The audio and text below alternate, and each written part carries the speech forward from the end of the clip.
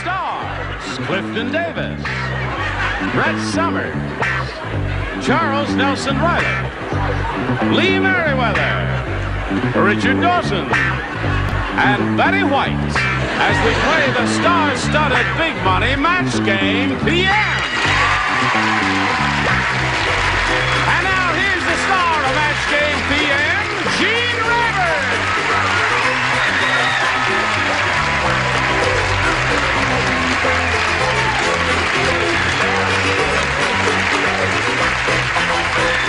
Thank you very much, Johnny Olson and friends. A warm hello to our three regulars, Richard Dawson, Charles Nelson R., and Ms. Brett Summers there.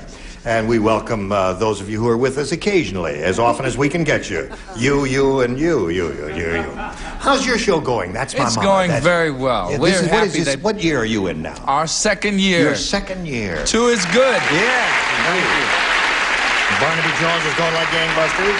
Yes, The Mary Tyler Moore is a smash, and you are just terrific in it. Oh, it's fun. Yes. Thank you. Listen, if you're all ready, we'll have a go at it. Shall we do that? Let's do it. I want to say hello to Gene Swepston and Shirley Bowden. How are you? Fine. Nice to see you. Shirley? Now, Shirley, would you please tell us a little bit about yourself? Okay, I'm a teacher. I teach 5th and 6th grade, and I'm married to a professional musician. I love to swim, and I'm addicted to Match Game. Oh, well, aren't we all? Yes. We have a lot of fun here, Shirley. Yes, we Okay. certainly do. We wish you the best of luck, and now please tell us about yourself. Well, I'm from Little Rock, Arkansas. No kidding. And where I'm an insurance agent there. My wife's name is Debbie, and she's a school teacher. Yeah. We have no children. We have a cat named Kitchen. A cat named Kitchen. Why did you name your cat Kitchen? Well, bathroom just Oh, it didn't sound work. right. Yeah, okay. Can't say, here, Bath. Bath. Wait. All right, Gene and terrific Shirley, Glenn we wish you the Campbell best of luck. imitation. We remind you that you're going to try and match as many of our celebrities as you can. The winner goes on to play the Big Money Super Match, where you can have a shot at over $10,000. Are you ready? Okay, I'll push this button and ask Shirley to make a selection. B, please. B it is. Here we go. Stop that, Listen Charles. to this. Charles is scratching and it's making my teeth Stop go that, like Charles. Howard Cosell's mouth is so big. He can eat a blank sideways. That's how big his mouth is. All right. He can eat a blank side. Richard's finished, because he's the best. Thank you. But you're the second best. Okay. Come on, Brett. Oh, okay. Haven't got all night. Okay, dear. I'm here. Wait a minute now. Brett, what are you... Well, I didn't think Charles was ready. All right. Now, Shirley, you know who Howard Cosell is? Yes. Howard Cosell's mouth is so big that he How can big eat a... is it? Thank you, Shirley. Sorry, I didn't mean to step on your line there. Howard Cosell's mouth is so big. How big is it? Thank you, my dear. I'm glad you asked. He can eat a blank sideways. A hero sandwich. A hero sandwich. One of those big ones. That's very good. Now, wait a minute. I know your applause is lukewarm, but that happens to be a pretty good answer. You'll see. Yes, indeed. Go. Well, Howard Cosell's mouth is so big. I don't know if this has any reflection on my ethnic origin, but I said watermelon. Wow.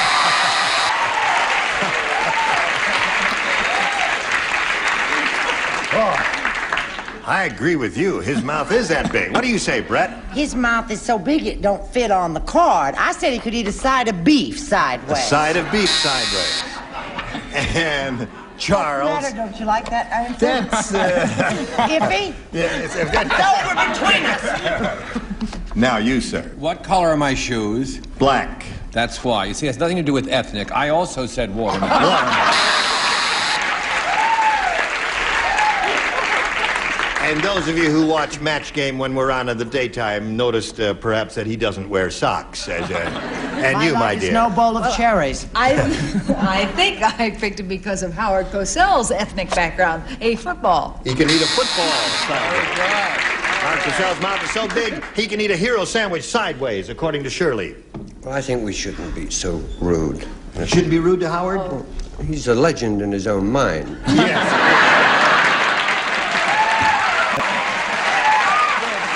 All right, now you see yours. I happen to know that he could eat a banana You sideways. could eat a banana sideways. Okay. Now, Miss Betty White, honey. I'm a television performer. I'm married to a television performer. I'm addicted to match game bananas. Bananas. You are bananas. There. Well, Shirley, you didn't score with that. Let's see how your opponent, Gene, does with his first round question. Dr. Pullum is the world's most painful dentist. How painful is it? I'll tell you, he doesn't use a drill. He makes holes in your teeth with a blank. I have That's- like one question. You don't like that question? No. That's not a bad one. The first round questions are kind of hard. He doesn't use a drill. He makes holes in your teeth with a blank. You know, Right, when he's filling a cavity, or caries, as we call them in the trade. Is that what you call a cavity? That's a cavity, a caries. Caries. Caused by plaque. When the plaque gets on your teeth, that's very good. All right, everybody finished down here. I hope you're finished up there. Are you finished up there? Clifton? I'm ready as fast as I can. Gonna make you go to the back of the bus if you don't hurry up now. You know, the funny part about it is we wanted to get out the back and get in the front, and we ended up driving, and now we want to sit in the back. All right, here's Clifton. Dr. Pullum is the world's most painful dentist. He doesn't use a drill. He makes holes in your teeth with a Chisel. chisel. That's not bad. He said chisel. Gene, I declare that was my first inclination. And I wanted to say chisel. Yeah. But I went into the tool drawer and I whipped out a hammer and nail. Hammer and nail. Okay, no match there. It's the same idea as a chisel, though, but we can't match it. Brett. Well, you asked this question, and so meanness will out. I said screwdriver because it really hurts. Yeah. That's mean. Why Charles, not? What do you say? Since my shoes are still black, I said hammer and nail. All right, Lee, we're up to you for that. He doesn't use a drill. He makes holes in your teeth with a I was scared by horror films as a child. Ice Pig. ice pick. That would hurt. Oh, yes. And Richard, give us a sensible answer, Richard. I wish I had watermelon down here. I have nail. Nail. Yeah. And Betty White. It's not nice to argue with a contestant. I know that. But he chisels when he makes up your bill. To put the holes in your teeth, he uses a pickaxe. A pickaxe. Oh, boy, would that hurt. Okay, so at the end of round one, we ain't got nothing, have we? There it is. Very tight score here, isn't it? Okay, round two coming up, but first, pay attention to this. We're waiting for you. Here we are, going right over to round two. Now, let's see. We have a zip-to-zip score. She went first last time, so Gene, why don't you go first this time? Make your selection. A. A. All right. Ready? Ready. Mark Antony said, "Times are so bad here in ancient Egypt that yesterday I saw Cleopatra standing on the banks of the Nile, selling her blank." Mark Antony said that. Times are very bad here in ancient Egypt. How bad are they? I'll tell you how bad they are. Yesterday I saw Cleopatra standing on the banks of the Nile, selling her blank. I'm finished. Everybody's ready except Clifton. I just, That's a good one. Oh, put it down. There we go. Gene. Mark Antony said, "Times are so bad here in ancient Egypt that yesterday I saw Cleopatra standing on the banks of the Nile, selling her blank." Barge. Her barge?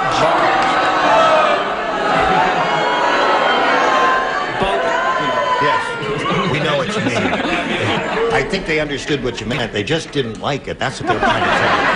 Now we'll find out. Somebody may be there. We may have a barge seller over here. Anybody want to use barge? Yeah, would you buy a used barge from that girl? What do you say, Clifton? well, listen, if she's that broke, you know, a woman in her position, you know, Yeah. Egyptian, African, you got to sell something big, you know, Right. bring big money for years. What'd she sell? She's selling her pyramid. Her pyramid. Now wait a minute. I think they're going to attack any She minute. had a pyramid there. for sale. What did you say? No, I say what Charles said to me. He said, Sheila, get out of show business and go sell your ass.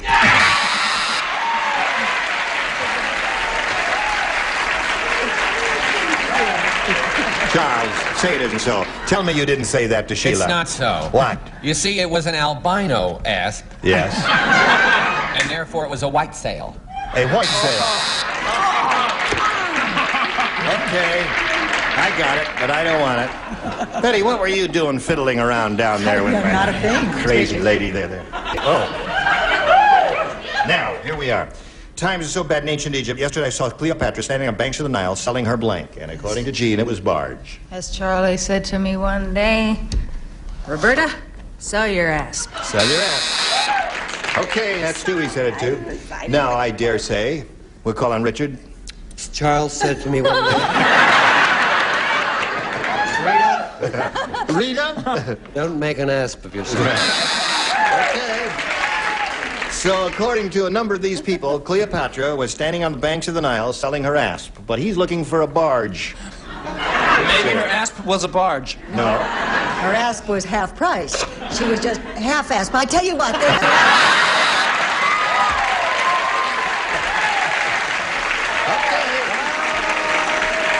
Are you ready? Sorry we didn't have any barges there. Okay, now this is Shirley's second round question. It is a tight game, isn't It it? is, really. It's going along there. A couple of zingers there. Shirley, all you have to do is match one celebrity and it's all yours. Here we go. Debbie said, I just came back from the shoe store and that shoe salesman is a weirdo. As soon as I took off my shoes, he started to blank my toes. That's what Debbie said. What? I'm sorry. Weirdo shoe salesman. As soon as I took off my shoes, he started to blank my toes. Honey, I Well, got then do it. Write it down quickly. All right. Trust your first instinct here. Oh, all right. Oh, you got plenty of time. You ready? You ready? You ready? Yes, that was my point. Now, Shirley, we call on you. Debbie said, I just came back from the shoe store, and that shoe salesman is a weirdo. As soon as I took off my shoes, he started to blank my toes. Kiss. Kiss my toes. All right, Shirley. One toe kisser will win the game. Shall I ask all the toe kissers to stand up? No, I guess I better not because it might cause problems. What do you say? I knew he had an oral fixation, you know. Yes. But Just answer the question. I No thought he philosophy. started to suckle her toes. To suckle her toes. Okay, that's not exactly kissing here. And I know the difference. What do you say? Charles said to me just the other day, Nora, go lick a toe. Go lick a toe. We still don't have a toe kisser in the group here, Charles. This might be a match. I said kissy boo. Kissy boo. That it? That wins the game. What do the rest of you got there? What have you got? Kiss, okay. Come on down. Congratulations. Now you stand by for a moment or so here. Going to say goodbye to Gene Oh, it was Swepster. great. Thank you. Listen, it was a real pleasure meeting you, Gene. You're a peachy kid and a snappy dresser. I want to isn't find he? out what an asp is. Don't you remember the story about Cleopatra? She was an asp is a snake, a poisonous, venomous That's snake. right. And she was bitten by the snake, and that caused her demise. Oh, okay. Really? It caused my demise, too. Caused your demise, too, didn't it? There he goes, the late Gene Swepster. While his spinning off there, we'll spin this message or two for you. Now, here we are with Shirley Bowden. Are you ready, Shirley? Yes. Good. Now, it's time for the Big Money Super Match, where you can win over $10,000. Now, to do that, we have 2 audience matches for you. And whatever you win in these audience matches, you'll have a chance to multiply by 10. Now, here comes the first one. We polled a recent studio audience, and we got their best response to this. Blank stock. Now, the answer they gave most often is worth $500 if you match it. If you match the next one, you get $250. If you team up with that bottom one, you get $100. Now, 3 of our celebrities are permitted to give you a little assist here and suggest answers. Whom do you call on? Clifton. Clifton, what do you say? Oh, I got 3 answers written here. I'll say private stock. Private stock. All right. Betty. What do you say? Woodstock. Woodstock. Richard. Richard? Beef stock. Beef stock. Just outside of Woodstock. Just outside of Woodstock. I think it's gonna be You got beef livestock. stock, Woodstock, and private stock. Now, if you want one of those, you can choose it as the answer or give us one of your own. You want to think about it? I think I'll go with Woodstock. Woodstock is the one she's looking for. And about 22.5% of the audience thinks that's the one. We'll find out what is the one right now as we reveal the answers one by one, beginning down at the bottom. May we see the $100 response. Summer stock. Well-known phrase in show business, but of course none of these people are in show business, and that's why nobody said it. These people have been stars so long they forgot. What's that? These people have been stars so long they haven't worked the summer stock circuit in a while. No. Is that true? Yes, yes. No. Well, in all fairness, not all of us are stars. Including me. All right, Shirley is looking for Woodstock, and we're going to find out right now if it's under the $250 response. Livestock. Well, I don't see any of those up there. The private, beef, or wood. No. Last chance for Woodstock. You think it's there, audience? All right, let's reveal it right now. Slide it, Earl.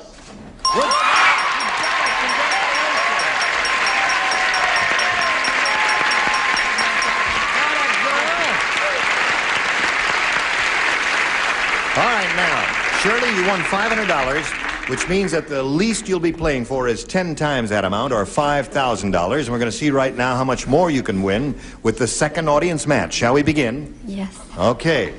Are you ready, Earl? Okay. We polled I have to give him time to change the things in there, you say. Not twice if you're ready, Earl. Yes, she's ready. We polled a recent studio audience, and we got their best response to this. Blank Winkle. Number 5, 250, and 100. Whom do you call her? I'll give it to you. All right, Clifton. Rip Van. Rip Van Winkle. There's one. Brett, Brett, have you got one? how about Periwinkle? Periwinkle. And Betty again. Betty. Wee Willie Winkle. Wee Willie Winkle. So you got those three. Rip Van, Periwinkle, and Wee Willie Winkle. You want one of those? I think I'll go with Rip Van. You will, Rip Van. All right. Rip Van Winkle is what she's looking for. Of course, she hopes it's under the $500 response. Well, we'll begin at the bottom and reveal, if you would please, the $100 response. Wee Willie Winkle. Who gave you that one? Betty gave you that one. All right. Rip Van Winkle. Are you under the $250 response? No. Oh, It's your last chance, Rip. If you're under the $500 response, reveal yourself.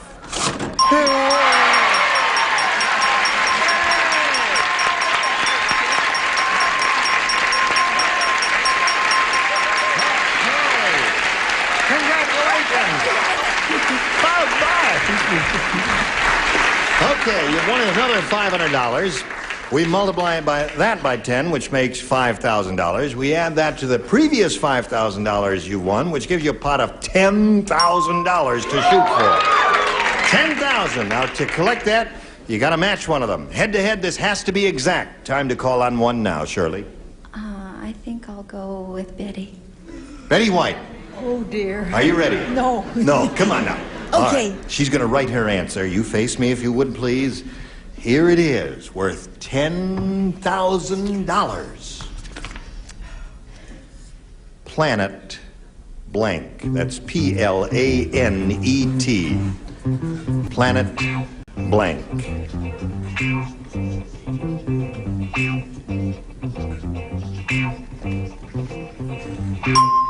Now, she's finished, Shirley. We ask you for your answer. One you think will match hers. Planet blank. The only answer I can think of is Earth. You know, as soon as I said it, I said planet Earth. If I reply, I suppose that's it. We matched. Yeah, we matched.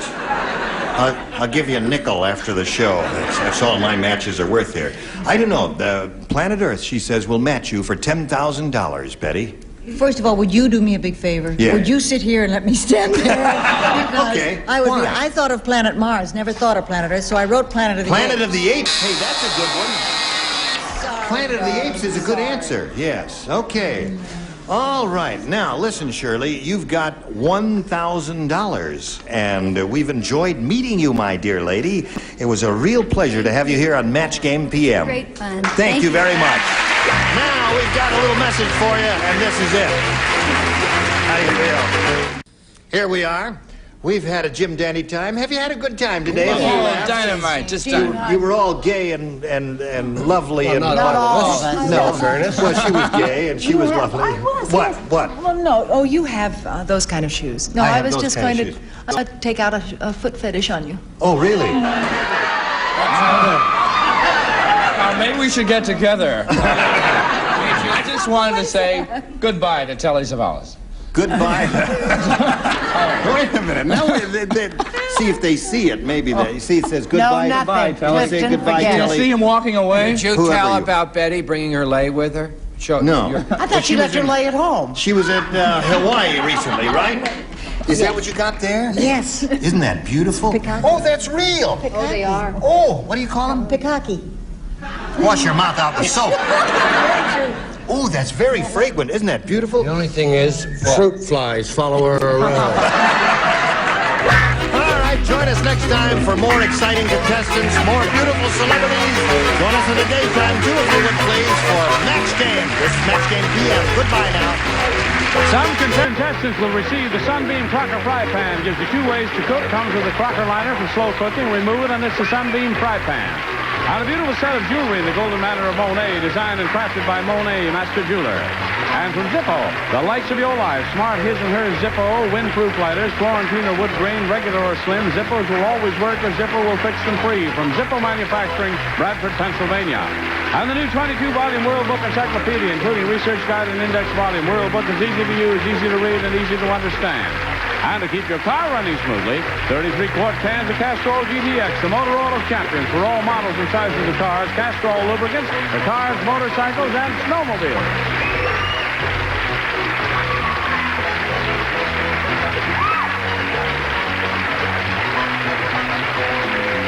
This is Johnny Olson speaking for Match Game PM. A Mark Goodson, Bill Todman production.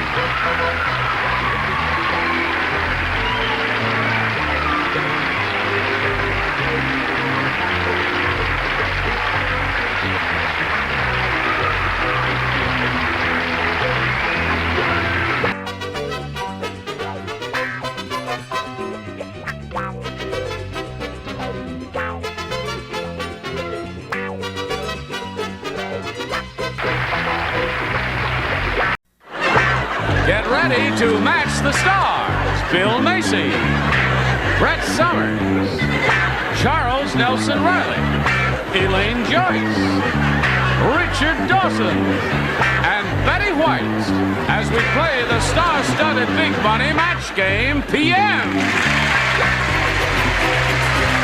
And now here's the star of Match Game PM, Gene Rader.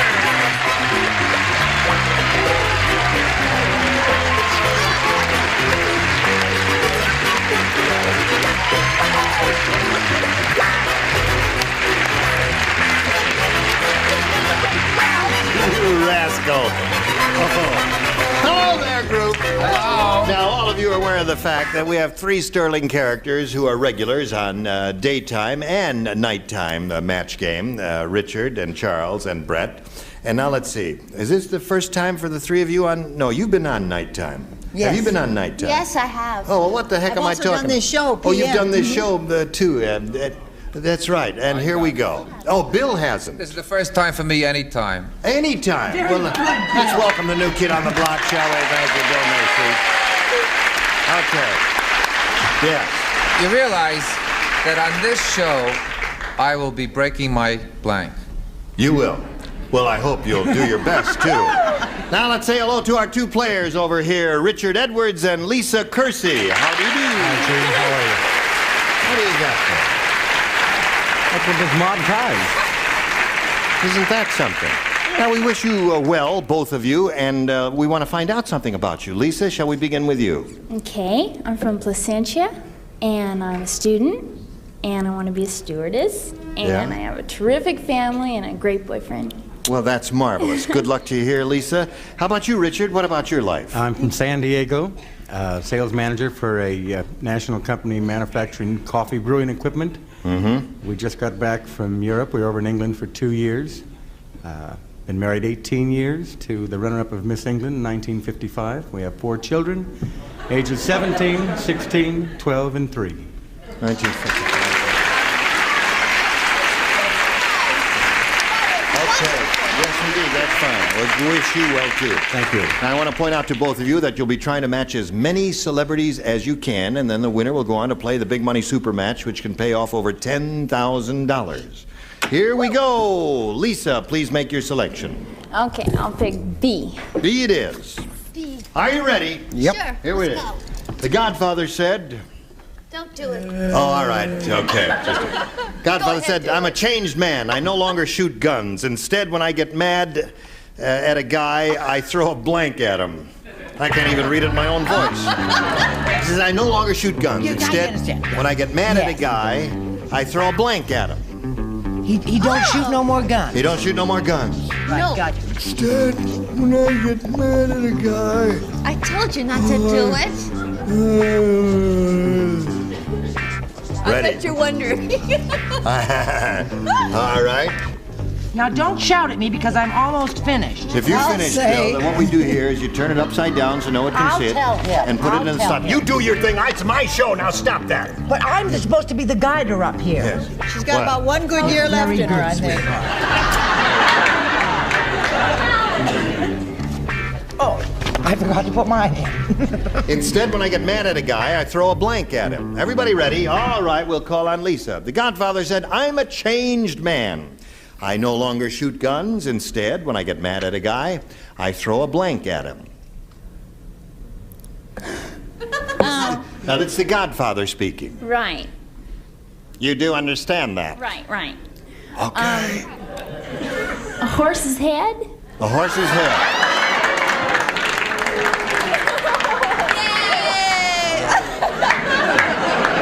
Poor Betty White. Oh, I would rather Animal she... lover par excellence. Is I mean, going to the be... other end of the horse I wouldn't mind. Yes, but not the horse's You are head. married to that.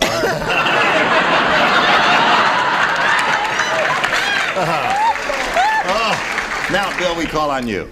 Yeah, I can understand why she said horse's head because I saw the picture too. That was part of the picture, sure. And I just chose a different scene. Really? Yes, and remember he was on Mulberry Street? Yes. And he was picking various things and he threw a tomato at him. A because he's such tomato. sissy man. Okay. A tomato. All right. That means that's wrong. When you hear the they go, buzzer. Oh, I'm sorry, Like that. you were You'll wrong. get used to that sound, sweetheart. Brett, leave him alone. First, I want to tell Betty White I killed 7 flies before I left home. And then I want to Talk them say, to death. Yeah. He said you talked them to death.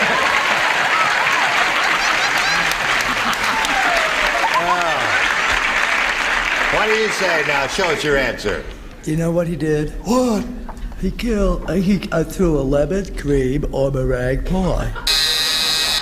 well, isn't that the answer? No, that's not the answer. It's the Godfather. I know, but she Wait a just minute. got so, like Hold on, Charles now, wait a Nelson minute. Riley, When she someone- just started throwing cream Come on, pies. stop that. When someone comes up with a good answer, the audience will scream and Oh, applaud okay. and holler and fall out of their seats, and That you'll know leaves a good. Charles out. All right, Charles, you're up. First of all, they will do that when I show my answer because it's terrific. It is. And second of all, tomorrow morning I want to come because I'm going to bet on the 7 flies that'll get you tomorrow. I said, and here it is, but destined to be one of the big all-time nighttime favorite answers, meatball. Meatball. Italian meatball. Pizza, meatballs, you know, anything like you see. Oh. Hello there. Hi. Are you ready? Yeah, you want to hear a great answer? A great answer is coming up. Now, Right. wait a minute. Go right the to Godfather Richard. said I'm a changed man. I no longer shoot guns. Instead, when I get mad at a guy, I throw a blank at him. He no longer shoots guns. Right? He throws guns at him. That was the worst. I think the Romans are going to throw you to the lions. I hope so. Now, Richard, Now listen to this. Here comes a good answer. Here comes a good answer. Wake up! I threw a plate of spaghetti at A him. plate of spaghetti. Oh, he's gonna get you for that. They don't allow that. Now, you, madam. I'm on the wrong, you've been watching. I'm Yes. on the wrong wavelength, but I thought it was the Godfather, right? Yeah. He threw a body at him. A body. Sorry, Lisa, we had no horse's heads for you there. Now let's see what we've got for you, Richard. Listen carefully now. Gunga Dingy, the snake charmer. Gunga Dingy? Gunga Dingy, the snake charmer, was such a rotten musician. When he played his flute, his snake blanked. That's how rotten a musician he was. When he played the flute, the snake blanked. Say his name again, because that's more rotten than the snake. Gunga Dingy. Okay, what happened? When he was a rotten musician, you see, and when he played his flute, his snake blanked. The past tense of whatever the snake did is what we're after, Charles. You finished? You finished. She's drawing diagrams to make sure we understand it. Finish. I finished first. There. We're waiting for... He's ready. All right, just put it in a slot there, Charles, and away we go. Here we go, Richard. Gunga Dingy, the snake charmer. He was such a rotten musician. When he played his flute, his snake blanked. Cried. Cried? They're crying. Answer. Well, that's not one of my all-time favorite answers, but it's a possible. Well, let us see what you've got, Bill. Well, Wake up. I am. Now, wait a minute. That's the best he can It do. is my first time, the same as Richard's. And so both of us must be on the same wavelength because I have cried. Oh!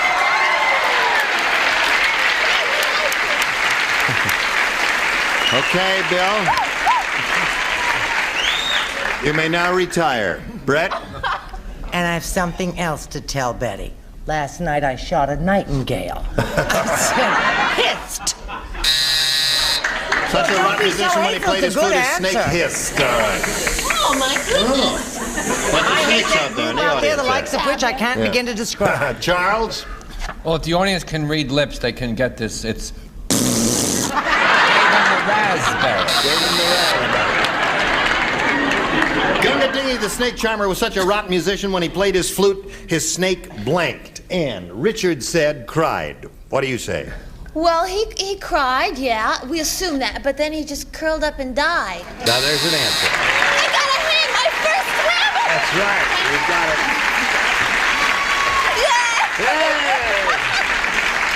Played his flute, his snake blanked. Cried. Honestly say, I never thought the time would come when snake dying would get round of applause. That's Think they're looking out. When he played tune, Yes?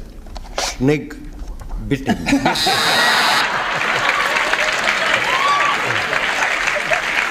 But there is something I would like to know.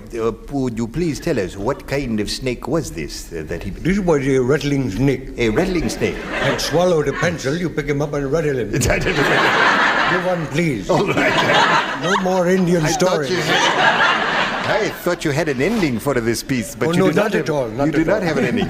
It could have been Didn't an have a aspect, beginning. Wasn't too crazy about middle. All right, Miss Betty White, honey, what do you say? As in Richard's last piece of material, it died. It died.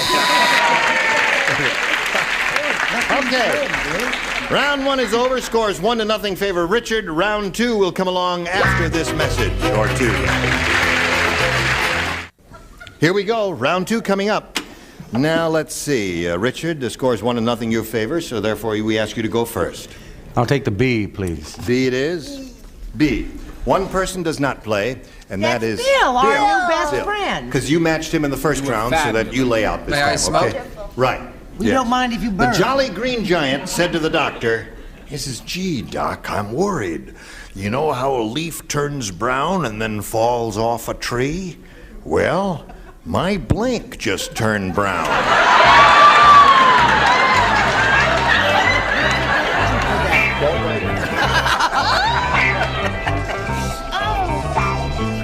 understand everything I said? I sure did. Gee, Doc, I'm worried. You know how a leaf turns brown and then falls off a tree? Well, my blank just turned brown. Ho, ho, ho. Isn't that what he does? I'm ready. Oh, you're ready. Was it the Jolly Green Giant? The Jolly Green Giant is talking. Oh, for heaven's sake. You've got to listen.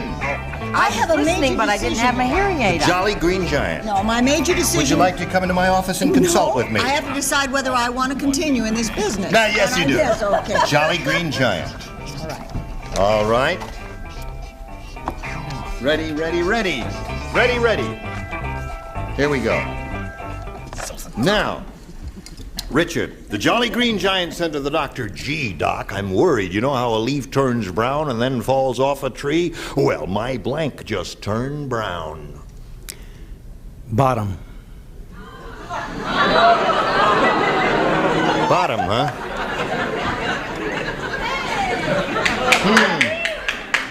Well. Let him laugh, Richard. I'll bet you 5 of them have it. No. Brett, what have you got? Oh, he had a little vegetable garden. Had a vegetable garden. He had little peas and he had little carrots. His carrots turned brown. Carrots turned brown. Yeah. Okay. That's a sweet answer. Yes, it is. Charles? I said his green bean turned His green bean turned brown. Really? They're all playing it straight, Richard. They're supposed to be the funny, and you're, but they're all right. You, madam. Could I think about it a little while longer and you could come back to me? So you want me to preview your answer? It's his can of peas turned brown. That's right. The buzzer seems to be getting louder, or is that my imagination? You know, one more lousy... Yeah. Listen to that man! 3 people are applauding. Cut. Richard? Yes, I happen to know the horse. I knew him very well. Yes. And his niblets turned brown. Okay. Now, what do you say, Betty White? Falling off at the end here is corn. It's corn. So, it's 1-0 at this moment. Now, we come to you, Lisa. You've got to match 1 celebrity to stay in the game. If you match 2, you win the game. Here we go. Jim said, "My new wife has a weird idea of what's fun. On our wedding night, she blanked me up." Jim said, "My new wife has a weird idea of what's fun. On our wedding night, she blanked me up." Everybody plays, since she didn't match anybody in the first round. And don't think too long. Trust your first instinct and you write the answer down on the card. Oh, sure. Okay? Sweetheart, could we have a conference? It's a good answer. No. Trust the answer. Well, wait. Hold on. We're going to have a whole conference. Hold on. Let me just check that. No.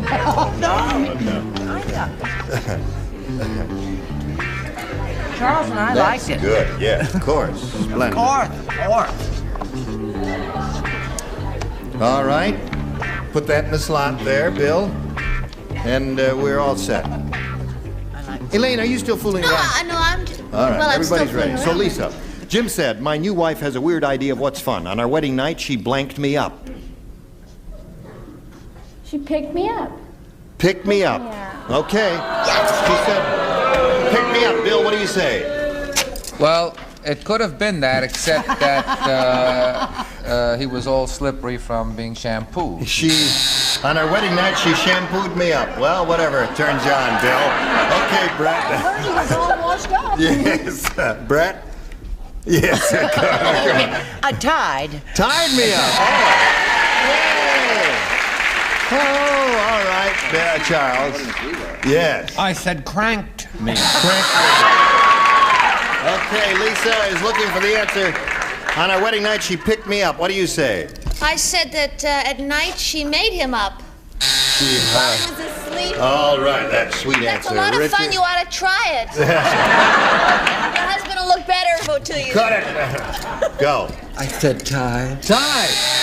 Got to match Betty to stay in the game. Betty, may we see it, please? I have learned not to judge from personal experience, or I would have said woke me up, but Yeah. I said tied me up. Tied. So that means Richard wins the game. Okay, we congratulate you. You stand by for a moment or so now here. Going to say goodbye to Lisa Kersey. Thank you. I had a really good Anytime. Lisa, we've got a gift for you, together with our thanks for being with us here on Match Game PM. Goodbye, Lisa. And while we're spinning her off, we're going to spin these messages just for you. Ready? No, here we are now with Richard Edwards Jr. And Richard, it's time for the Big Money Super Match, where you can win over $10,000. Now, to do that, we have 2 audience matches for you. And whatever you win in these audience matches, you'll have a chance to multiply by 10. Ready? Ready. All right, here we go with the first one. We polled a recent studio audience, and we got their best response to this. Blank cocktail. Blank cocktail. Now, if you match the answer they gave most often, you get $500. If you match the next one, $250, and the bottom one, $100. Which celebrities would you like a little help from? I've got a good one. We'll start with Elaine. Okay. Get ready, gang. Shrimp cocktail. Shrimp cocktail. That's it. Okay, there's one. Richard? Pardon? Richard, blank cocktail. I don't drink. This is very difficult for me. Yes. I'll go into a conference. Yes. Of course. What? Are you calling me names? Fruit cocktail.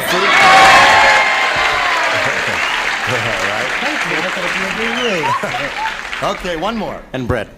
Wouldn't you know? Third is tough. Third is tough. Well, the only thing... Oh, yes, you. I already had fruit, you fruit. And I've got crab meat, too. So your crab meat cocktail. So those are the 3, Richard. Crab meat cocktail, shrimp cocktail, and fruit cocktail. Do you want one of those? Or is there a better idea floating around in your head? No, I'll have the fruit cocktail, please. Ordering 1 fruit cocktail coming up here. All right, that's the one he's looking for. We'll find out if it's there. May we see the $100 response? Molotov cocktail. Oh, are we off? That's a great drink. Dangerous, yes indeed. Fruit cocktail. Is it under the $250 response? Shrimp cocktail. That's the one that Elaine gave you. All right, last chance for the fruit cocktail. Here is a $500 response. Fruit. Fruit cocktail. Okay. Now, Richard. I'm not surprised. You've won the $500, which means that the least you'll be playing for is 10 times that amount, or $5,000. Now we're going to see how much more you can win with the second audience match, and here we go. We polled another studio audience, and we got their best response to this. Blank and roll. And the answer they gave, you know, is 5, 250, 100. 3 celebrities going to give you a hand here. Whom do you call her? Richard? I was going to say shrimp, but I will say rock and roll. Rock and roll. Charles. Charles, have you got one? What? Esther and roll. No, I can't. No. Blank and roll. I got a wonderful one. Go. Definitely an audience pleaser. It's called butter and roll. Butter and roll. Okay, one more. And Betty. Betty, have you I got knew one? it. Did you ever know that the umbrella was going to come right down on your head? Right. Yeah. Now, third is Try tough. You crab said Third that. is very difficult. Third is Shrimp roll. no. Crab meat roll. Knife and roll. Fork and roll. What did you call it? Yaw. When a thing. The space capsule does what? Yaw. Yaw and roll. No, there's one that they'll never think of. Yaw and roll. You should go to Hawaii more often. So it's yaw and roll, butter and roll, rock and roll. Which one of those do you want, if any? I think I'm going to go with the rock and roll. Rock and roll is one we want. Let's find out if it's up there and if so where. And let's begin down at the bottom and reveal the $100 response. Butter and roll. All right, it's not there. Is it under the $250 response? Hold it, MC. Shake, rattle, and roll. Last chance for rock and roll. Here's a $500 number. Rock and roll. Congratulations.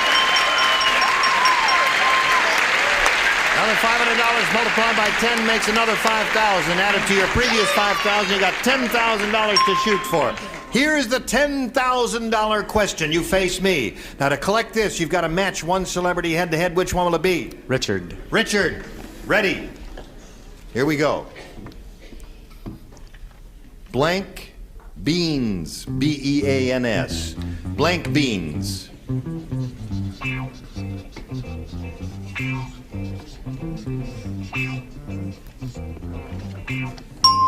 Okay, he's finished. Now, Richard, we ask you to give us your response. One you think will match his. Blank beans. Green. Green beans. The audience is owing you. I don't know whether that's a good or a bad sign. Richard, for $10,000, he says green beans will match you. What do you say? I said baked.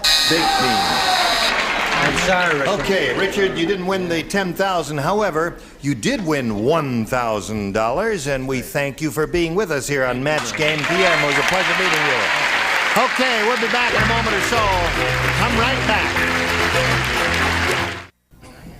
You were all terrific, and we hope to see you all again. And you too, join us next week for Match Game PM. Gene Rayburn here. Goodbye. Some contestants will receive Cool Comfort from Frederick, leader in energy, efficient room air conditioners. Frederick lasts for years, saves you a lot of money. And Record a Call 80, automatic telephone answering system, voice actuated with remote control that plays back your message from anywhere in the world. And Proctor Sonic's Counter Magic Toaster Oven, a two-tray toaster oven that also broils and pops up toast. Another superior design from Proctor Sonic's. And Prestone 2, winter summer concentrate with its patented silicone Silicaire formula, fights winter freeze-up, summer boilovers, and rust and corrosion in all seasons. And for a smooth-running car, Castrol GTX motor oil for all models and sizes of cars. Castrol lubrication for cars, motorcycles, and snowmobiles.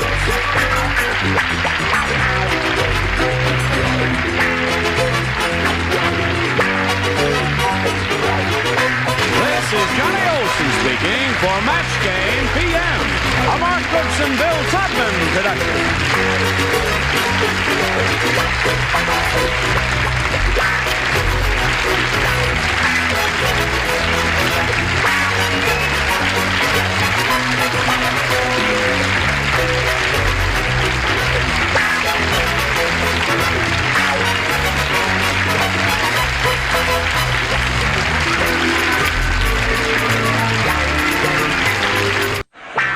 Get ready to match the stars. Gary Berghoff, Brett Summers, Charles Nelson Riley, Madeline Rue, Richard Dawson, and Betty White as we play the star-studded Big Money Match Game PM.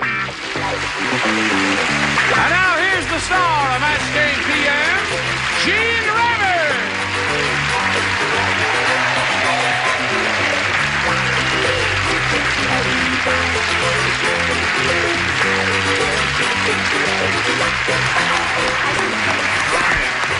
Thank you, Johnny Olson and friends. Well, we're all old friends, aren't we? We are. I must say one thing. With Brett and Betty and Madeline all on the same show, gentlemen, our cup overfloweth, doesn't it? Not to mention our ashtrays. Well, my cup doesn't overflow quite as much as Betty and Madeline. No details, please. No names, please. Would you like to say hello to our two players over here, Paul Ator and Sharon Ferris? There. All right, Paul. Good evening, Sharon. Now, would you please tell us a little bit about yourself, Sharon? Well, I'm a housewife. I'm married. I have 2 little girls, and I'm a part-time student. And we like camping and water skiing, tennis, lots of sports. You're an outdoorsy type girl. Yeah. Okay. Thank you, Sharon, and good luck to you. Now, Paul, what about you? Where are you from and all that? I'm from Trenton, Michigan. I'm an art teacher in high school. I am single, so I sublimate by traveling and collecting antiques. There are better ways of doing it, Not by sublimation. He knows, that's why he's single.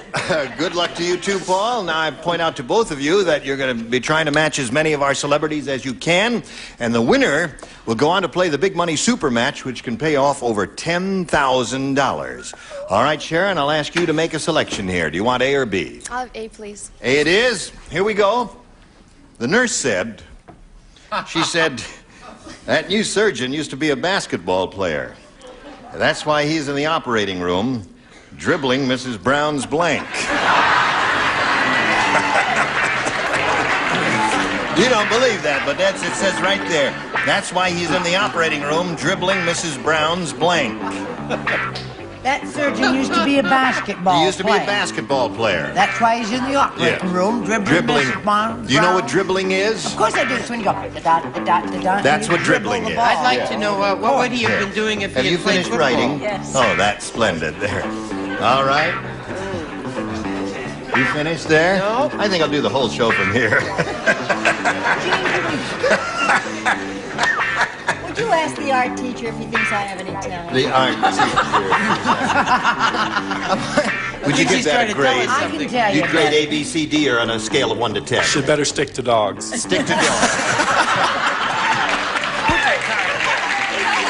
Oh, the light is on. There it is. Okay. Now, Sharon. The nurse said that new surgeon used to be a basketball player.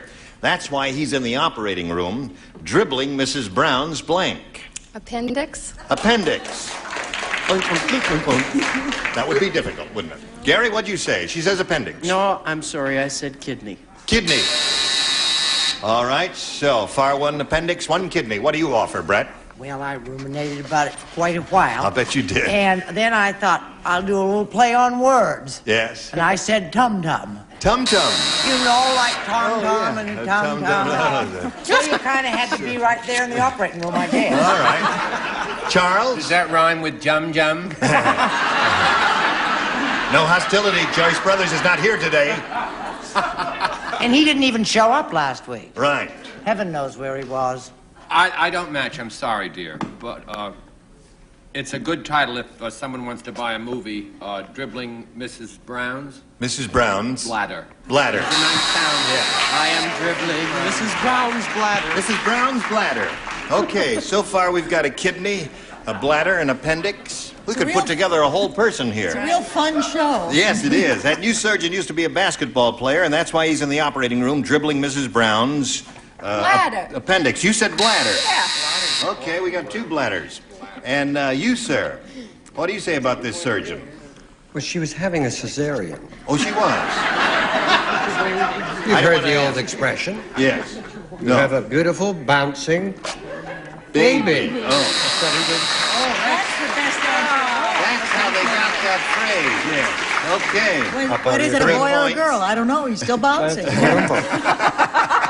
But seriously, folks. Yeah, seriously, Betty. Well, it took a lot of gall for this answer. Gallbladder. Gallbladder.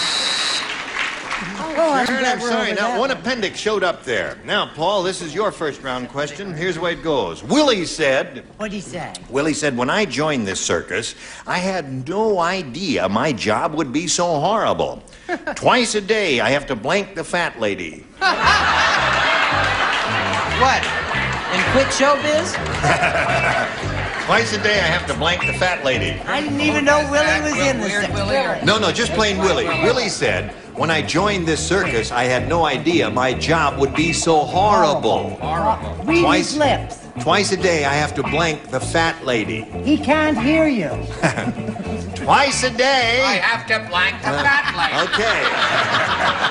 I told you I read your lips the first time. He's got the same job as that guy in the circus. That's right. Oh, wait a minute. Terrific. Wait a minute. Good. Okay. Lower tier is ready. Okay. The lower tier is ready. Oh, good gravy. So is the upper. All right. Promises. Now we're all set. Paul, Willie said when I joined this circus, I had no idea my job would be so horrible. Twice a day, I have to blank the fat lady. Wash. Wash the fat lady. Now, wait a minute. Hold on.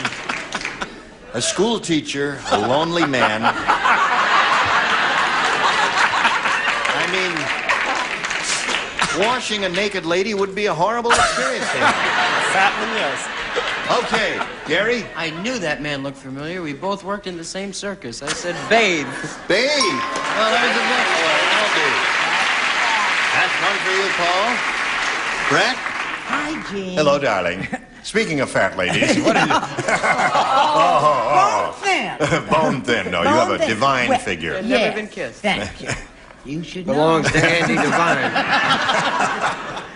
Oh, Helen, we were just joshing. Yeah. I said, it was sort of like bathing, except it's a little more strenuous. I said massage. Oh. Sort of like Yeah, no. kneading bread. Yeah, that's right.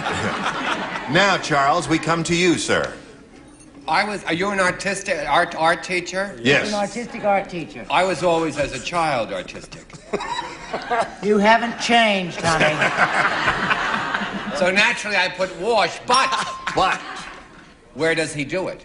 Where? I don't know. Probably all over. No, he has to go across town to the car wash. She walks through on all fours. So, Paul, that's two for you. Okay, Madeline. Yes. I had no idea my job would be so horrible. Twice a day I have to blank the fat lady, and Paul said wash. So did I. So did you, Yeah. indeed. That's three for you, Paul. Now, Richard. That's the old saying, What's that? clean mind, clean body. Oh, yes. Take your pick. Bathe. Okay. Four for Paul. Now, my dear. I was always told to play hard but play clean, and I did not remember that at this point. I said he had to weigh the fat lady. You had to weigh the fat lady. And he didn't even walk So her. there's the end of Well, round they'll one. teach you actually to criticize her art. Don't mind me saying so. 4-0 the score in favor of you, Paul. That's the end of round one. Round two coming up after this message. Hello there. Okay, push this button. Go to round two. Let's see. Paul, you're ahead, so you'll make the selection. Do you want A or B? B. B it is. Here we go. Let's see who plays here. Brett plays. I don't. And Betty. Just the two of you. Before you read the question, would you like to look at the picture again and And get it straight. give an I honest take it all opinion? back. It's great. Isn't it a good picture? I thought. Terrific. Yes. All right, I are you don't ready? understand. She doesn't have any lights on, but only two people play. No, we're playing with Paul. What This is happened to Paul's. what's her name? See, I got. Well, he's ahead, so he goes first, you see. Oh, I see. That's the way we We'll do it. explain the game to you one of these days. What do you want? She is. What do Is you this- want from her? It's only her second year playing. She'll get the hang of it sooner or later. He's playing I match get it game now. 63. What did Read, Mrs. Gracie. Ludden say? Are you ready? Read the card, Gracie. What'd you have in mind, honey? Superman. Oh, yes? Superman said, the strangest thing happened. Ever since I was exposed to kryptonite, my blank glows in the dark. Big Brother is watching you. Who said that? Superman said Oh, that. Superman said that. Ever since I was exposed to kryptonite, my blank glows in the dark.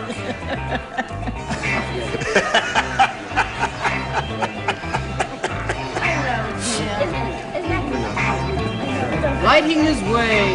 All right, Brett's ready, and Betty's ready, so we'll come on to Paul Ator. Superman said this, Paul, the strangest thing happened. Ever since I was exposed to kryptonite, my blank glows in the dark.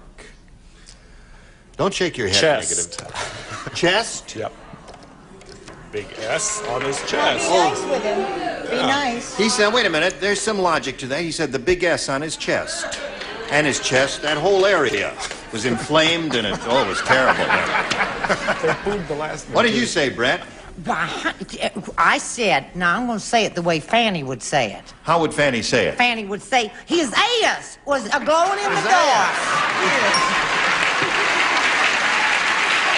Well,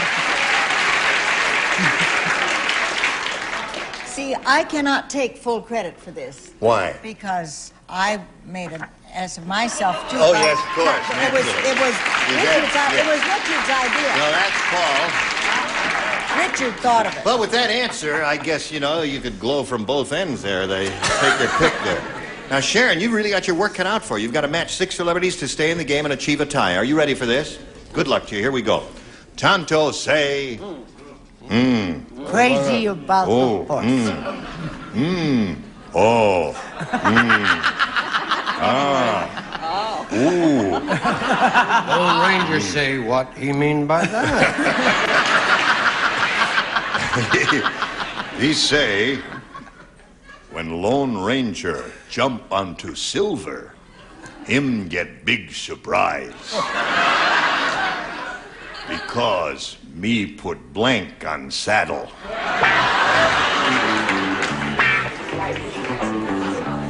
everybody I got play. You, paleface, you right answer. And bring to my dressing room in person. Yes, indeed. Tonto say when Lone Ranger jump onto Silver, him get big surprise because me put blank on saddle. She didn't mean that part. She meant the Oh, the good. Don't mean nothing. All right, ready? Here we go. Sharon Ferris. Tonto say when Lone Ranger jump onto Silver, him get big surprise because me put blank on saddle. Tax? Tack on saddle. She say. I don't know where they would find tax out there. No? Where they? Oh, well, I'm They assuming carry a toolbox. Surprise the heck out of him? I guess they put the shoes on with tax, don't they? Yes, nails, tacks, and all that. This is really interesting, isn't it, folks? I'm sorry, I said sort of a natural tack, a cacti. A cacti. That means Paul H.R. wins again. What the rest of you have? Cactus, Jack, Grace, Richard Carter. Congratulations to you, sir. You won't go faint. You stand by for a moment there. Paul says, I hope I don't faint. No. You all right? Take a deep breath, Paul. And he'll hyperventilate. Not you, Madeline. Paul there. Okay. Now, Sharon, we're going to have to say goodbye to you. It was a pleasure meeting you, my dear. We've got a gift for you. Sharon Ferris. Let's say goodbye to her. Thank you. Goodbye.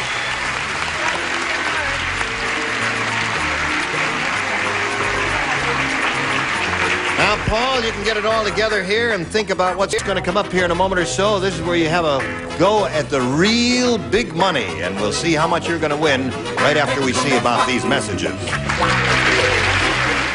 Here's old Paul H.R. Are you ready, Paul? I'm ready. You got it all together. Now, it's time for the Big Money Super Match, where you can win over $10,000. Now, to do that, we have 2 audience matches for you. And whatever you win in these audience matches, you'll have a chance to multiply by 10. Are you ready? I'm ready. Here comes the first one. We polled a recent studio audience and got their best response to this.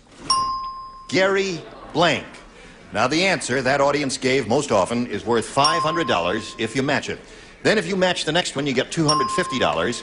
If you team up with that bottom one, you get $100. Now, 3 of our celebrities are permitted to help. Whom do you call on? Richard. Richard? Gary Cooper. Gary Cooper. Betty? Betty White. What say you to that? Gary Moore. Gary Moore. Okay. Gary. Gary. Say it, Gary. I'll say it. I'll stick All up right, for I'll it. say it. All Gary, right. Indiana. Gary.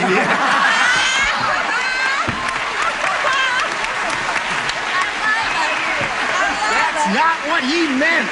Well, Gary's not my real name. No, I'm only kidding. Gary is your real name, isn't Well, it? he knows the other one. What? But don't let him intimidate Gary Grant. No, listen to I think I had it down, but I spelled it Say wrong. it. Charles was trying to get you to say Gary Berghoff because it was a studio audience that was in this building and you've been on the show and they probably would have said your name. Well, Maybe you you're said gonna it. You said it all embarrass when they too. All right. Well, what is it? What, we going to let that answer stand? Gary, Indiana? Well, he can choose whatever. Okay. It's up to you. We got Gary, Indiana, Gary Berghoff, Gary Cooper and Gary Moore. Do you want one of those or have you got a better one? I think I'll go with Gary Berghoff. I hope you'll be very happy. I'm sorry, sir. I'm married. Oh, that's Gary Berghoff is the one we are looking for. Isn't that interesting? Let's find out if it's up there, and if so, where. May we see the $100 response? Gary Berghoff! Congratulations right off the bat. But if I do the show a little more, I'll be more famous. All right, so that's very interesting. I suppose Cooper or Moore under the others there. Let's find out what's under the 250. Gary Moore is there. You think Gary Cooper's under the big one? Yeah. Okay, Earl, slide it. Gary Cooper is right. Now, Paul, you've won $100, which means that the least you'll be playing for is 10 times that amount, or $1,000. But remember, you have another audience match to go, and you can add to that. Here we go with the second audience match. Slide it, Earl. Prince of Blank. Now, the 5, the 250, and 100 stay the same, and now 3 celebrities once again, Paul. Prince of... Richard. Prince of Richard. Prince of Wales. Prince of Wales. Brett. Brett, have you got one? What about the Prince of Darkness? Prince of Darkness. I believe that was in Hamlet, wasn't it? Yes, of course, naturally. And Charles. Well, maybe they don't know Charles, about have you that got stuff. one? The Prince of... A fellow. What? What they used to say about me, he is a prince of a fellow. Prince of a fellow. Princess. Wait a minute. Wait a minute. Charles. Are you from Gary, Indiana? No. Tell me the truth. When did they stop saying that about you, Charles? About 10 days ago. I see. So you got Prince of Darkness, Prince of a Fellow, and the Prince of Wales. Paul, you want to choose one of those? Prince of Wales. Prince of Wales it is. Prince of Peace. That's what we're looking for. Now let's begin down at the bottom and see if the Prince of Wales is hiding under the $100 response. Prince of Darkness. That's See? That's They right. laughed when I sat down to play. Yeah. Prince of Wales. Let's see if it's under the $250 response. No. Prince of Peace. Aha. Now, nobody ever heard that term that is watching this program. I bet you. Wrong. Prince of Peace. Last chance for the Prince of Wales. Here's the $500 response. Prince of Wales, congratulations, you got it. All right. Now, Paul, here's the way it goes. You won another $500. We multiply that by 10, which makes $5,000. We add that to the $1,000 you won previously. That gives you a pot of $6,000 to shoot for. Now, to collect, you're going to have to match one celebrity head-to-head. This will have to be exact, and it's time for you to choose one now. Richard. Okay, Richard, you get ready to write.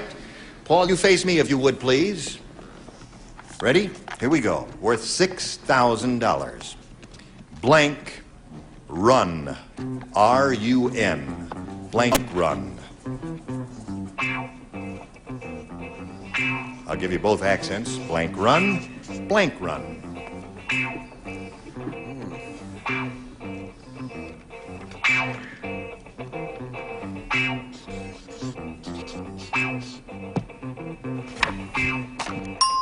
Okay, he's finished. Now, Paul, have you been thinking about an answer? I have. Have you got one you think will match Richard's? Home run. Home run. That's the word, home run.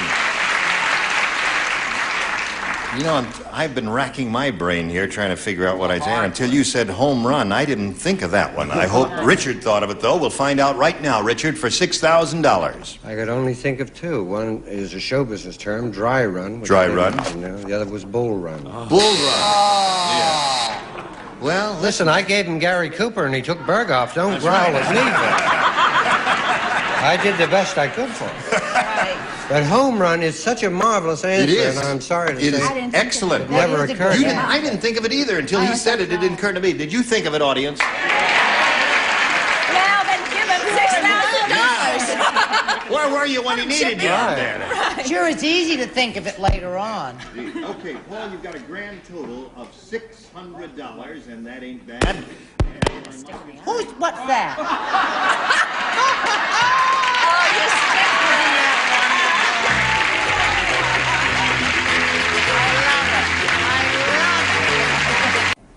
As I was saying before this discount store microphone fell apart, and you didn't hear anything, I was congratulating Paul.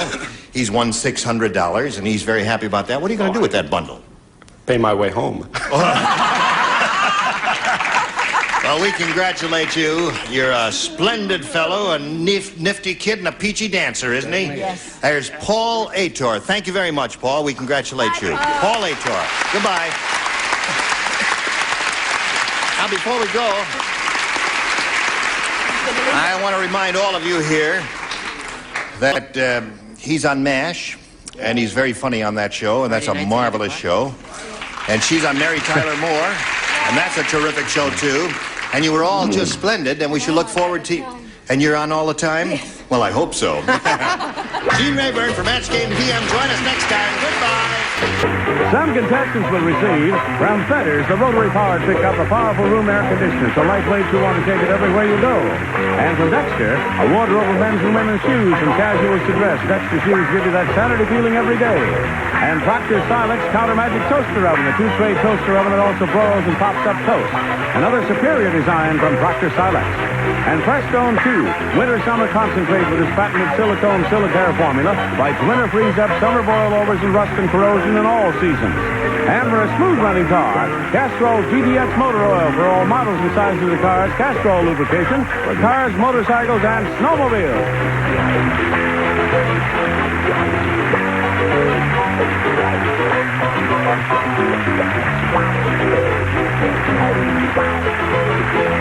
This is Johnny Olson speaking for Match Game PM of our Richardsonville Tubman production.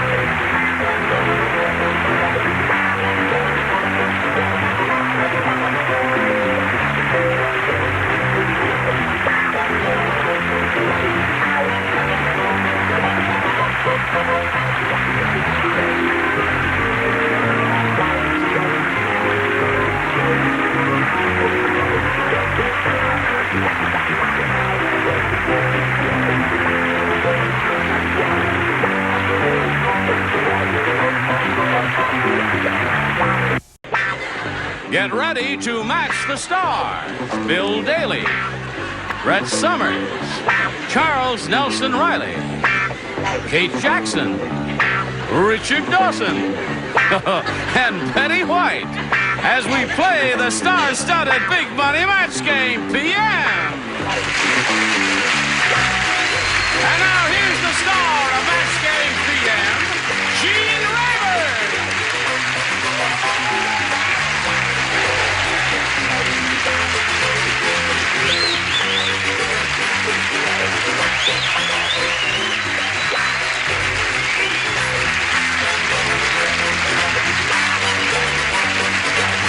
Thank you, Johnny Olson, and dear friend.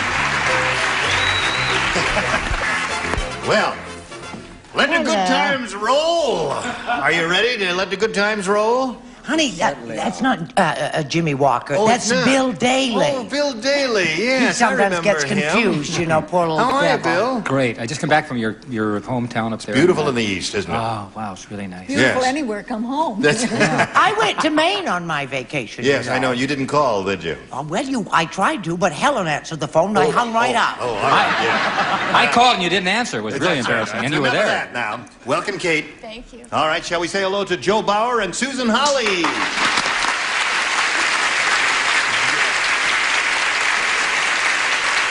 are you?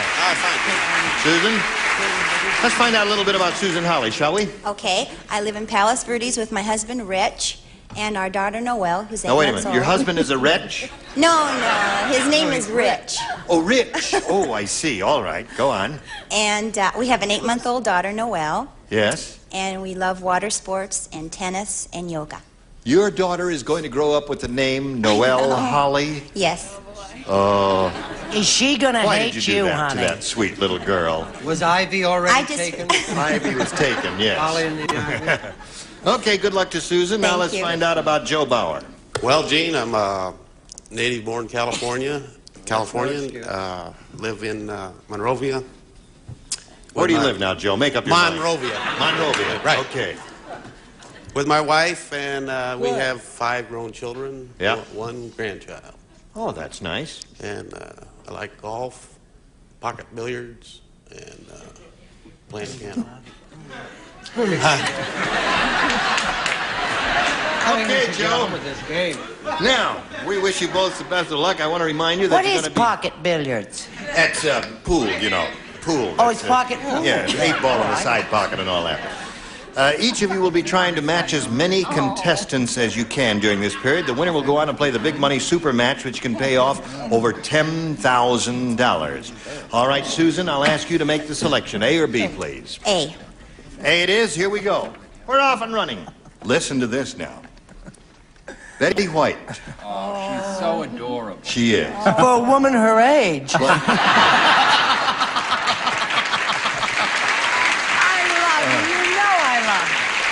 Now wait. Wait till you find out how adorable she is. She made a deal with the Godfather, and she traded Alan Ludden for a blank. Made a deal with the Godfather, traded Alan Ludden for a blank. All right. Did you hear that, Susan? Yeah. Okay. Okay. 2 feeble at 3 ready. 4. I'm ready now. I Good. know that comes as a great shock to one and all. Betty Charles is furrowing her brow. She's thinking carefully because she doesn't want to place Alan in jeopardy. Charles, what are you doing? Or password. Or in words, Yes. right, 2 All great right, now minds come think on, alike. Susan. Betty White, you may stop the music when the star is talking, please. Thank you. Betty White made a deal with the Godfather. She traded Alan Ludden for a blank. I'll say she traded Alan Ludden for a bowl of spaghetti. A bowl of spaghetti. That's what I'll say. What you're saying, Susan, is that she has a low opinion of Alan Ludden. Because a bowl of spaghetti is worth about 68 cents, isn't it? Well. All right, she traded Alan That's Ludden with the 4 Godfather. cents worth more than Alan. What do you say, Bill? She said a bowl of spaghetti. I would say a bowl of linguine. No, that's not what I get. What do you got Knowing there? Alan Ludden, he's a neat guy. I say she traded him for a hit. Okay, a hitman. A hitman. Okay. Traded him for a hitman. Not funny, but it's my first time on. So. So dear, put it you in don't, that. so What do I do? You tear it up or Oh, you tear it up? destroy What do I it, do? yeah. An answer It will like not- that- Wasn't that unfunny? Wait a minute. I'll hold it. No. Here's a pack of matches that say bath night. What does that mean? I don't know, but just show us your card. What are we playing? We're playing. She traded Alan Ludden for a traded blank. Alan Ludden. Oh, it's so sweet. I'm just gonna cry. For a brand new puppy dog. For a brand new puppy dog. From the Godfather. Yeah. Because he was not housebroken, I take it. So I said, well, I better... What do you say, Charles? Well, Holly, Miss Holly, Mrs. Holly, Merry Christmas. We were on the same wavelength, but I chose a pizzeria. A pizzeria. That's the whole establishment. Betty White made a deal with the Godfather. She traded Alan Ludden for a... I said a bundle. Like A bundle. of money. A bundle of money. A bundle. A valuable Thank you, person. Kate. That's the nicest one in a That's right. group of bad No answers. That's one hostility. of the nicer ones. What do you say? Shut up. Listen, you missed the whole point of that. Who? The Godfather. You remember what he did? Remember The Godfather? Did you see the Oh, movie? yeah. Did Oh, you yeah. read the book? Cut the head off of a horse and Remember put it in that? a man's bed. Yeah. What does this lady love? Horses. Brand new puppy Animals, dogs. right? Animals. So she traded him For a horse. for a horse. Yeah. Unfortunately, Alan Ludden's head was also then placed in the bed of the producer. And he was sick about it. Now, Betty, tell us the truth in this matter. I answered impulsively because Yes. I too, my mind worked that way. But then I realized that the head was already gone, so I guess that's the rest of There the you horse. are. The Got the idea, Betty. Okay, Joe, this is yours. Ready? When the psychiatrist arrived at Gloria's house, she said, "Doctor, come right into the kitchen. My husband is sitting in the sink. He thinks he's a blank." He's sitting in the sink? He's sitting in the sink. He's sitting in the sink. Oh, there's so many He thinks choices. he's a blank.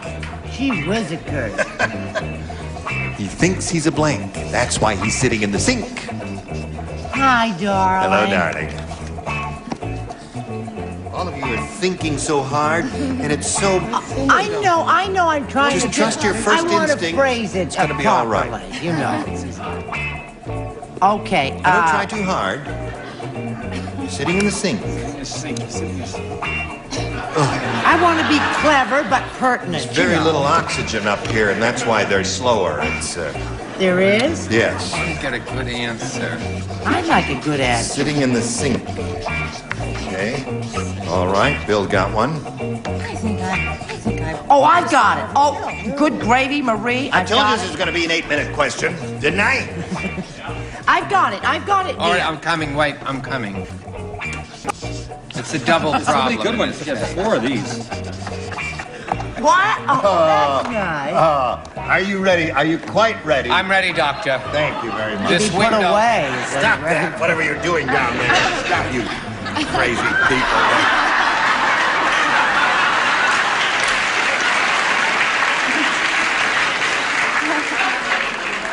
She's been married to Alan Ludden so long, she just grasps at everything. Joe, are you ready? When the psychiatrist arrived at Gloria's house, she said, "Doctor, come right into the kitchen. My husband is sitting in the sink. He thinks he's a blank." Bar of soap. Bar of soap. That away, Joe. Not bad. Not bad. All right, Bill. Well, this is very hard because I generally bathe in the sink, and I sit there a lot. I spent rubber duck because A I rubber play duck with my in the rubber sink. duck in the sink. Got a few boos, but a brisk round of applause there. Not bad. Not bad. I heard 7 boos for that answer. Yeah, but a lot more people applauded than booed. Well, I tried to get into the sink motif. Yeah. What do you put in sinks? What, strainers, dishes, cups, saucers, all that? Suppers, dishes. Suppers, dishes, okay. Supper dishes, Thank you, sweetheart. You're a mean bunch. Well, they turn on you. They really do. Charles? Continuing with a long line of crummy answers. I chose Jane Withers. Jane Withers.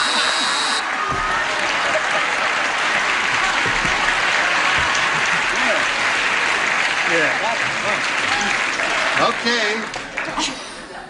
Thinks he's sitting. She said, "Doctor, come right into the kitchen. My husband is sitting in the sink. He thinks he's a bar of soap, according to Joe. He thinks he's a drain. He thinks he's a drain. But he's really a drag." According to Charles.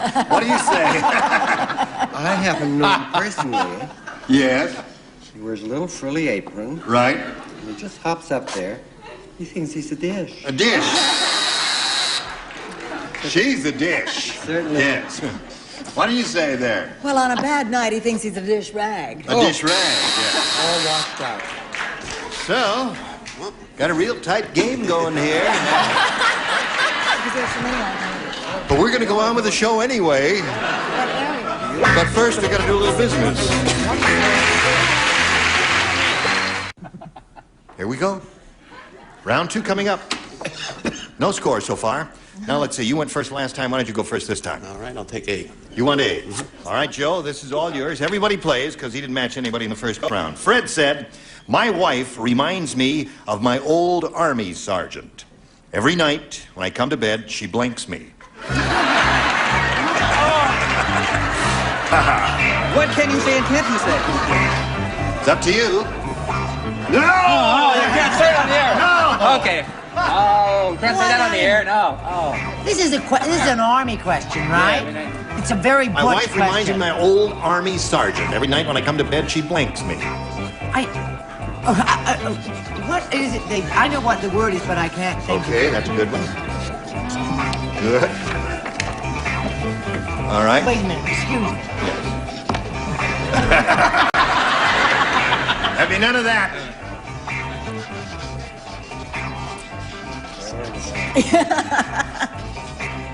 Does she get the part in the Bob Newhart show now? Did she get the part in the Bob Newhart show now? She's got it. She's got it. Okay. So that's the way it is. Is that the way you show business people are? Everybody ready? Okay, here we go. I can't think of what the word is, but... Just put it in the slot and shut up. Huh? Joe, are you... yeah, Joe, this is yours. Fred said, "My wife reminds me of an old Army sergeant. Every night when I come to bed, she blanks me." Salutes. Salutes me. That's good. Good answer. He said salute. That's a reasonable answer. I thought soldiers saluted sergeants. That's what I thought. Yeah, it's reverse. I was going for that. That's... Every time I my old Army sergeant, when I come to she salutes. Well, that's all right. I mean, You should have said if he was a lieutenant. In military part. What do you say, Bill? Well, my wife really does do this, and she drills me, okay? She drills me. Hey, what was that? That's a good answer. That's good. My wife is listening. I'm serious. Yes, it's a drill sergeant. A drill sergeant. Yeah. I was thinking that he was just a run-of-the-mill soldier. Yeah. Shows you how my mind works. I said every time she reduces his rank. Reduces my rank? Yeah. Okay. No, don't boo, honey. You give it a thought, and then you'll be cheering That's later not bad. on, and you'll hate yourself. All right. Every night when I come to bed, she salutes me, according to Joe. What according to Charles? She chews me out.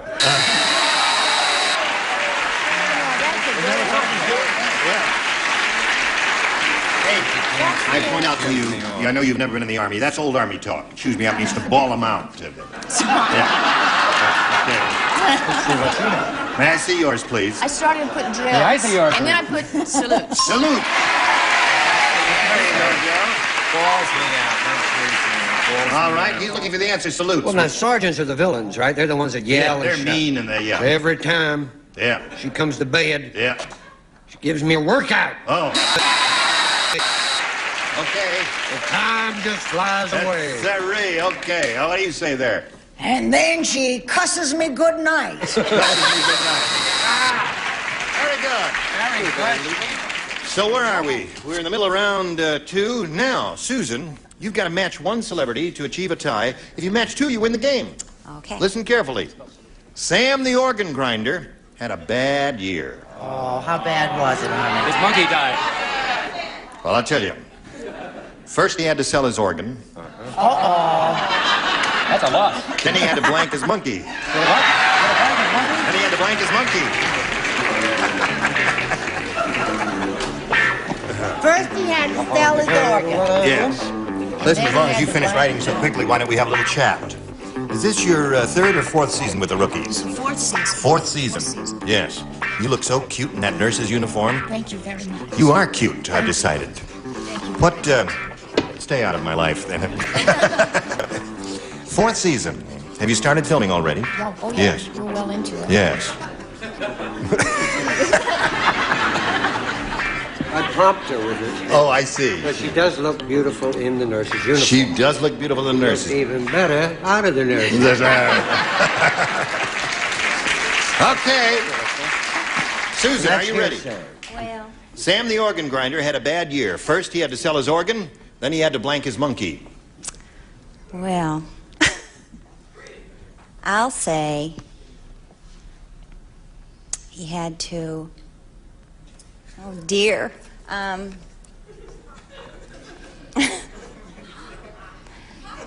sell his monkey. Sell his monkey. All right.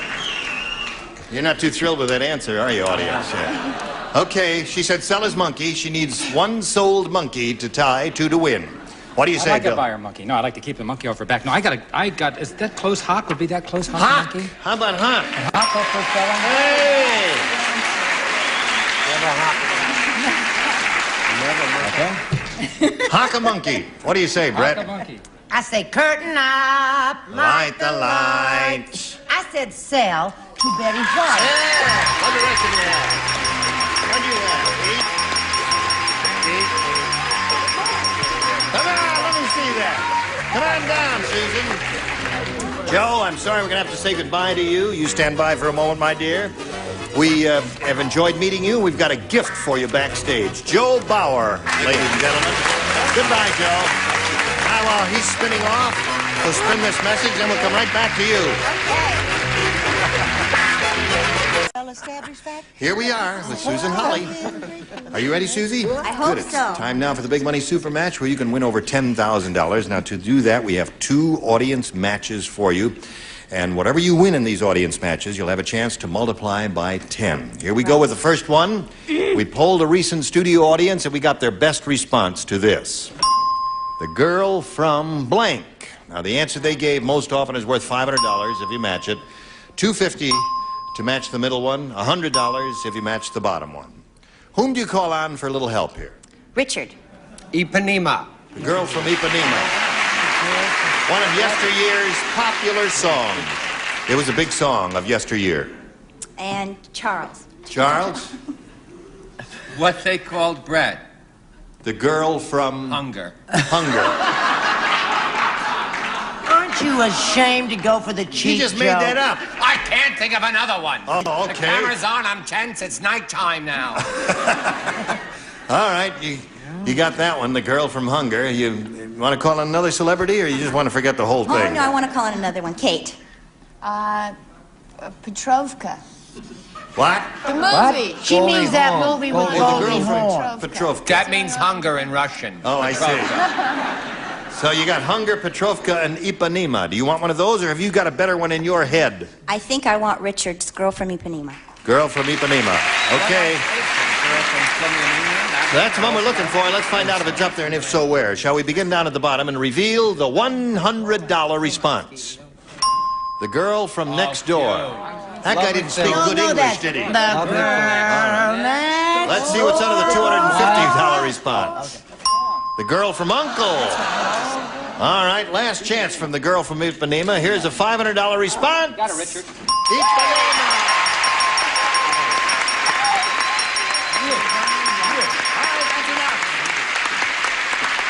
Now, Susie, you won $500. Means the least you'll be playing for is $5,000, 10 times that. Now let's see how much more you can win with the second audience match. Here we go. Slide it, Earl. blank Olson. The answer they gave, you know, is 5-2-1500. Whom do you call on over here? What's that I'm going to call on Richard again. Richard? Lady with the coffee, Mrs. Olson. Mrs. Olson, there's one. And I'm going to call on Brett. Gee whizzikers. All I could think. Gee, Willikers and Olsen. Johnny Olsen. Johnny Olson. And Betty. Betty, have you got one? All right, John. What? Alge. Al Olsen. Alge. Alge Jolson. Okay, ALG, Roger. ALG, that's it. So you got Alge and Mrs. and Johnny. Do you want one of those? I'm going to go with Richard again for Mrs. Olson. Mrs. Olson, that's the one we're looking for. Let's find out if it's up there. May we see the $100 response? Merlin Olson. Great football player. All right, he's with the Rams, of course. All right, here's a $250 response. Johnny Olson. Let's find out if Mrs. Olson is hiding under the $500. Are you there, lady? Yeah! Okay. All right, Susie, you got another $500. We multiply that by 10, you got 5,000. Add that to the other 5,000. You're going to shoot for $10,000 right now to collect it. You got to match one celebrity head-to-head. Which one will it be? I'm going to go with Richard all the way. All right, you face me. What does he say about that? She means for the $10,000 now. Never mind what she means. Just give me the question. Here it is, $10,000 worth. Blank teeth. T-E-E-T-H.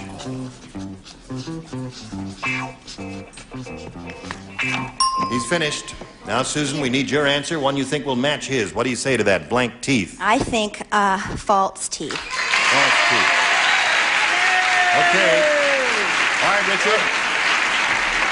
Here it is for $10,000. She says false teeth will match you. What do you say? False!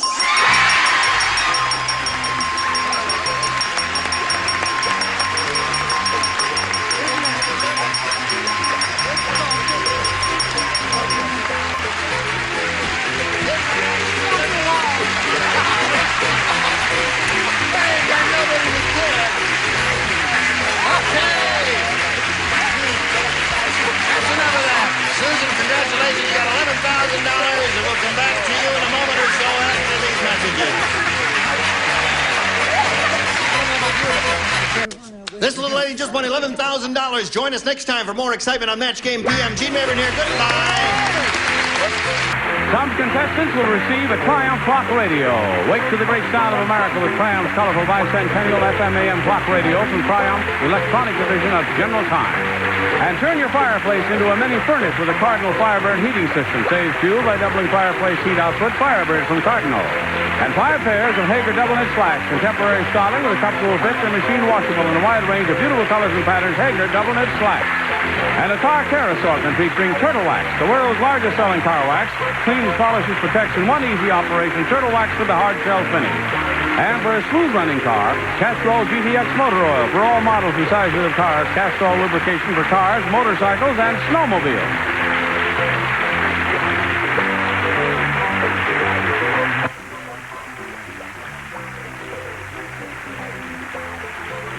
This is Johnny Olson speaking for Match Game PM. A Mark Goodson, Bill Codman production. Get ready to match the star.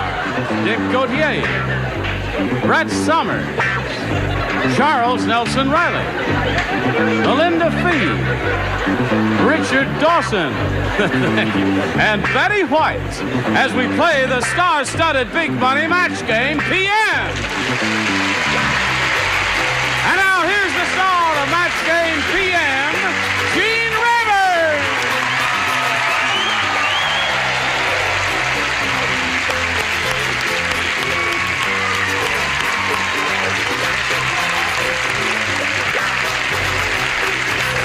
Hello. Thank you, Johnny Olson.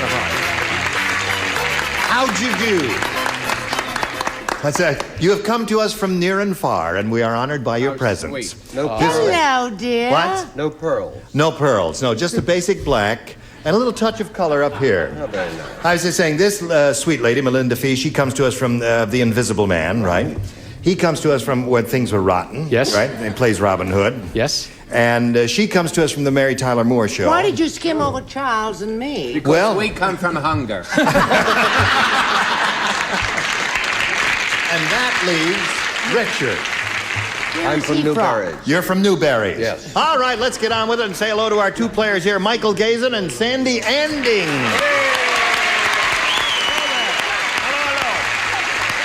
Now we want to find out something about each of you, and we'll begin with you, Sandy. Please tell us about yourself. I am married. I've got 3 little boys, and I work part-time. Okay. That's it. We're happy to have you here, Sandy. Thank you. And we wish you the best of luck, and you, sir. I live in Newport Beach with my wife, Fran. She's a high school English teacher, and I'm an attorney. You're an attorney. Yes, I am. Okay, don't try any funny stuff here now. All right? Okay. I wish you both the very best of luck. I remind you that you're trying to match as many of our celebrities as you can, and the winner goes on to play the big money super match, which can pay off over $10,000. Sandy will ask you to make the selection here. Do you want A or B? A, please. A. I thought it blew a fuse there for a second there, but it didn't. Okay. When Betty White's husband, Alan Ludden... Oh, this is going to be raunchy. It's going to be a beauty. When Betty White's husband, Alan Ludden, answered the phone and heard heavy breathing at the other end, he turned to Betty and said, "It's blank." Oh, I got it. You've got it. Me too. I got a good one in my head, but I can't say it. Oops, I spilled your drink. Didn't mean Take the top off. Now, wait. No show and tell till I tell you to. No, I won't. And now Charles is ready. We come over here, call on Sandy Anding. Now, you watch this show, don't you? Yes. Good girl. Then you know about our little regulars and semi-regulars. And when Betty White's husband, Alan Ludden, answered the phone and heard heavy breathing at the other end, he turned to Betty and said, "It's blank." It's one of your dogs.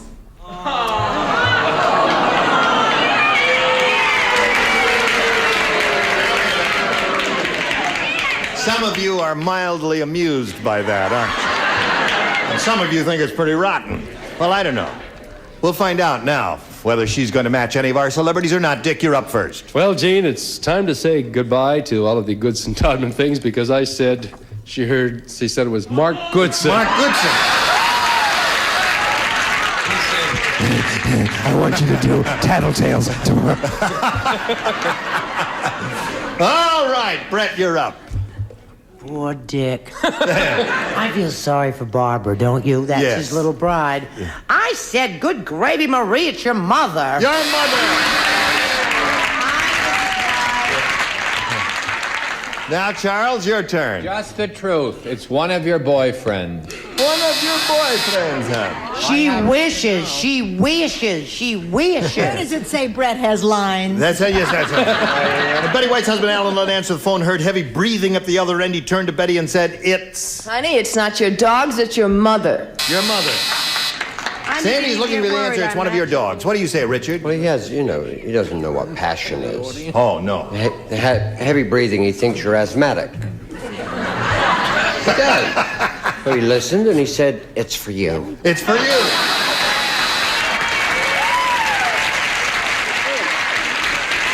All right. Betty, the honest truth. The honest truth. And for a lady who works part-time with 3 little boys, she works full-time. And I should have done something dog-oriented because, of course, I said your mother. Your mother. That could be a match if you think about it. No, it couldn't. No. No. Pull it.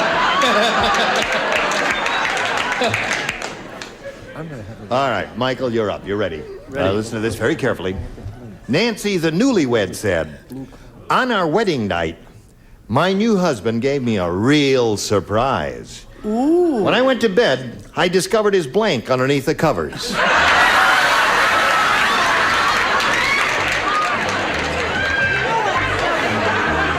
you like to file that? Nancy, the newlywed. On our wedding night, my new husband gave me a real surprise. When I went to bed, I discovered his blank underneath the covers. Gotcha. Hello, dear.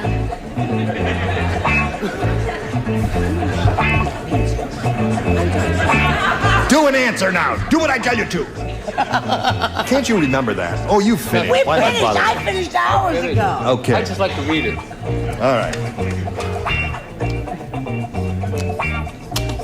Okay. Everybody's ready now. Michael, we come to you. Nancy, the newlywed, said, on our wedding night, my new husband gave me a real surprise. When I went to bed, I discovered his blank underneath the covers. His mother. His mother.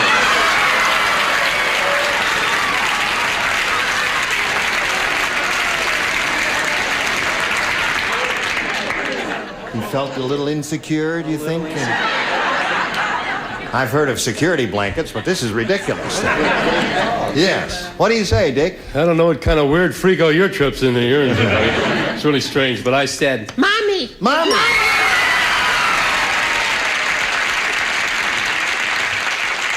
I am surrounded by weirdos. Rex? At the risk of repeating myself from the hangover from the last question, I said his mother.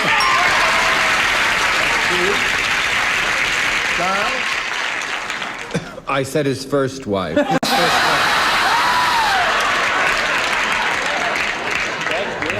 right. Now, Melinda. Well, Michael, I was going to say his mother, and then I thought that would really be kinky, so I said his pajamas. His pajamas. Now, they were his favorite pajamas. You've got to give him that there. Richard?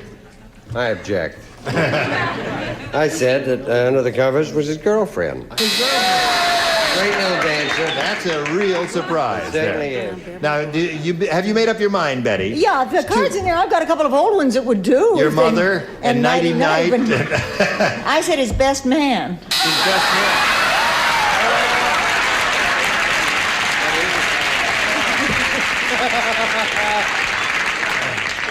Surprise! Oh, hello there.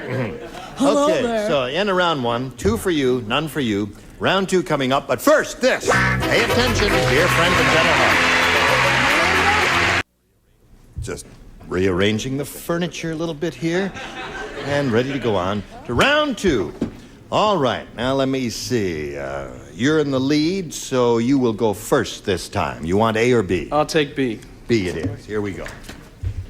Let's see, you matched 2 of our celebrities last time, Dick and Brett, so the 2 of you lay out, and the rest of you respond to this. Tex said, they call me the Lonesome Cowboy. And Slim said, and you'll stay the Lonesome Cowboy until you change your blank. All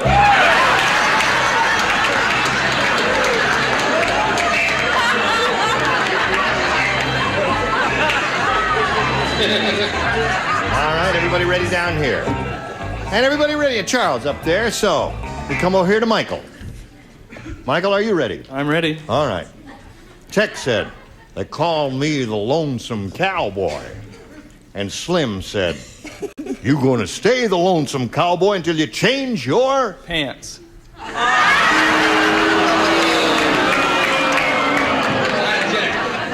don't know. Well, let's see. Charles, you're up first. What did you say? I said underwear.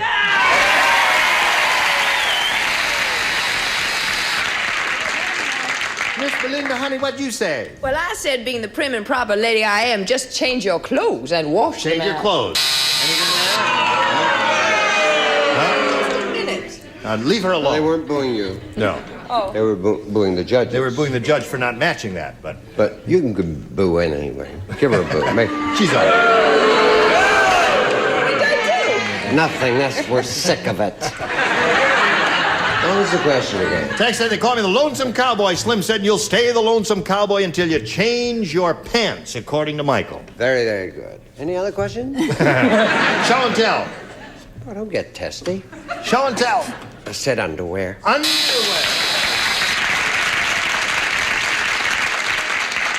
Miss Betty, honey. It's about as distasteful a group of I'm not asking questions you and to eat it, answers though. I ever heard in my life.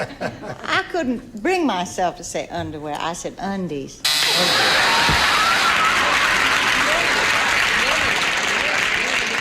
Okay. So there is your second round question. And now, Sandy, we've got this one for you. You've got to match 2 to tie, but 3 could win a game for you. Are you ready? Everyone plays. Jack said, I just got a cut-rate heart transplant. Instead of a regular heart, they gave me a chicken heart. That's terrific. The only problem is I can't stop myself from blanking. Got it.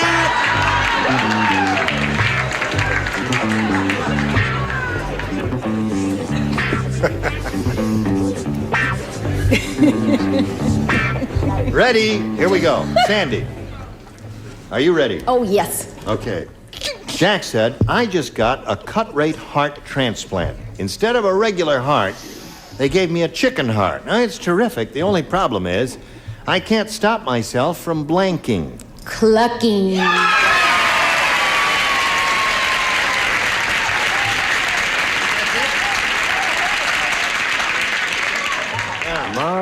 She needs 2 cluckings. She needs clucking? 2 cluckings to tie. 3 clucks will win. He's a chicken clucker. 2 clocks to tie, 3 clocks to win. I gave her a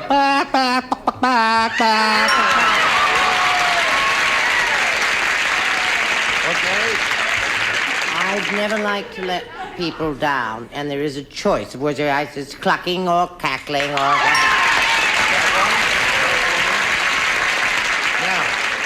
At this moment, we have a tie. Charles, if you go up, up, up, up, up, she wins a game. My voice couldn't go that high. I said laying an egg. All right, we still got a tie score here now.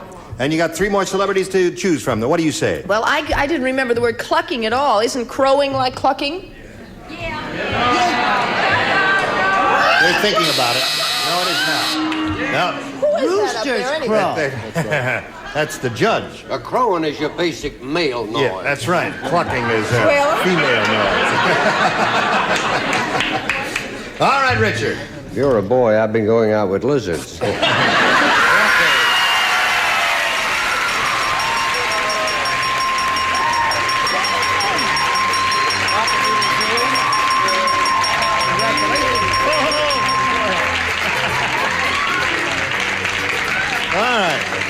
Sandy, you stand by for a moment or so there. We've got to say goodbye to Michael Gazen here. It was a pleasure meeting you, sir. Thank you. We've got some gifts for you, Michael. Thank you very Good much. luck to you in your legal career. Thank Michael you. Gazen there. While we're spinning him off, we're going to spin these messages for you.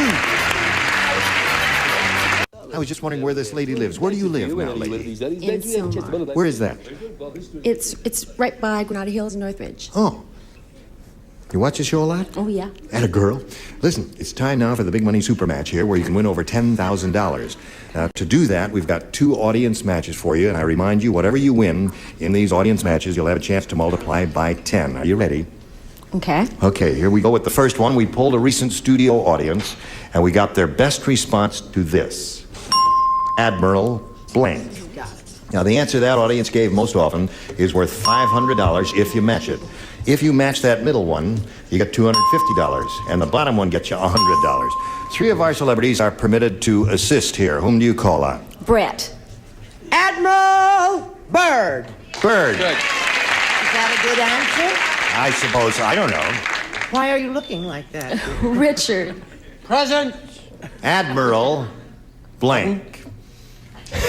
What did you say? I'm sorry, I was sleeping. I say Admiral blank. Oh, that's very good. Anything else you want to say to me?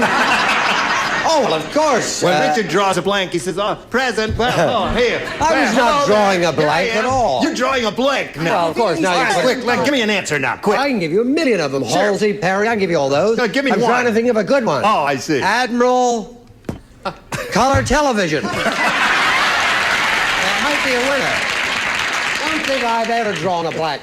I will now, just a second. That is a blank. Are you kidding me? Is that your answer, Admiral Color Television? I happen to think Bird is the winning answer, so I'm now giving another choice. I see. Just a second. Okay. Now perhaps you recognize me. All right, you got one more. Okay, Charles. What do you say? The Admiral and the Lady. What? Watch it get very popular. TV? You want to see it get popular? Go get it tomorrow. It's a filthy book. All right, so you got the Admiral and the Lady, Admiral Color TV, and Admiral Bird. You want one of those, or have you got a better idea, Sandy? I'll take Bird. Okay, Admiral Bird is one she's got. One that Brett gave. Sandy, but remember what I told you, please. Yes, all right. Here we are looking for Admiral Byrd, and let's go finding him now as we get on our boat and look down there under the $100 response. Halsey. Did I mention him? You mentioned him. Worth Yes. every penny. Right. Admiral Byrd, sir, are you under the $250 response?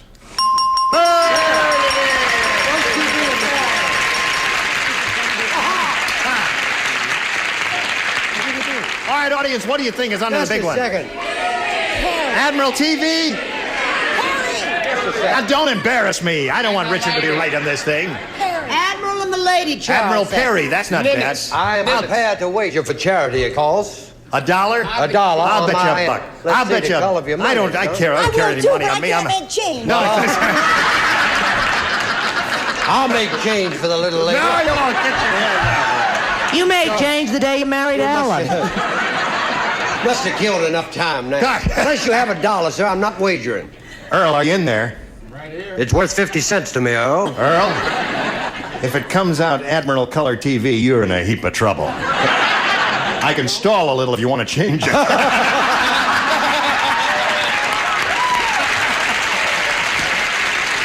right, Earl, slide it. Go.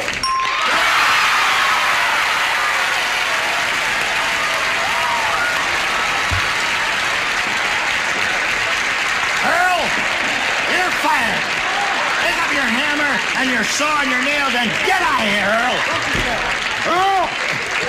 God bless you, my boy.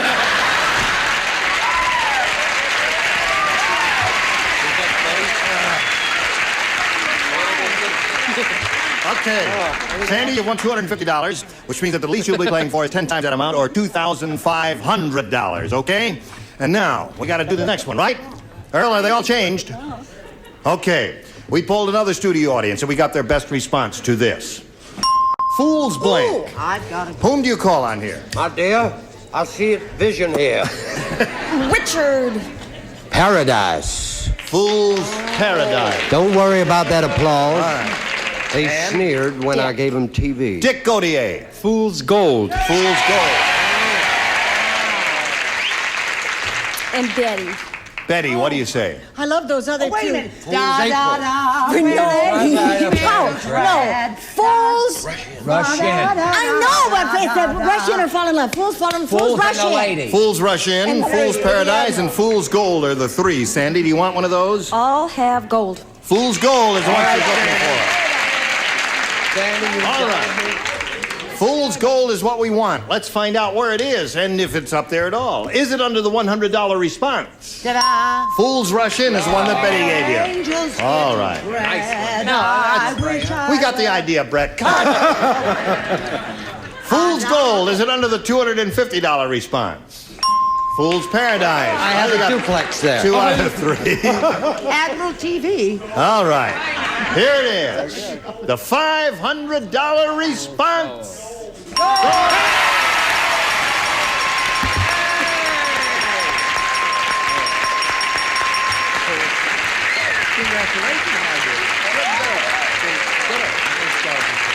All right, now you've won $500. We multiply that by 10, which makes $5,000. We add that to the previous $2,500 you've won, which gives you a pot of $7,500 to shoot for.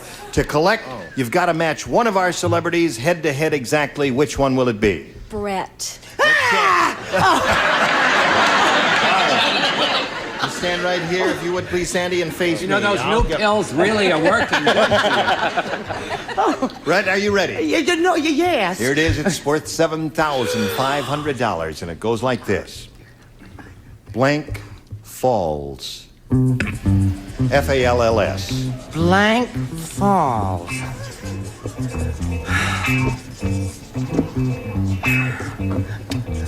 I think Keep I've breathing got hard. it.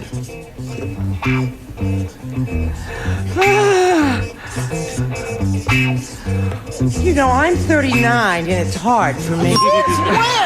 At least.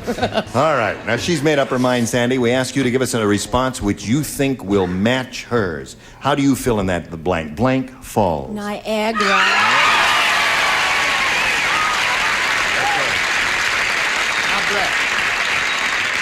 $7,500. She says Niagara Falls will match you. What do you say to that? I feel so awful because you know that lady who killed her mother and father, took an axe, Lizzie Borden took an axe and gave her mother 40 whacks when the job was neatly done. She gave her father 41. Well, she never got married, so she never got to go to Niagara Falls.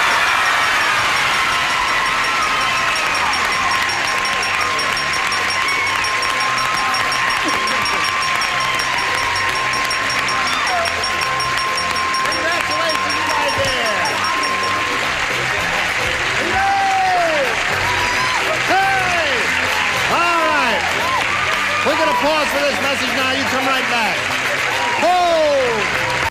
This little lady won $8,250. Join us next time. Bye! Some contestants will receive from Feathers, the rotary-powered pickup, a powerful room air conditioner so lightweight you'll want to take it everywhere you go.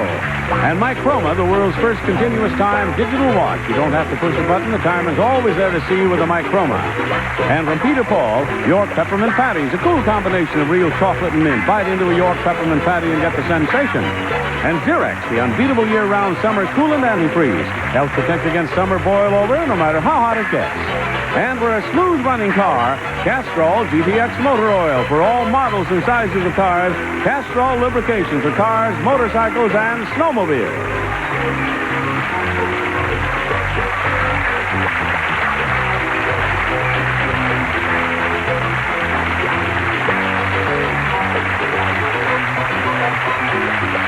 This is Johnny Olson speaking for Match Game PM, a Mark Goodson, Bill Trotman production.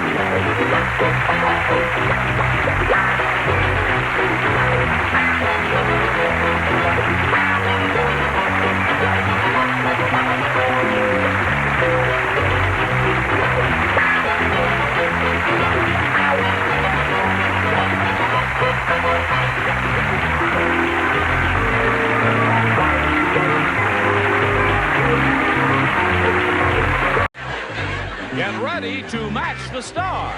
Clifton Davis, Brett Summers, Charles Nelson Riley, Rona Barris, Richard Dawson, and Betty White as we play the star-studded Big Money Match Game PM.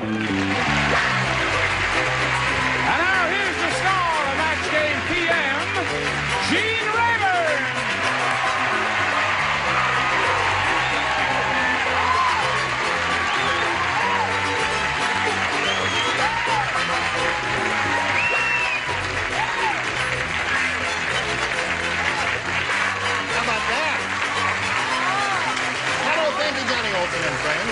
Yes. Now, wait a minute. Is there a carnival in town? No, there is not a carnival in town. Thank you. You know why I'm wearing this? Because some kind fan sent it to me. I think. Jerry Mahoney. Jerry Mahoney, yes. Well, that's beautiful. Is that hand embroidered? It's all hand done, Well, yes. look at me, sweetheart, because I can't see What's it. wrong? Did you get hurt? Oh, I'm sorry about that. But the night is young. Listen, we're all very happy to see all of you. No, I just our regulars, Brett, Charles, and Richard, and Clifton from Davis. That's My Mama, and There's a butterfly going for your throat. there's a butterfly going for my throat, and we're hum a few bars. from Mary Tyler Moore and this lady who does specials. And now let's say hello to Brian Flanagan and Barbara Benner. How are you? Fine, how are you? Good. Now, we'd like to find out a little bit about each of you, okay? Let's begin with Barbara, and she'll tell us the story of her life, okay? I am a flight attendant. Yes. And it's fantastic because I really enjoy traveling and I enjoy people. Uh-huh. And I'm going to be getting into scuba diving and I enjoy life. Okay, Barbara, I hope you have a good time here. Now let's find out who Brian Flanagan is. Yes, I'm a mixologist in the California area. A what? I'm a mixologist, commonly known as the friendly bartender. Oh, a mixologist. A mixologist. Yeah, he did look familiar to you, didn't he, Brett? Yes? Grew up in Tacoma, Washington for the 21 years of my life, then spent the last 15 in Santa Barbara. However, now I'm residing in the Paramount area. In the Paramount area? Yes. Anything you say, Brian, is okay with me. May I remind both of you that you're going to be trying to match as many of our celebrities as possible, and the winner will go on to play the Big Money Super Match, which you can have a payoff of over $10,000. Are you ready? Right. Okay. Barbara, you want A or B here? I want B. You want B? Mm-hmm. Barbara Benner wants B, and here it is. Confucius say, Confucius say, old man who marry young girl better take Brank on honeymoon. Old man who marry young girl better take Brank on honeymoon. Oh, I got it. You understand me? C. Don't say nothing yet. Don't say until I say you say. You ready, fat lady? Fat lady? Fat lady? You'd call the fat lady fat? Okay, everybody ready over here? Let's go over to Barbara Benner. Confucius say, Barbara, old man who marry young girl better take Brank on honeymoon. Young man. Young man on honeymoon. So, yes, sir. I wouldn't mind being there. That's enough of that. Now, just to hold a card up, show and tell time there. Confucius say. Yes? Old man who marry young girl. Yes? Better take doctor on honeymoon. Doctor! Better take doctor. You very good. Oh, you funny people, very funny. Oh, we go for the race. What do you say? I'm not at liberty to divulge who Jack Klugman took on his honeymoon with us. It was an extra fella. An extra fella. And there's one for Barbara. One young man, Charles. I said vitamin, and don't do accent as good as my friend over there. You say vitamin. All right, Rona Barrett, what do you say here? Confucius say we'll take a blanket to keep yourself warm. A blanket? That would help. I don't know how, but I guess it would help. I don't have to explain to you how it could help. I don't want you to explain it to me. Offended two groups. Yes, indeed. Japanese and the woolen industry. Confucius say, old man who'll marry young girl better take Brank on honeymoon. What do you say? Top of the morning. Top of the morning, you say? It's not a good accent, but it's a friendly thought. Thank you very much. I say, man who tevai old. Yes. Go with young, go on honeymoon. Yes. Must take pacemaker with him.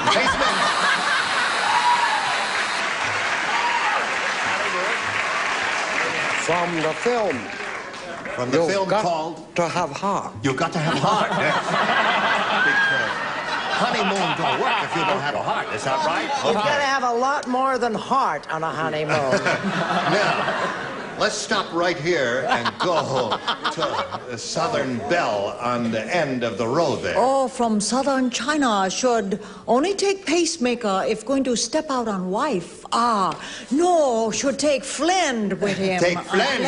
That's one man. Okay. So, Brian, she scored 2 celebrity matches with hers. Now let's see how you do with your first round question there. Here it is. Lawrence Welk said... Yes? A 1, a 2. We're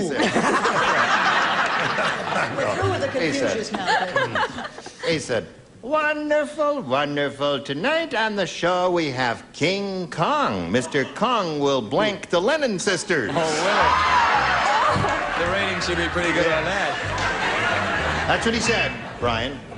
Wonderful, wonderful. Tonight on the show we have King Kong. Mr. Kong will blank the Lennon sisters. All right? It's not easy.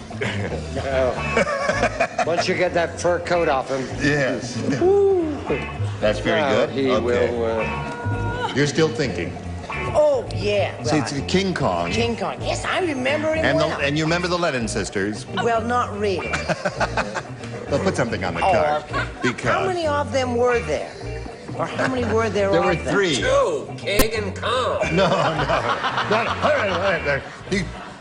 You touched the calf of my leg. Well, I'm an animal lover, didn't you know? Oh, yeah. That's a terrific... All right, I love it. All right, these 2 ladies are ready down I'm here. ready. And Richard's ready. And the Clifton is ready now. Wait a minute, I'm almost ready. I have to beat Charles or I'll kill myself. What's that? Everything's okay. Everything's okay. Perfect. Come on, Brett. Cool Well, it. I'm coming, dear. Wait a minute, dear. You just got to wait a Writing minute. the story of her life there. Put it in the slot there, okay. Got it. Brian Flanagan. Lawrence Welk said, wonderful, wonderful. Tonight on the show we have King Kong. Mr. Kong will blank the Lennon Sisters. Well, since the Lennon Sisters are singers, he's going to sing with the Lennon Sisters. He will sing the Lennon Sisters. With the Lennon Sisters. Oh, sing with the Lennon Sisters. Yeah. Make you feel good, don't they?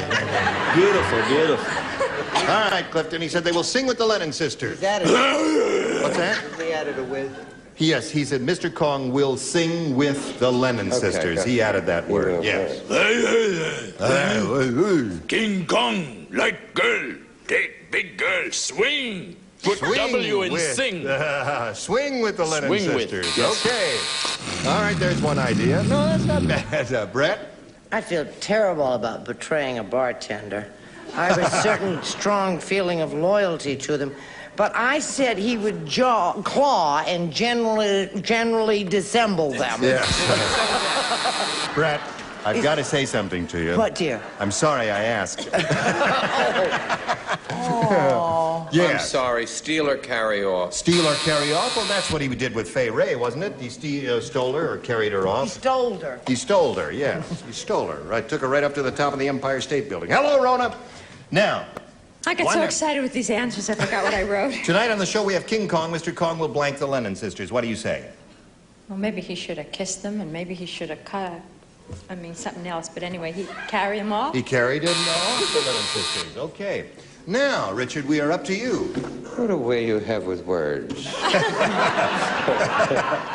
Well, I was going to say carried them off. You carried them off? No. You didn't. He kissed them. He kissed them. All at the same time. Oh, yeah, well, of course, yes, he could. Yes, he could. Yeah. Oh, boy.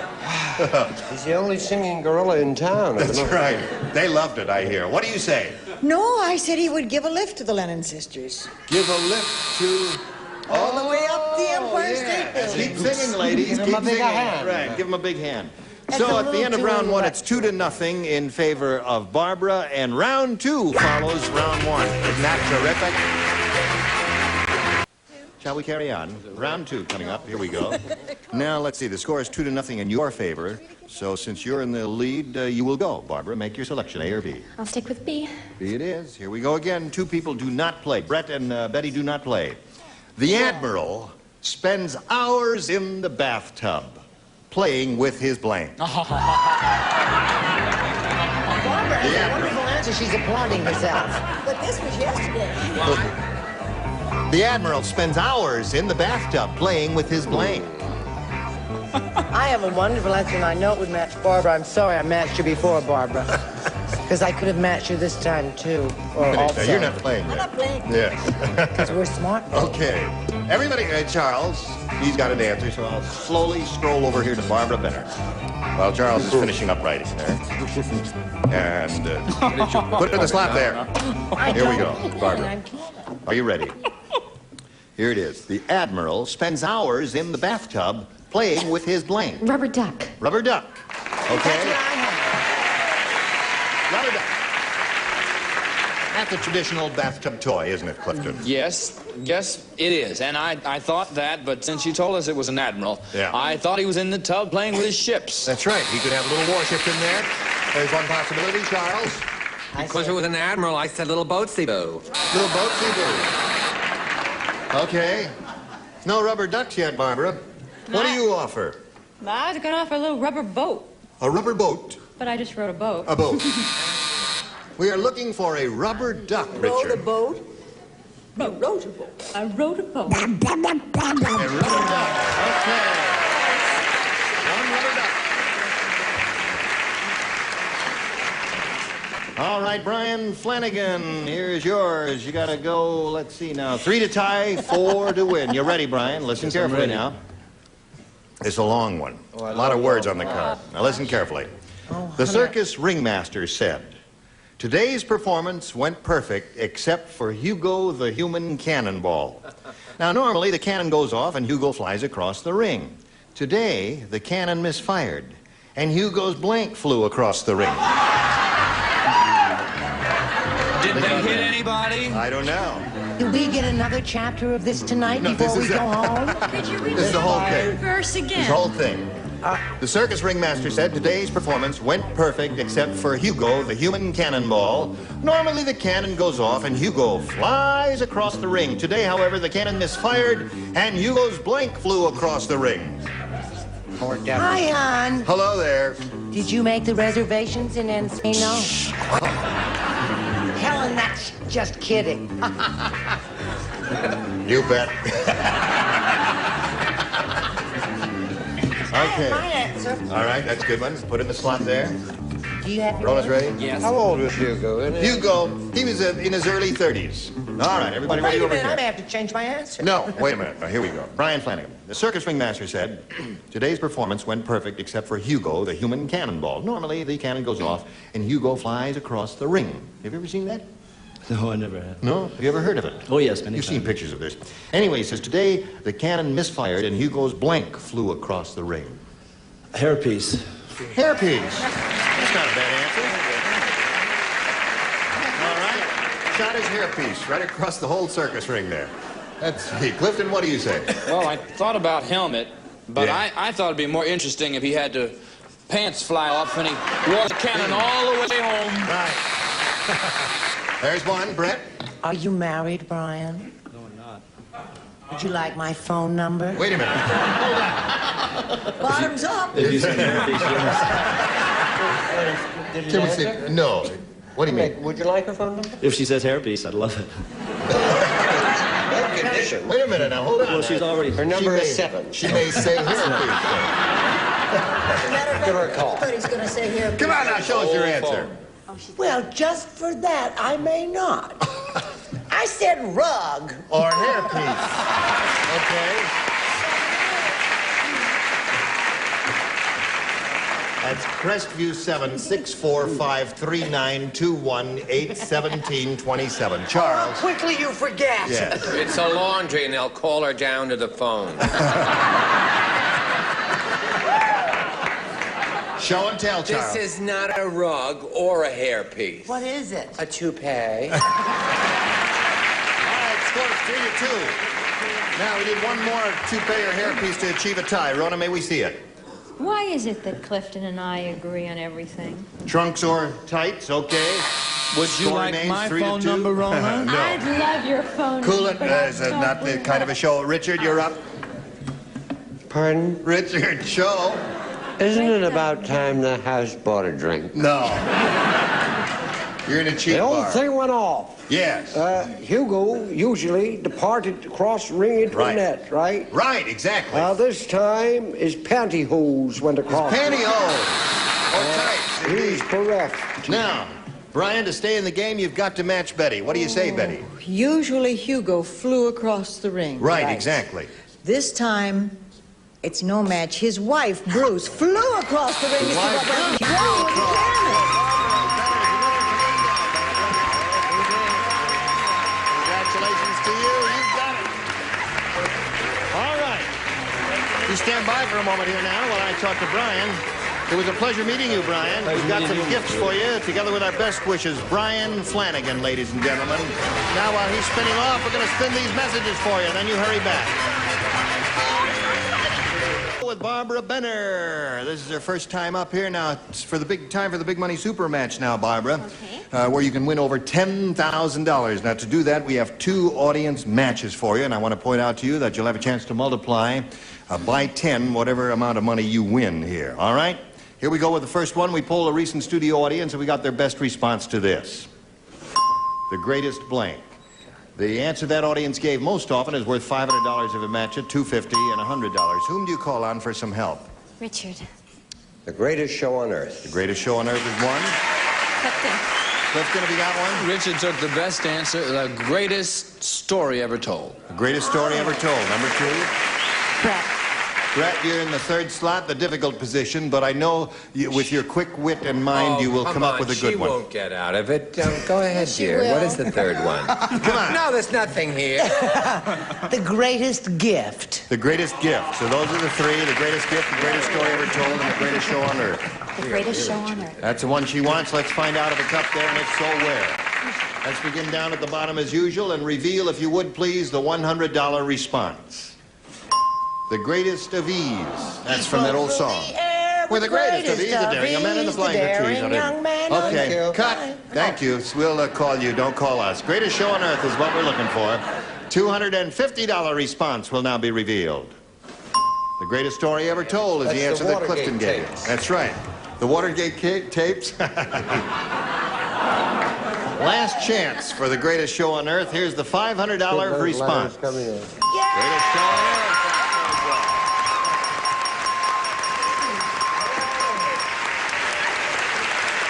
Okay.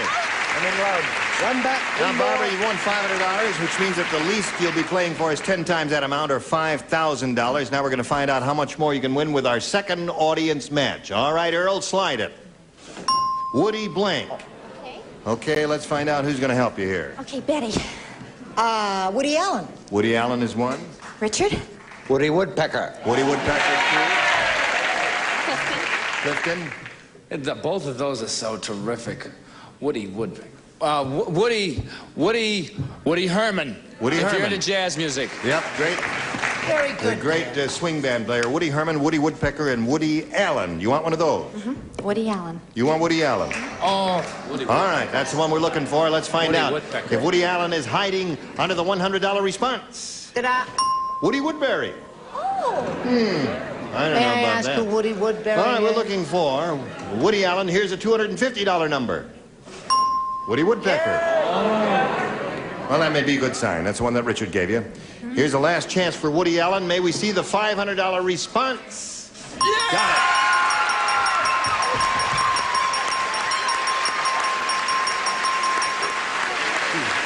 Holy mackerel.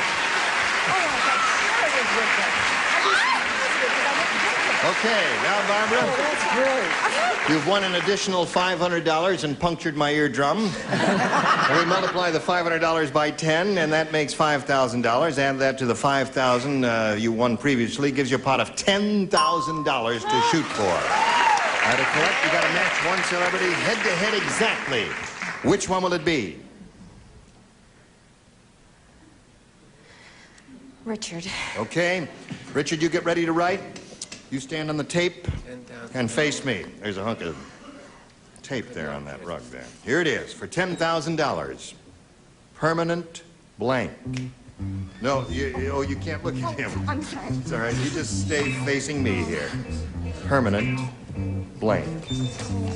Now he's finished, Barbara. We ask for your answer, which you think will match his. What do you do here? Permanent wave. Permanent wave. All right, Richard, she says permanent wave will match you for $10,000. May we see your answer?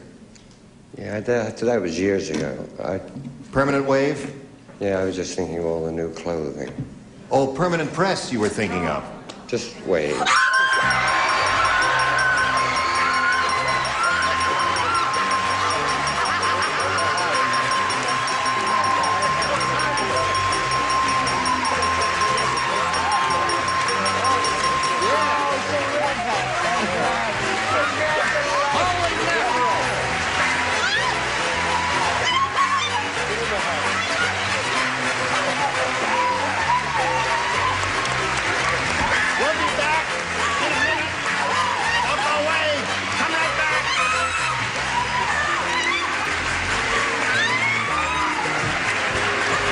This little lady just won $11,000, and she's as happy as we are. See you next week on Match Game PMG Rating here. Goodbye. Some contestants will receive from Fetters the rotary power pickup, a powerful room air conditioner so lightweight you want to take it everywhere you go. And from Dexter,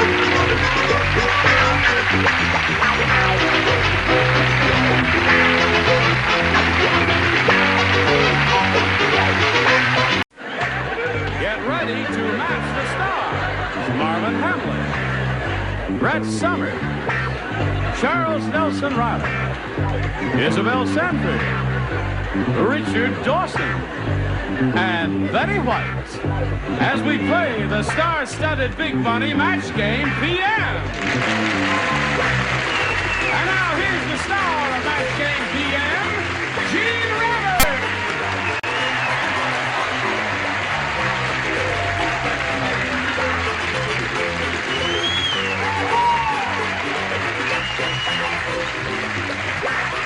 Thank you, Johnny Olsen and friends.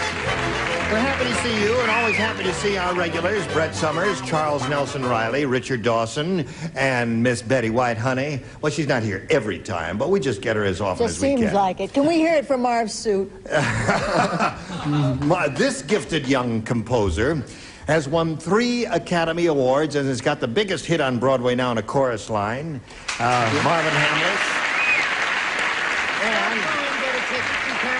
You can't, don't try and get a ticket. And this lady comes to us from the Jeffersons. We're delighted to see her here. Isabel? Thank you.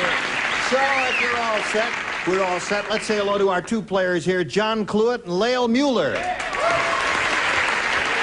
Yeah. Now we're going to try and find out a little bit about each of you, and Lael, we'll begin with you. Okay, I'm from California, Los Angeles. I'm an ex-stewardess married to an airline pilot. I have a little 2-year-old boy, and we just moved to Las Vegas a few months ago. I see. All right. Well, I hope you're very happy there. We are. Good. All right, Lael, we wish you the best of luck. John, please tell us your life story. Oh, I'm a native Californian, married, and I have 3 daughters, Terry, Tracy, and Tammy. Okay. Good luck to both of you. May I remind each of you that you'll be trying to match as many of our celebrities as you can. And the winner goes on to play the Big Money Super Match, which can pay off over $10,000. Okay, Lael. We'll ask you to make the selection. You want A or B here? B, please. B it is. Here we go. We're off and running. The nurse said to the psychiatrist, she said, "Doctor, why does that patient have a mouthful of change?" And the psychiatrist said, "Because he thinks he's a blank." Did you hear all that, Lael? Nurse to psychiatrist. Why does that patient have a mouthful of change? Psychiatrist to nurse. Because he thinks he's a blank. I got it. All right, that's very good. Good question. Yes. Have you read Isabel's chest? No. Oh, listen, while we're waiting for the rest of them... Well, we'll check your chest. Well, let's check... Let's check Isabel Sanford's chest right now, because my curiosity is aroused. The show and tell. Well, what's that say? Kwanzaa. Kwanzaa. That's Swahili for spirit of giving, and but it's a club. Well, you certainly have been given, haven't you?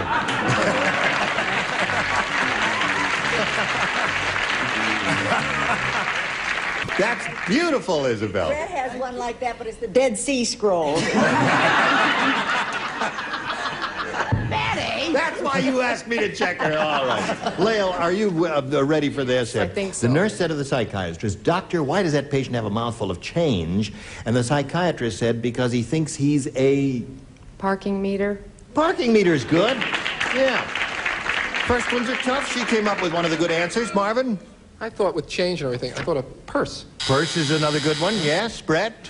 What did she say? She said parking meter. Do you know, for a minute I thought Isabel was Fanny Flagg, but then I realized she wasn't. I said parking meter. Parking meter. Very good. That's one for Lael. Charles?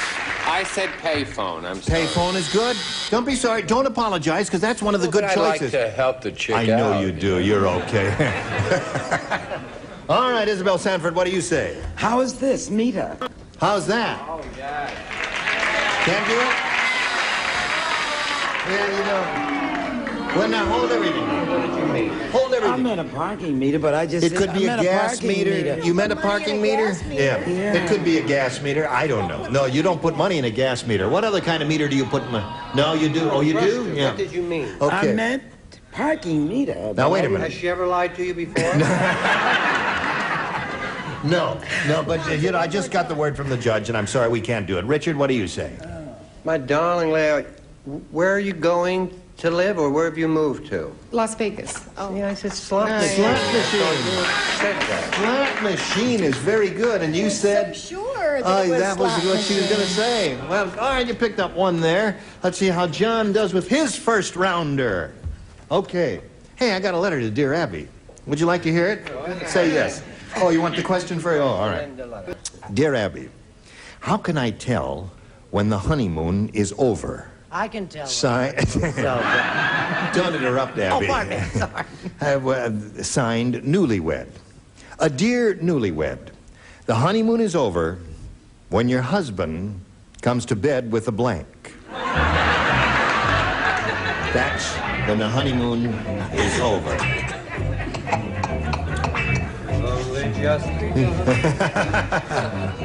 Okay. The honeymoon is over when your husband comes to bed with a blank.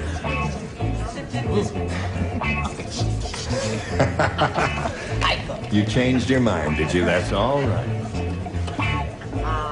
Okay.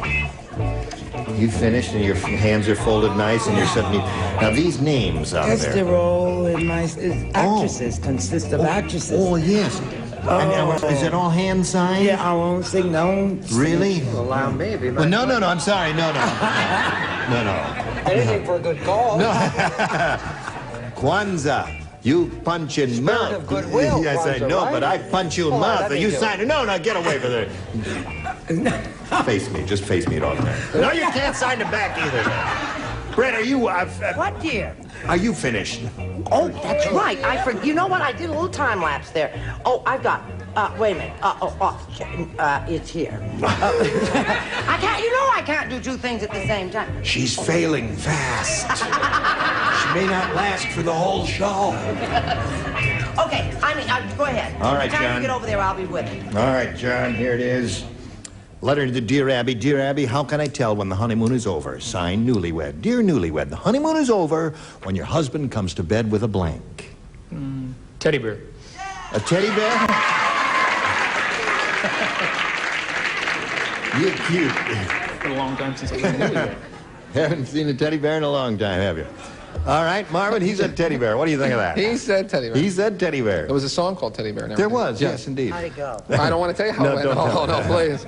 I said, comes to bed with a good book. With a good book? Yes. All right. That's one choice. Don't boo that. That's one of the good choices. Brett? It is? Yeah. I like my answer. I said, with the nice girl who lives across the street. That's a little better than his. Charles? I said a headache.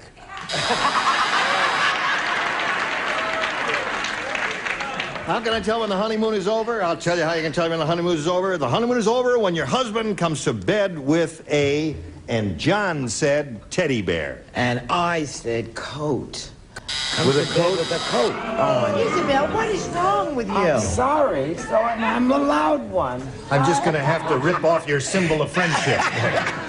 All right, Richard, how do you... Well, that's when honeymoon is over. Really? Really? See, I love that. When they come to bed in a coat. Just drives me crazy. Oh, I say, put the coat on again. Stop that. That and a big plastic baggie. Yes, that's enough of that now. Oh, the King family dressed in plastic baggies. Oh, enough of the good times. What's the question? The question is, dear Newlywed, the honeymoon is over when your husband comes to bed with a teddy bear, according to John. Yeah, well, I would say girlfriend. A girlfriend, yeah. You can always win back from a teddy bear. That's right. It's hard to get away from a girl. Now, honey, you tell us when the honeymoon is over. Well, see, it's so confusing, married to Alan, because he always, a good book, he was always on the honeymoon. That's what gave him the headache, and the only thing that made him feel better was his teddy bear. I said the honeymoon was over when he started bringing a friend to bed. That was his good book. Okay, that's it. So at the end of round one, 1-0 favor of Lael Mueller, and round two is coming up. But first, this is coming up. Pay attention now. Here we go. Push the button. Round two coming up. Final round here. Now, let's see. You went first last time. You're ahead, rather. So John will ask you to go first this time. A or B, please.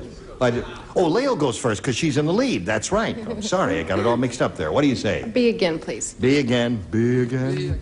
Yada-dum, da-dee-dee-dee-dee-dum. All the Eskimo men stay away from Nanukla because she has the coldest blank in Alaska.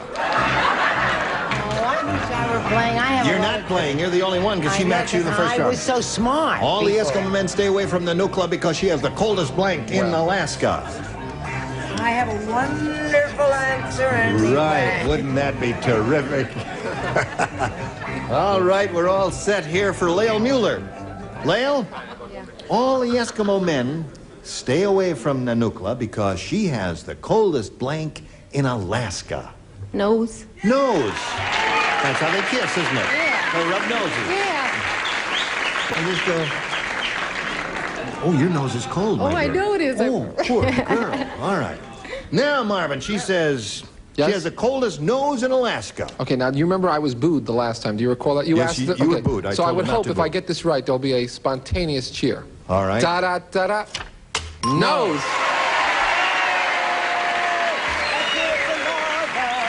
Marvin, you are a ham bone. That's why they call me Hamlish. Oh, that's why they call you Hamlish. All right, Brett, what do you say? No, you pass you and go to you, Charles. Quickly you forget. Andy, Brett, what are Academy Awards that he won 3 of? No, I said no. No. 2 for Lael. All right, Isabel. Nanukla has the coldest blank in Alaska and nose, according to Lael. No. Nose it is. Okay. What does she have the coldest of in Alaska, Richard? We're not allowed to say. So I said no. So you said nose. Okay. All right. Now, is there something you'd like to tell us? Could have been anything. Could have been the coldest feet. Could have been the coldest hands. Right. There's a song like that, Marvin's song, Mitts and Ice. But, no, I Yes. tell you, nose. You said nose, yes. Hey, you got them all. 6. By Jove, you've got your work cut out for you. You listen carefully now, son. You ready for this? Here it is. Are you a policeman? Yeah. Where do you police? Huntington Park. In Huntington Park. Okay. You're going to do the best you can for John, aren't you? No, I'm going to stay out of Huntington Park. There it is. Steve was a mighty strange lumberjack. How strange was I'll tell you how strange he was. Just before he left the woods, he kissed his blank goodbye. Oh, that's easy. Is that an easy one? Sure. Strange lumberjack. Just before he left the woods, he kissed his blank goodbye.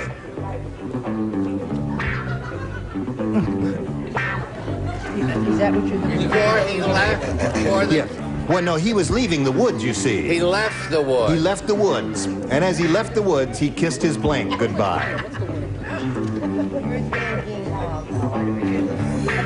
Write it down.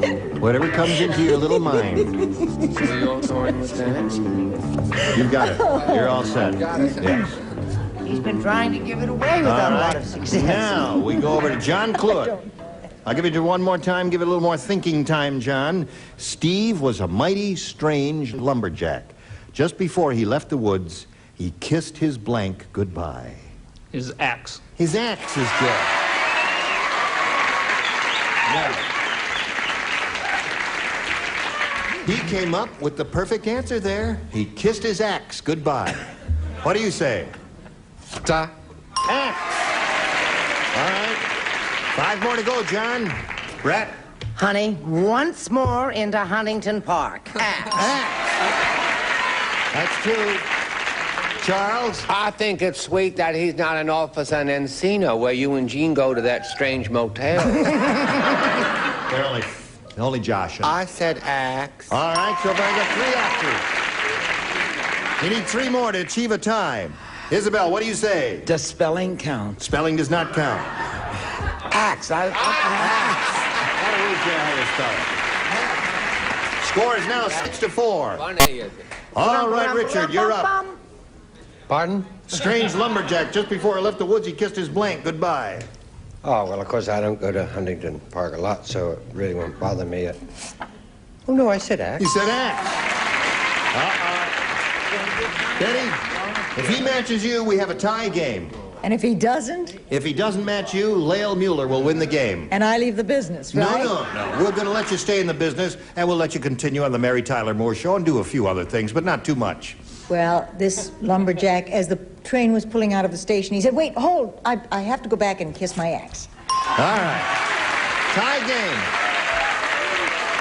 Now, we'll come back and tell you what happens with a tie right after these messages. Okay, here we go. Tiebreaker. Let's wipe the slate clean. Gonna start all over again. Shazam. Shazam. There. All right. Now we go one tiebreaker question for each. The one who scores the most will be the winner. Now, who'll go first here? Who do you want to go first? Lael. Okay, Lael. A or B? I'll go with B again. We'll go B again? All right, here it is. Optimistic Oliver always sees some good in everything. When they told him his New York City bonds were worthless, Oliver said, well, I could always use them for blank. Now just watch me clip right along here. When they told him his New York City bonds were worthless, he said, well, I could always use them for blank. I'm finished. All right? There, now. Optimistic Oliver. He's Optimistic Oliver. Well, I can always use those.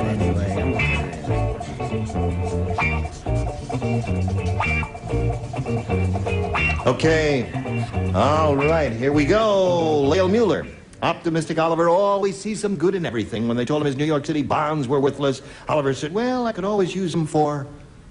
Toilet paper.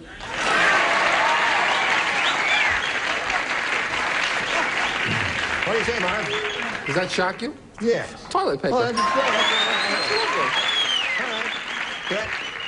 Eternally in good taste, I said to start a fire. to start a fire. Don't do it.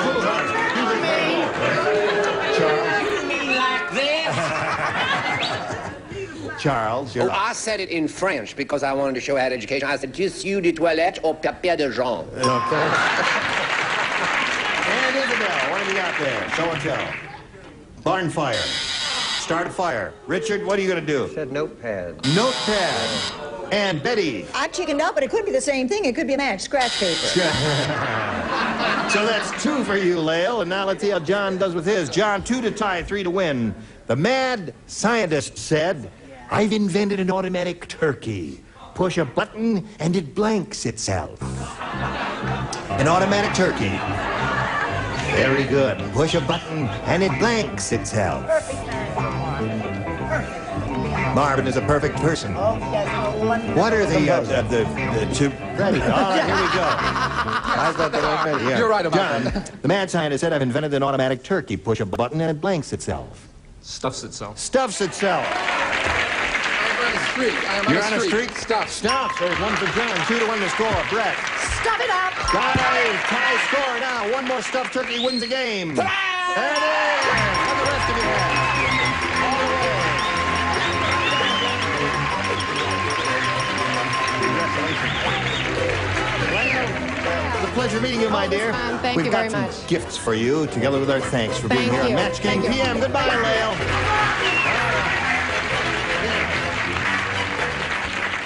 Now, Albene, it's time for the big money super matches where you can win some big money over $10,000. Now, to do that, we've got 2 audience matches for you, and I want to point out to you that whatever you win in these audience matches, you'll have a chance to multiply it by 10. You ready? Ready. Here we go with the first one. We polled a recent studio audience. And, John, we got their best response to this. Mike Blank. Now, if you match the answer, that group gave most often, you get $500. Now, if you match a second most frequently given answer, you get $250, and the third, $100. Whom do you call on over here for a little assist? Charles. What do you say, Charles? All right, let's go with the names. We'll start with Mike Douglas. Mike Douglas, there's one. Richard. Richard? Mike Nichols. Mike Nichols. All right, you got 2. Famous film director and stage director. Marvin. Marvin, have you got one? Mike Wallace. Mike Wallace. So you got Mike Wallace, Mike Douglas, Mike Nichols. Now, you may choose one of those or give us one of your own. What do you say, officer? Mike Douglas. Mike Douglas, okay. Let's find out if Mike Douglas is up there, and if so, where? May we see the $100 response?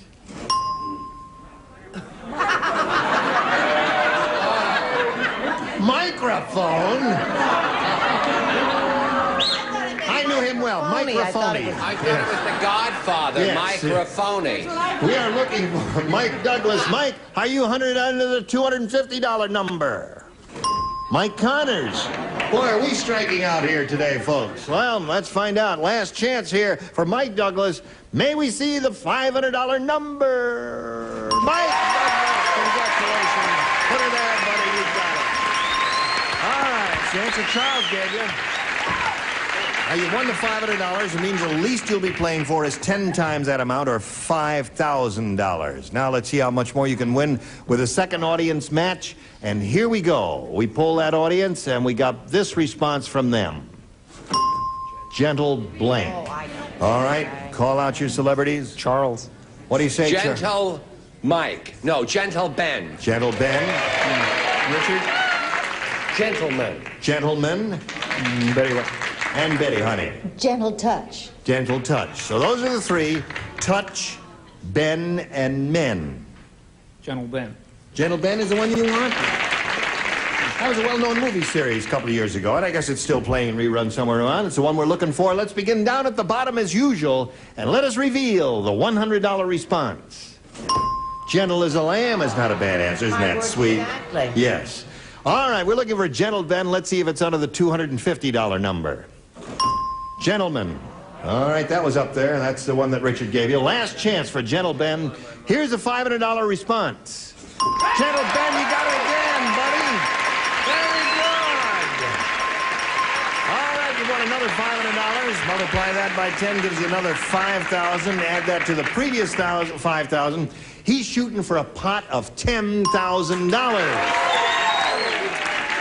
Now, to collect that amount of money, you got to match one of our celebrities exactly. And it's time to choose one now, John Cluett. Which one do you want? Charles. You want Charles. You've had Help good luck me, with kid. him so far. Charles, you How get much has he won so far? So far, One? he's got $1,000 so far. And if this works, he's going to have $11,000. Here it is. Now, get your ESP going, you Good two guys. luck, everybody. Here we go. Cream of blank. Cream, C-R-E-A-M, of blank. O-V is the second word. O-F. O-F. Cream of. Yes. Cream of blank.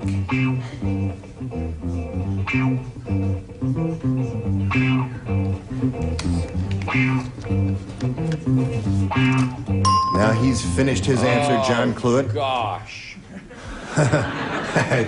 It's difficult, isn't it? When there's so much money at stake here, it's really kind of tough. Well, Now, it ain't $5. that's right. Now, let's see how your ESP is working right now with Charles. It's worked well so far. Cream of Wheat. Cream of wheat. Okay. He says that'll match you for $10,000, Charles. Can I have her card, dear? Could I have your card, please? Now, this is the pressures of being a star on a major nighttime program. Everyone, right, we have cream of corn, cream of the crop, cream tomato, cream asparagus. I said no to them all because I always hated cream of wheat.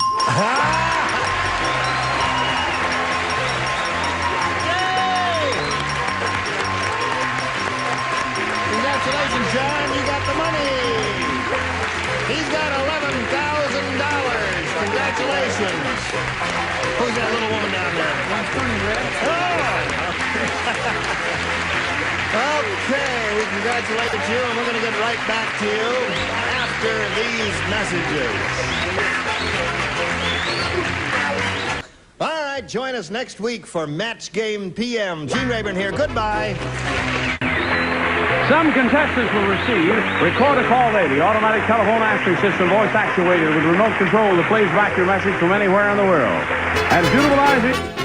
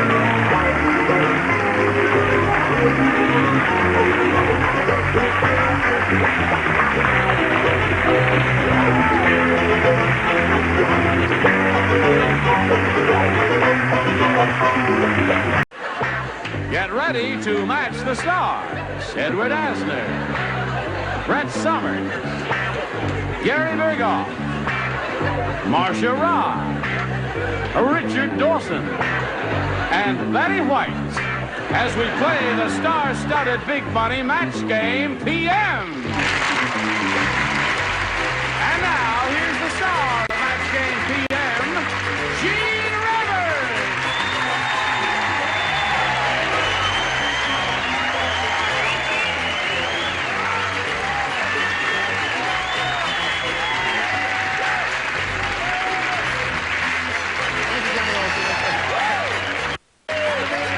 Thank you all. Now, let's have some sobriety Yes, here. yes. Just want to say a brief word of greeting to our regulars, Brett Somers, of course. Hello. And Gary Berghoff is a kind of a semi-regular. Charles Nelson Riley couldn't be with us today. I'm just standing in for Charles. No, but we're lucky to have you. The tallest I've been in years. And we're lucky to have you too, sir. I'm not surprised. And there's another lady who's here as often as we can get her. You think you're lucky to have had him? Oh, dear me. And she Yeah. you've had. I didn't say. Watch it.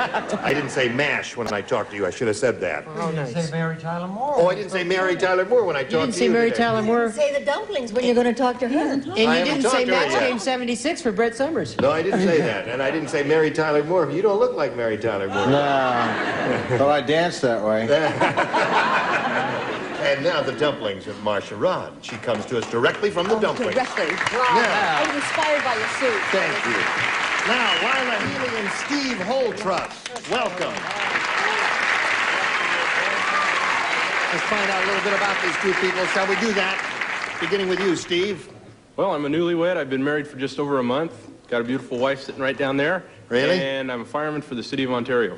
Now, let's find out about Lila. Well, I'm originally from Hawaii, and now I live in Simi Valley. I'm married to a wonderful man who's in the audience. I have a daughter, 10. I work as a waitress in Woodland Hills. And you have a nice smile. Thank you. Okay. Good luck to both of you. May I remind you that you'll be trying to match as many of our contestants as you can. And the winner will go on to play the Big Money Super Match, which can pay off over $10,000. There we go. Now, Steve, I'll ask you to make a selection. You want A or B? I'd like A, please. A it is. Here we go, folks. Last night, Betty White dreamed she was preparing the world's largest trout. And when she woke up, Betty discovered she was trying to blank Alan Ludden.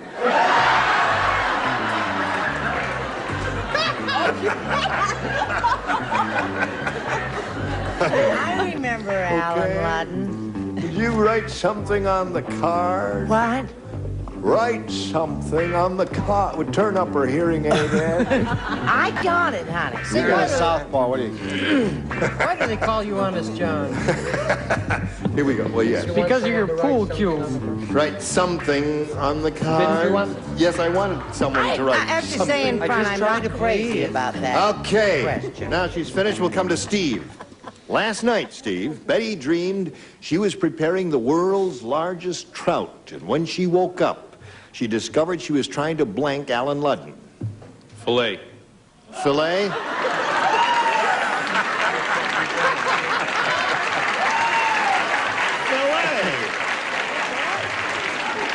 But he had his You know, fill. when I read this, I thought, well, but filet never crossed my mind. Filet hard, but filet clean.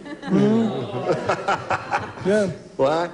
I think it didn't cross my mind. Didn't cross your mind either. Yeah, because I think there's nothing better than Stuff Alan Ludden. Yeah. Yeah, just trying to stuff Alan Ludden. There. That's a picture. What do you say? Are you happily married? Oh, Who? darn. I said, because I love his answer. It's cute. I didn't say that. I said she was trying to put a hook in him. Put a hook in it. Well, Is that right? Yes. We'll find out later. Gary? Steve is absolutely right. She wasn't trying to fillet Alan Ludden. No. She was trying to fillet, but she was trying to stuff him and hang him on the wall is what she was doing. And I Stuff got him in, I see, yes. Like a trophy on the wall, Blair. So what do you say, Marcia? Well, Gene, I thought perhaps she was trying to scale Alan Ludden. Scale him. As in Mount Everest. Yes. Scale as in Mount Everest? Oh, song Climb Every Mountain. Yes. Very true. She woke up, she discovered she was trying to blank Alan Ludden, and Steve said fillet. What's a great answer? I said stuffed. Stuff seems to be the route they're going there. Stuff. Now, tell us the truth, Betty, about this situation. Yes, but stuff in the sense of a gourmet cook. The Right. other would be to mount. This is to stuff. Right, of course, yes. Okay. All right, yes, of course. Now we've got one for you, Lila. Are you ready for us? 'Cause we're ready for you, honey. The prisoner said, when this warden uses the thumb screw on you, it really hurts because he doesn't screw it on your thumb, he screws it on your blank. That's why it hurts. Hello there. Hi. Now we're waiting for Brett and Gary. Brett's ready, and here comes Gary. So we come over here to Lila. Okay. The prisoner said, when this warden uses the thumb screw on you, it really hurts because he doesn't screw it on your thumb, he screws it on your blank. Bottom. Bottom. Okay, she said bottom. Tongue? She said bottom. Bottom. Bottom. That's a big thumb screw. That's right. In my case, anyway. But, you know, as I said before, this show has been so broadening for me that, the new lexicon of words I have picked up here, that he screws it on his wah-wah. Why does he I keep telling you, there is no such word. What do you say? Oh, honey, I said, well, this could be a match. You I could. said navel. It's just the other side of... Well, don't be so hateful. Close there. No match there. Now, Gary. Just a little above the navel is the nose. Is the nose. Okay. Lila's looking for the answer. Bottom. He screws it on your bottom. What do you say, Marcia? Well, I matched Gary with nose. 2 noses so far. Richard, what do you offer here?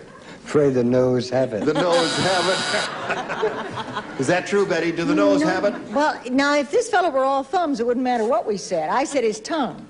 Sure. That would hurt. So there's the end of round 1, and we have no score, but round 2 is going to get worse. So, tune in, see what happens. Now we go to round 2. And, Steve, since you went first last time, Lila will go first this time, and we ask you to make a selection. A. A. All right, Lila, it's all yours. Everybody plays. Dr. Quacko said to the patient, I will take out your appendix for free. However, it'll cost you $500 if you want blank. Take out your appendix for free. However, it'll cost you $500 if you want blank. Are you filling that blank? Second. All right, close enough. Lila. Dr. Quacko said to the patient, I'll take out your appendix for free. However, it'll cost you $500 if you want blank. What were you doing all that time we were fiddling around over there? Weren't you thinking? Yes, but I'm blank. You drew a blank. Now just think about this. Hello there. Hi, Lila. Oh, if you want it bronze. If you want a bronzed appendix. Isn't she cute? She really blows the whole thing in a very charming way, doesn't she? Okay. $500 if you want a bronzed appendix. I wish I'd said it. Really? Yes. Yeah. But I figured that it was one of those rotten doctors. No, I took a peek at your answer. Yes. And you came up with a terrific answer. Listen to a terrific answer, Lila. He didn't charge anything to take it out, but he charged $500 to be sewed up. There's an answer, see? Free to take it out. However, if you want me to sew you up afterwards, it'll be $500. Now, isn't that clever of him? Are you going to repeat that accolade? I did hit my answer before he did his. Oh, you did? Stitches. Oh, that is a terrific answer. You're gonna put me in stitches. What? Those are very good answers. Yes, they are. Well, I don't know. I don't think it's a very good sales pitch. Any dum-dum can sew, but not too many people can have their appendix without anesthesia. Anesthesia. That would hurt if you did it without that.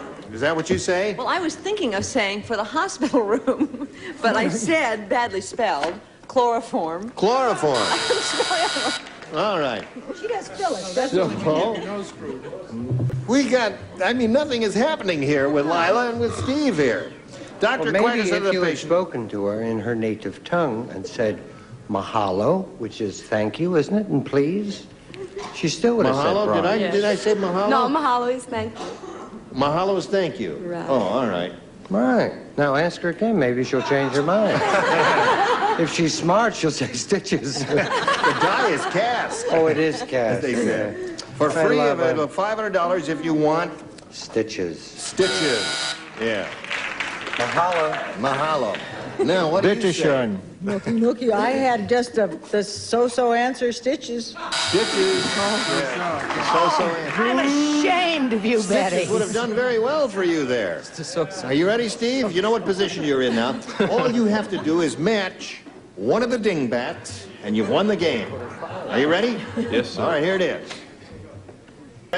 Fu Manchu said, Yes. He said, once every year on my honorable birthday. Oh, just a second. What?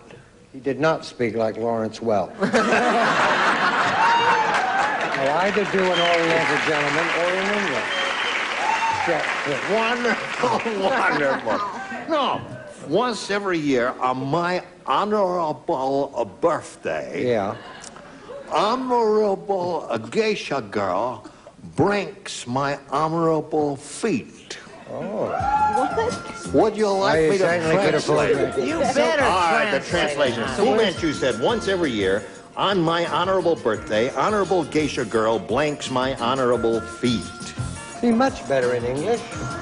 No, you don't like it, huh? Oh, who asked you? All right. Well, little debris must be neat here. Something. Yeah. Okay, we're all set, and we come over here to Steve. Fu Manchu said, once every year on my honorable birthday, honorable geisha girl breaks my honorable feet. Bows at my honorable feet.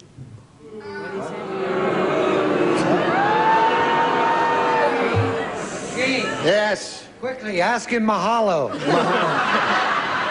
Yeah, now, I know what's going to happen here. From the film We're going to Death get a zip tie here, so we got to zip along here. All right, Edward, go. Well, this was a very sweet geisha girl, and he did a lot of gumshoeing, Fu Manchu did, so she... Resold. All right, Brett. Resolds. Washes. Washes. Gary. This is an ancient Chinese custom. They break their feet. They break their feet. Honorable geisha girl breaks my honorable feet. Manicures. Manicures. Kisses. Kisses, my friend. Well, kiss my foot. Which may be a match, because you cannot do it standing up. You have to bow down to kiss honorable feet. No. Nice Not try, if kneeling, though. that's right. Okay, so we do indeed end up in a tie, and I'll tell you what happens when we do have a tie right after this. Well, friends, we have a tie, so we have to erase the big scores that we've accumulated. Push the button, reveal one tiebreaker for each, and one who scores the most will be the winner. And Steve, you will go first and make a selection. Did so well on A last time, I think I'd like to try it again. All right. Why did you didn't choose C? Yeah. Phil asked the waiter, is the tongue fresh? And the waiter said, mister, the tongue is so fresh, it'll blank you.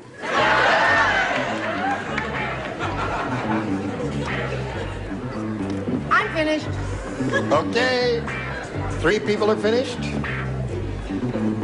Okay, 4, 5. All right, Gary, put it in the slot. Now we come over here to Steve. Phil asked the waiter, is the tongue fresh? And the waiter said, mister, the tongue is so fresh, it'll blank you. French kiss you. He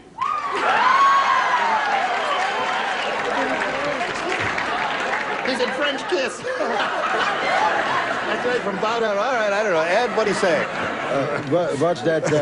The tongue is so fresh it'll blank you. He said French kiss. What's that mean, French kiss? It's something we used to do in high school years ago. I never did it in high school. Yeah, all right. Show us your card. Well, I taught normal English lick. Just lick. That's what tongues do. Yes, ma'am. Oh, honey, you know I've always been verbal. I said it was so fresh it would talk to you. Okay. Gary? Well, I didn't know it was a foreign restaurant. I said lick. Okay. So, Steve, there it is. Mr. Tongue is so fresh, it'll French kiss you, according to him. What are you going to do? Lick. You said lick there. This will probably throw you completely. Kiss. Kiss. Kiss. Oh, wait a minute. Thank you. Put that buzzer over there. What do you say, my dear? I said insult you. Insult you. That's how fresh that tongue is. Okay, Steve has one, Lila. You need two. You do understand? I understand. That's not asking Two too comes much. after one, Miss Right. The groom was so absent-minded, he left his bride... thank you, but we're a little short. He left his bride at the reception and spent the wedding night with the blank. Got it. The groom was so absent-minded, he left his bride at the reception and spent the wedding night with the blank. How absent-minded was he? Are you ready? Yes. The groom was so absent-minded, he left his bride at the reception and spent the wedding night with the... Mother-in-law.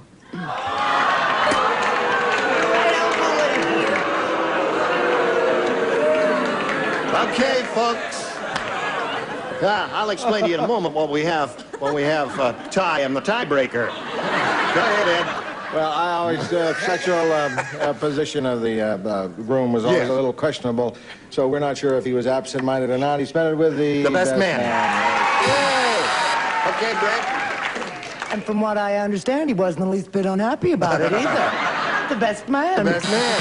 And Gary? Who was also absent-minded. Oh, that's right. All right, Lila was looking for the answer. Mother-in-law. One mother-in-law. Best man. Three, four, best man. Richard? Second best man. Second best man. You got a match, Betty? And the bride was sorry he ever got married. Best man. So Steve wins again. Come on, get him, Steve. Congratulations. Now, you stand by there for a moment or so. We got to talk to Lila. It was a pleasure meeting you. We've got some gifts for you, together with our thanks for being with us on Match Game PM. Lila Healy. Now, Steve, you got a chance to win a whole bundle of money here. It's time now for the Big Money Super Match, and we've got two audience matches for you here. And I want to remind you, whatever you match here, you'll have a chance. Whatever you earn here, will have a chance to multiply by 10. And let's begin. We polled a recent studio audience, and we got their best response to this. Jim Blank. Now, the answer that group gave most often is worth $500 if you match it.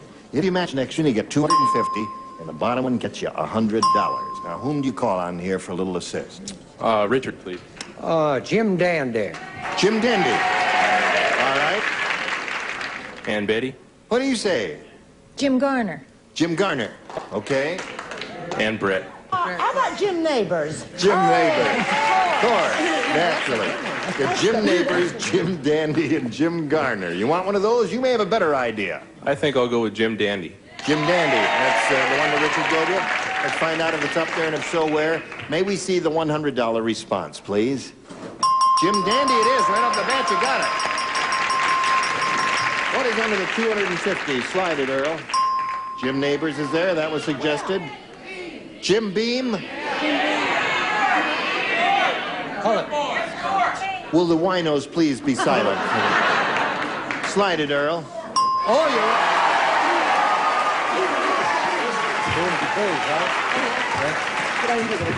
Winos of the world, unite!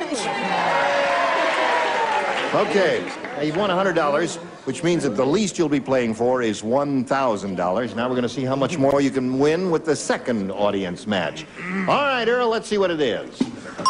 Follow blank. Follow blank. Okay. I think I'll go with Gary this time. Follow the leader. Follow the leader as well. And Edward. Ed. Me. Follow me. And Martha. Follow up? Follow up. So those are the three. Follow up, follow me, and follow the leader. You want one? I think I'll go with follow the leader. Follow the leader. He says that's going to be up there, way up on top. But as usual, we'll begin down at the bottom and reveal the $100 response. Follow the yellow brick road. Follow the yellow brick road. Follow the yellow brick road. Very artistic group we had here. Straight to the Jim Let's see if Follow the Leader's under the $250 response. Follow Me is Ed's answer. Last chance for Follow the Leader. Here is the $500 number. You've got it. Congratulations to you. Now, you want another $500? We multiply that by 10, which means 5,000. Add that to the previous 1,000, you got a pot of $6,000 to shoot for. Now, to collect the 6,000, you've got to match one of our celebrities exactly head-to-head. Which one will it be? Richard. Richard, get ready to write, and you're going to face me. Stand right there, okay? And get your thought waves going over and transfer them to Richard's head and see if you can come up with the same answer on this. Blank pepper. Blank pepper. Blank pepper. I'll give you all the accents. All right, he's finished. Steve Holtrust, give us an answer which will match Richard Dawson's. What do you say? Blank pepper. Salt and pepper. Salt and pepper? All right. Turn around and face your accuser. He says salt and pepper will match you, Richard. What do you say? Who gave you the kiss that got you up here? Don't attempt to kiss me now. Salt.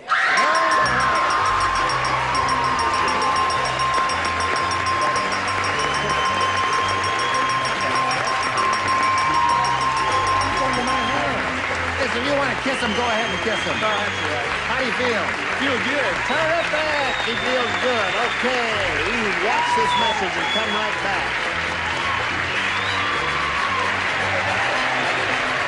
Join us next week for Match Game PM. Gene Rayburn here. Goodbye. Some contestants will receive from Feathers, the rotary-powered pickup, the powerful room air conditioner, so lightweight you want to take it everywhere you go. And Hanes Fashion Underwear gives you the grip, the fabrics, the colors, and the styles of the day, all under Hanes company. And a supply of DuPont Lucite paint to beautify and protect your home. Long-lasting DuPont Lucite. Didn't go home with the good stuff? And to beautify and protect car upholstery and vinyl tops, use Raleigh Vinyl Care products from DuPont. And for a smooth running car, Castrol GTX motor oil for all models and sizes of cars, Castrol lubrication for cars, motorcycles, and snowmobiles.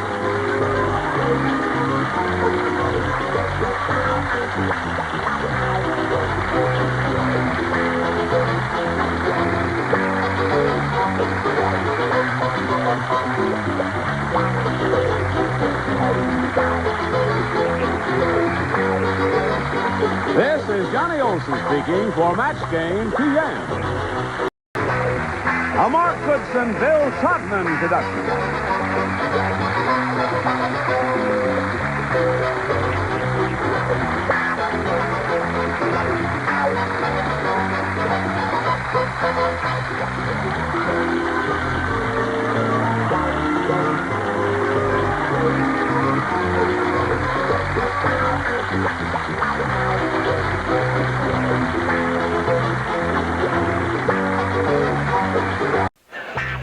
Get ready to match the stars. George Kennedy, Brett Somers, Charles Nelson Riley, Lee Merriweather, Richard Dawson, thank you, and Betty White, as we play the star-studded Big Money Match Game PM. And now, here's the star of Match Game PM, Gene Rayburn.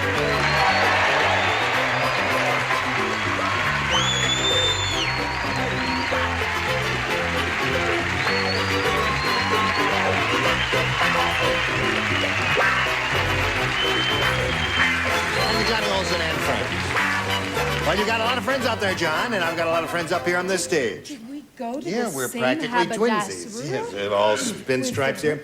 This is Brett Somers, who's one of our regulars here. Well, warm greeting to her. Howdy. No, don't applaud yet. I'll tell you when. Oh, feel free. And this is Charles Nelson Riley, another one of our regulars, and it's always a pleasure to do business with him. Oh, sweet. As it is always a pleasure to do business with the man in the red corduroy jacket. What does that say? I said don't applaud. Thank you very much. I'd like to thank the And this Academy. lady is a terrific kisser. That's the only reason we give her on the show. See? Oh, boy, she makes so much noise. from the Mary Tyler Moore Show.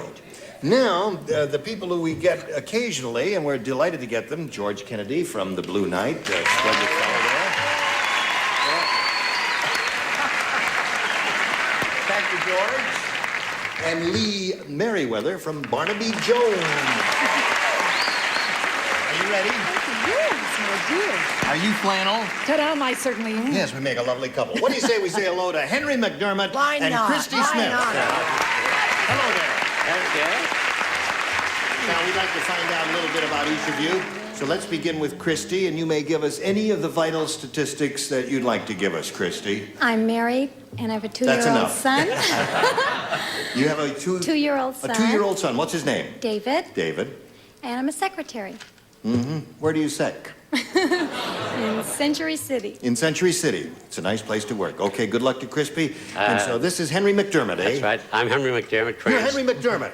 That's Henry McDermott. Cranston, Rhode Island, and married, 3 children, and a retired post office. Really?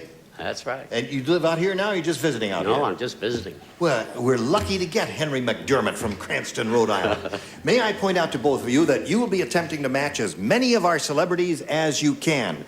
The winner will go on to play the big money super match, which can pay off over $10,000.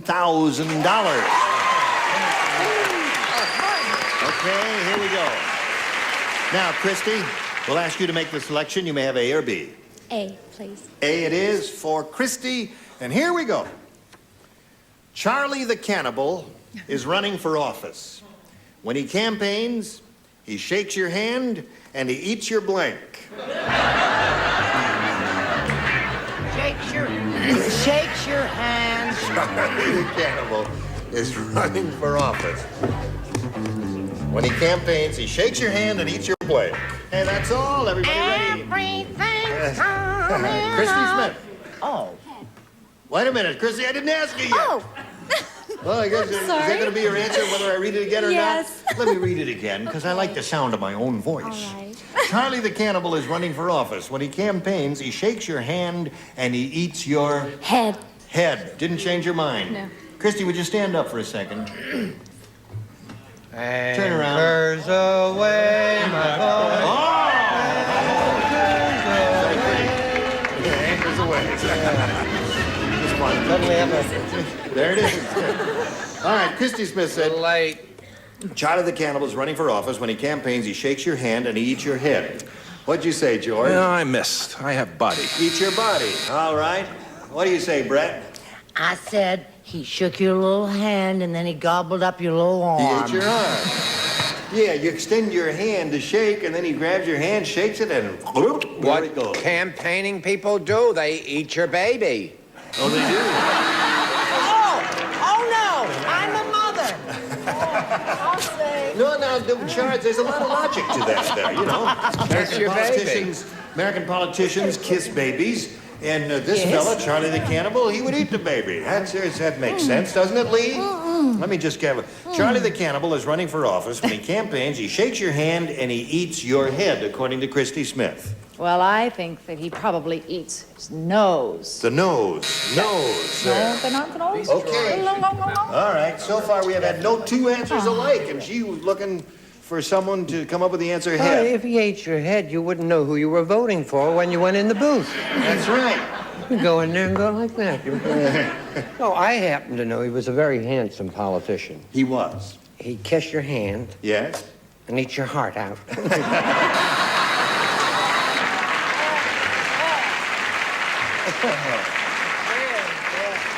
Now, Miss Betty. Yes, dear. No. What do you say there? She's just trying to get ahead in the business, and all I have is fingers. Ate the fingers.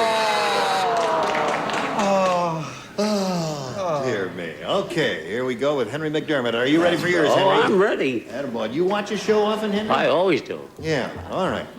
When the football player visited the farm, he forgot to bring his football. Uh-huh.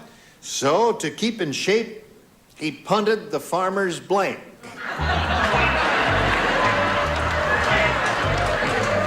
I think I have that. I've got a marvelous answer in my head. So do I, baby. What channel do you watch this program over, Henry?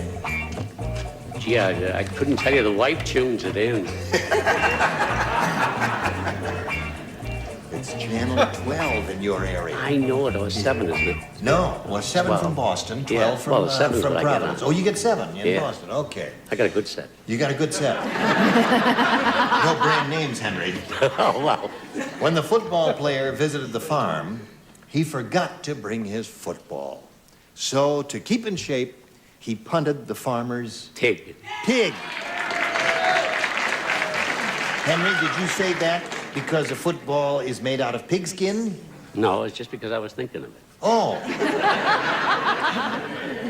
I have been chastised. At least he doesn't lie. I mean, Howard Cosell calls it the old pigskin all the time, doesn't he? What do you say, George? No, I'm with you. I thought it was a pig skin. Pig. Wait a minute. All right, there it is. Pig. All right. Brett? All I could ever think of in my whole life was all the farmer jokes I'd ever heard. Yes. I said he punted the farmer's daughter. He did. That's apparently the popular favorite with our audience there. Pig is the answer Henry's looking for, Charles. Guess what he says. She was a ball. The daughter. The daughter. Okay. Henry's looking for a pig, Lee. Here it is. When the football player visited the farm, he forgot to bring his football, so to keep in shape, he punted the farmer's pig. I'm sorry, Henry. You don't give him a pig? No, What do you give him? I give him a daughter, just The farmer's daughter. everybody else. Well, that's a familiar phrase, isn't it? Yes. Congratulations, you have a 6-pound baby pig. You've got such a twinkle in your eye, Henry. Hasn't he? Are you a grandfather? Oh, no. No? He's too young. Not yet. Not yet? Oh, I'll withdraw the question if you're going to get testy about it. Question here is, to keep in shape, he punted the farmer's pig, according to Henry McDermott. Well, that's good enough for me. Well, but we need your answer, though. Oh, I said daughter. I'm Daughter. sorry. Farmer's daughter. Give us a little pig here. Being the animal lover I am, I couldn't quite you see couldn't kicking say a pig. pig, But yeah. this could be a match because the farmer I had in mind, his daughter was not the best looking in the world. So here we are at we didn't say dog, we said, at the end of round 1, it's 1-0 in favor of Henry McDermott from Cranston, Rhode Island. Round 2 coming up in a moment or so, but pay attention to this. Ready? All right. Henry McDermott, you're going to go first this time. We'll go to round 2 and ask you to make a selection. I'll take B. B it is. He's got a nice voice, doesn't he? Yeah. Hey, there's a new Gidget movie out. A new Gidget movie. In this one, Gidget marries a large monkey. It's called Gidget Goes Blank. Oh, God. Do you hear all that, Henry? Don't give us your answer yet. You think about it. Called Gidget Goes Blank. Everybody's ready? Except Lee. All right, here we go. Henry McDermott. Have you ever seen the Gidget movies? But you know what we're talking about. Oh, yes. There's a new Gidget movie out, and this one, Gidget marries a large monkey. And the movie is called Gidget Goes... Apey. Ape.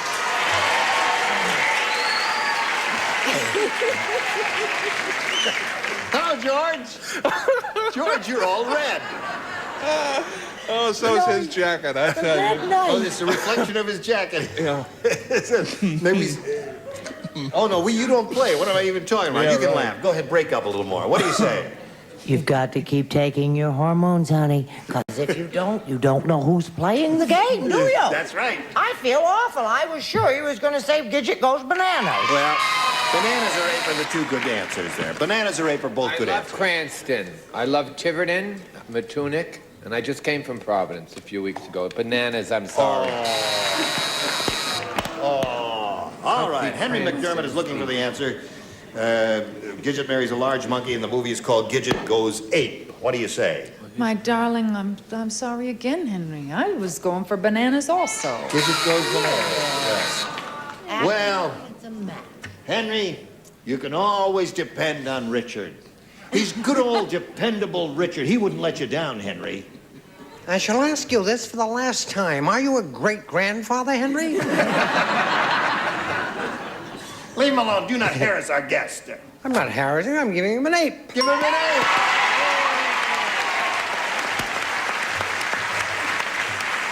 Now you give him an ape, too. That's an order. Is that an order? Give him an ape. I never disobeyed an order. I'll give him an ape. That's 2 apes. All right, Henry, so what do you got there? You got 3 all together. Now, Christy, are you ready for yours? Here we go. Listen carefully now. You got to have 3 to tie and 4 to win. Lester said, my blind date had beautiful, long, dark hair. Unfortunately, it was on her blank. You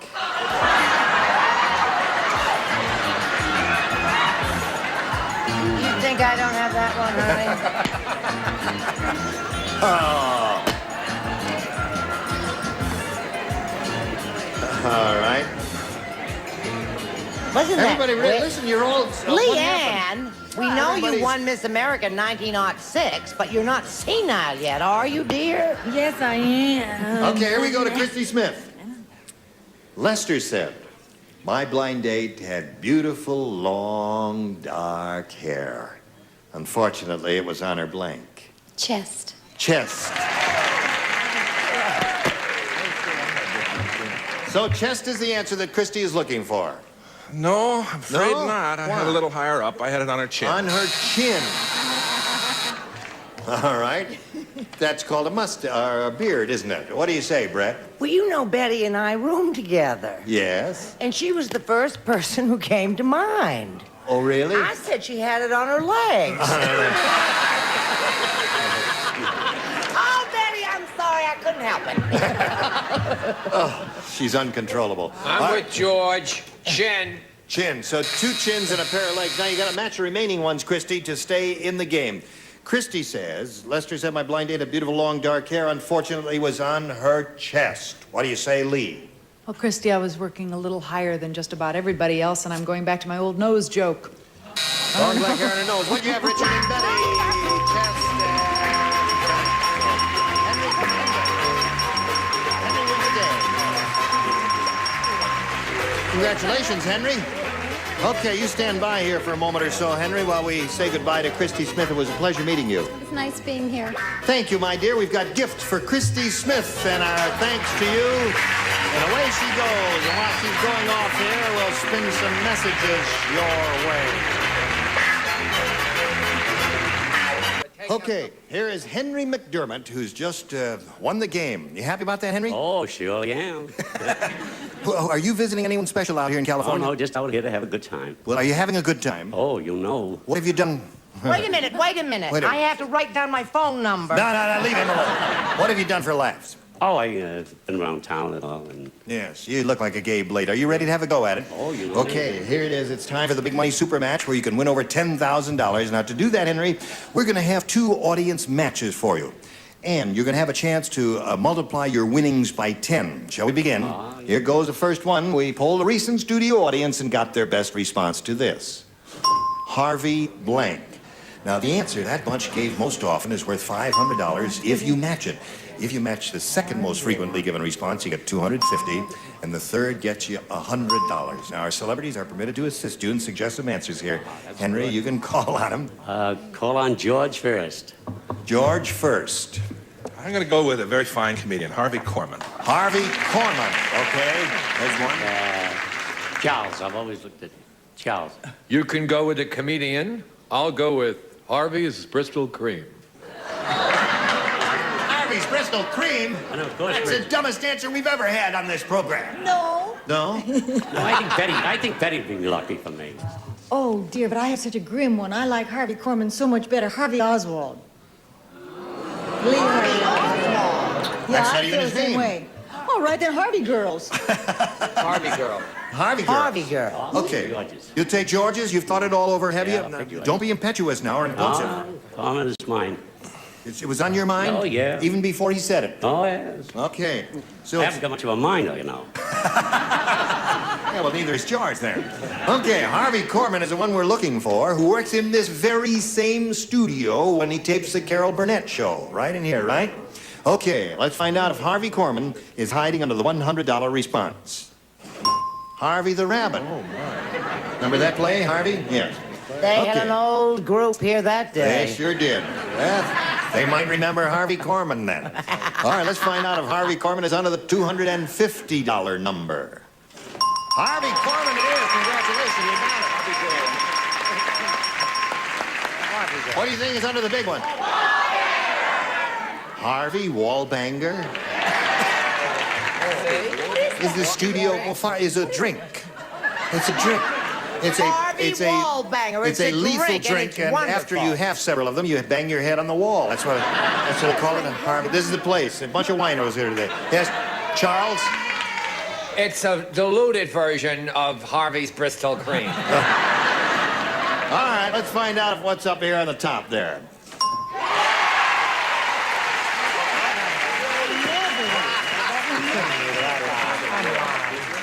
Did anybody think of Harvey Wallbanger up there? I've never even heard of it. You never even heard of it? I thought of Harvey Wallbanger. I went to school with him, but... You're not a drinking man? So I'm not a drinking man, so I wouldn't have known about it. You could have ruddy cheeks, though, there. That's not from that. Okay. All right. Now, you've won $250, which means the least amount of money you'll be playing for is $2,500. Now we're going to see how much more you can win with our second audience match. Slide it, Earl. Blank rollers. Blank. Wait a minute. Wait.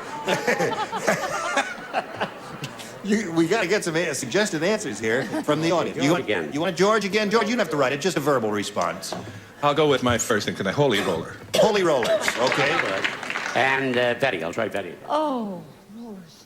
Blank rollers. Hair rollers. Hair rollers. Okay, you got two now. Now, wait a minute. Blank rollers. And Brett might be lucky. I've got two terrific answers. What are they? Well, give us one. High rollers. High rollers. You take high rollers? I take high rollers. You'll take high rollers? Yeah. Okay, high rollers is what he wants. He blurted that out even before any of the celebrities suggested any answers. All right, high rollers is what he wants. We'll find out if it's under the $100 response. Holy rollers. You said that? Who said that? Oh, George said that. Okay. All right, let's see if high rollers is under the $250 number. Hair rollers. Oh, what did I get? It's 2 out of 3 so far. Henry, I think you're pretty good at this game. You got good ESP with that old audience. Here we go with a $500 response. High rollers, congratulations. Brett gave you that answer. Go up there and give a little kiss there.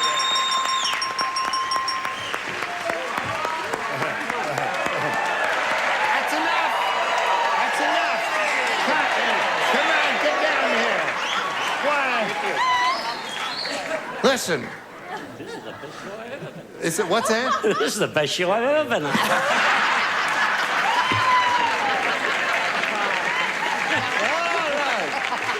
Now, Henry, you want another 500? Multiply that by 10 is 5,000. Added to the 2,500, you're shooting for a pot of $7,500. Good luck. And here we go. To collect it, you got to match one celebrity exactly. It's time for you to choose one. I think I'll go with Brett. Okay, Brett, you get ready to write. Henry will face me, and here we go. It's worth $7,500. Ice cream blank. Ice cream blank. Ice cream blank.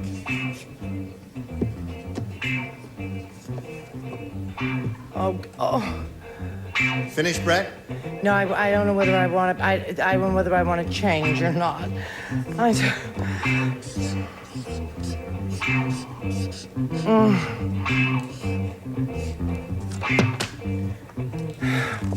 Okay. All right, she had a little trouble making up her mind, but she's got her answer, and now it's up to you. Ice cream cone. Ice cream cone. Okay. He didn't have any trouble making up his mind, Brett. Does he match you for $7,500? You're not going to believe this. What? Do you know what I had written down? What? Soda. And I threw it away and said Coke!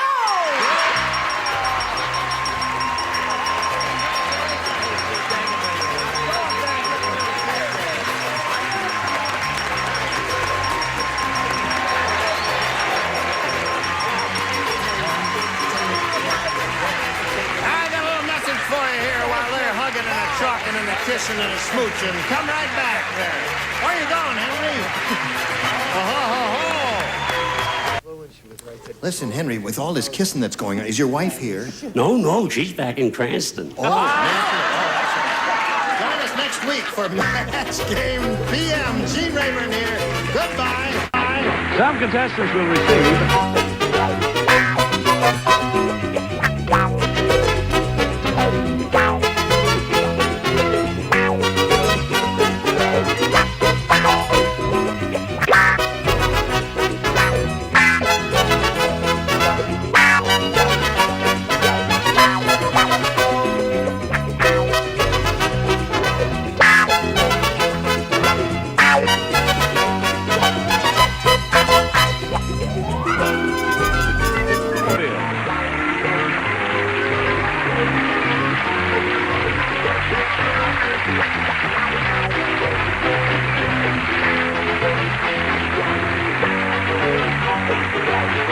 This is Johnny Olson speaking for Match Game PM. A Mark Goodson, Bill Trotman production.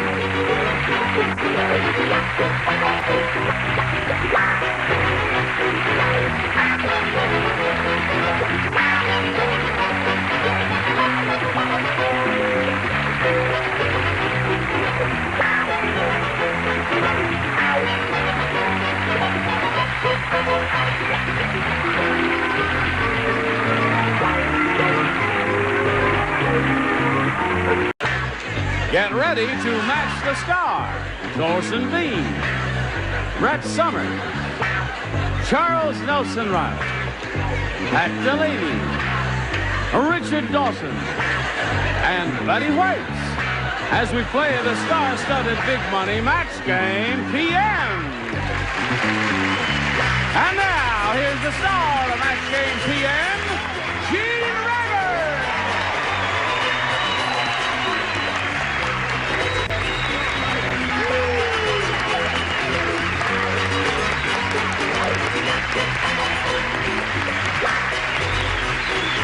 I'm Johnny Olson. Hello there. Hello. Word of greeting to our regulars. Sweet Brett Summers. Yes, that's true, isn't The it? last rose of summer. Hello, Charles Nelson Riley. How are you? I'm very well, you? Good. Hello. Miss Betty White, honey, child. Richard Dawson.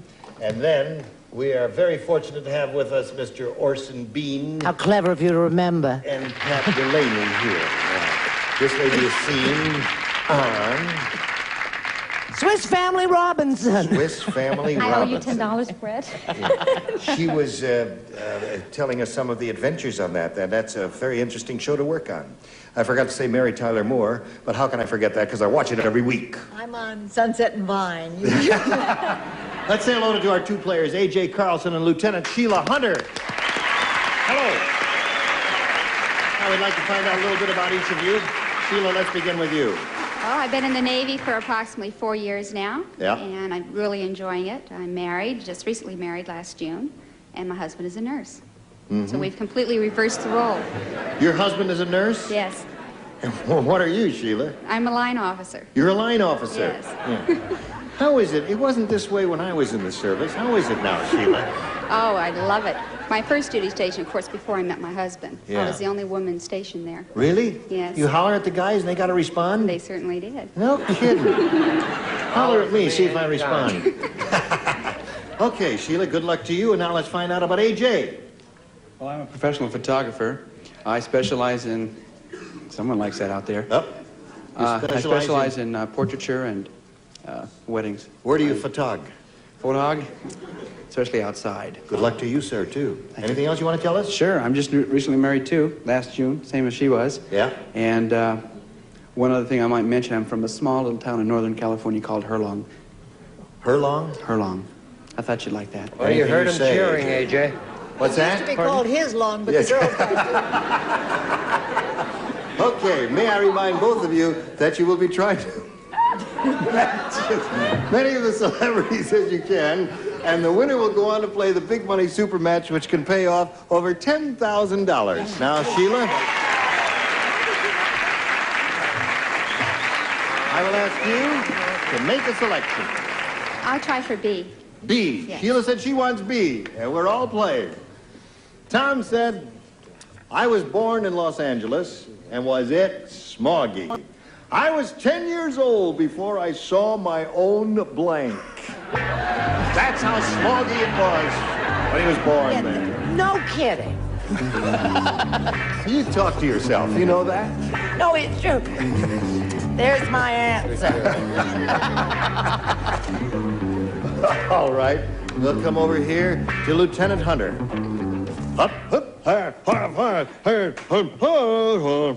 Tom said I was born in Los Angeles, and was it smoggy? I was 10 years old before I saw my own... Mother? Mother. Hear what she said? She said mother. That's the best-looking lieutenant I've ever seen. Yes, isn't she a handsome fellow? When I was in the army, the female officers, the WACs, they weren't as good-looking. No, they weren't. They used to issue each WAC a can of industrial Nair. So times have changed. Times have changed. Well, I'm sorry that it was so smoggy. He was 10 years old before he saw his own belly button. His own belly button? Okay. That's very smoggy. That is smoggy. That's thick air. What do you say, Brett? I say I'm very disappointed in Orson. Why? Because he said belly button when he should have said mother. Mother. That's one for Sheila. Hello, Charles. I said nose, dear. I'm sorry. Nose. Nose? You can't see your own nose, you dummy. Leave him alone. Oh, pardon me. He's a big Broadway director now. Oh, He's got I a big know. hit on his hands. He never gave me a job. Well, now that he's, That's why he's a big Broadway director.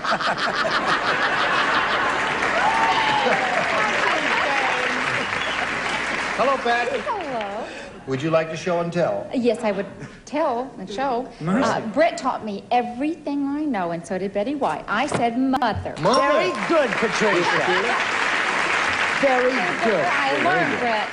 Tom said I was born in Los Angeles, and it was smoggy. I was 10 years old before I saw my own mother, according to Sheila. Well, in England, we say mum. Oh. Mom. 3 for you, Sheila.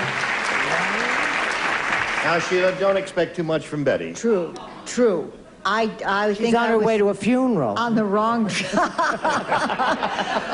wearing her basic black. You leave her alone. Stand up. Look at how chic this lady is. She's really an elegant-looking lady. Oh, dear me. Look, that's enough. All right, you can sit down. Sit down now. That's black. It really arouses her, doesn't it? All that horsing around didn't help my answer at all. Oh, it didn't? No, it's still feet. Still a rotten answer, eh? Feet. I was 10-year-old before I saw my own feet. Not a bad answer, come to think of it. Okay, that's yours, Sheila. And you did exceptionally well for a first-round question, which are a little tougher. Here we go. She's got 3, and here we go. Betty White said, being married to Alan Ludden isn't so bad. It could be worse. I could be married to blank.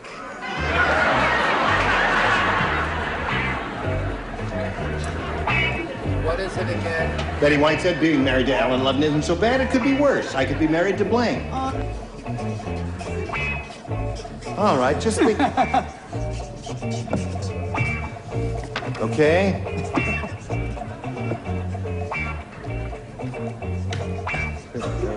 Maybe you don't understand the question, do you, Betty? If you were married to Alan Ludden, you wouldn't understand the question either. That's not true. Let's see who understands it and who doesn't, because I think it's a nifty question. Betty White said being married to Alan Ludden isn't so bad. It could be worse. I could be married to... No offense, but Richard Dawson? I guess it wasn't offense. Now, wait, let me explain to him. You see, the implication is... No, you'll never understand. Orson, what do you say? I used to be married to Alan Ludden in another life, and no, I said could be worse. Could have been married to Lassie. She likes animals. Yes, that would be nice. I mean, she's an animal lover. A little furry when she had to kiss him goodnight, but aside from that, it wouldn't have been bad. What do you say? I understand Alan's a little furry when you kiss him goodnight, too. I said she could be married to Charles N. Reilly, or Riley, as the case may be. That wouldn't be so bad. None of you got the idea. When you kiss him goodnight. Daddy did. I saw her answer. Well, now, wait a minute. Let's see what Charles has. Maybe he got the idea. I don't know if I can do this whole evening. I don't know why I said this. He's a friend of mine, but I thought it's funny. Yeah. I don't know why. Monty Hall. Monty Hall is a good answer. That's the whole idea of the question.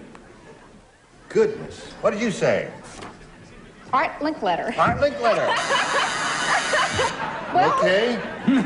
Being married to Alan Levin so bad. It could be worse. I could be married to... I get it. You mean because Alan was the MC of Password, you mean an MC who would be revolting and horrible, right? Yeah. Gene Rayburn. No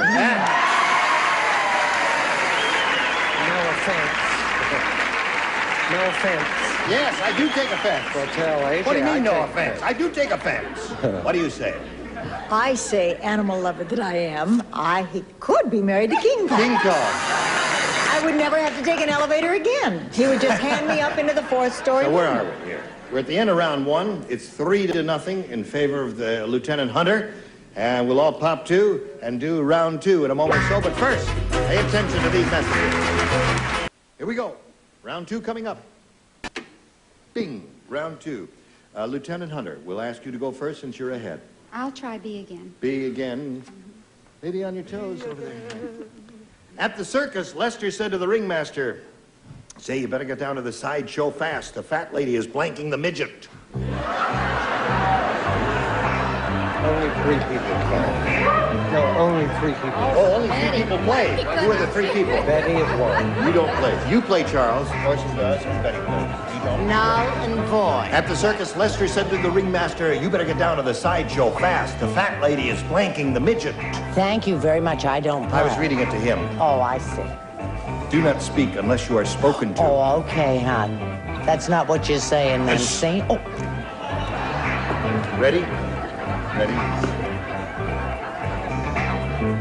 Why does his hand always get crippled as soon as he puts a pen in it? He's got it. Wait a minute. No. His brain is working fine. He's got it. Here we go. Cute. Sheila Hunter. At the circus, Lester said to the ringmaster, "Say, you better get down to the sideshow fast. The fat lady is blanking the midget." Loving? Loving the midget. Boo. I don't think the audience likes that. Fat lady is loving the midget.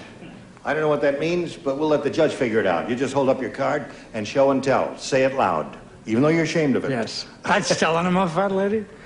Fat lady is molesting the midget. Molesting? No? It's a form of love, Ira. That's right. It's all according to who the recipient is. Well, he had... The one I had and threw out wouldn't have been any better. What's that? Fat lady is sitting on the midget. That would have been very good. What did you say? No, you don't say No, I anything, don't Charles. play that. I said attacking. Dramatically attacking. Attacking. She says loving the midget. That's what you Now, were we got one more response, and we got that from Betty White. What did you say? sure know how to hurt a girl, Orson. I said sitting on and thought it was kind of good. Yeah.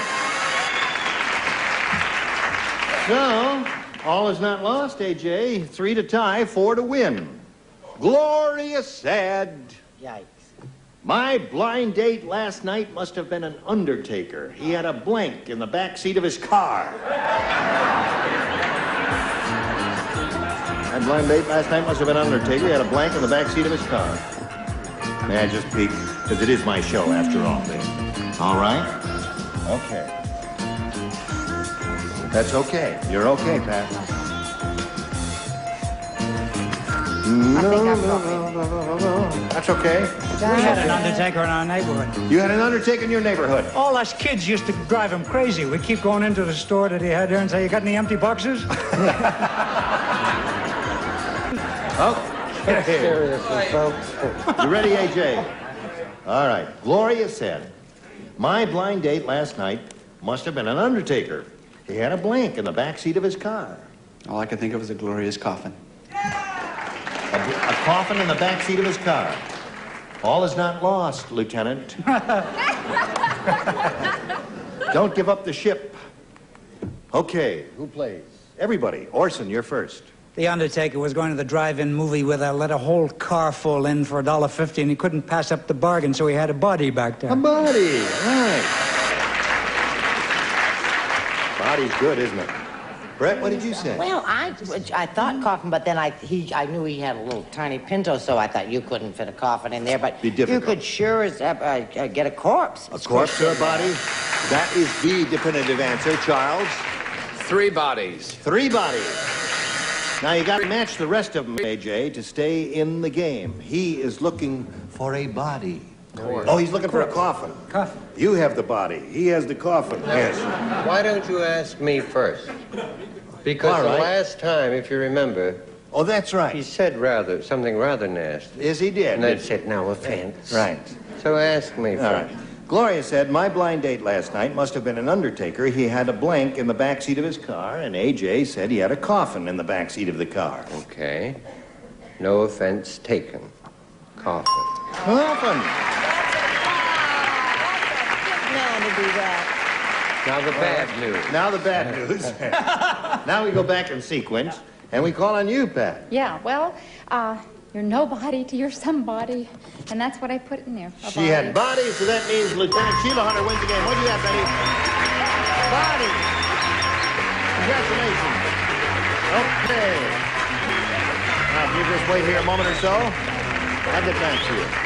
Pleasure to meet you, A.J. Carlson. You too. Thank you. Good luck to you. We've got some gifts for you together with our thanks. A.J. Carlson, ladies and gentlemen. And there he goes. And while he's spinning off, we'll spin some messages for you.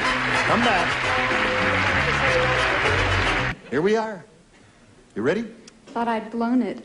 You thought you had blown it, but you won it. Yeah, 3-0. Okay, congratulations to you.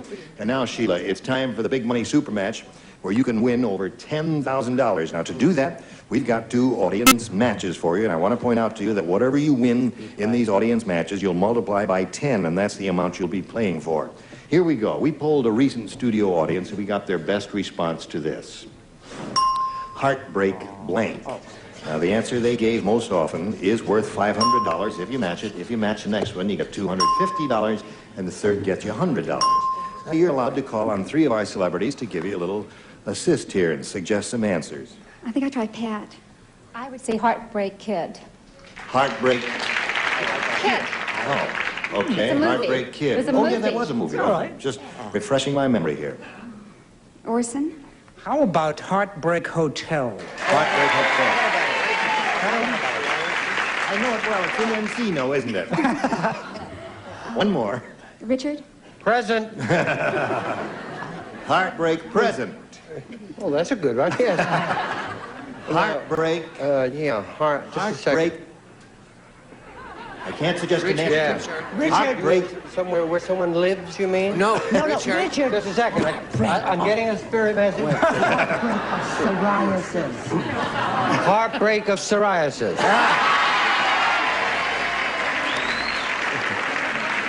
You're welcome. Yeah, I had that one back there just in case. So there you are. You got Heartbreak Kid, Heartbreak Hotel, and Heartbreak of Psoriasis. Which one would you like? If any, you can choose one of your own, you know, Sheila. I think I'll go for hotel. I don't think anyone can spell psoriasis. She's going for hotel because she can't spell psoriasis. You don't I have don't to understand. spell You don't have to spell anything. The audience might not have been able to spell it. I see. Heartbreak Hotel is what we want. Let's find out where it is, if indeed it is up there at all. May we see the $100 response? There it is. Number That's how one. you spell it. That's how you spell it. That was Richard's answer. Hotel is what we want. May we see the $250 number? Kid. Oh, you got 2 out of 3, Sheila. How does that look to you? Terrific. Okay, here we go. Last chance for Heartbreak Hotel. May we see the $500 response? Oh, now you got it. Congratulations. Very good. What about him? He gave it to you.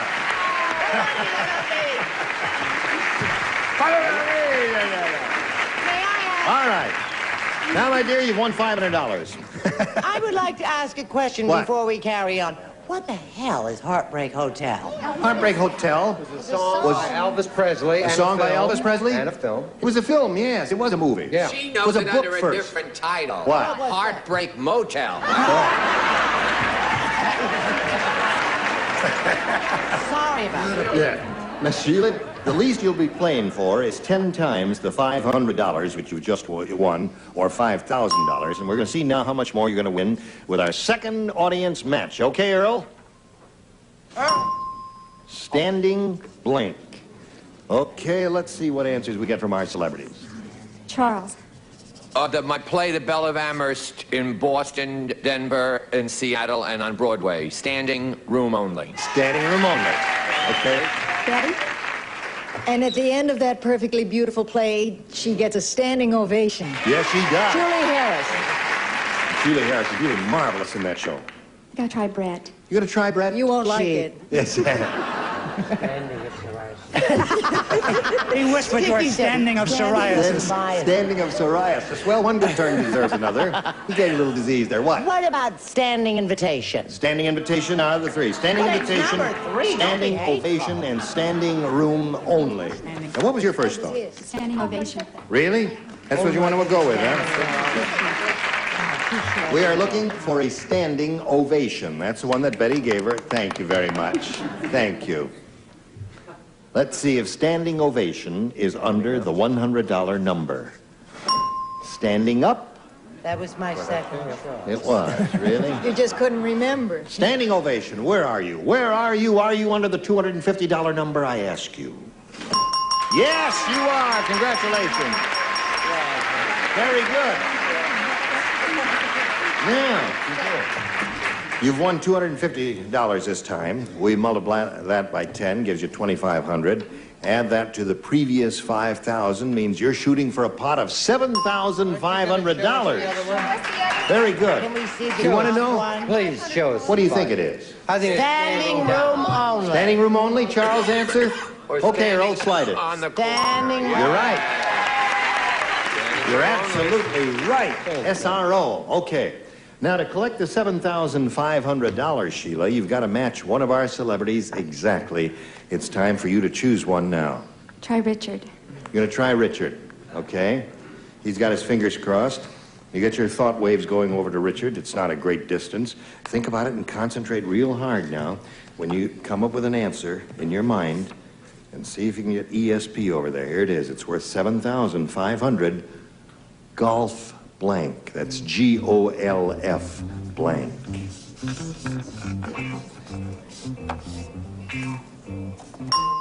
Now, Sheila, for $7,500, what answer do you want to give us that you think will match his golf? Course. Golf course. Why are you awing? Have you got another answer? Golf ball. Oh, okay. Well, let's find out now. She says golf course will match you. For $7,500, Richard, what do you say? There's a lot of them, Don. Golf club and golf course. And I said ball. Golf ball. I think golf ball would be the most common now, wouldn't you? Yeah. Golf course, golf ball, golf club. There really are a lot. Golf pro. Golf pro, yes. Bob Hope, sure. What's that? Golf cart? Yes. Golf of psoriasis. There's all. Golf of Mexico. Sheila, you won a grand total of $750. Congratulations to you. Now we've got some messages for you. Come back. Well, we've had a grand time. Haven't we had a grand time? I had Say a yes. wonderful Yes, time. of I course hope we've you'll had a ask grand me time. back. We'll have a grand time again next week on Match Game PM. Join us. Gene Rayburn here. Good. Some contestants will receive Aristocon Beautiful Cushion Floor.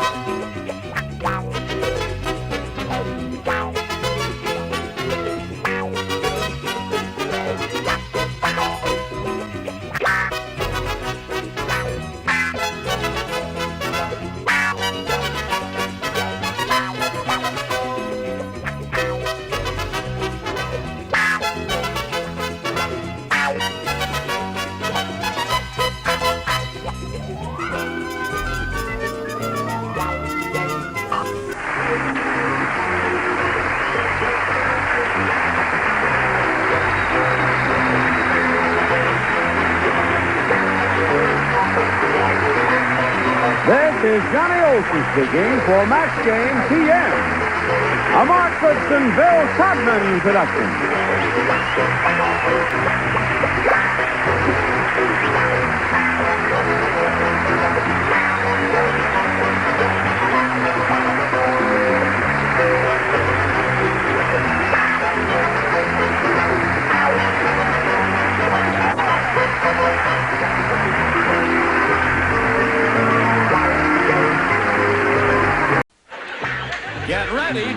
it's the stars. Soupy Sales, Brett Summers, Charles Nelson Riley, Madeline Rue, Richard Dawson, and Betty White as we play the star-studded Big Money Match Game PM. And now, here's the star of Match Game PM, Gene Rivers.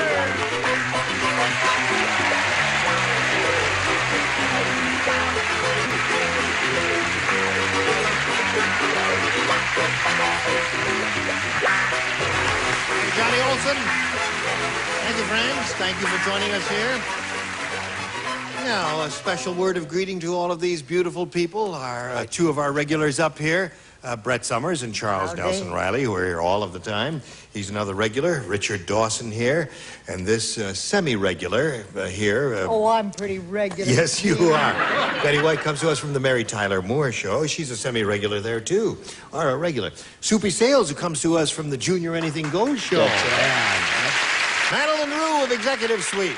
Now our two players here, Bob Dylan Sr. and Debbie Manning. Now, we'd like to find out a little bit about each of you. We'll begin with you, Debbie Manning. Well, I'm a native Californian. I'm a police and fire dispatcher. I'm single, and I'm from West Covina. Ah! I would like to apply for a citizen's arrest. What do you do for a living? I'm a dispatcher. Really? That sounds like it's fascinating work, is it? It is. Okay. Good luck to you, Debbie. Let's find out about Bob Dylan Sr. I'm from Okeechobee, Florida. I'm a retired locomotive engineer and formerly from around Chicago, Illinois. Well, nice to have you with us. Good luck to both of you. May I point out to you that on Match Game PM, we'll give each of you 3 chances to match as many celebrities as you can. The one who scored the most matches at the end of the 3rd round will be the winner, and we'll go on to play the Big Money Super Match, which can pay off over $10,000. Okay? All right. Now, Debbie, we'll begin with you. We'll ask you to make the selection. You may have A or B. I'll take A. A is what she asked for, and A is what you get. Betty White said. Oh, dear. She says, I wouldn't say my husband, Alan Ludden, is dull, but compared to him, blank is exciting. Betty White said, I wouldn't say my husband, Alan Ludden, is dull, but compared to him, blank is exciting. What is it? I wouldn't say my husband, but compared to him, a rim shot. Rumpa! I got the answer. What is it again? Oh, for Betty White said, I wouldn't say my husband, Alan Ludden, is dull, but compared to him, blank is exciting. Wouldn't you think that Charles could, now that we're on nighttime, he could look a little smarter? He looks like a combination of a conductor and a hobo. Have you forgotten our guest worked for the railroad, Miss Bad Taste?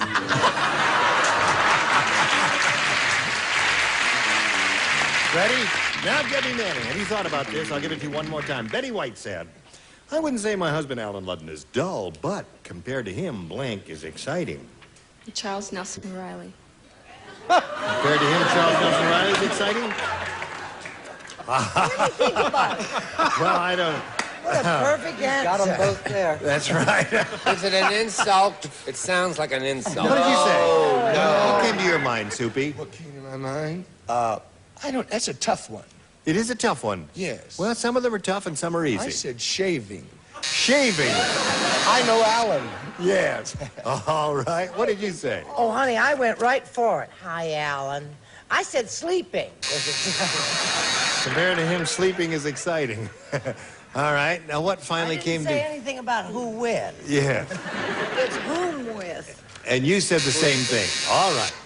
Okay, so we got 2 sleepings and 1 shaving so far. Now, I wouldn't say my husband, Alan Ludden, is dull, but compared to him, blank is exciting. And she said, Charles Nelson Riley. What do you say, Madeline Well, I Rue? was staying in the animal family there. Yeah. They're all animals, so I said Dumbo. Dumbo. All right. She's very good. Dumbo. Is that a Dumbo answer? I don't know. Let's see what Richard had. Yeah, could I just... One more time. I wouldn't say my husband, Alan Ludden, is dull, says Betty White, but compared to him, blank is exciting. Boredom. Boredom is exciting. All right.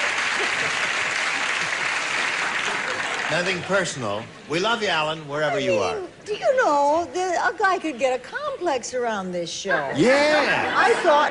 I started to say wallpaper, and I thought, well, that's a dumb answer. Yeah, That's you can't no say way. that.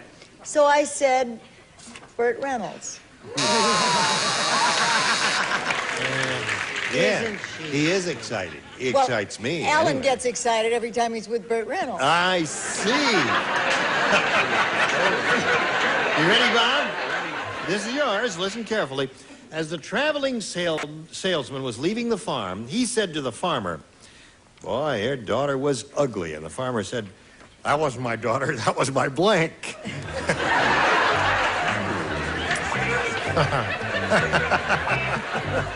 Okay, bottom tier's ready. Just like that. Boy, your daughter was ugly, and the farmer said, "That wasn't my daughter. That was my blank." I figure that's a closer. All right. That's nice. Good. Here we go. How quickly they made up their minds on that one. Maybe yours is easier. I don't know. As the traveling salesman was leaving the farm, he said to the farmer, "Boy, your daughter was ugly." And the farmer said, "That wasn't my daughter. That was my Cow. cow." A cow, he said. What did you say to that? I said pig. You didn't say that. Yes, I did. You said right that's there. it's pig, right? That's what it says there. That's okay. What do you say? I say I could kill myself. Let me show you something here. What? Oh, that's sleeping. Wait a minute.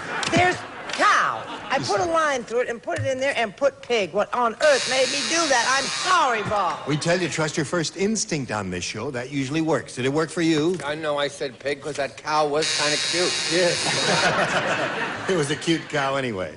Bob, so far we don't have a cow for you. Let's see if we get one from Madeline Rue. What do you say? I got a cow. You got a cow. There's one for Bob. Farmer said, "That wasn't my daughter. That was my..." That wasn't my daughter. That was my wife. That was my wife. Okay. That wasn't my daughter, that was Burt Reynolds. No. Pig backwards is Jip. Okay. So there you go. So at the end of round one, we have a score of 1-0 in favor of Bob Dylan Sr. Round two coming up, but first, pay attention to this. Hello there. Now, are you ready to proceed? Here we go to round two. Bob, you're ahead, so you go first. You may have A or B. B for Bob. B for Bob. Okay, let's see how it treats him. You do not play. All right. Baron von Frankenstein said, "Antipasto." He said, "My friend, Count Dracula has been acting a little strange. Last night, instead of biting my neck, he tried to bite my blank." I got that. He tried to bite my blank. Hello there, Bob. Baron von Frankenstein said, "My friend Count Dracula has been acting a little strange. Last night, instead of biting my neck, he tried to bite my... Nose. Nose!" You apparently do not agree because I hear no thunderous ovation there. He's looking for a nose. Oh, really? Yeah. Well, he missed it this much for me. Oh, really? As I said, bottom. You said bottom. Okay. He certainly didn't go for the jugular, did he? What do you say? I say from that famous game show, Bite Your Wife. Bite your wife. Brett's key light is out. She's in the... My key light is out. Good heavens, do I have anything left? You never look better. What do you say? Brett's key light went out years ago. I didn't ask you. You. I couldn't let a railroad guy down. I said no. Oh, you couldn't.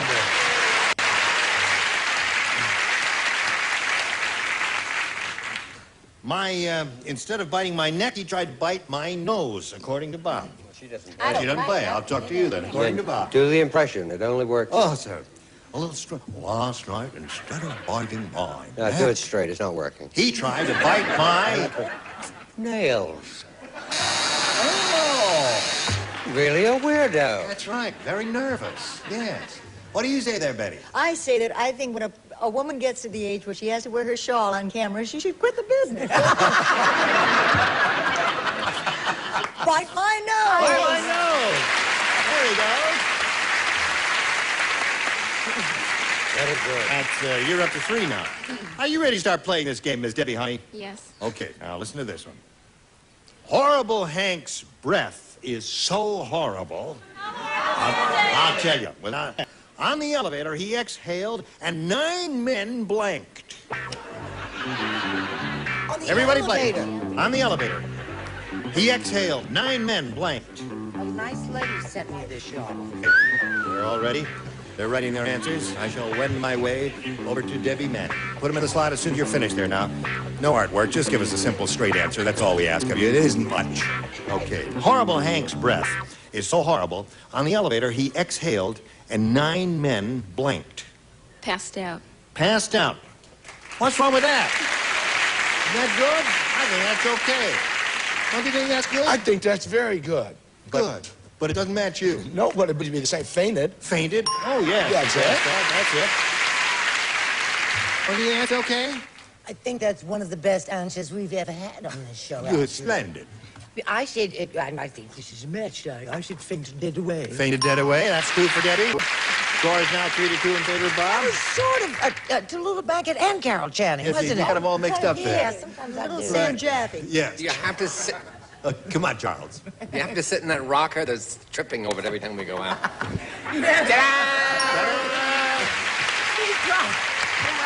Score is now tied 3-3. Madeline, horrible Hank's breath is so horrible on the elevator. He exhaled, and 9 men Fainted. fainted. 4 for Debbie.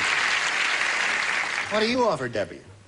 I think she's got a great smile. Yes, she's a beautiful lady, isn't she? Debbie She should Manning. do toothpaste ads. Huh? She good. We're doing some at my house. A little. Well, Yeah. well, we are shooting. Oh, terrific. Fainted. Look at Fainted, her smile. Yeah, Miss Betty White, honey. You know all the lovely things I've said about sitting in the 6th seat? How difficult it is. Yes. 9 men got off. I'm sorry. I'm sorry. Okay. Shame. All right. Yeah. Your Aren't you mother having a was good right time? about you. Hey, I'm having a marvelous time. You. Okay, here we go. Round 3 coming up. Debbie, you're ahead, so we're going to ask you to go first. You may have A or B. A. All right. Now let's Chance for see. you to redeem yourself. There's only one person, and that's you. Is it just me? Yeah, well, she's matched everybody else. You're the only one left here. Are you ready for this? I'll try. The nightclub owner said to the new comic, he says, "Kid, the Godfather's in the audience tonight. If you do good, he'll hang a star on your dressing room door. If you do bad, he'll hang blank." Honey, can I see that question even though I'm... Quiet. The nightclub owner said to the new comic, he says, "Kid, the Godfather's in the audience tonight. If you do good, he'll hang a star on your dressing room door. If you do bad, he'll hang blank." You. You. You. You. You're the one. Why are you looking askance? Aren't you going to call on these other people first? No, you're the only one. I'm sorry. I said you, too. Oh, you said you. She was just funning you there. Now, Bob, you know what you have to do? You got to match 3 celebrities to achieve a tie and stay in the game. Here it is. Soupy, Brett, and Ricardo. Mildred was positive that her new baby came from the stork because her baby had blanks. Okay, put it in the slot, and I'll walk over here to Bob Dylan Sr.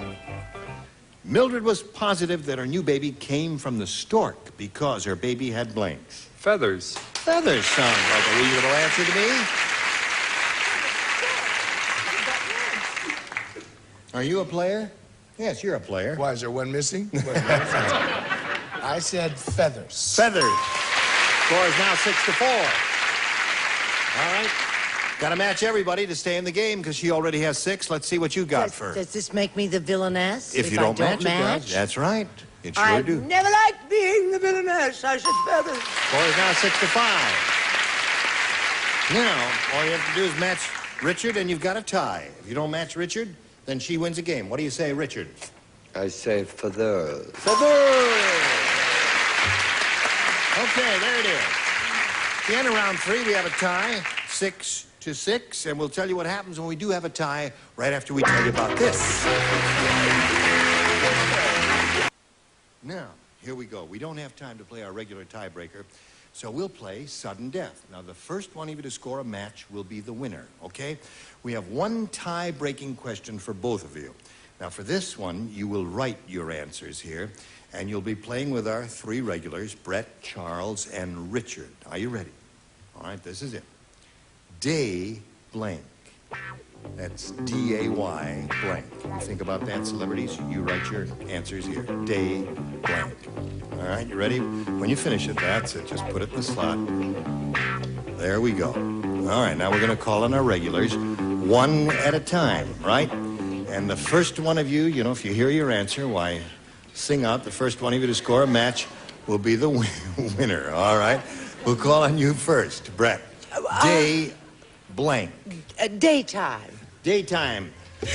Debbie Manning has daytime. She's the winner. Congratulations. Congratulations. You hang around here to say goodbye to Bob Dylan. Pleasure to meet you, Bob. Got some gifts for you together with our thanks for being with us here on Match Game PM. What did you have, just for the record? Whoops. Day work. Day work. Okay, there it is. Want to see his answer. Thank you, Bob Dylan Sr. Goodbye. All right. Stand there on the tape. Debbie, because it's time now for the big money super match where you can win over $10,000. Now, to do that, we have two audience matches for you. And I want to point out to you that whatever you win in these audience matches, you'll have a chance to multiply by 10. Here we go with the first one, Debbie. We polled a recent studio audience, and we got their best response to this. Blank diamond.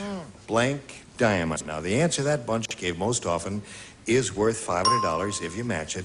If you match that middle one, you get $250, and the bottom one gets you $100. And three of our celebrities are permitted to assist by suggesting answers. Richard. You want Richard. Neil Diamond. Neil Diamond. Brett. What do you say, Brad? Have you got one? Hope Diamond. Hope Diamond. Okay. And Betty. Betty, what do you say? Baseball diamond. Baseball Diamond. So those are the three, Debbie. Baseball Diamond, Hope Diamond, and Neil Diamond. You may choose one of them or reject them and give us one of your own. What is your pleasure? I'll go with Neil Diamond. You go with Neil Diamond? Okay. That's what you want to do. She's looking for Neil Diamond up there. I hope that rascal is up there somewhere. Let's begin down at the bottom and reveal the $100 response. Baseball Diamond. That's one answer that was given to you by Betty. Let's see if Neil Diamond is under the $250 response. Hope Diamond. Well, you got 2 out of 3 so far that the celebrity suggested. I hope it's a good bet that Neil Diamond is hiding under the $500 number. Slide it, Earl. Yeah! Very good. Good. Congratulations. Very well done. Now, Debbie, you won $500, which means the least you'll be playing for is 10 times that, or $5,000. And we're going to see now how much more you can win with your second audience match. Here we go. Splitting blank.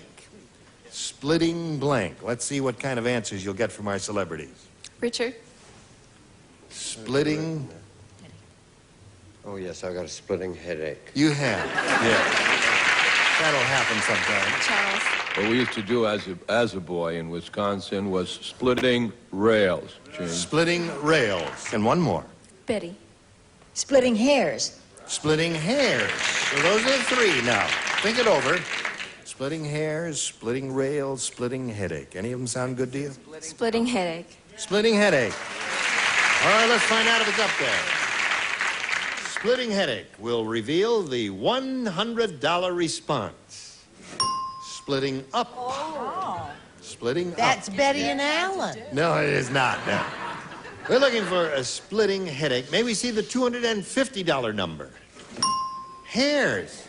That's Betty's answer, right? Sure. Just like last time. You got the first 2 out of 3 they suggested, and the big one was on top. All right, let's see if we get a splitting headache out of the top numbers. Slide it, Earl. Yes, we do. Congratulations again. Oh, I love Very good. Listen, Debbie.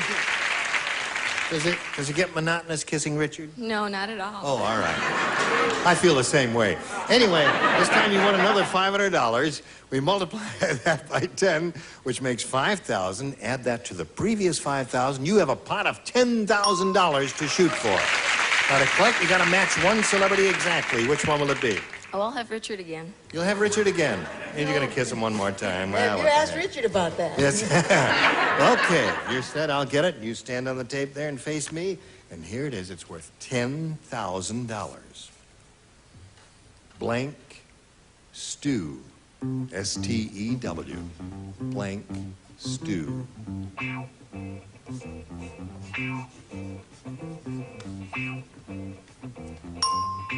All right, he's finished.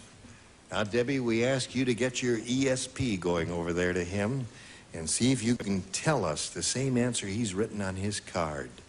Blank stew. Beef stew. Beef stew. All right. Now, let's face Richard and find out if he's come up with the same answer as you have. Beef stew, she says, will match you, Richard. I wish I had. I have Irish stew. Irish stew. I'm sorry, though. Irish stew, that's made out of lamb. Is it lamb? And she said beef stew. I'm sorry. Well, they're both popular dishes, aren't they? Now, Debbie, you have a grand total of $1,000, which is all yours, and I hope you had a good time up here. Oh, yes, a lot. Thank you, Debbie Manning. And now, let's pass along these messages to you. Thank you, Gene Rayburn here. Goodbye. Some contestants will receive Recorder Call 80, automatic telephone answering system, voice actuated with remote control that plays back your message from anywhere in the world. And Presto's Boiler Oven Plus, the new countertop oven that broils, bakes, and slow cooks. You see what's cooking at a glance from Presto. And St. Mary's Automatic Blanket with new Silent Quadratech, solid state control, automatically pre-warms your bed and keeps you comfy all night. And for 7-Eleven, the world's oldest, best-known eau de cologne for men and women, a favorite fragrance for 184 years for 7-Eleven. And the washing machine, the new appliance, organizes your shower, shampoo, conditioners, and liquid body shampoo at the touch of a button, the washing machine. And Bardol Oil Supplement, its exclusive polar attraction formula bonds to critical surfaces, reducing friction and wear in your car's engine. Bardol, run with us.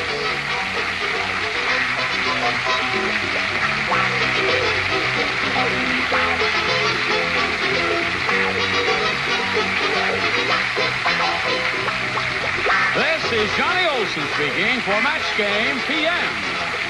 A Mark Goodson, Bill Todman production.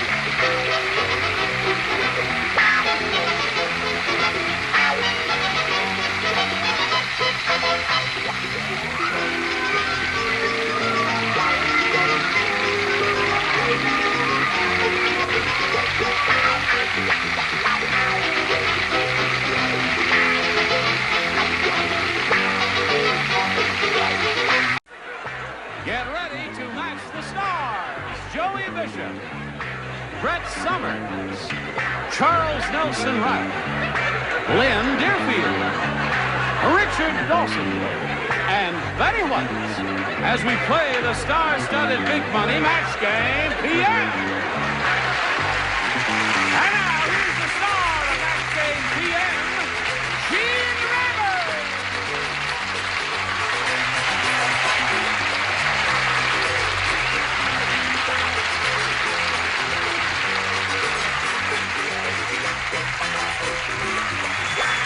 Johnny O. Do not whistle, please. Please don't whistle. Thank you for joining us. Would you greet me, or have a word of greeting? Join me While as I we greet. greet celebrities here. Yes. Brett Summers and Charles Nelson Riley, two of our regulars. They're an item, as you probably good know. evening. Yes. And Richard Dawson is known as the hot ticket. And we couldn't do it without little old Miss Betty Lukewarm of the Mary Tyler Moore Show. And this gay, witty, amusing fellow is known as the Smiling Irishman, Joey Bishop. This is the thrill of my life, the nighttime version. I can't believe Oh, I you made it. didn't? You've done it before, haven't you? Yeah, but I Oh, didn't think I sure. would ever do it again. Oh, yes, indeed. Now, Lynn Deerfield's face is familiar to you because you see her on The Guiding Light.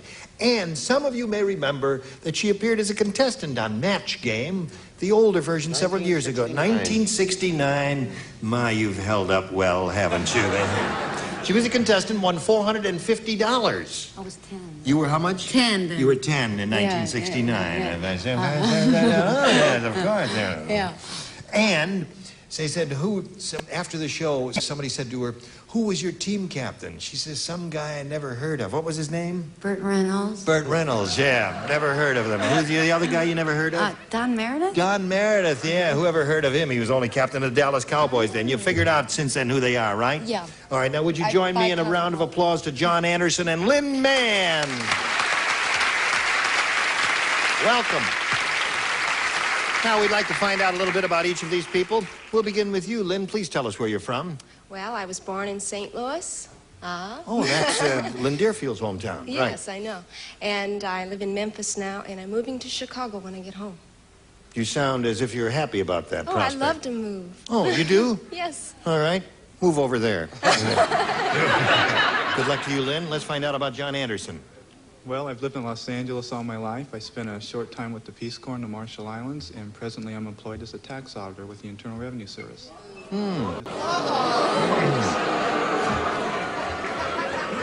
It's not fair, Gene. No, it's not fair. There's all of you out there, and you're a nice only guy. myself Yes. and the U.S. government. That's right. You only got the government on your side, That's eh? right. Okay, good luck to both of you. May I point out that here on Match Game PM, we'll give each of you 3 chances to match as many of our celebrities as you can. The one who has scored the most matches at the end of the 3rd round will be the winner and will go on to play the Big Money Super Match, which can pay off over $10,000. Now, Lynn, you may have A or B. A. Lynn Mann wants A, and this is it. Okay. On Ugly Edna's wedding night, as Ugly Edna started to undress, her new husband said, "Boy, I'm sure glad I brought along a blank." I got that one right. Now, can I ask you Oh, well! That's terrific. Put that Can I right. ask you a question? Yes. If she was so ugly, Yes. how did she get a new husband?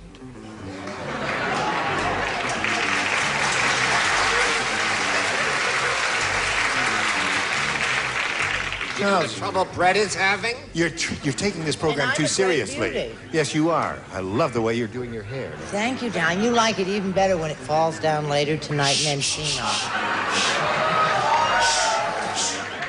Hello, Lynn. On Ugly Edna's wedding night, as Ugly Edna started to undress, her new husband said, "Boy, I'm sure glad I brought along a Blindfold? blindfold." All right. She said a blindfold. What do you say to that? Well, you know, a mask can make even an ugly person look attractive. Oh, yeah, that's right. So I put a full mask. A full mask. That's a blindfold, isn't it? Yeah. Oh, a full mask would cover the whole face. A blindfold would just cover the eyes. Yes. Yes, okay. Well, it's not All my right, fault. Lynn doesn't I know. see your logic now. That is absolutely correct. I agree with that. What do you say? You know that old joke, shall I get the mask? Oh, yes, of course. Now, that is a match, because that could be just an eye match. What do you say to that? What did he say? He said a full mask which would cover the entire face, which is different from a blindfold which just covers the eyes. I said mask. That matches. That's okay. Just put a bang in there and don't be upset there. Oh, hello, Lynn Deerfield. When Ugly started to undress her new husband said, "Boy, I'm sure glad I brought along a mask," according to Lynn Mann. She said blindfold. Blindfold or mask. And I couldn't think of the word. I'm sitting here going crazy, so I put blinders mask, and you know what it means? Blinders I was mask. thinking to make sure it was right. Right. I couldn't think. Okay. Very good. That's 3 for her. I don't know why, I figured he must have married her for money. She must have money if she's so ugly. Why suddenly would he put on a blindfold? I don't know. I mean, it's ridiculous. He knew she was ugly before she undressed. Yeah. He just hedged his bet and brought along a girlfriend. A girlfriend.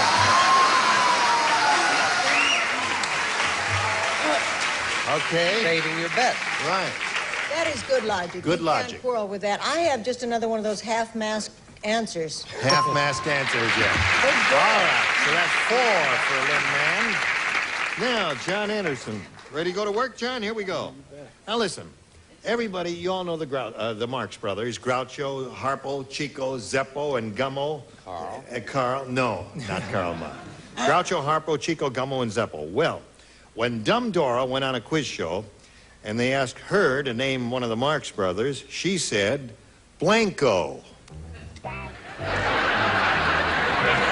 She said, Blanco. Well, I think I get it. It's not that hard. No, of course it isn't. Okay, here we go. John, the Marx Brothers, you know who they are? Groucho, Harpo, Chico, Gummo, and Zeppo. Well, when Dumbledore went on a quiz show and they asked her to name one of the Marx Brothers, she said Blanco. Dumbo? Dumbo is one. Very good. He's a Dumbo. Well, anything that ends in O would be good. Oh, what did you got say? it. Would Zorro be good? Zorro would be good. Really? Yes. You know something? What? I thought your answer was absolutely perfect. What? Blanco. So I put down Blanco. You didn't. That's right. Think about it. You did not know who it was, right? Yeah. But you know it. Excuse me, folks.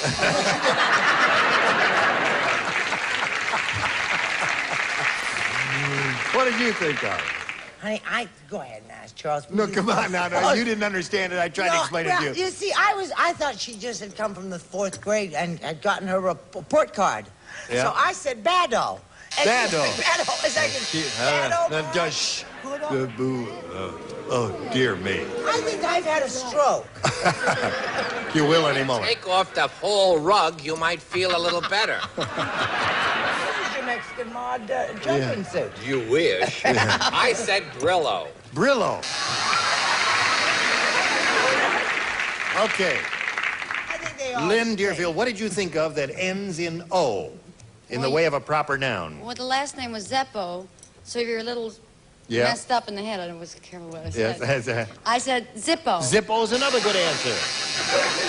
A very good possibility. Even Hippo would have been fine. Hippo would have been good. But I said Zippo. Zippo is good. Have you got a good one that ends I in O? had a little trouble coming up with an answer, so I copied from Richard this time. And then he told me a lot of other good ones, Boffo and Hippo and all those, but I didn't have any. What are some of the other good ones? Jello? Brillo was good. I mean, there are anything. Brillo is marvelous. Okay, so there's round one. Scores 4-0 favor Lynn Mann. Round two coming up later, but first this. Here we go. Round two coming up. There it is. A or B. Lynn, your head, so you go first. B. B it is. Joey, you play. Thank you. Richard, you play. Yeah, I'm going to play so Joey won't feel bad. Okay. Well, you accused me, but I did get the last one right. Just the two of us playing? Just the two of us. Oh, is You. this... Sure, sir. Nanukla, the Eskimo girl, said to her boyfriend, she said, I can't rub noses with you now because my nose is busy. I'm blanking it. Honey. Right. Okay, Lynn Mann.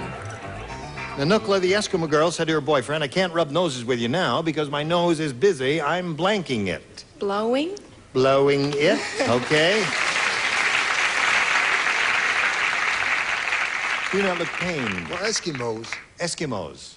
they rub noses. They rub right? noses. She said, I can't rub noses with you now because Knowing the philosophy of this particular show, Yeah. I said rubbing. She won't say rubbing. What she'll say blowing. So I said blow. That's what you did. Okay. So you're up to 5 now, Lynn. What do you say to that, Richard? Well, knowing the way the show works, Yes. I copied Joey, blowing. I said blowing. Okay. Now, John, you're going to have 2 shots at it. Ready to go to work? Ready. Listen to this. The Goodyear Company named Bernie Man of the Year because Bernie's blank looks like a blimp. Bernie's blank looks like a blimp. I'm going to do better by you this time, Joe. All right. Ready, Joey? Put it in a slot. Okay. Yes. Now, John, the Goodyear Company named Bernie Man of the Year because Bernie's blank looks like a blimp. I'd say his nose. Nose is a good one. Don't you think that's good? I think that's good. You are hard to please. You're an impossible bunch. What do you say, Joe? Well, from the Latin, touchy, touchat, touchant, touchamus, touchatus, touchant, I said tushy, behind. Show it. Tushy. Okay. All right. He was large. You kids are gonna love this. You're gonna forgive me for that last answer, which we won't mention. I said wife. Wife is good. Wife is good. Charles? I also said wife. 2 wives there, and 1 Tushy. Okay, Lynn. Show and tell time. I'm so proud. Another wife.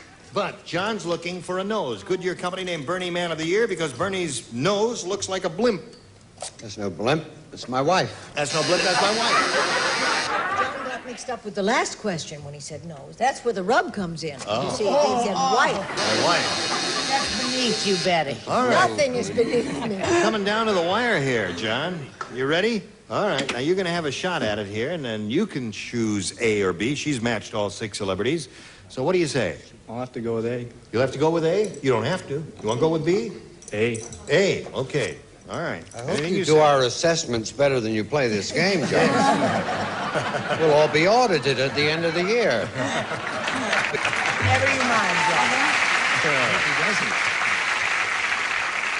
Here it is now. It's very important to John. Listen carefully. When the farmer's daughter jumped onto the haystack, she got a big surprise because the haystack had a blank in it. Haystack. Now, I want this to be... When the farmer's daughter jumped onto the haystack, she got a big surprise because this haystack had a blank in it. Haystack. I get it, but You got it. You got it. No, don't show it. Well, because... See that? You didn't see that. Okay. Well, there's the well, gee whiz. That's it. Well, I think it's a silly... All righty. Okay, here we go. All right, John, we're ready for you. When the farmer's daughter jumped onto the haystack, she got a big surprise because the haystack had a blank in it. I'll say salesman.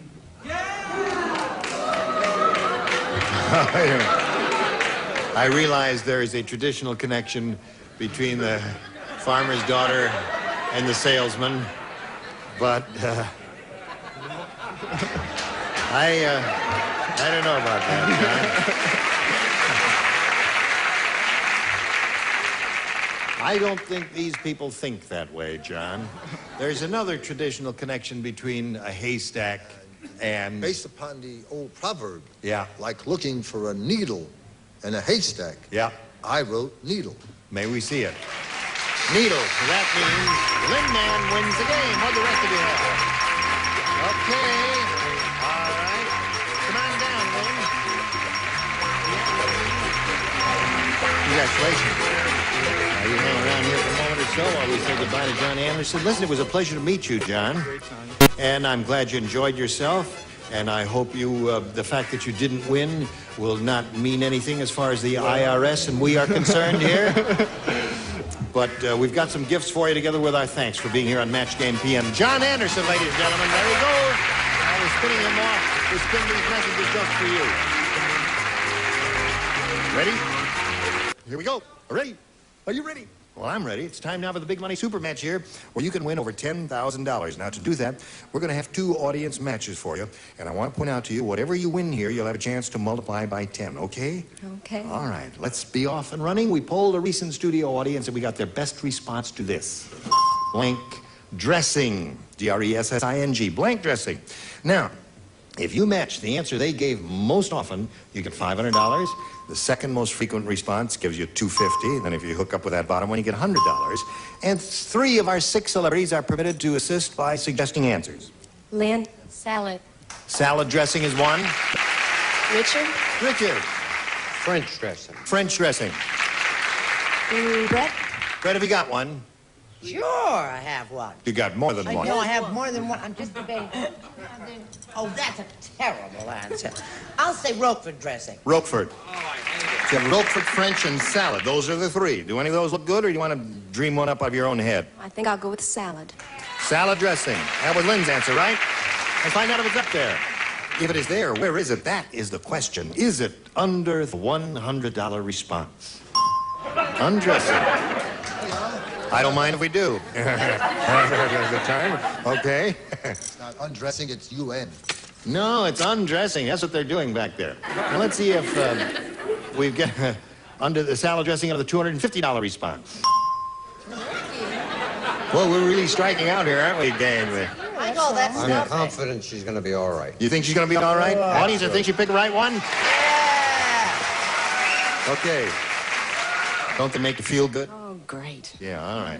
Here's the last chance for salad dressing. May we see the $500 number? Yeah, you got it. Very good.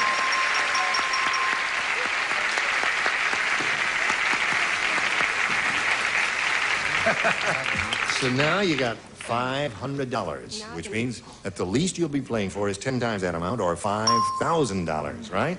Right. Now I can fly home. Oh, she had planned to walk home to St. Louis, but now she's going to fly. Okay, now let's see how much more you're going to win with our second audience match, and here we go. Slide it, old bean. Blank Richard. Blank Richard. Blank. All right. It's not Richard. It's what? I can't see that. R-I-C-H-A-R-D, a Good. proper noun. Blank Richard. Now, you can call them out one at a time. Richard? King Richard. King Richard.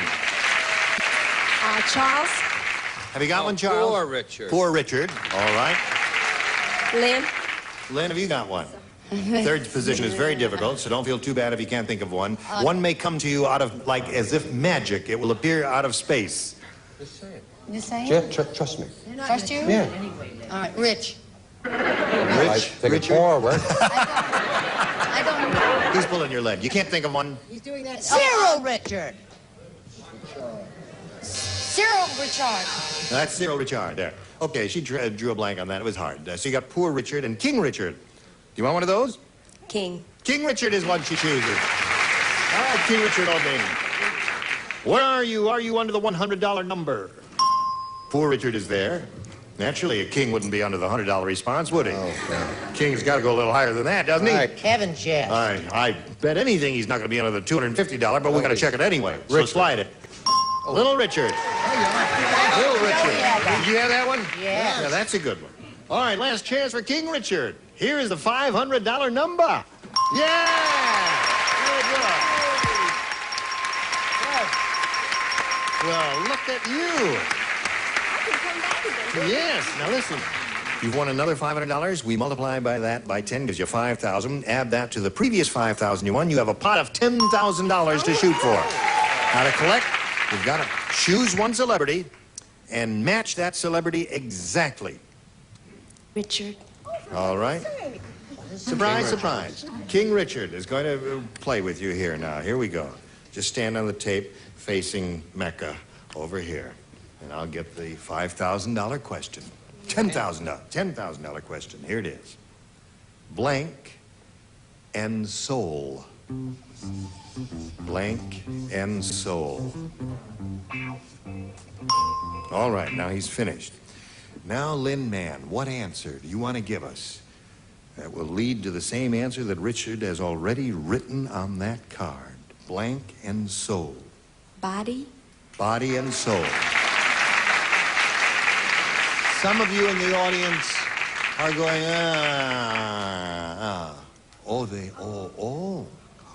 What? Shh, wait a minute now. Richard, she says body and soul will get you for $10,000. I was thinking of that song. You've got to have body.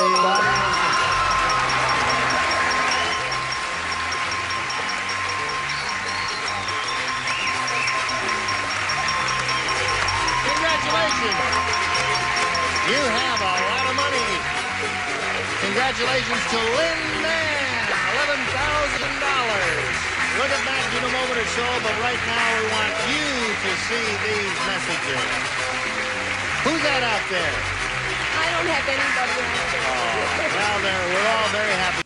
We're all very happy for Lin Man here, who has won a grand total of $11,000. How do you feel about that? Stunned. Yeah, you stunned, yeah. Joey Bishop has something to say. Joey? She said she wanted to make enough money to fly home. And Right. we found out during the commercial break she's got $10,000 and she lives in Burbank. Yes. You can't fly to Burbank.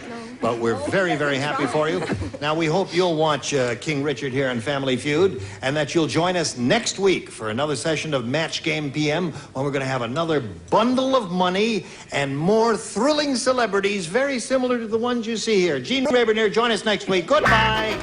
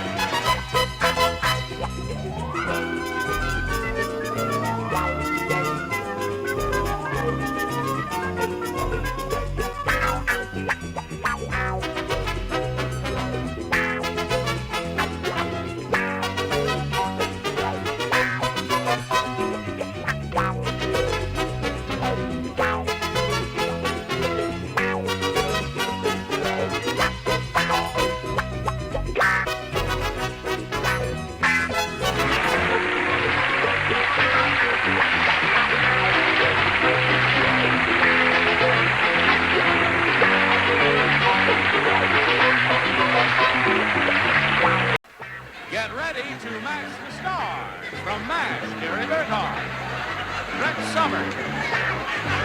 Charles Nelson Riley. From Doc, Mary Wicks. Richard Dawson.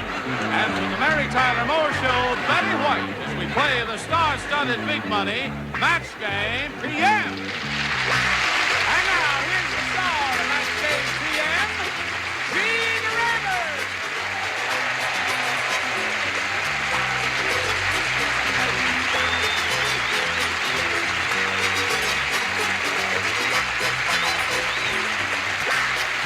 Johnny Olson, thank you, friends.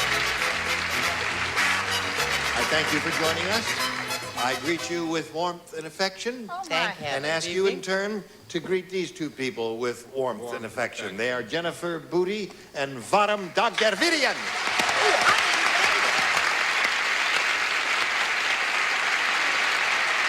I'd like to find out a little bit about each of you, and we'll begin with you with the unpronounceable name. How'd I do with that? Vadim Dagdarvidian. Very good. Is that it? That's it. Where are you from? Originally from New York. Come on now, don't put us on. Vadim Dagdarvidian. No, originally from New York, but my parents are from Armenia. I see. You're an Armenian. Yes. Well, welcome to my country. Well, I don't own it all yet, but I'm working on it. What do you do, Vadim? Well, I'm a Middle Eastern drummer for belly dancers. Really? Where? No kidding. What is that, tom-tom-like stuff? Yes, they're... Yeah, tom-tom. They're hour-shaped drums. They're Arabic drums. To match the figures. Right. Tell us about the girl. Yeah, the head with the drum. They wear a little jewel in their Sure they navel do, and... yes. Okay, Vadim, good luck to you anyway. Thank you. Jennifer, where are you from and all that? I'm from Corona Del Mar, and I'm going to USC. I'll be starting my senior year, and I'm studying business and public relations. And belly dancing. Yes, well, she's studying business. Have you got any business for her? No, I guess not. It's too early for that. May I remind both of you that we'll give each of you 3 chances to match as many of our stars as you can. And at the end of the 3rd round, the one who has matched most celebrities will be the winner. And we'll go on to play the Big Money Super Match, which can pay off over $10,000. Okay? There we go. Vadim, you may have A or B. A. Vadim Dagdarvidian wants A, and he gets A. Georgie Porgy said, I used to kiss the girls and make them cry. Now things have gotten worse. Last week I kissed a girl and made her blank. You're gonna have, I'll bet you're mad that the little drummer didn't send a substitute. Georgie Porgy said, I used to kiss the girls and make them cry. No, things have gotten worse. Last week I kissed a girl and made her blank. Oh, I got that answer. All right.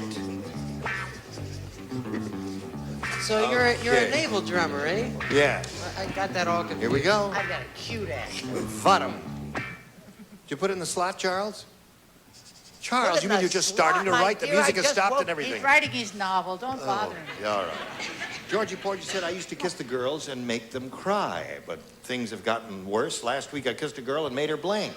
Pregnant.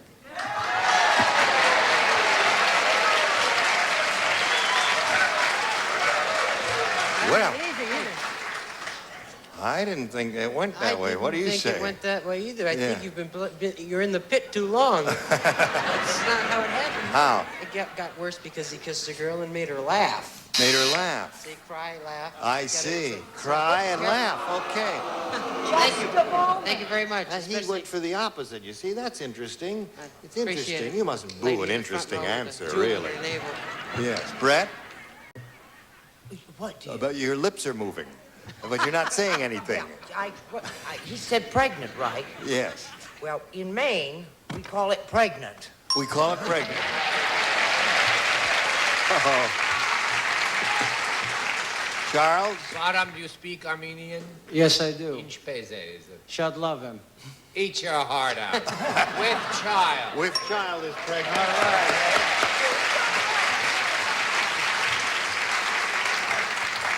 That's 2 for the Armenian. Hello, Mary. Hi there. Things have gotten worse. Nice to see you. Nice to see you, too, my dear. I kissed a girl and made her pregnant. What do you say to that? Oh, I used to kiss them and make them cry. Now I kissed this one and made her die. Oh. I'm a poet. I can't help it. Try and dine. All right, Richard. Yeah, George, you gave Charles a kiss. I hope this is not a sign. With child. With child, yeah. Okay. You feel all right, son? Is that what you did? What do you say, Miss Betty, honey? Well, You believe in all this kissing? I do that. I Yes. certainly do that. However, I did kissing and reminiscing. It just made her laugh. Okay, so you had a couple of laughs there, but that's not bad for a first rounder, is it? The first rounders are tougher. All right, Jennifer, this is yours. He did 3. Norman said, my mattress is wearing out. Last night, my blank got stuck in the springs. Oh, boy.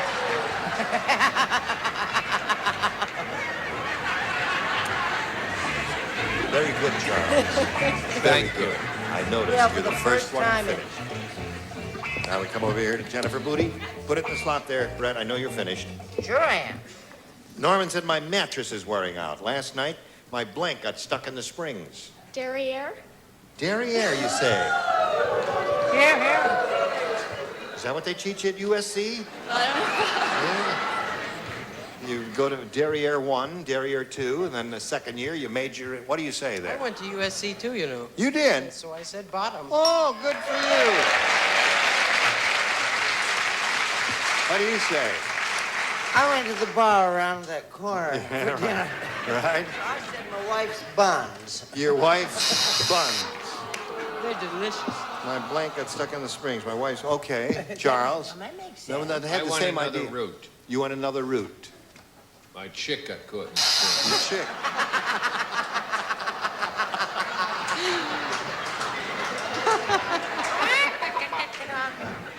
You rascal, Mary. You really do want me, don't you?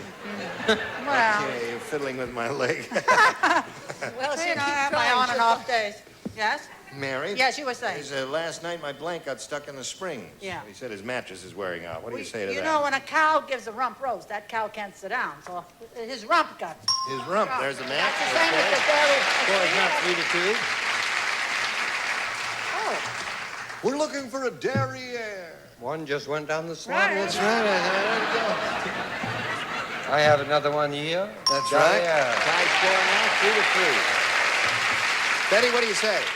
Well, this started kind of a family feud, but it certainly did. His wife got stuck in it. Wife dear. got stuck in the springs. mercy. So there we are at the end of round 1. Scores 3-3. Round 2 coming up in a moment or so. But right now, this. Hello there. Now, round 2 coming up. Let's see now. Varam, score is tied. You went first last time, so Jennifer, you'll go first this time. You may have A or B. I'll take B. You want B? Okay. B for booty. How'd you get that name? It's English. Booty is an English name. Is that From true? Australia. Sure, mutiny on the booty. Booty is an English name. I believe. You don't play. Brett, Charles, and you are the only ones who play. Ready now? Here it is. Gloria said, that doctor is mean. Well, I'll tell you now. He said, when he checked my throat, he didn't use a tongue depressor. Instead, he pulled out my tongue and blanked it to my chin. Tell me that. There's a fly. That could be my friend. There's a fly. Could be Vincent Price. That could be my friend, David Edison. Jennifer Booty, are you ready? Gloria said that doctor is mean. When he checked my throat, he didn't use a tongue depressor. Instead, he pulled out my tongue and blanked it to my chin. Glued it. He glued it to my chin. Would he do that? I don't know. He's a doctor, remember? She said glued. What do you say, I Brett? thought we had a winner this time. I said, what did I say? Oh, I said he tied it to He her. tied it. Doctor would tie knots, yes. Charles? Tied. Physical impossibility. Well, a surgeon is used to working with that delicate twine and tying knots. You see, when you do stitches. He stitches it. Oh, stitches is very good. Oh, that's splendid. So medical. So, Jennifer, there you go with your second rounder. And now, Varam, this is yours. Don't write. Richard Dawson said, Oh. quote, I don't think my new dressing room is really a dressing room at all. Instead of my name being on the door, there's a sign on the door that says blank. You don't play in this round. You're matched in the other round. You don't play and you don't play. Bottom. Put in the slot there. What are you doing? Gary, are you not ready? Will you leave him alone? Sorry, she's assaulting me. That upper row is tacky. It really is. Richard Dawson said, I don't think my new dressing room is really a dressing room at all. Instead of my name being on the door, there's a sign on the door that says blank. Restroom. Restroom.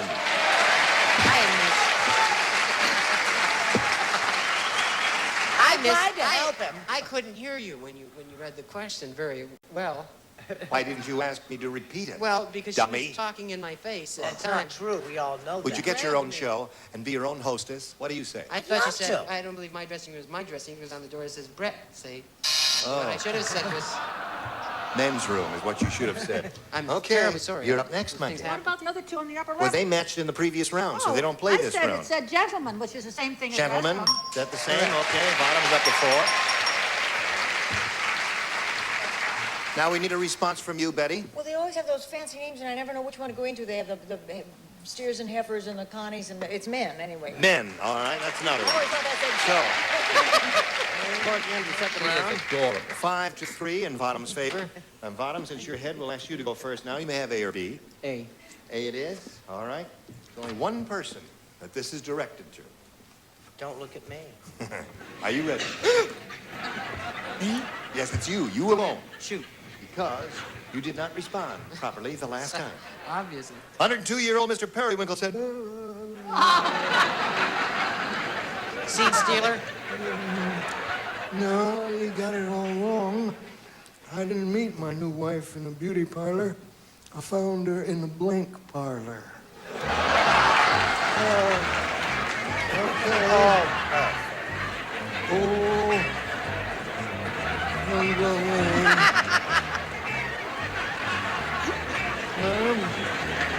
Hear what I said? Yes. You want me to repeat it? Please say no. didn't meet my wife in a beauty parlor. I found her in a blank parlor. Funeral. Funeral parlor is what he said. Now, half the audience disagrees with you and half agrees with you. Gary, hold it up. Show and tell. He said funeral parlor. I said men's room. No. Funeral parlor. Funeral parlor it is. Now, Jennifer. Massage parlor. You must match the 6 celebrities whom you have not matched to stay in the game. The 3 celebrities you've not matched to stay in the game. Ready here? Here we go. Brett, Charles, and Betty White. Harry is so tall. How tall is he? You're getting better. Every night as he's getting into bed, his wife shouts, blank. So? Harry is so tall. Every night as he's getting into bed, his wife shouts, blank. Got it. Betty must have an interesting life if she doesn't know the difference on those floors. You know? Yes, quite. Meet a lot of folk. Now, Jennifer Booty. Low over. Harry is so tall. Would you like to know how tall he is? You don't want to know. Okay, I won't read the rest of the question. No, every night as he's getting into his bed, his wife shouts, blank. Watch out. We'll take up a collection to help you finish your college education. All right. Harry's so tall every night as he's getting into bed, his wife shouts, who's up here first? I am. Got to match everybody to stay in the game, and you are number 1, Miss Brett. Well, Jennifer Booty sure is a cutie, but she blew it. Timber. Timber! So hung up in the game. Timber. Don't fall for that. Congratulations to you. Hang around over here. Right on the adhesive tape. And we'll say goodbye to Jennifer Booty. It was a pleasure to meet you. Thank you very much. I enjoyed it. I'm glad you did, Jennifer. We enjoyed meeting you. We've got some gifts for you together with our thanks for being on Match Game PM. While she's spinning off, we're going to spin these messages for you. Hurry back and see how things are. We are with Bottom Unpronounceable. And now it's time for the Big Money Super Match, Bottom, where you can win over $10,000. Now, to do that, we're going to have 2 audience matches up here for you. And I want to point out to you that whatever you win up here, we multiply by 10. Okay, here we go with the first one. We polled a recent studio audience, and we got their best response to this. Blank collar. C-O-L-L-A-R. Blank collar. Now, the answer that bunch gave most often is worth $500 if you match it. If you hook up with that middle one, you get $250. That's their second most frequently given response. And the third one is the third most frequently given response. Isn't that logical there? And it gets you only $100, though. Now, you three of the ring-a-dings here are allowed to help there. Sing out one at a time. Richard. Richard. Ring around the collar. Ring around the collar is one. Charles. I had a governess as a child, and when I had my first job, naturally, it was a white-collar job. White-collar job, okay. And Betty. Betty? Oh, I'm going to say blue collar. No, I'm not. I'm going to say shirt collar. Shirt collar, okay. So you've got shirt collar. That's what I should have said. What? Did I say it? White collar, ring around the collar, and shirt collar. You want one of those? I'll take ring around the collar. Take ring around the collar? Okay, you can have ring around the collar. No. All right, that's what he wants, ring around the collar. Let's find out if it's up there, and if so, where. We'll begin as we usually do, down at the bottom, and reveal the $100 response. Dog collar. Okay, that was one of the things that Betty was thinking about because she's an animal lover. Oh, Richard was thinking about it. Yeah, Richard was thinking about it because he loves Betty. Now, we're looking for ring around the collar. May we see the $250 number? Oh, you got it, Bob. Congratulations to you. That picks up another $250. All right, you got the $250, which means that the very least you could possibly play for here at the end is 10 times that amount, or $2,500. But we're going to find out right now what's under the $500 response. Flea. Flea collar. Flea collar. Did you say that all along? And no one called on you, poor girl. Okay, now we're ready to go with a second audience match, and here we go. Slide it, Earl. Only if you're ready. Did we go a little too fast for you there, Earl? It's all right. Once in a blank. Now, whom do you call on for some help? I'll try Richard. What do you say? Once in a while. Brett. Yep. It's you and me and Encino, once in a lifetime.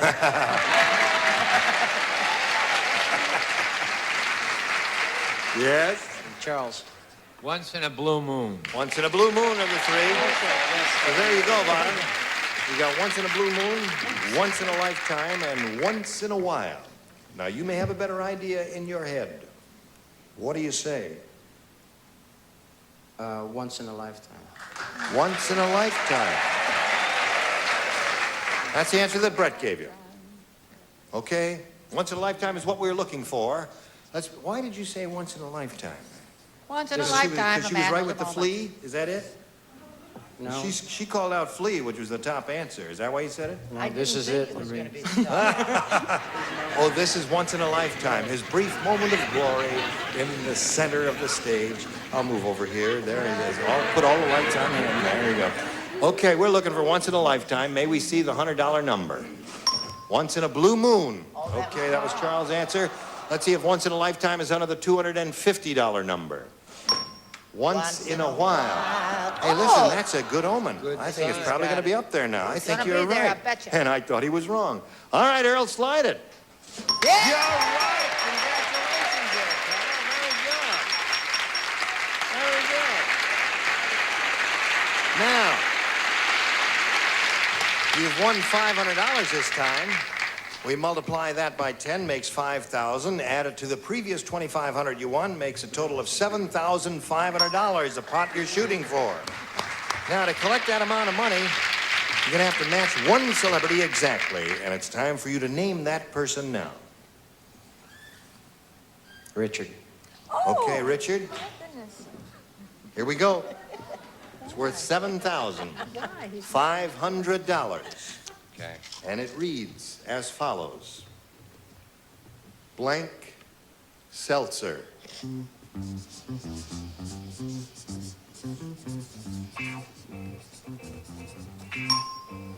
Now Richard's finished. Bottom, unpronounceable. We ask you to get your ESP going over to Richard Dawson there. Give us an answer which you think will match his. In this case, blank seltzer. Alka-Seltzer. Alka-Seltzer. Well, as we all know, there are several good choices here, and we're all hoping, of course, that Richard has written Alka-Seltzer on his card. We've come to the moment of truth. That you would have, go with the A because you're Armenian. I went with the B. Why? Oh, no, I went with the A. Oh, you went with the A.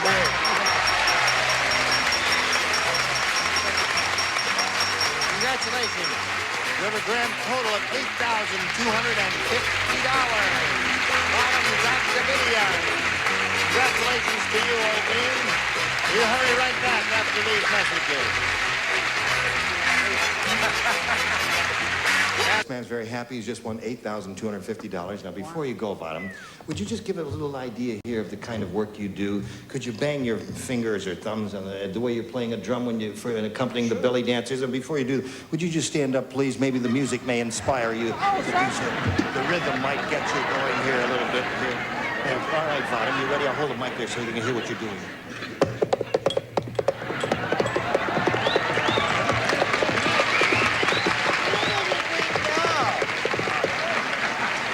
Join us next week for more Dancing Girls on Match Game PM.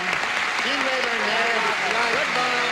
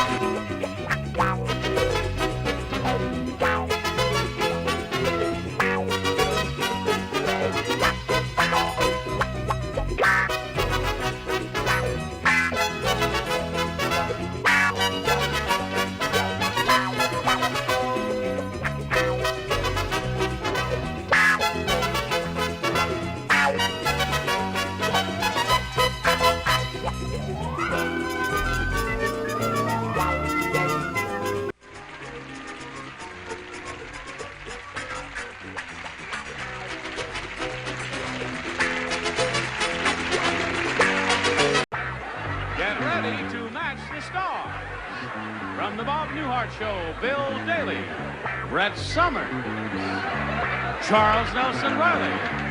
From Barnaby Jones, Lee Merriweather, Richard Dawson. And from the Mary Tyler Moore Show, Betty White, as we play the star-studded Big Money Match Game PM. And now, here's the star of Match Game PM, Gene Rayburn.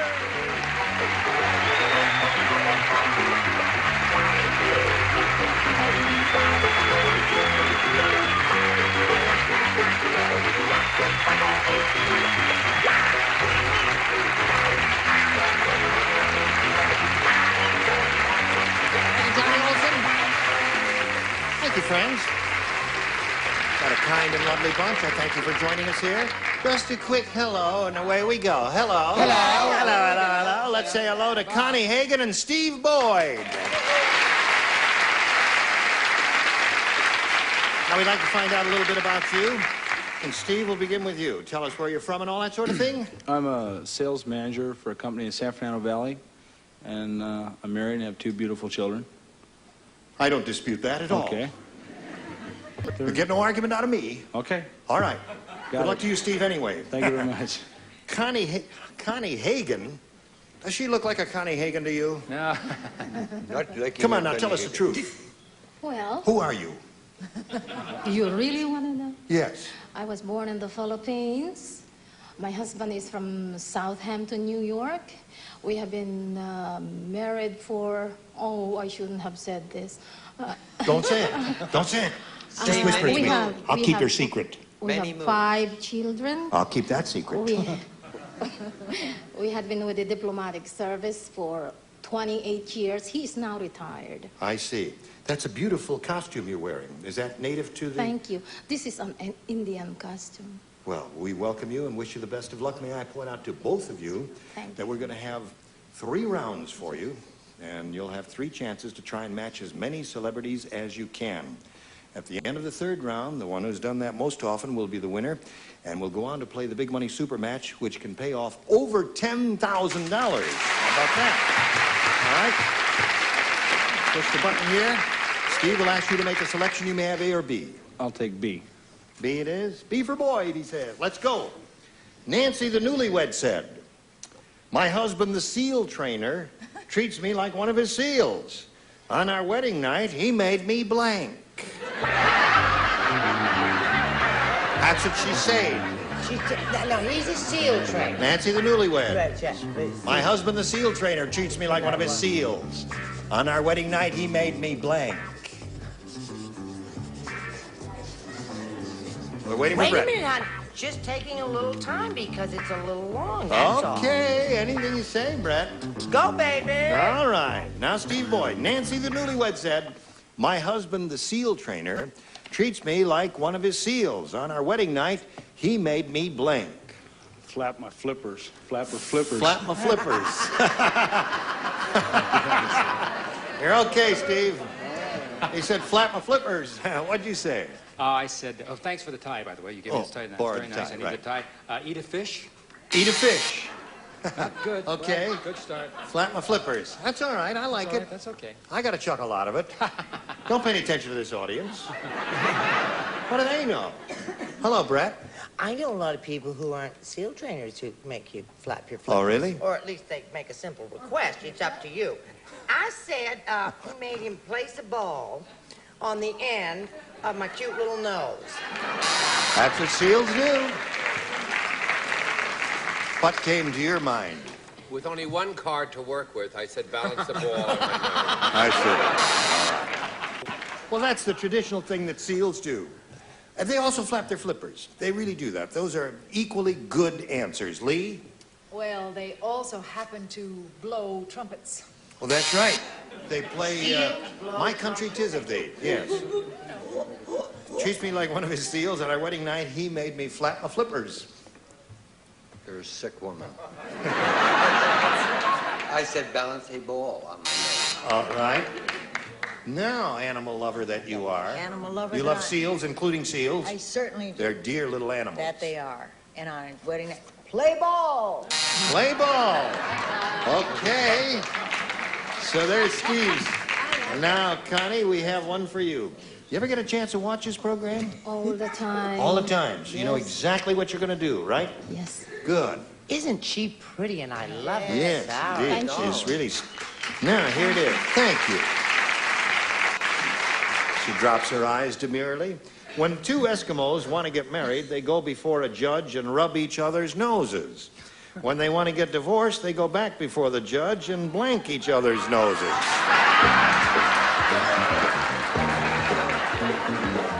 Now, it was long, but it's simple. Now turn it toward you. That's Turn it around, That's right. Then you do it that way. Oh. Isn't wonderful how quickly he catches on? 2 years later, we're still treating him out. Shows put the card in the thing there. Okay, Charles. Now we come to Connie Hagen. Connie, when 2 Eskimos want to get married, they go before a judge and rub each other's noses. When they want to get divorced, they go back before the judge and blank each other's noses. Could I give her a little hint? When they get married, they rub each other's noses like that. See, now they want to get divorced. They don't like each other anymore. Now what do to each other's noses? They What? cut each other's nose. They cut them. They cut them off. Okay, she said they cut each other's noses. You'll be Okay. fine, honey, as soon as you get some Come on, rest. Bill. Could you repeat that, please? No, I'm not repeating that. I said they punch each other in the nose. Punch each other in the nose. Right. That's very good. No. What do you say? It's terrible when you just go blank like that. I said punch. Punch. That's 2 for punching. Charles? I said the old famous pick. They pick each other's nose. Because he's trash. That's why he said pick. When they want to get divorced, they go back before the judge and they cut each other's noses, according to her. What according to you? If I ask you to explain it again, would you rub my nose? Rub your nose? I'll tell you what I'm going to do to you. Yeah, you're going to punch it. I'm going to punch you in the nose. Right. Well, some are harder than others, aren't they? That's true. Punch. You did. Yes. Some are difficult. Yes. But they want to blow the marriage, right? You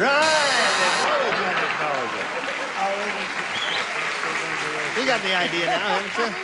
Okay, so there we are at the end of round one, and so far it's nothing to nothing, and we'll come back to round two in a moment or so, but first this.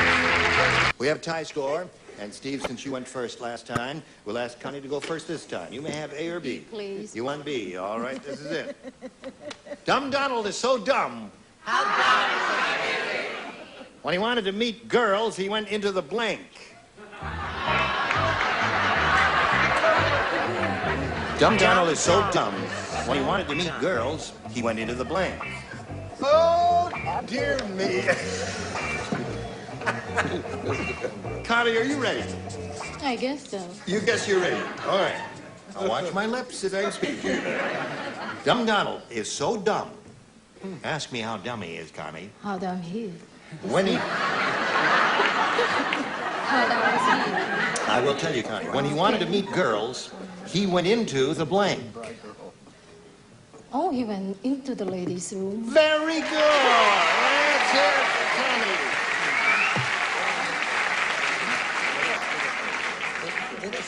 Yes, she did. He went into the... You say very good after that answer. Yes. Now, wait a minute. Dumb Donald is so dumb when he wanted to meet girls, he went into the ladies' room. That sounds like a very smart Donald to me. That's what you need him. I don't go in there. You can't go in the ladies' room, Dick. Well, you know that. Donald has. Yeah. All right. What do you say? That is awfully strange. I said he went to the men's room as he was dumb. You! He's dumb. What is that? He's smart with the ladies' room. No. You can't meet ladies in the ladies' room if you're a man. They scream. You have to go to a singles bar. Tell us You about have it. to go to the YWCA or any other religious affiliation of your choice. I said he went into the ladies' room. Well, there's one for Connie. What do you say, Charles? Well, you hear his answers, just a breath. Good evening, sports fans. The score halfway point is men's room 2, ladies' room 1. The men's room at the railroad station is his full answer. Okay, Lee. Dumb Donald so dumb when he wanted to meet girls, he went into the ladies' room, according to Connie. Well, I really think he was pretty dumb. He went into the boys' lavatory. Into the boys. Okay. That's 3 for the boys and 1 for the ladies, and we're coming up now in the home stretch. Religious note, monastery. That would be dumb. What do you say? It's something similar to where Dumb Donald was going and where the show is going, right to the end of the Right down the men's room there. Okay, so, Connie, that's 1 for you. Now, Steve, we have this for you. Listen carefully. Harold said this. Harold said, being married to a cannibal girl makes me nervous. Yikes. Yesterday, I woke up in the middle of the night and discovered she was buttering my blanks. Okay, put it right down there. Very good. Not yet. Excellent. Now, snap that right in there, sweetheart. Okay. Look how clever he is. You Here just we have go. to get him concentrated.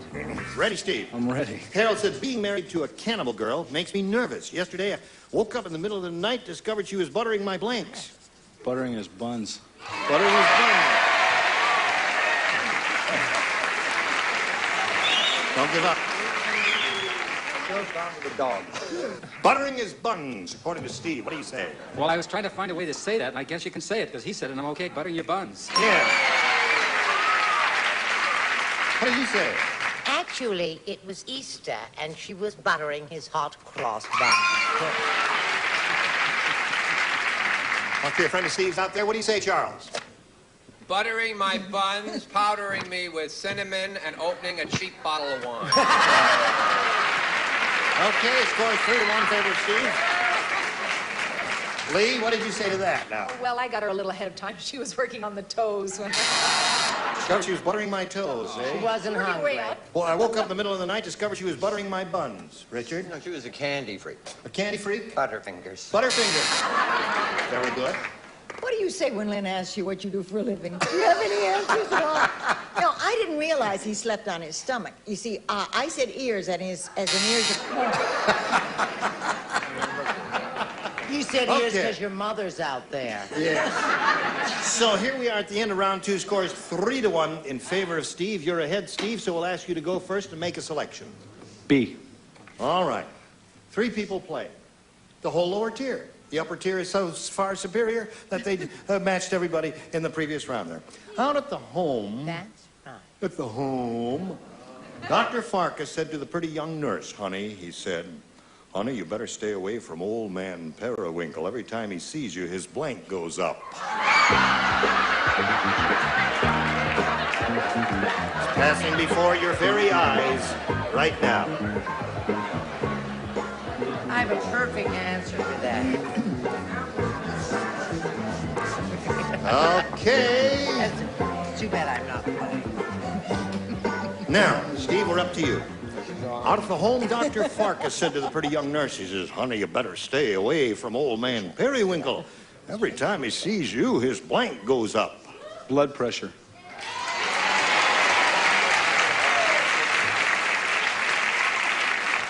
He said, blood pressure. What do you say to that? Gee, I hope this matches. I don't know. Temperature? No? No. No match there. Sorry, nice try, but those are the 2 good ones, blood pressure and temperature.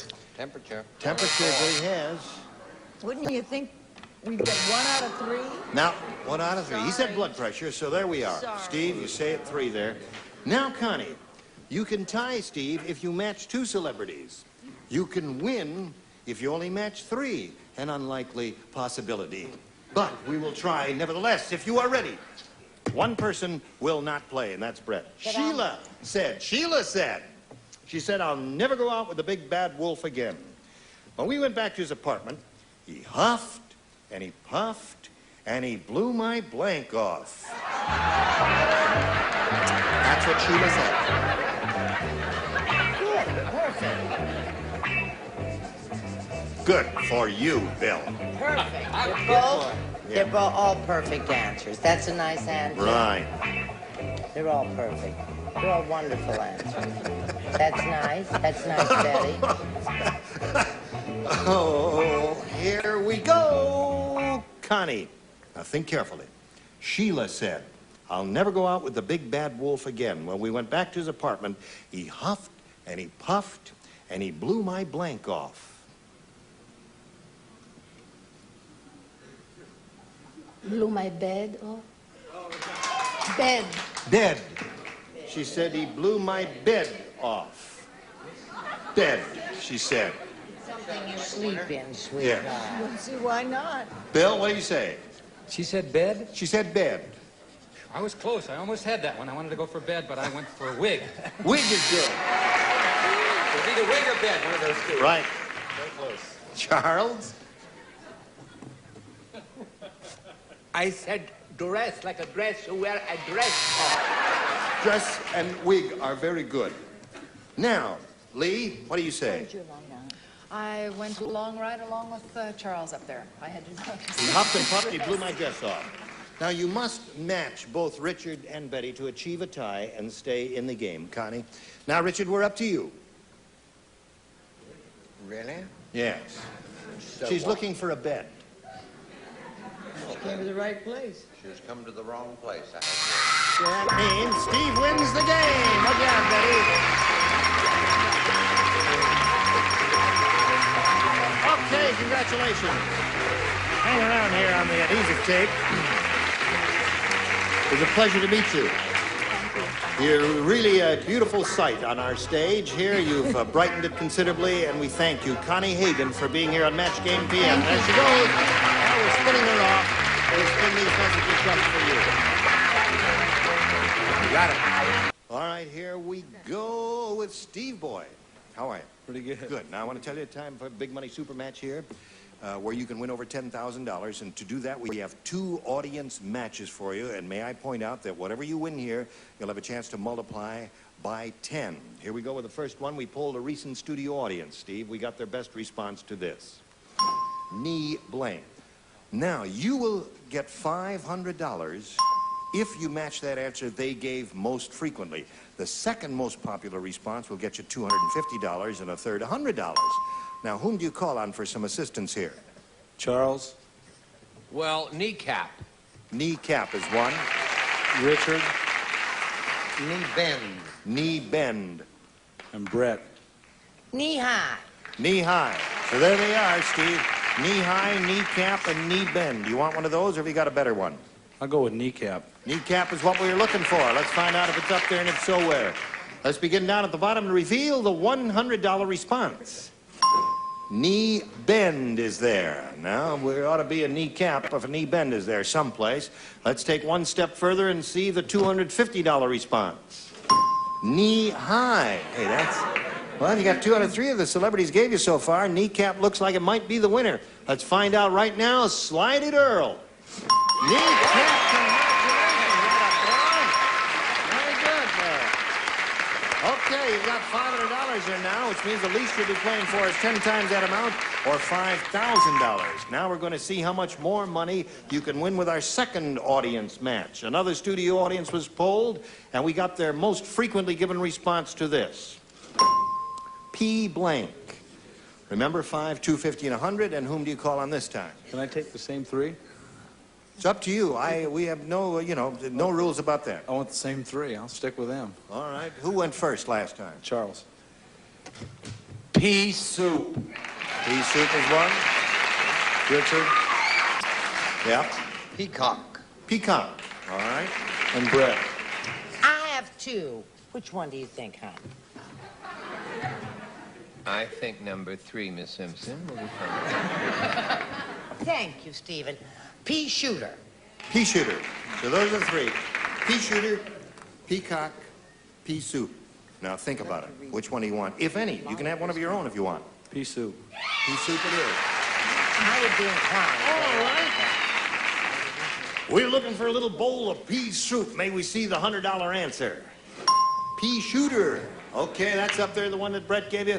Let's see if we got any pea soup under the $250 response. Pea That pod. was my... I'm never going to take your advice again. Was that it, eh? Pea pod.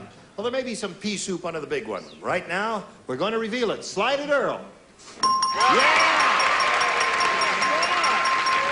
Holy mackerel. Who's that blonde lady out there? That's my wife. Well, she's really screaming and hooting and hollering. You won another $500. Multiply by that 10 makes 5,000 additional. Add it to the previous 5. You got a pot of $10,000 to shoot for. Now, we can't give you the money, Steve, till you get an exact match with one of our celebrities, and you have to name one now. I'm going to stick with Charles. Okay. Charles has been a winner for him so far. That means you've got good ESP with him, right? Right. All right, Charles. Ready? Take a deep breath, Charles. Don't be nervous. Here it is, worth $10,000. Rise and blank. R-I-S-E and blank. Rise and blank.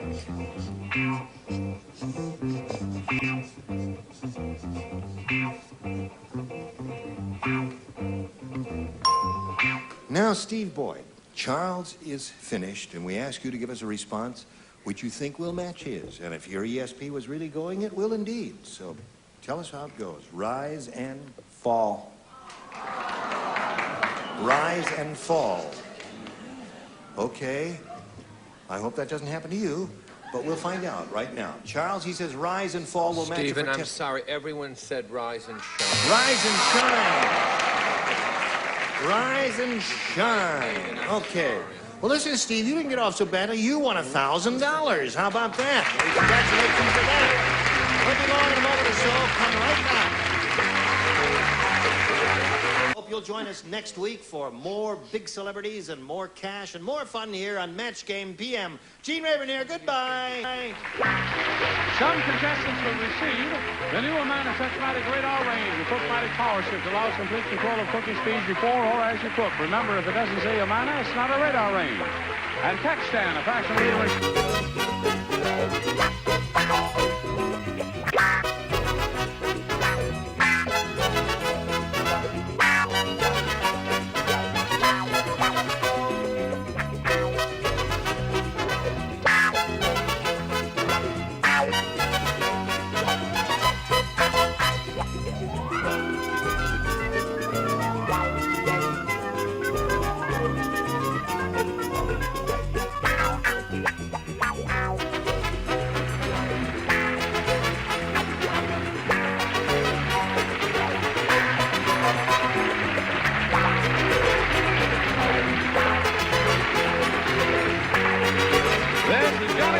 speaking for Match Game PM. A Mark Brooks and Bill Trotman production.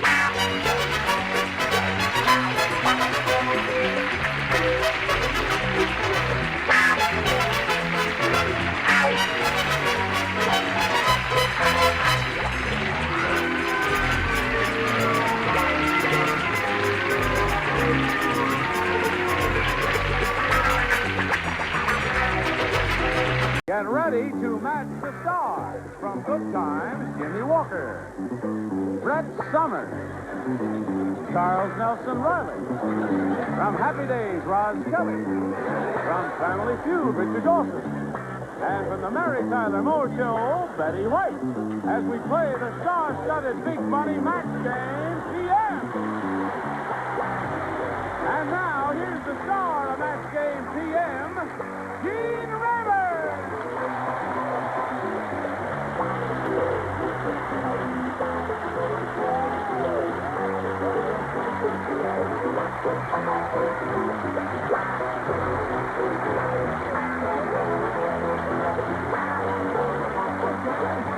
How are you?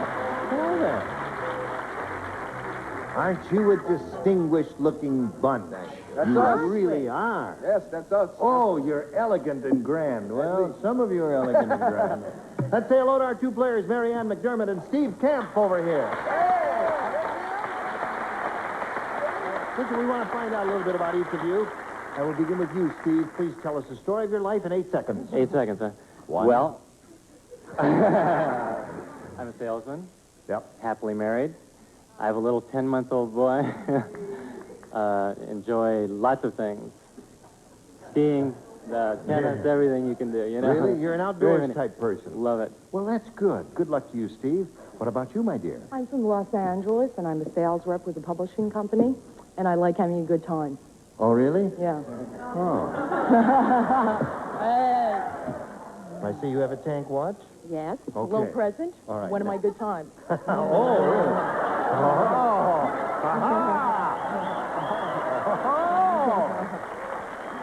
Now, here on this PM version of Match Game, we'll give each of you 3 chances to match as many of our celebrities as you can. And the one who has done that most often at the end of the 3rd round will be the winner. Go on to play the Big Money Super Match, which can pay off over $10,000, okay? Now, Steve, I'm going to ask you to make a selection there. You may have A or B. I'll go with B. B it is. We're off and running, and here it is. Old Man Periwinkle's 17-year-old bride said... Am I sorry? No. No. This 17-year-old bride of Old Man Periwinkle said, our honeymoon was wonderful except for one thing. I had to keep blanking him up.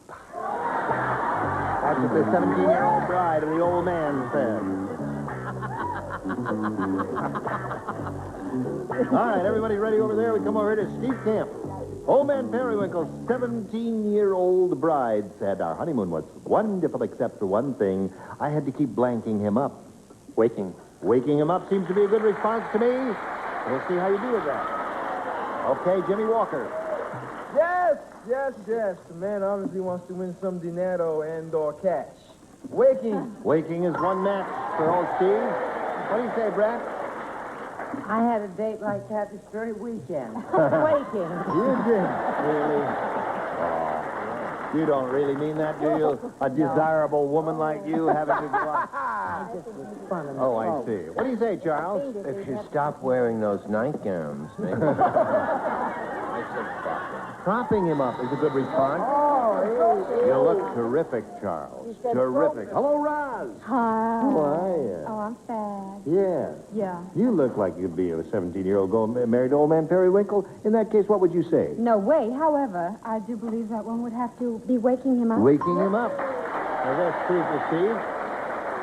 Our honeymoon was wonderful except for one thing. I had to keep waking him up.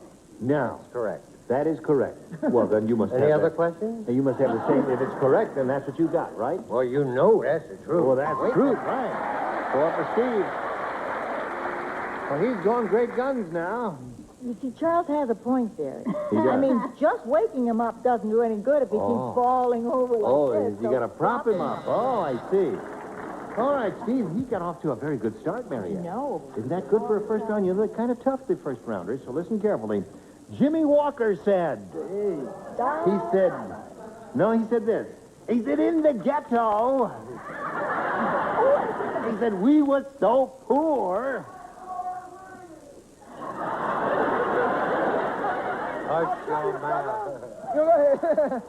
Get your own show, will ya? This is in the ghetto. We were so poor, our apartment didn't have wall-to-wall carpet, we had wall-to-wall bling. In the ghetto, we were so poor, we didn't have wall-to-wall carpet, we had wall-to-wall bling. Very easy one.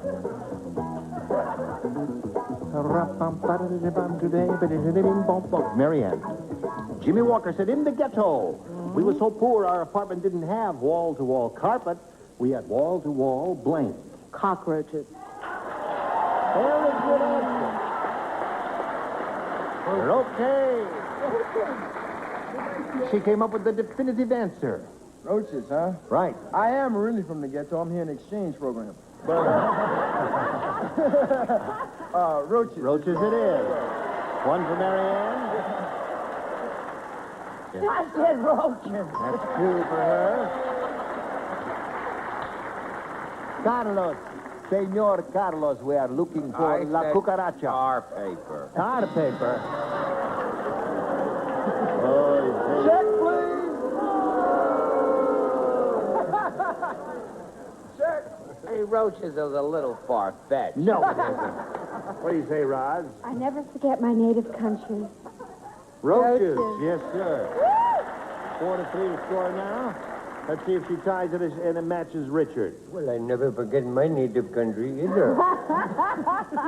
Talking roaches. Talking roaches.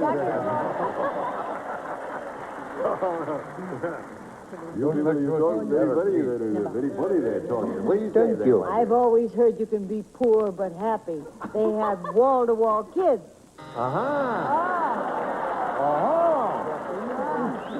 So here we are at the end of round one. We got two pretty good players here. Tie score, 4-4. Let's see what happens in round two after we see about this.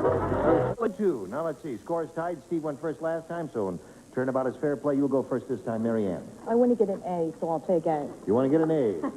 A. She matched 4 of our celebrities last time, so that means Brett and Charles are the only two participating. Betty and Charles. Just call me Bretty. No more drink. Bretty and Charles. Hey!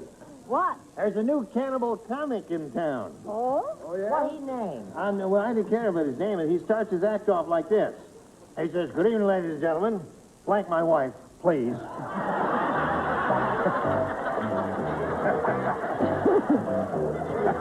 I didn't hear the question. Oh, well, I will read it to you especially 3 or 4 times if you wish it to. I want to think. A new cannibal comic in town. A new what? Cannibal? Cannibal comic in town. And he starts his act off like this. He says, good evening, ladies and gentlemen. Blank my wife, please. Got it. Ready? All right, what is it? Eat. Eat my wife, please. Seriously, ladies and gentlemen. Hello. What do you say, Charles? She says, eat my wife, please. What do you say to that? Show and tell, Charles. Eat my wife, please. Miss Betty. Oh, I don't want to overlook you. Now, from the... just put my tassel down. I tell you something. This is from the same quarter that you got propping and kids from, right? Right. Eat. Oh, there it is. Ho, ho, ho. All right, Steve. You can have B. Yeah, you get an A. Okay, Steve. Here it is. Dumb Donald is so dumb. I tell you, every morning it takes him 4 hours to get dressed, and that's because Dumb Donald puts his blanks on over his head. I think we're going to have a Good. Yes, sir. Okay. All right. Went my way over to Steve Camp. Okay, Charles. Finito. Steve, Dumb Donald is so dumb, every morning it takes him 4 hours to get dressed. And that's because Dumb Donald puts his blanks on over his head. His pants. His pants on over his head. What do you say, trousers or pantaloons or anything like that? Or anything like that? Right. I said, thank God, pants. Yes. Or if his wife's out of town visiting her sister Sheila, pantyhose. Oh, yes.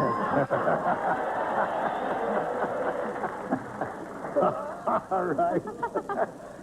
Now we come to her. You remember her? Her? That's with a capital H. Yeah. No, listen. Especially if Dumb Donald is late for work in the morning, he has to get dressed on the fly, and he puts his pants on.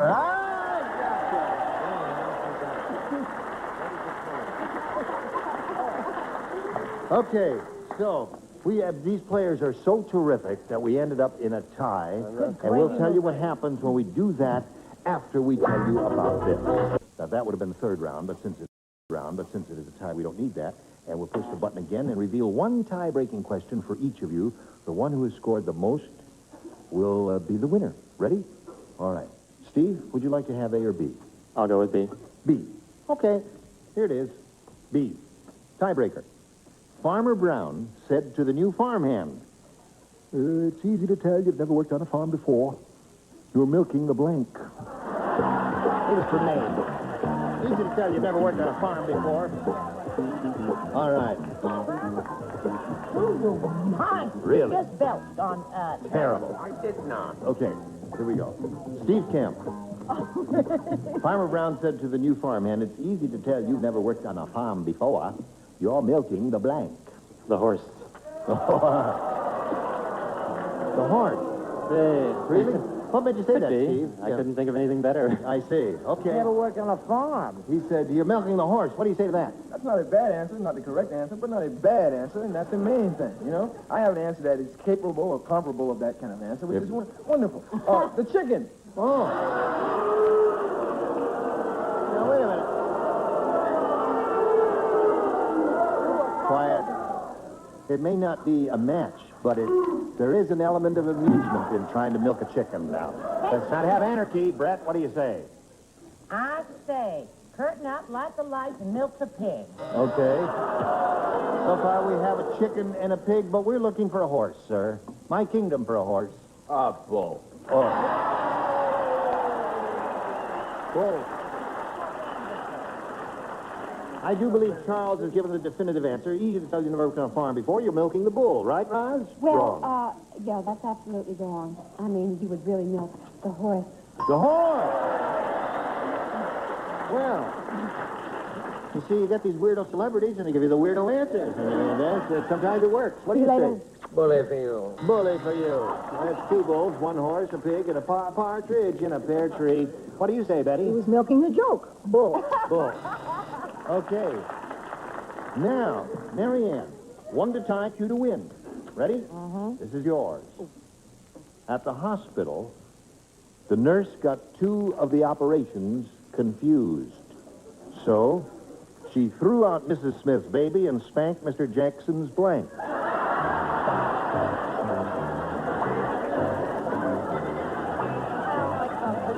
Because they're all too terrible and true. Lights are on. Marianne, at the hospital, the nurse got 2 of the operations confused. So, she threw out Mrs. Smith's baby and spanked Mr. Jackson's blank. Fanny? Fanny. Well, that's what they do in hospitals when the baby's born. Hold up, goes bang, like that. Jimmy, she says Fanny. Gee, I was on another program. I said appendix. Thank you, Crow! 2 operations. In one, there was an appendix operation, and one, there was a little child coming down the chute. I see. Okay. All right. Are you ready for this? It's not accurate, but, about that little child coming down the chute. Right. I think that's a terrific answer. I wish I thought it. I'd say gallbladder. Oh. What do you say, Charles? I like that. If they don't come down the chute, Annie Brett, where do they come from?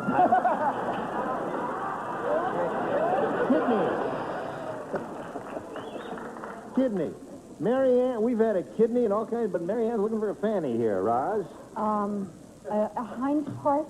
Well, let's see. Hind parts. How about that? There's one. That gives us a tie. Now, we need one more to... No. Appendix. Richard has an appendix. Operation. What do you say there, my I dear? wish Fanny Flagg were here, because then she could just write her name and she'd be right, you know. Now, I had a different picture. I had her throwing the baby out, and picking up the bedpan and spanking it. Now, as you see, this end game a 1-to-1 tie here.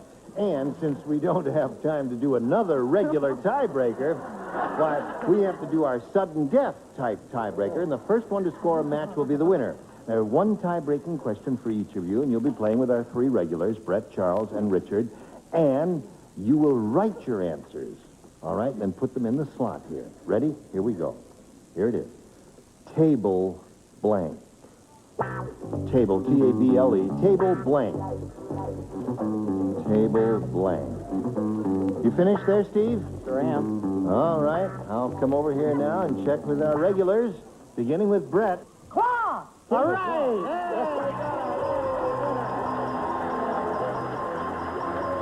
Congratulations, Steve. Tablecloth.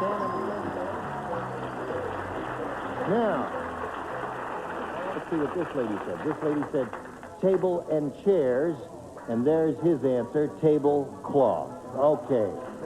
All right. Now, Mary Ann, we thank you for being with us here on Match Game PM.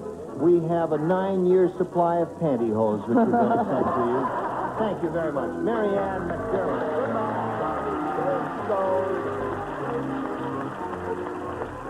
Now, Steve, time for the Big Money Super Match where you can win over $10,000. To do that, we've got 2 audience matches for you.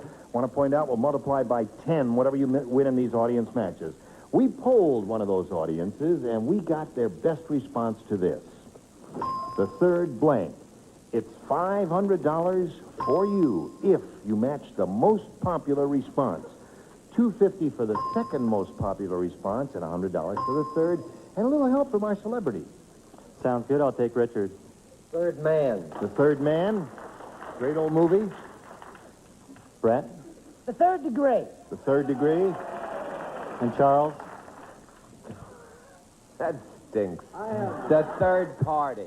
The Third Party, The Third Man, and The Third Degree are the 3 responses. Steve, you can choose one or give us one of your own. I had something entirely different in my mind. The Third Reich. The Third Reich. The audience seems to agree with you. Let's find out if it's up there. We're looking for the Third Reich. Achtung, Earl revealed a $100 response. The Third Man. All right. They are still looking for the Third Reich. Earl, if you do not reveal the $250 response, we know you got relatives in Harlem, and it will be very hard for you. Maybe see it. The Third Degree. All right. Last chance for the Third Reich. Slide it, Earl. Right.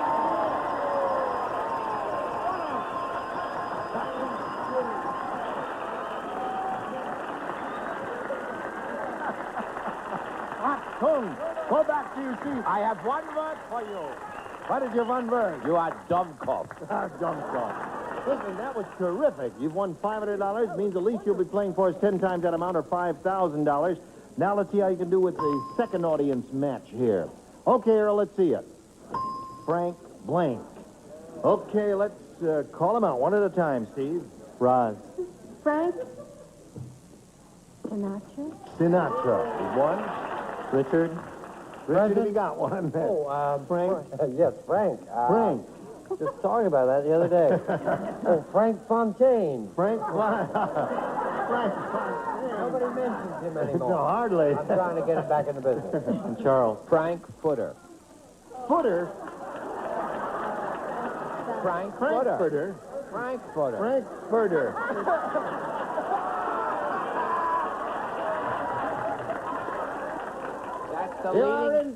That's the leading role in the Rocky Horror Show. So, Dr. now, Frank Footer. All right, you got Frank Footer, Frankie Fontaine, and Frank Sinatra. German. I'll go with Roz with Frank Sinatra. Frank Sinatra, all right, Roz, let's see if it's up there, and if so, where? May we see the $100 number? Frank and Ernest. You'll be Frank, and I'll be Ernest. Okay, let's see the $250 number. Frank Footer, I don't believe it. believe in desperation he said that, and none of us thought it would be up there. Wait till Fontaine comes up. Frankie Fontaine is not coming up. Show him, Earl.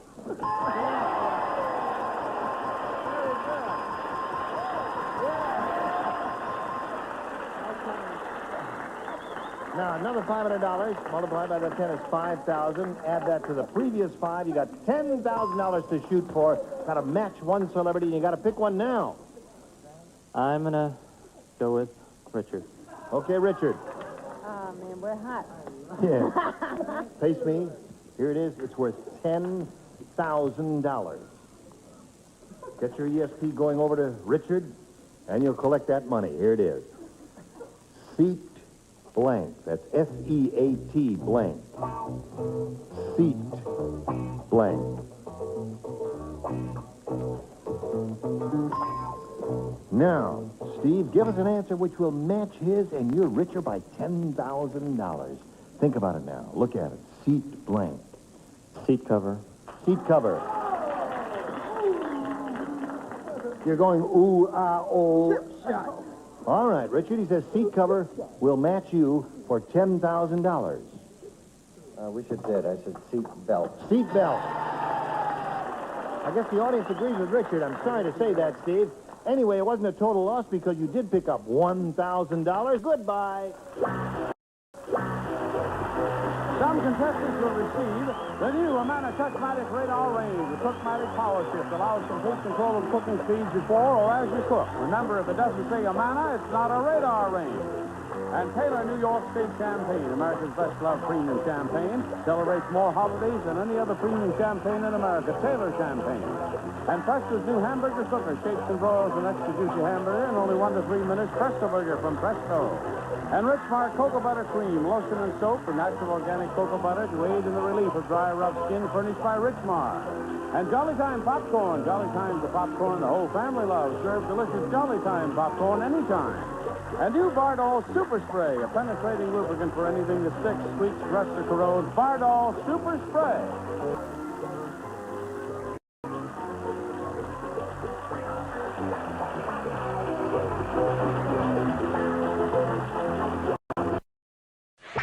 Get ready to match the stars from the Blue Knight, George Kennedy, Brett Summers, Charles Nelson Riley, from MASH, Loretta Switz, from Family Feud, Richard Dawson, and from the Mary Tyler Moore Show, Betty White, as we play the star-studded Big Money Match Game PM.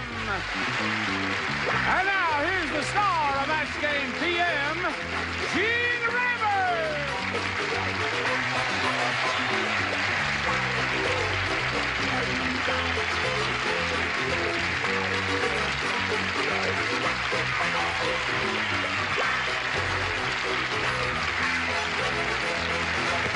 Thank you, Johnny Olson. Thank you, friend. How kind of you to come. How kind of you to come, because we'd have egg on our faces if you weren't here.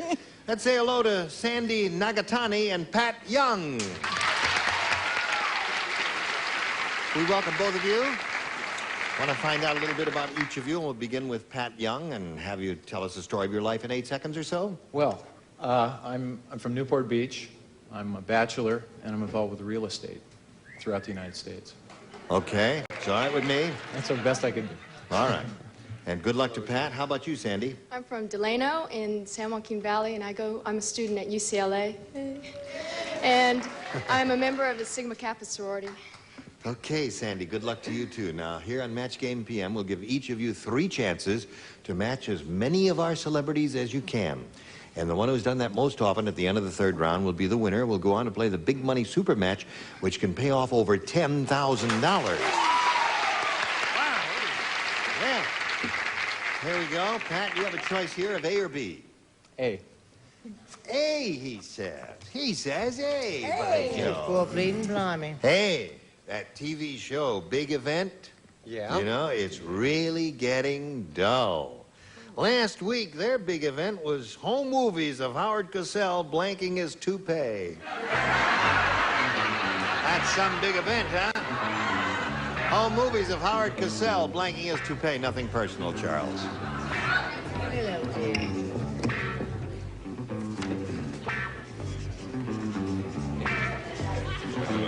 I'm wearing basic blue. May I borrow your pearls? Certainly. Yeah. Thank you. They look so nice with that. You Yeah. really enjoy They them. do go well with blue, don't they? Certainly Yes. do. Yes, you hold that for just a second. Thank you very I much. wish I had a nice purse for you, but I left it upstairs. Well, with basic blue, I just forgot my pearls there. All right, here we go. Pat Young. That TV show Big Event is really getting dull. Last week, their big event was home movies of Howard Cosell blanking his toupee. Washing his toupee. Washing his toupee. He says, washing his toupee. What do you say to that? I'm a think I got a match. Cleaning and washing is a match indeed. Thank you. Oh, Just the effect I needed. Just for a moment there. Now, what do you say to that? He says washing is what he's after. Ethel Merman gave me these. How nice. The pearls, not the others. Right. I said gluing on his toupee. Gluing on his toupee. How about you, Charles? You're the guy that wore the beads earlier? Yeah, that's me. You gonna make something of it? Yeah, you're sissified. I said putting on his. Putting on. Putting on is not washing. No. The big event last week is really getting dull. Home movies of Howard Cosell, blanking his toupee, and he said washing. Combing? Combing, not washing. Nice answer, isn't it? But I matched someone doesn't out match Pat Young. Match some weirdo in the audience you. there. How about you, Richard? Well, I guess I matched one of the ding-dongs up there. I said gluing. Gluing. Yeah. That is an emotional experience to watch him do it. Yes. Glues, yeah. He takes a tube, squeezes it right on there, doesn't he? Yeah. Boom. Yeah. How about you there, Betty? Well, close. What do you got there? Brushing. Brushing, yeah. You had the I-N-G, so Pat Young, that's one for you. At least you're on the scoreboard. Sandy, are you ready for yours? Yep. Shirley said, my husband, the movie star, is a movie star 24 hours a day. Even on our honeymoon, he brought along a blank. What? My husband, the movie star, is a movie star 24 hours a day. Even on our honeymoon, he brought along a blank. Okay. I took these pens off because they don't work, so they put them right back in again. Isn't Yeah. that clever on them? Well, do you need another one? Here, I'll get Yes, you now one. maybe this There's one. the spare. Oh, this one. That one works fine. Thank you. Is that the one that doesn't work? Let me take one. Neither of them. Well, let me take those and I'll throw those away. Oh, if they wonderful. don't work. Thank you. You're Right. a marvelous human being. These don't work. They're all worn to a frazzle. Oh, that's too bad. That's a shame. You're so Ready? neat. Here we go. Sandy. Shirley said, my husband, the movie star, is a movie star 24 hours a day. Even on our honeymoon, he brought along a blank. Script? A script. What'd she say? She said a script. What'd you say, George? No, A script? I thought he might have needed a little direction. A director. That's a very cute answer. George, what do you say? All I can say is what Jack brought along on ours. Worked like magic till he left. Charles? I said a camera. A camera. Okay. Brett said a director also, and she said it worked for her. My husband, a movie star, 24 hours a day. Even on our honeymoon, he brought along a script, according to Sandy. No, I said a resume. A resume. That's what actors do. They carry these resumes around. Well, Yes. first I wrote starlet, and then I thought that wouldn't be what Starlet didn't know. Starlet would have been cute, though. But a big star never goes anywhere without a stand-in. A stand-in. That's Okay. This is a really big star. Betty, what do you say? He's a really big star. When I told Richard his answer, he agreed. Yes, So there we are at the end of round one, 1-0 in favor of Pat Young. Round two coming up in a moment or so after this. Two, we'll push this button, reveal the two questions. Pat, you're ahead, so you go first. I think I'll try B this time. B is what he wants. George, you lay out. The rest of you respond to this, if you would, please. Colonel Sanders is getting absent-minded. Last night, he kissed his chicken, and he blanked his wife.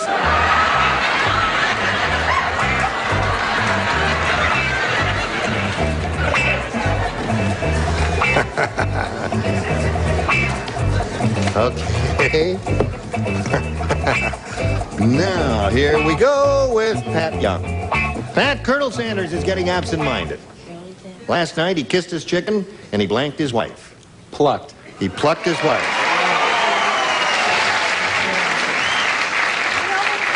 All right, so, Brett, I believe Pat Young has come up with a definitive answer. They were judging from the audience reaction. Am I the first? Oh. You're the first, because he matched him in the first round, yes. Well, would you believe he plucked her? He plucked his wife, okay?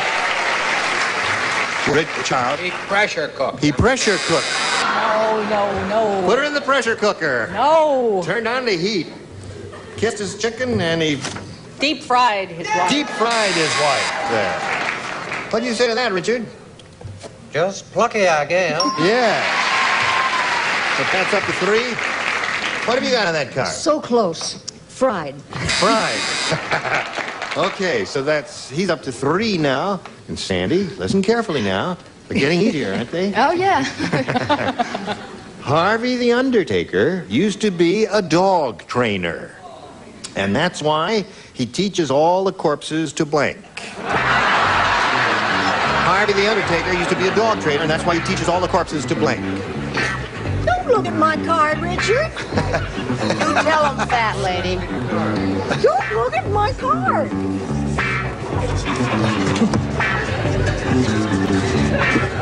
Okay, very good. Good. Here we come. I'll trade you. I like yours better.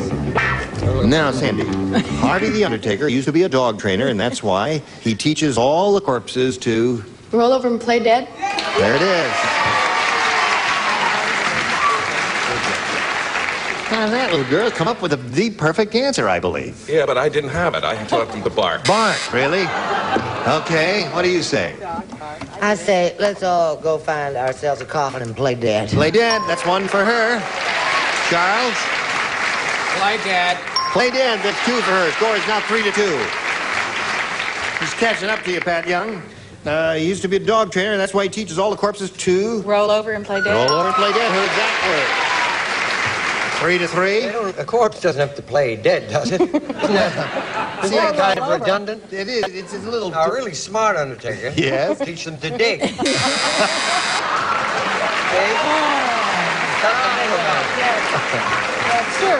You dig, Gina? Yeah, I dig you. What do you got there, Betty? Don't you wish you'd looked at my card? No, I don't want to. Right there. So now, 4-3 to score. Sandy is ahead at the end of round 2. We'll go to round 3, and since you are ahead, Sandy, we'll ask you to go first this time. A, please. A it is. Here we go. George plays, and Richard plays. Everyone else does not. Don't look at my card. I want to. Horrible Hannah said to the art teacher, "I'm an artist." And he said, "Horrible Hannah, the only thing you can draw is blank."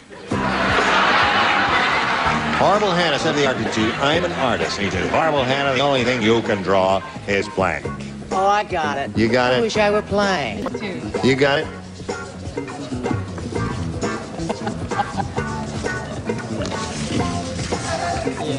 Right. Better. Ready? Yeah. Here we go. Better. Okay. Yes, indeed. Horrible Hannah said to the art teacher, "I'm an artist." And he says, "Horrible Hannah, the only thing you can draw is..." A line. I don't know. You drew a blank on it, so you have to say something. What did you say? A line?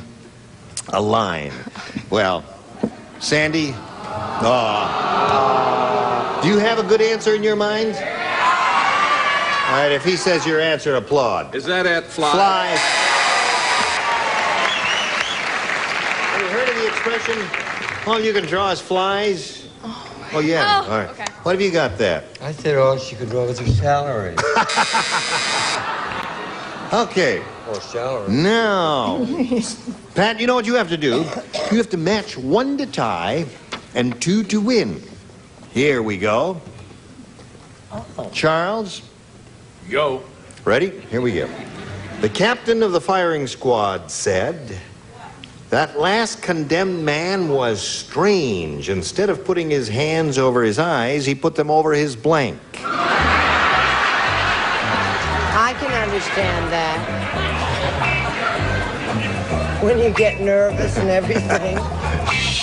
That last condemned man was strange. Instead of putting his hands over his eyes, he put them over his blank. First you have to wake up, sweetheart, before you... I'm thinking.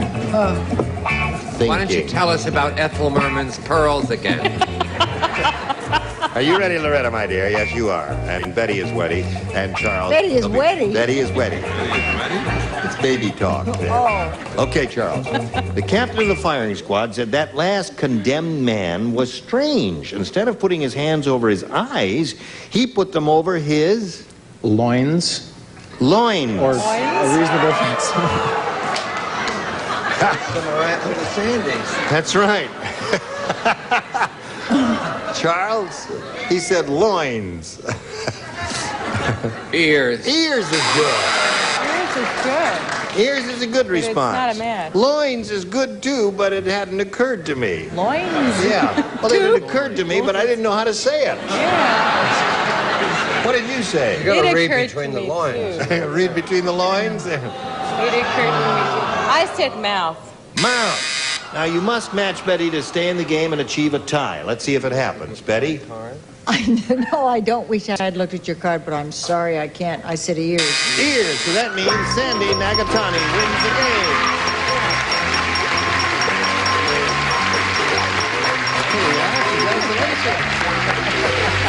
Good. You stand right there on that adhesive tape. Pat, it was a pleasure to meet you. It was a pleasure.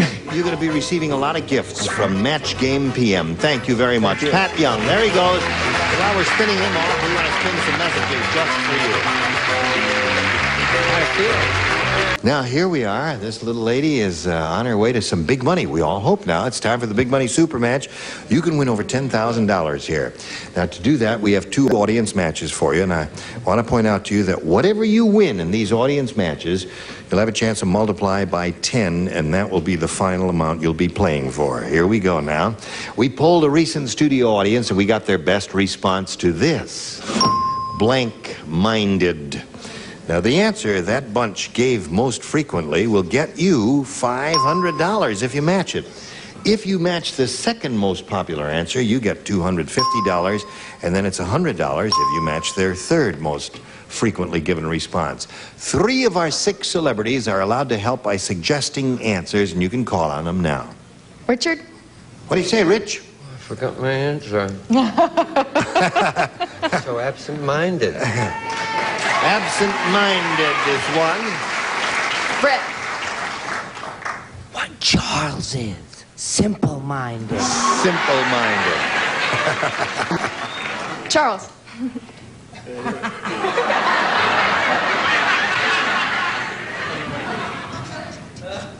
Oh, I'm not going to give you a straight line like that. He's thinking, friends. What Brett is? Feeble-minded. Now you have feeble-minded, you have simple-minded, and you have absent-minded. Those are the 3 the celebrities have given you. You may choose one of those or give us one of your own entirely. How about absent-minded? Absent-minded is a good one. The one that Richard gave you. Let's find out if it's up there. And if it is there, where is it? That's the question. Let's begin down at the bottom, and we'll reveal the $100 response. Simple-minded. All right, that's the one that Brett gave you. That's off to a good start, I hope. Let's take a look at the $250 response. Narrow-minded. That's not bad now that I see it. All right, last chance for absent-minded. Slide it, Earl. Yes! Congratulations! Good girl. Now you've got $500 there, which means the least you'll be playing for is 10 times that amount, or $5,000. Stand on the adhesive tape. That's it. And we're going to see now, Sandy, how much more money you'll win with this second audience match. Go. Blank Squad. All right? Let's see what good answers we'll get from our celebrity. Richard? Absence. Oh, the Mod Squad. Mod Squad. Betty? Well, I've some of my best friends, the Vice Squad. The Vice Squad. Charles?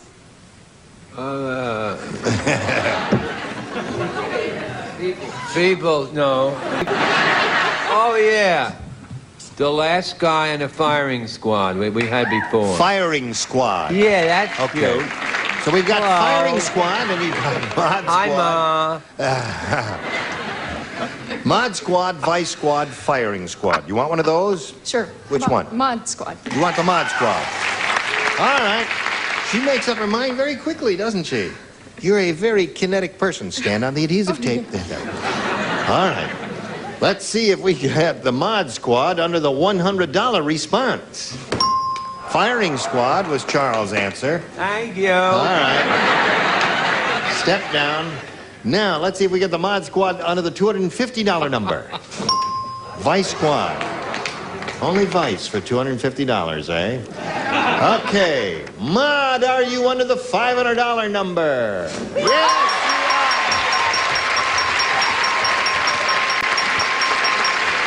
Holy mackerel. Good girl. All right. You want another 500? Multiply that by 10 makes another 5,000, and add that to the previous 5,000. You've got a pot of $10,000 to shoot for. Now, to collect it, you've got to match one of them. This will have to be an exact match, and you have to choose one now. Richard Dawson. Okay, Richard Dawson. Stand on the adhesive tape. That's it. Good luck. All right, good luck to you. Get your ESP flowing in his direction so he writes the answer that you're thinking of. Ready? Here we go. Blank snake. S-N-A-K-E. Blank snake.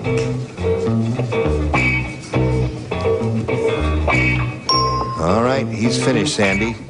What answer would you like to give us now, which you think will match his? Get you the $10,000. Blank snake.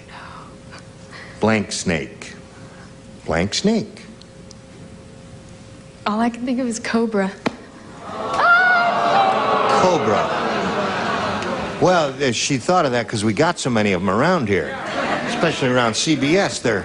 What do you say to that? She says Cobra will match you for $10,000. What do you say to that? Rattlesnake. Rattlesnake. That's the great American snake. Well, Sandy, I'm sorry you didn't win the $10,000, but you did indeed win $1,000, and that's pretty good. Thank you very much, Sandy Nagatani. We'll be back in a moment, right after these messages. Listen, I hope to see all of your beautiful bodies on this stage on another occasion in the near future, because you were just dandy. So George, you, especially thank you. with the pearl. Look forward to seeing George Kennedy on the Blue Knight, and this pretty lady on MASH. Loretta Swit is marvelous in that part. And this, of course, this marvelous lady you see on the Mary Tyler Moore Show.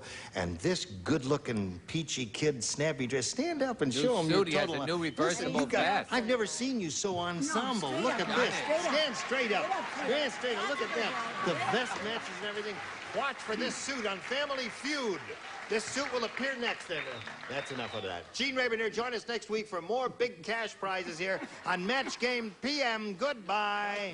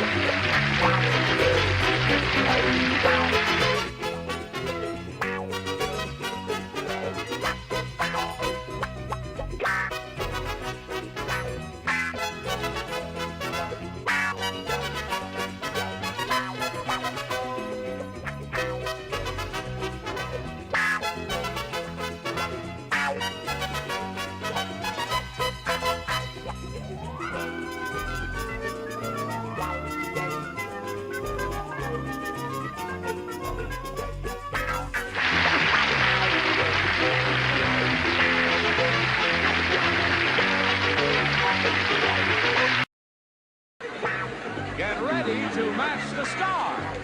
Orson Lee. Brett Summers. Charles Nelson Riley. Mary Wicks. From Family Feud, Richard Dawson. And from the Mary Tyler Moore Show, Betty White, as we play the star-studded Big Money Match Game PM. And now, here's the star of Match Game PM, Gene Rivers.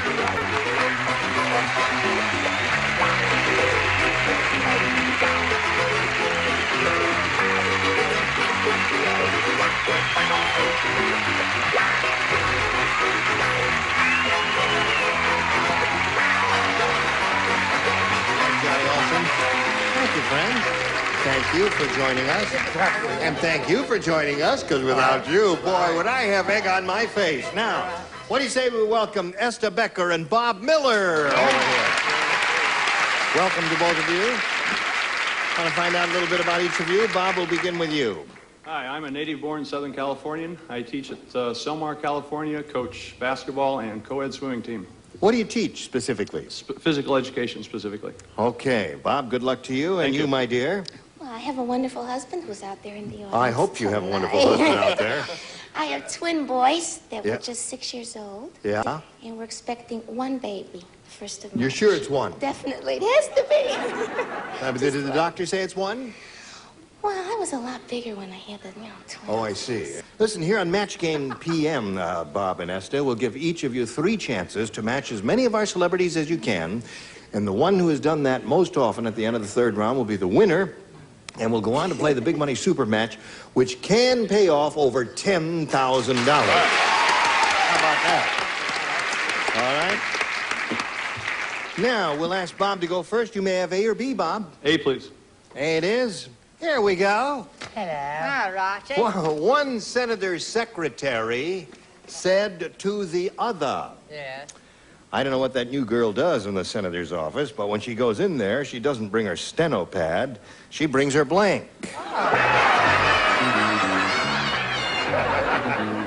What is the semantical derivation of the term to have egg on one's face? To have egg on one's face, I suppose, would have something to do with vaudeville when they used to throw cabbages and tomatoes. Live beneath a chicken. Or to live beneath downstairs of a chicken. That is the actual. Is it really? That's where it came from. It is. Oh, bang. All right, our resident etymologist, Bob, what do you say? One senator's secretary said to the other? I don't know what that new girl does in the senator's office, but when she goes in there, she doesn't bring her steno pad, she brings her blank. Bed. Oh. No? He goes right for the jugular, doesn't he? Yes. Jugular, as we say. Oh, yours. I got you. Okay. What do you say? For use on the bed, a nightie. A nightie. Oh, that's very well put there. What do you say, my dear? Wear a nightie in an office, you silly goose. Was it? No. She would take her army cot, or mattress, or bed, or waterbed, etc. Okay, there's one for her. Here. Looking for a bed. No chick is going to carry around a bed. Yeah? Tell us about it. With her pretty nails, she has her overnight case. Oh. An overnight case, eh? But when she goes in there, she doesn't bring her steno pad. No. She brings her... Well, she brings her pillow. Her pillow. Why not? You know what I mean? Well, Short nap. you're gonna turn on us, I can tell. Yeah. They're lively, though. What do you say, Rich? I say she brings her bathrobe. Bathrobe. Yeah. Clean mind, clean body. Right, of course. Take your pick. Betty? Nighty-night. Nighty-night. Oh, so there you are. Bob, you picked up one there. First ones are tough, and that's not bad. Esther, this is yours. There's a new church in Hollywood that's really unusual. Oh. They don't use the King James Bible. They use the blank James Bible. A new church in Hollywood that's really unusual, Esther. They don't use the King James Bible. They use the blank James Bible. Esther, there's a new church in Hollywood. Now, this church is very unusual. They don't use a King James Bible. They use the blank James Bible. Queen James? Queen James Bible. She said they use the Queen James Bible. The Queen James. Queen James Bible is one for Esther. Now, Miss Brett, honey. You know I wouldn't talk that way about a mortician. Where'd you get that suit? You don't like that suit? Now, you're not going to wear that to Encino tonight, are you? That sounds fine. No, It I looks like rather it. It's elegant. smart as paint. And Harry James. The Harry James. They use the Harry James Bible. Oh. Well, I got the Oh, dear. Oh, well, why didn't you See? cheer when I matched Mr. Miller? How soon earlier they in the forget. evening? How soon they forget. Oh, they turn on you. Charles? Queen. Queen, okay. They don't use the King James Bible, they use the Queen James Bible. Of What do you course say? they do. Naturally, there it is. Another one for her. She's up to 3, doing okay. Now, I'm amazed, because I heard they used the Jesse James. My people. So that's the popular favorite, eh? The Jesse James. Well, surprised me. Now, wait a minute. Yes? Just a minute, because you got to think of it as a church. Yeah? and Holy and all that. Right. The Susan St. James. Susan St. James Bible. Oh, listen. As I said before, you've got to be kind to an older person. Okay, so there we are at the end of round 1. Scores 3-1 in favor of Miss Esther Becker, Mrs. Esther Becker there. And round 2 coming up right after this. Here we go. Round 2 coming up. Boing. Okay, now Esther, you're ahead, so you'll go first. A or B? I'll take B, please. B it is. She wants B. Okay. She wants B. I'm going to give her B. What do I care? You don't play because you match her in the other round. I'm going to play anyway. No, I you don't care. play either. And I Charles, do. you don't play. I'm not going to play. Brett? You're too old to play. What's his name and her? Now watch the back of my head as I'm speaking. Oh, okay. Sally said, I just married Bob, the Siamese twin. On our honeymoon, his brother Tony came along. All through the honeymoon, Tony took blinks.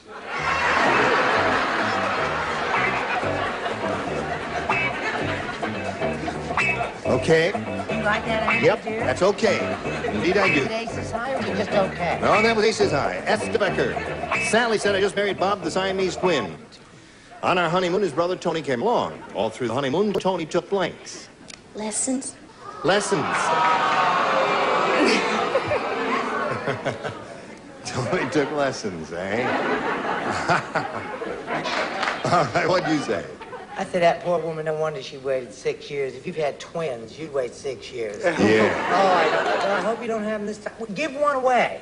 That's why I told my doctor. I said, if I have twins, give one away. Don't tell Postponing me. the inevitable. Yes, I know, because I didn't math. You really I don't. said snapshot. Snapshot is not bad. Snapshot. And Charles says... Go on the beach. And everything. sold them. What did you say? And sold them. So, Tony came along, all the other Siamese twin, all through the honeymoon. Tony took lessons, according to her. What do you say? He took notes. Took notes. In case it should happen to him. Right. Naturally. That's logical, isn't it, Betty? Yes, took all kinds of notes. Okay. There we go. So that's your round 2 question, and now we come to Bob's round 2 question. And one person does not play. That's Brett, and here it is. Old man Periwinkle said, oh, now that I'm married, a 17-year-old girl, I always say my prayers every night. When I come to bed, I pray that she'll be blank. Such a wonderful question. Yes, sirree, Bob, here it is. Old man Periwinkle said, now that I've married a 17-year-old girl, you know Old man Periwinkle, don't you? Now that I've married a 17-year-old girl, I always say my prayers. Every night when I come to bed, I pray that she'll be blank. She'll be there. No. I don't think you got the idea there. But we're going to go on with it anyway, so let's go over here and call on John Wayne. Mr. Burroughs. Old guy, 97, goes to the doctor, Yes. says, I'm losing my potency. The doctor says, when did you notice this? He says, last night and again this morning. Old man Periwinkle, every night when he goes to sleep with a 17-year-old bride, he prays that she'll be asleep. Two popular favorites for you. What did you say there, young fella? Auntie Brett, explain Orson's answer to me.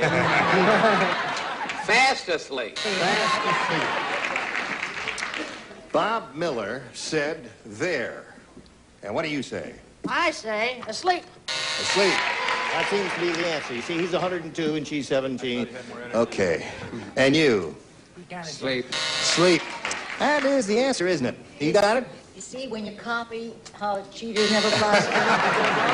All right. So there we are, Bob. That's your round 2 number. And now we go to round 3 here. And Esther, you're ahead, so you'll go first. I'll take B again, please. You want B again? Okay. B again. B again. You match 3, same 3 you played in the second round, played in the third round. The doctor said to Fred. Doctor said to Fred, I got good news and bad news. The bad news is, I have to remove your brain. The good news is, after the operation, I can get you a job in blank. Got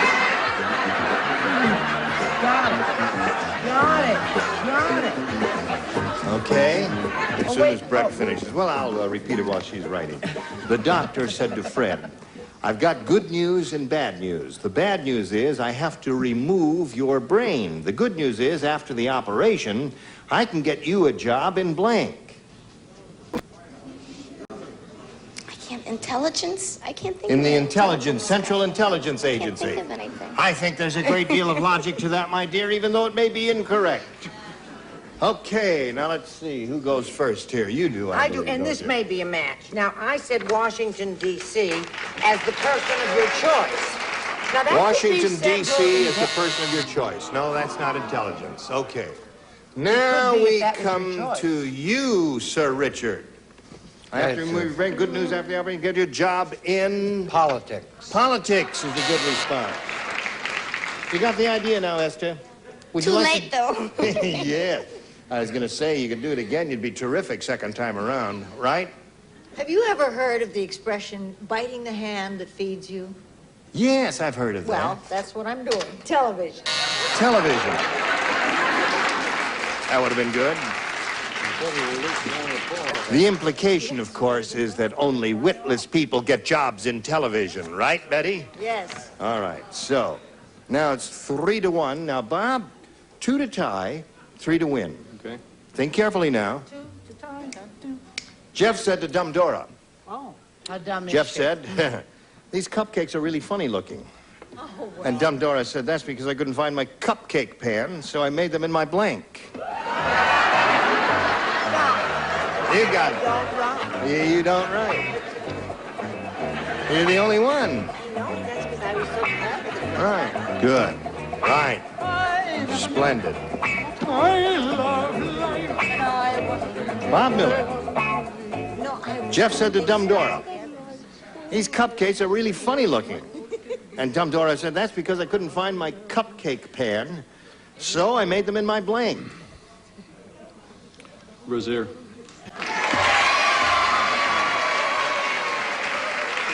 Okay? He said brasier. He sullenly muttered it. Bra! Bra. Charles? Clever, you. I didn't know it was a French program. I said bra. ZA. Okay. Brasier. He said the whole thing there. What are you doing, Mary? Fixing up my front. Oh, yeah, your front. And it needs fixing, too. She's been cooking. She's been cooking. Your Darn front. it, she did it again. Oh, I said bra. Brasier. That wins the game. Congratulations. What director you out there? All right. Come on down, Bob. Congratulations. Thank you very much. Hang around over here. Right over there, if you would, please, sir. Esther, good luck in your coming blessed event. Thank you very much. It's been a pleasure. A pleasure to meet you, and some gifts will be coming to your way, together with our thanks for being here on Match Game PM. And there goes Esther Becker. While she's going off, we'll send these messages just for you. How do you feel? All right. Ready now? It's time for the Big Money Super Match, where you can win over $10,000 here with this big board. Now, to do that, we have 2 audience matches for you. And whatever you win in these audience matches, you'll have a chance to multiply by 10, and that will be the final figure that you'll be playing for. Here we go. We polled a recent studio audience, Bob. We got their best response to this. Blank Stein. Now, the answer they gave most frequently will get you $500 if you match it. If you match the next one, that's their second most popular answer, you get $250, then $100 for the third. And let's see what help we can get from our celebrities. Brett, please. What about a beer stein? Beer Stein is one response. Beer Stein. Richard? Frankenstein. Betty? Burns, no, Gertrude Stein. Gertrude Stein. Okay, so you have Gertrude Well, I Stein. mean, it's number 3. It doesn't matter. Now, 3 is tough. Don't laugh at her. She is the cultured one of the group. She's an animal lover. Leave her alone there. Animals. Gertrude Stein, Beer Stein, and Frankenstein. Now, you may reject all and supply your own, or choose one of those. I think Frankenstein. Let's find out if we have a monster under the $100 number. Elmer and all those boys. Elmer or Leonard? Leonard, I guess, really. It's Bernstein, right. Let's see if we get a Frankenstein under the $250 number. Yes, we do. Congratulations to you. I bet it's Einstein. I bet Einstein's the number 1. Now you say Einstein. Where were you when he needed you? He didn't ask us. Yeah, you didn't Oh, know. yes, he did. He didn't ask you. That's right. All right. Let's see if it's, Earl, let's see if it's Einstein. Nope. Oh, You poked fun, right? That's my atta girl. Okay, now you got $250, which means that the least you'll be playing for is 10 times that amount, or $2,500. And at this point, let's see how much more you're going to win with your second audience match. Okay, Earl, slide it. Blank tell. All right, what answers we got here? Charles, please. We'll go on. Well, I'm thinking it's a couple. William Tell. Okay, there's one. Orson? Oh, there's 2 L's there. I thought it was TL. motel. I thought it was 1 L. I couldn't see them. Show and. Show and Tell. Richard? Kiss and tell. Kiss and tell. Who've you told? Well, kiss and tell, show and tell, and William Tell. Which one, if any? William Tell. Oh, William Tell, he says. All right, let's find out. We got a William Tell there under the $100 number. Kiss and tell is Richard's answer. Worth every penny. Yes, indeed it was. William Tell, are you hiding under the $250 number? Show and tell? Well, you got 2 out of the 3 they gave you so far. That means it looks like it's going to be there. I think it's going to be there. Looks good. Yeah. All right. All right, Earl, slider. Yeah.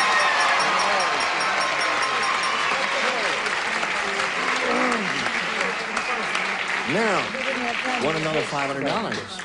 We multiply that by 10, makes 5,000. Add that to the $2,500 you won previously. You're shooting for a pot of $7,500. Now, we are perfectly willing to give you the money. However, there's something you've got to do first.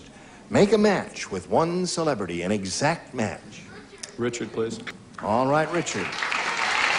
There's the tape. Swing around and face me. And here we go. Worth $7,500. And it reads as follows. Diaper blank. Diaper blank. D-I-A-P-E-R. Diaper blank.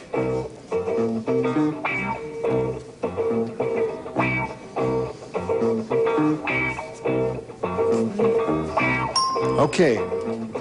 Now, he's made up his mind. Get your ESP flowing over to him. Come up with the same answer that he's already written on the card. You get the $7,500. There it is. Diaper. Rash. Rash. The only thing I could think of. You know, it's the only thing I could think of, too. And apparently the audience thinks you're right. We'll find out what Richard Dawson thought of right now. What do you say, Richard? No, I just thought back to the days we used to have a band come And we'd give the diapers, and they would... Diaper service? Yeah, they'd arrive in... Atta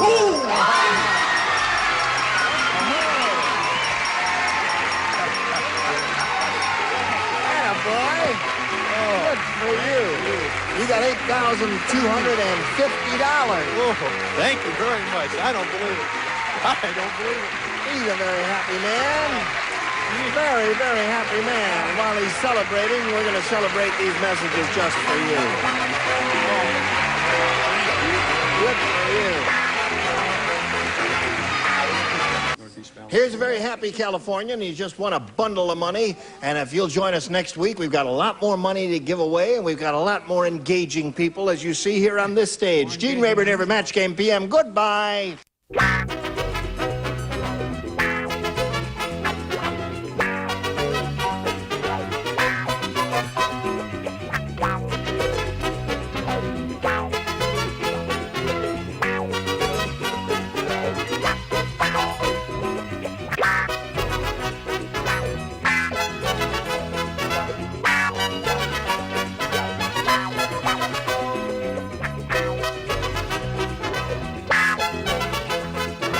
Provides 18 benefits, including towing and starting. Call any service station for all your costs. Darling, join my club.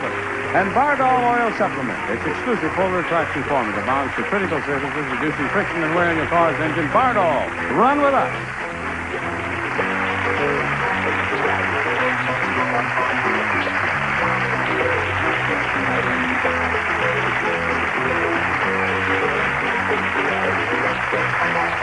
This is Johnny Olson speaking for Match Game PM. A Mark Goodson, Bill Trotman production.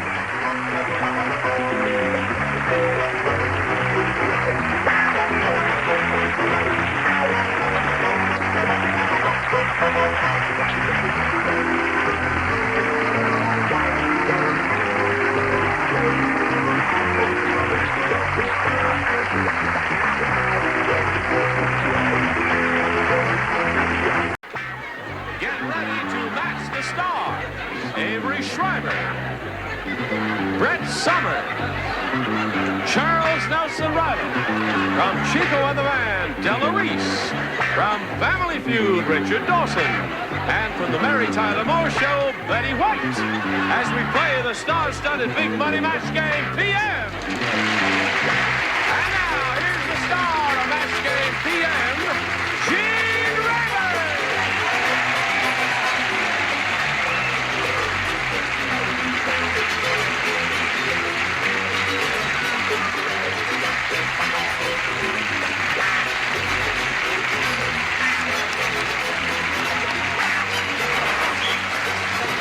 Hi, John. How are you? Thank you for joining us.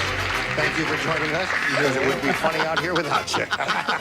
What do you say we greet our two civilians over here, Patty Colts and Ned Dawley? We welcome both of you. I'd like to find out a little bit about each of you, and Ned, we'll begin with you, sir. Okay, I'm from the East Coast. I'm a funeral director in Obama, but presently I'm working in a hotel. And I've been here for almost 5 years. Did he say he was a funeral director? And an embalmer. Oh. What would he do in a hotel? I don't want to answer. You're lucky, Stiff. I'm just gonna... Dickie. Now, what we're going to do is we're going to find out what hotel he's working in and not eat there. All right. Good luck to you, Ned. Thank you. Now, Patty Colts. So you're Patty Colts? Yes, I am. I'll be darned. That's Patty Colts, folks. Patty All right. Where are you from, Patty? I'm from San Diego. I'm a beautician. I'm a psychology major at college, and I'm also studying acting. You affected Johnny Olson. I did. I think he's in love with you. You've aroused his libido, and I don't even know if he's done. Now, here on Match Game PM, we'll give each of you 3 chances to match as many celebrities as you can. The one who's done that most often at the end of the 3rd round will be declared the winner. And that person will go on to play the Big Money Super Match, which can pay off over $10,000. What about that? How about that? Okay, let's begin. Ned, you'll go first. You may have a selection here of A or B. B, please. All right, we are off and running. Hey, they're making a new movie in Hollywood, and it's really strange. You're fired. It's really strange. In this one, blank gets the girl. There's a new movie in Hollywood, and it's really strange. In this one, blank gets the girl. Got it. Okay, here we go, Ned Dolly. They're making a new movie in Hollywood, and it's really strange. In this one, blank gets the girl. The bad guy. What? The bad guy's his answer. And that's not bad. I know you've awed him. That's one of the possibilities. Maybe not the best, but one. Avery? Well, if it's really a strange movie for these days, the guy gets the girl. Oh. He's way ahead of me. What do you say? He's already up to 1986. Now stop. Right. You're far ahead of your time. I said Raquel Welch gets the girl. Why not? What do you say, Charles? I thought you'd never come to this end of the clinic. The girl. The girl gets the girl. That's the definitive answer, I guess. Thank you. Okay. What's wrong? Isn't Raquel Welch a girl? Yes, she is. But the girl gets the girl. It has a little lilt to it and a ring to it. A strange Hollywood movie, and this one, blank gets the girl, and he said the bad guy gets the girl. I didn't say that, and I said King Kong gets the girl. King Kong. You like that better than the girl gets the girl? All right, I keep forgetting I'm in the land of tinsel and weirdos there. What do you say? See The Killing of Sister George? Yes. I saw that film 8 times. It was a marvelous movie. I love any film where Susanna York gets the girl. I said girl. The girl gets the girl. That's for the deep thinkers. Yes. Please continue. Continue. Carry on, my dear. King Kong, if you want an ovation. Animal lover that I am, the horse gets the girl.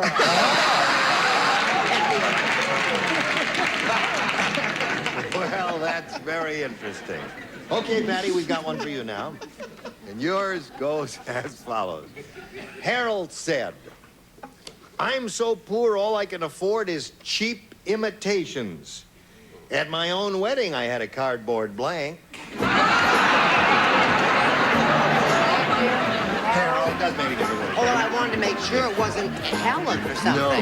Harold said, I'm so poor, all I can afford is cheap imitations. At my own wedding, well, I had a cardboard blank. Now, Patty. Harold said, I'm so poor, all I can afford is cheap imitations. Why, at my own wedding, I had a cardboard blank. Cake. Cake. Cardboard cake. Get the lukewarmness. What do you say? Well, I was still in Hollywood. I had a cardboard bride. A cardboard bride. That's poor. Okay. What do you say? Not if you don't like girls, it isn't. Cardboard bride. Cardboard bride. Well, I wish I were a cardboard bride, a cardboard bride. Very good. You getting there? Yes. Come back in 2 weeks. Yes. There's talk of an album. Cardboard ring is good. All right, cardboard ring is another good answer, Patty. So far, yours hasn't come up. Her answer is, I was so poor, my own wedding, I had a cardboard cake. I said cardboard bride, too. Everybody's saying cardboard bride. Harold was poor. Cardboard bride. I went with wife. You went with a cardboard wife? Yeah. All right. Well, making it more permanent. That's right. No, Yeah, we're looking for a cardboard cake horse. here. Any I old was kind. torn. I was torn between horse and bride. Yes, that is. Okay. So there we are at the end of round one. Isn't this interesting? 0-0, but we're going to plow on anyway. Come right back after these messages. Now, Ned went first last time, so this time we're going to ask Patty to go first and ask her to make a selection here of A or B. B for Bill. B for who? Bill, Bill. my husband. Oh. They do know, though, they have to match, do they? Yeah, that's the object. You That's see, a you good have thing to bear to in try mind. and say an answer you think they will say. All right, here we go. Harvey said, the surgeon who removed my appendix believes in doing things the hard way. Well, now take a look. My appendix scar is on my blank.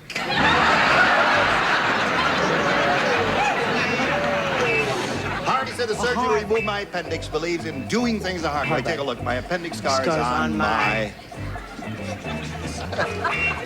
Now, that's all.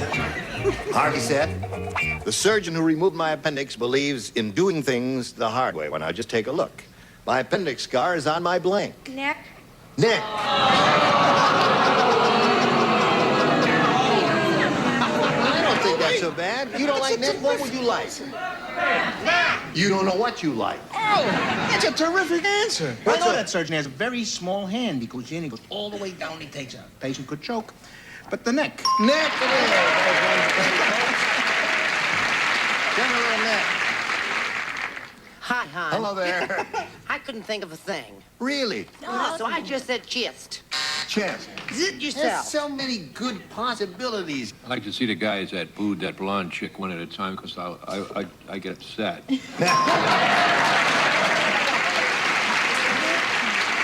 Okay. Della, take a look. My appendix scar is on my neck. I did not say neck. What did you say? I said behind.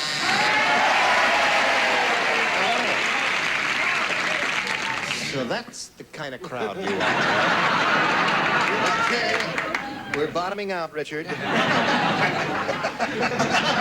don't laugh, Richard. Betty. This is a serious game. Yes, Betty has the appendix goes on her horse. What do you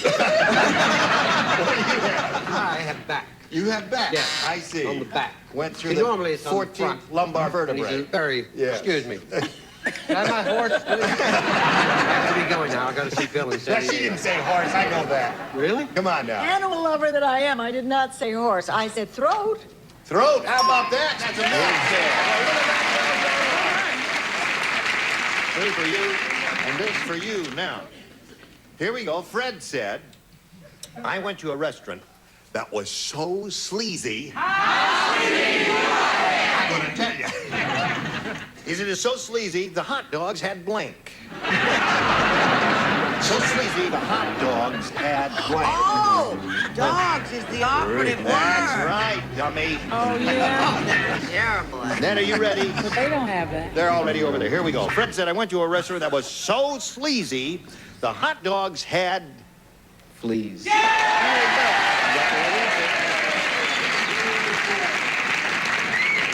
Okay. He came up with the definitive answer. The definitive answer. Anything Hot else dogs. is zilch, right? Well, no, there are other good He's got possibilities. one. He's got one.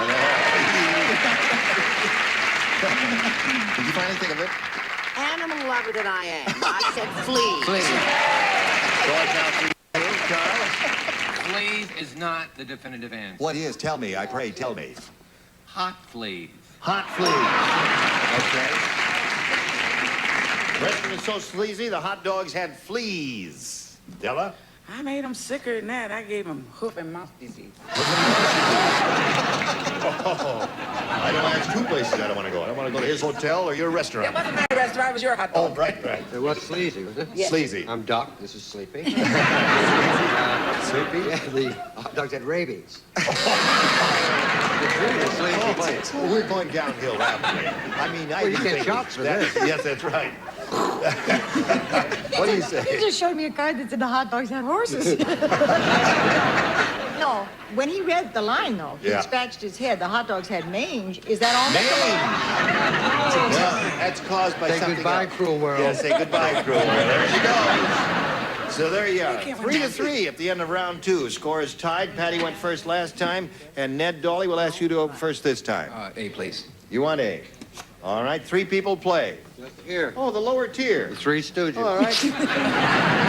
Larry Moore and Horse. Just for you, I'll pretend you're on the upper tier. You see, if you're sitting on the upper tier, you could just see this much of bread. All right? Oh, darling, what was the question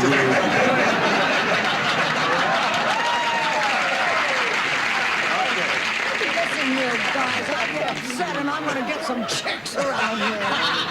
And you're Charles, right? Okay, here we go. Yeah, they should wait. They should put signs up when they do it because they're so far What from the was the truth. question again? They should put a sign and have an usher at a page walk up and down the aisle and explain to the people what these two people are trying to do. Get your own show, Charles. You tell them how.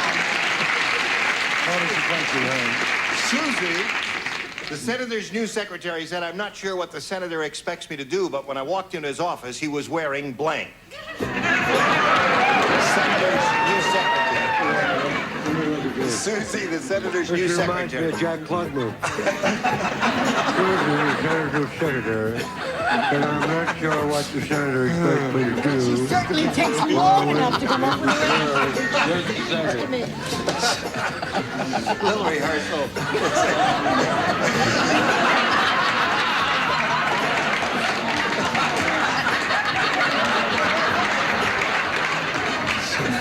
Oh, all right, she's ready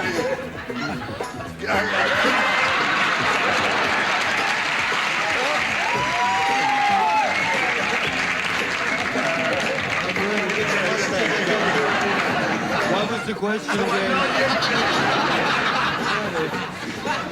Okay, here we go.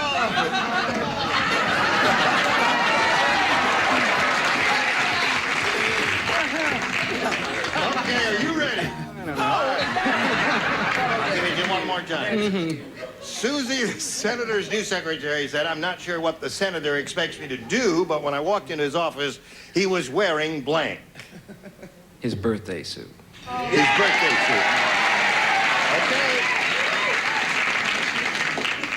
All right, Della, he said he was wearing his birthday suit or nothing. Or nothing. Or nothing. All or nothing. Darling, what did you say? What was the question again? This may be a map. His really rotten bath robe.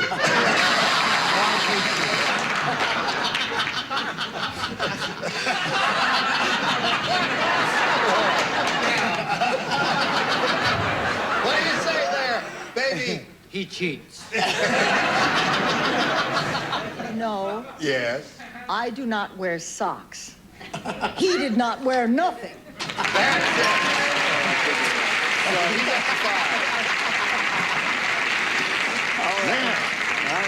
Here's Patty Colts' third round question here. No, you know why it wasn't good? Because her voice... You know you have no control. I have no control here. Her voice was too low and his voice was too high.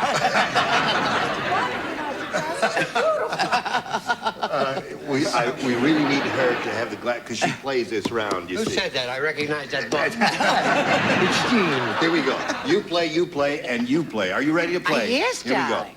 One space scientist said to the other, our new astronaut is really immature. He says he won't go to Mars without his blank. Patty, one space scientist said to the other, our new astronaut is really immature. He says he won't go to Mars without his blank. Security blanket. Security blanket. She says security blanket. Brett, what do you say to that? I started to say security blanket, and I wrote Teddy. Isn't that the same thing? Teddy. Now listen, you've got to match the two remaining celebrities to stay in the game and achieve a tie. She's looking for a security blanket, Della. I got this, Mama. Mama. So that means Ned Dolly wins the game, and he had Mama. Don't go without his Mama. It's the night. Congratulations to you. The adhesive tape, and we'll say goodbye to this pretty lady, Patty Colts. Good luck to you in your theatrical career, your academic career, and everything. We've got many gifts for Patty Colts, ladies and gentlemen. While we're spinning it around, we're going to spin some commercials just for you. Here we go. It's time now for the Big Money Super Match, where you can win over $10,000. And to do that, we've got two audience matches for you. And I point out that whatever you win in these audience matches, we multiply by 10, and that'll be the final dollar figure you'll be playing for. We polled a recent studio audience, Ned. We got their best response to this. Blank Ho. $500 for you if you match the answer that they came up with most frequently. Their second most popular answer will get you $250, and the third, $100. And we can get some good help here from our celebrities because they're pretty bright. Richard, please. Ho, ho, ho. Ho, ho, ho. I said it first. Oh, Betty. What do you say, Betty? Gung. Gung ho. Gung ho. She has a speech impediment. She said gung. I was going to say horse ho. Charles, have you got one? Well, ho ho ho was first. Yeah, gung ho is second. We mustn't forget hi ho. Hi ho. There they are. Hi ho, ho ho ho. Look at me when I'm talking to you. Thank you very much. Hi ho, ho ho ho, and gung ho. Mm-hmm. Gung ho. You want gung ho? They don't like that. You may be sorry. We'll find out right now if it's up there. We'll begin at the bottom and reveal the $100 response. There it is, right off the bat. Congratulations, you got Gung Ho. Better than nothing. What have you got under, what was under the 250? Oh, Don Ho. You remember him, the famous Hawaiian singer? Yeah, okay. All right, and under the big one, what do you say, audience? Okay. Now listen, you won the $100, which means the least you'll be playing for is 10 times that amount, or $1,000. We are now going to see how much more money you can win with the second audience match. Slide it, Bill. Blank Friday. Blank Friday. All right. Who will help you this time? Richard again, please. Richard? Good Friday. Good Friday's one. Brett. Brett? Gal Friday, my Gal Friday. My Gal Friday. And Charles. Well, there was someone named Friday, but anyway, Black Friday. Sergeant Friday. Sergeant Friday. So you got Sergeant Friday, My Gal Friday, and Good Friday. What do you want to do? You want to choose one of those? Have you got a better idea? Good Friday. Good Friday it is. That's what we want. Let's begin down at the bottom and reveal the $100 response. Thank God it's Friday. I love that. Working men of America, unite! That's Sarah's motto there. Let's see what we got in the $250 number. My Girl Friday. Well, that was up there. Last chance for Good Friday. Slide it, Jack. There you go. Okay. Now, you're going to play for 10 times that $500 or $5,000 added to the $1,000 you won previously gives you a pot of $6,000 to shoot for. Now, to collect the money, you have to match one of them, and this has to be an exact match, Ned. Richard. Okay, Richard. You stand there on the tape and face me. I'll get the $5,000 question. Here we go. It reads as follows. Sugar and blank.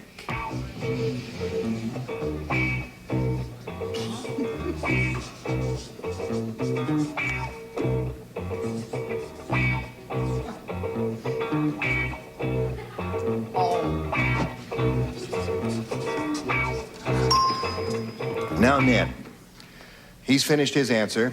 We ask you to get your ESP going and give us the same answer he's already written on a card. If it's the same, you get the $6,000. Sugar and... Spice, I hope.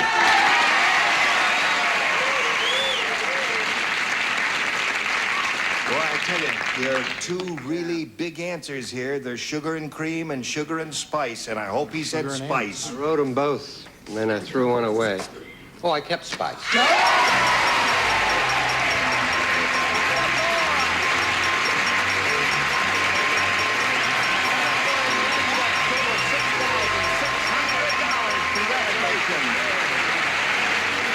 Ned Dawley here is very happy. He's just won $6,600. And we congratulate him. Next week, we'll have more madcaps, just as we've had on this stage on this very day. And we have a lot more money to give away. So join us here on Match Game PM. Gene Rayburn here. Goodbye.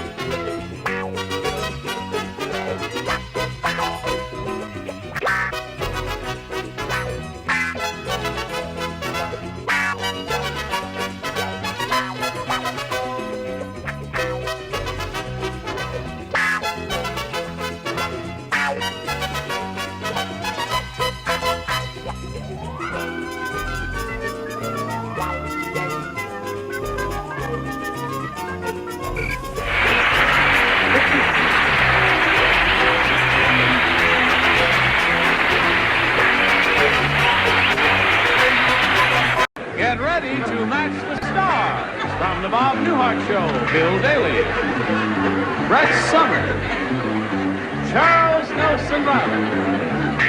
Elaine Jones. From Family Feud, Richard Dawson. And from the Mary Tyler Moore Show, Betty White. As we play the star-studded Big Money Match Game, PM.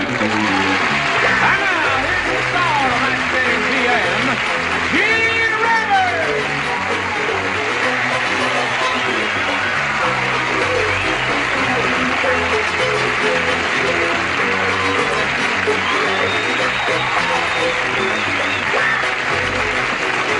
Thank you very much, Danielle.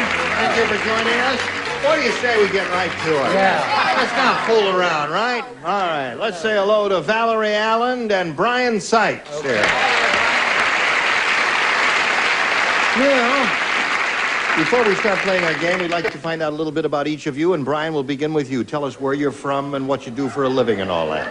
I'm Brian Seitz. I'm from Los Angeles. Born and raised here, lived here 34 years. I'm a waiter, a photographer. I have 2 dogs, and they don't have any children. Okay. What kind of dogs you got? Forget it, Brian. I don't want to tax you. Okay. Valerie? Where are you from? Well, I am from Green Spot, which is a suburb of Redlands, and it's off Highway 38 on the way to Big Bear. Uh-huh. And we have a 5-acre ranch where we raise and show Arabian horses. Arabian horses? Arabian horses, the best. And I'm a part-time model, and I also work at a department store in Redlands, and I hope to become an airline stewardess, and I go for my final interview next week. So I'm hoping... Well, you're passed as far as I'm concerned, and you sound like a very busy lady. Good luck to both of you. Listen, I just want to point out that here on Match Game PM, each of you will have 3 chances to match as many of our celebrities as you possibly can. And the one who's done that most often at the end of the 3rd round will be the winner. Go on to play the Big Money Super Match, which can pay off over $10,000. Yeah, there we go. Round 1 questions. Brian, you may have A or B. A. You want A? Okay, here we go. George said... He says, things sure change fast in Washington, D.C. I checked into my hotel room and was I surprised. My bags were carried by blank. Oh, got it. I'll read it to you one more time. No, I've got it, honey. I don't need it. George said, things sure change fast in Washington, D.C. I checked into my hotel room and was I surprised. My bags were carried by blank. I'm That's finished. your last chance. I'm Hello, finished. Dad. I don't know what that is. All right, now, Brian, come to you. George said, things sure change fast in Washington, D.C. Well, I checked into my hotel room and was I surprised. My bags were carried by... Richard Nixon. Richard Nixon, he said. Okay. Isn't that a pretty good answer? Yeah, that's a good answer. I'm starting off very nicely with this group. I said a very old bellhop. Sorry about that. Yeah. You just didn't get the idea. Didn't get the idea of that at all. Well, Brian got the idea right off the bat there. Yeah. What do you say? I say let's get rid of him as quickly as we can. We're stuck with him. I love him. I know I have to. Oh, I don't know what we're going to do. Now, fast was the operative word, right? Yeah, change. Fast. I said Mr. Ford. Mr. Ford, okay. Yes, Charles? Look at me stunned, Charles. Look at me stunned. She tried to tell us in the green room that this thing that she's wearing was by a very well-known designer. And I said, where is his name in it? And she said, I took it out. I know the designer. He would be 10 feet in that. It looks like a dentist hygiene thing going wrong. I said, what president carries bags? Jimmy Carter. I said, President Carter's carrying bags. Okay, that's another good possibility. All right, Brian said Richard Nixon. What do you say, Elaine? Well, I figured it was somebody who had a lot of experience traveling and carrying a lot of bags around, right? So the one I could think of, that's wrong, you're right, I said Kissinger. No, now wait a minute. That's another good answer. Oh, thank you, Yeah, Gene. no, that's You one of the feel so much possibilities. better. Do you want to Carter, keep Nixon, this? Ford, all those. Yes, I'll keep Okay. that forever as a memento. You don't have to. All right. Richard will keep it. Show and tell. I was going to say Helen of Troy, but I said... She's doing a lot of traveling. Yeah. We know what you mean. But I said... Jerry Ford. Jerry Ford. I said President Carter. Okay, he carries bags. Valerie, are you ready? Yeah. All right, now listen carefully. You want B. Okay, you got it. George said, my mother-in-law is the last... Another George? What? Another George? I'm very bad with Georges. Don't say it's George. Change the name. Change the name to George. Give me a different Larry. something. Sam said, Now we'll get letters. I don't care, Sam. I don't care how many letters you write to me. Sam said, my mother-in-law is the last of a vanishing species. She looks like a blank.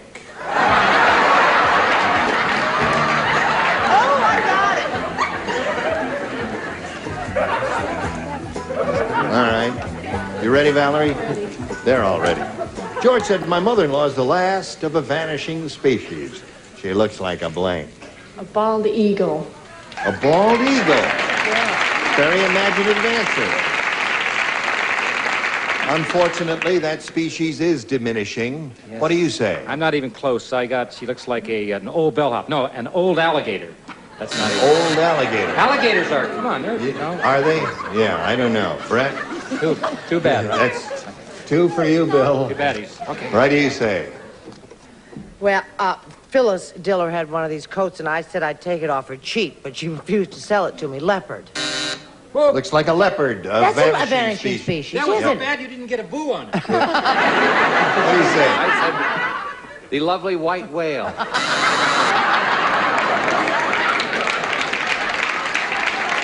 Well, the only thing wrong with that, Charles, that all white whales are lovely.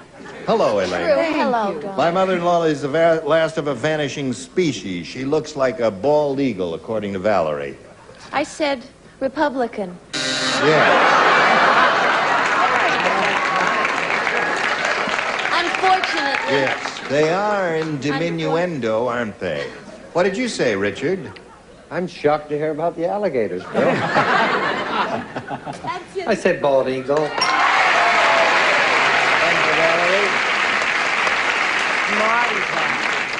Looking for a bald eagle. I've been looking for one and found a couple in my time. But the thing is, Zane Grey called him the vanishing herd, the buffalo. Oh, yeah. That's right. Okay. What can I tell you? There, we're at the end of round 1. 1-0 in favor of Valerie. Round 2 coming up right after these messages. Now, we'll go to round 2.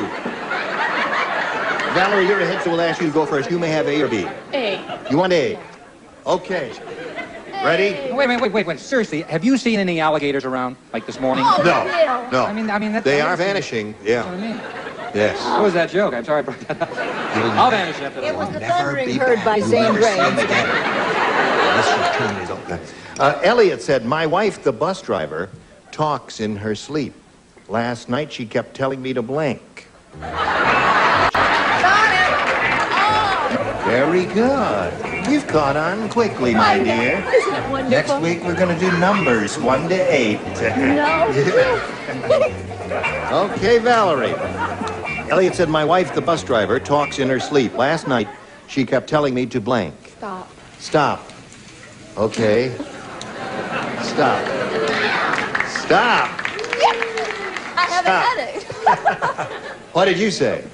I said get to the rear of the bed.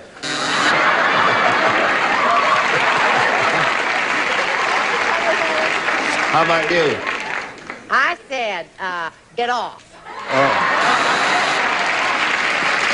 Yes.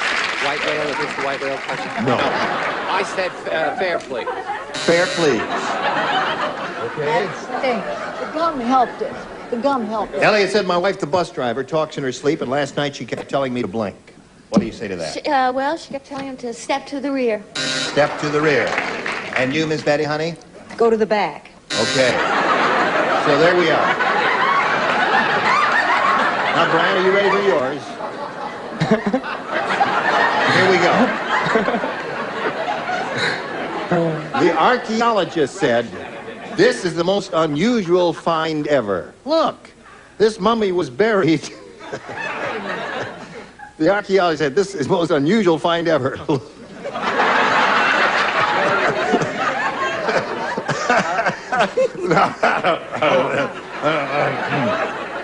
This mummy was buried holding her blank.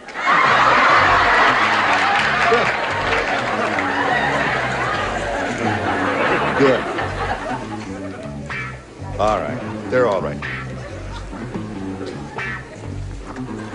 Here we go, Brian. The archaeologist said, this is the most unusual find ever. Look, this mummy was buried holding her blank. Bones. Holding her bones.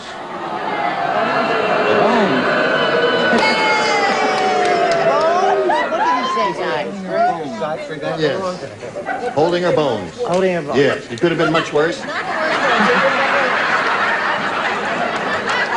What do you say? I say holding her breath, and that's how she got there. I say, Holding her breath. That's good. I like that one. That's very good. What do you say? I was going to say holding a horse, but I figured that was not. I said holding her 8 children. Holding her 8 children. A fertile mummy. Yeah, you know what that comes from? That comes from those rotten kids always saying, "Where are you going? I want to go with you." She said, "Come on." All the mothers. Every mother understands, right? Sure. That wasn't bad. Yes. Wow, good luck. That's wonderful. I said the same as Mr. Daly. I said breath, but that meant that she was still alive and she was 4,321 years old. And they found out she was a Pisces. A Pisces. Okay.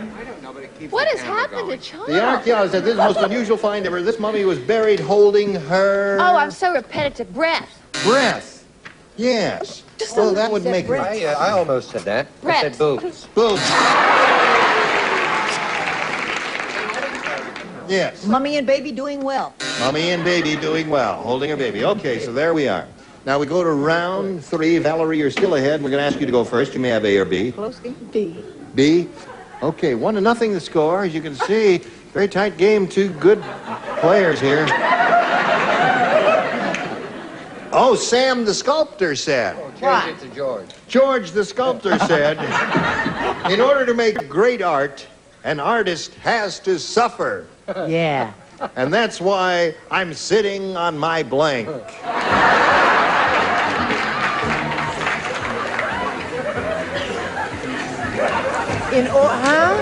In order to make great art, an artist has to suffer, and that's why I'm sitting on my blank. Well, now. Okay. I'm not too crazy about that question, I don't think. That's a good question. Is it? Perfectly good Is question. it? Oh, okay. I'm just checking. though. Okay, here we go. Valerie, Sam the sculptor said, in order to make great art, an artist has to suffer, and that's why I'm sitting on my... The clay or the stuff you make sculpture stuff out of. You know. Well, it's the. What do they make it out of? Well, Clay? Is it clay? Is it clay? Well, clay is going to be your Okay, answer. okay. But there are other materials they work in. Bronze, marble. You see all that? Organdy. Organdy. No, Some not of us do, sculptors, honey. yeah. What do you say? What do you say? How's it going? Oh, what are you it's doing so these good. days? Not much. Yeah, nice talking. I Trying to didn't get by, I yeah. said, this doesn't make it. Sitting on his buns. That's comfortable. Yeah. Okay. Well, I told you that I wasn't too sure about what this question meant, so I said sitting on my bed of nails. All right. He would suffer. Charles? In keeping with these wonderful answers, I said hot stove. Yeah. Well, now, Valerie was really on the right track. Something to do with his art. Right. Like what? Like he sat on his chisel. That's good. Chisel would hurt more than the clay, wouldn't it? Yeah. Okay. What'd you say? Chisel. Righto. Yeah, the chisel would hurt a little more than clay, I guess. So there we are. Now, Brian, great intellect that you are, I point out to you the score is 1-0, and it's 1 to tie and 2 to win. Ralph said, Here's old Ralph said, Ralph. when I was a kid, we were so poor the only way we could get milk was to mug a blank. That's how poor we were. Oh, God. Simple. Simple. Right. Okay, here we go. Stick it in, honey. Come on, Charles. Ralph said, when I was a kid, we were so poor, the only way we could get milk was to mug a blank. Milkman. A milkman. All right. Milkman was one of the two good choices there. What do you say? Well, I've got one of the bad of the two choices. I got a cow. Milk a cow. Cow is good. Mug a cow is all right. Don't be ashamed of that at all. Oh, that's the best answer he's given? Fritz Golly knows, I can't remember when. Cow. Cow. And you? In keeping with a cow. Cow. 3 cows up there. Funny, I thought that would score me. What? Oh, yeah, 3 cows up there. And 1 cow. Huh? What do you say? The whole herd, cow. Oh, dear, I thought a lot more would say milkman. Now, you got to match Betty to stay in the game and achieve a tie. He's looking for milkman. I was torn between 2, camel and cow. Well, that means Valerie wins the game. Come on now, Valerie. Okay. You hang around there for a moment or so. We're going to say goodbye to Brian Sykes here. Pleasure meeting you. Thank you very much. You're a very courageous man, and I wish you the best of luck, and we're going to have a lot of gifts for you coming your way. There goes Brian Sykes, and while we're spinning him off, spin these messages for you. Then hurry back, see how she does. Here we go. Stop Now, this smoking, lady right? has won the game, and she's got a chance to win a big bundle of money here. And to do this, we've got 2 audience matches for you here. And what I point out to you now is that whatever you win in these audience matches, you'll have a chance to multiply by 10. That'll be the final dollar amount you'll be playing for. You ready? Here we go. We polled a recent studio audience, got their best response to this. Octo blank. What? Octo, O-C-T-O blank. Now, the answer they gave most frequently will get you $500, Valerie, if you match it. $250 for matching the second most popular answer and $100 for the third. And you may call on 3 of our 6 celebrities for help. Richard. Octopus. Octopus is one. Betty. Betty? Octogenarian. Yes. And Elaine. Burr. October. All right. So you've got October, octogenarian, and octopus. Now, you can choose one of those, or if you've got a better idea in your head, give us that one. Octopus. You want the octopus. All right, that's the one that Richard gave you. Let's find out if it's up there. May we see the $100 number? Octagon. No, that's it. No plugs, please. That's what I should have done. I octagon. That's the way, yes. Octopus is what we want. May we see the $250 number? October. There's Elaine's answer. And last chance here for Octopus. Slide it, Earl. Yes, you got it. Very good. You won $500. That means the least you'll be playing for is 10 times that amount, or $5,000. Okay? Now we're going to see how much more you'll win with your second audience match. Here we go. Ernest Blank. All right, sing out. Richard. Hemingway. Okay, one. Charles. Charles. Ernest Borgnine. And Brett. What was that man who had all that terrible trouble? Ernest Butts? Was that his name, or Boot? No, that was Earl Butts. Oh! There is no Ernest Okay. Butts. Oh, dear me. Ernestine! Ernestine! Ernestine. Okay, I remember him. Anyway, you got Ernestine, Ernest Borgnine, and Ernest Hemingway. You want one of those? Did anything else occur to you? Hemingway. You want Hemingway. All right, let's go over Hemingway. Let's go up there and reveal the $100 response. Ernest Tubbs. That's who I met. That's who you meant, sure. Who is Ernest Sure. Tubbs? Now you say it. Hemingway, are you the $250 number? Borgnine is there. Now let's see who's hiding under the $500 number. Okay, got it. Now, another $500 multiplied by 10, another 5,000 added to the previous 5,000. You got a pot of $10,000 to shoot for, and we want you to have that money. We want to give it to you, but you got to match one celebrity. Richard. Okay, good luck to you. Get your ESP flowing over to him. Get your thoughts in tune there. It's worth $10,000. Good luck to you. Here it is. Blank Dream. D-R-E-A-M. Perfect.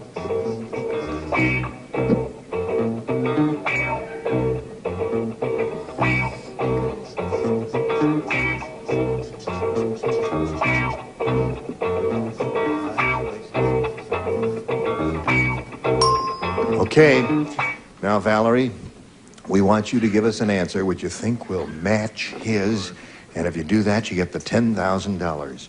Blank dream. Sweet dream. Sweet dream. That usually says sweet dreams. It's pluralized, but we'll figure out right now whether you get the money or not by asking Richard to show us his answer. There were many. There were? Daydream. Daydream. American Dream. I said pipe dream. Pipe dream is a good one. Yeah. I thought with Arabian horses. I thought that might... Pipe dream. Yeah. Okay, Valerie, you've picked up a total of $1,000 here. We congratulate you for that. We'll be along in a moment or so. Hurry right back. Join us next week for Match Game PM. Gene Rayburn here. Goodbye. Some contestants will receive Mr. Coffee with Revolutionary...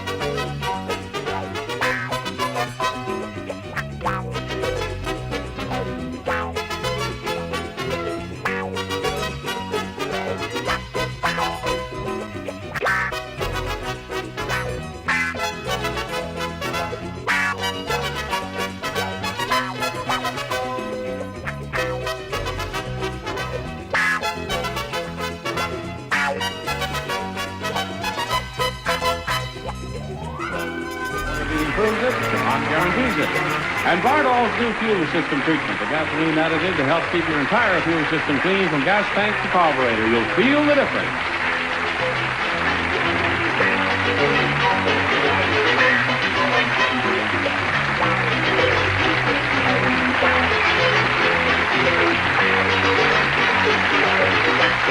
This is Johnny Olson speaking for Match Game PM. A Mark Woodson, Bill Trotman production.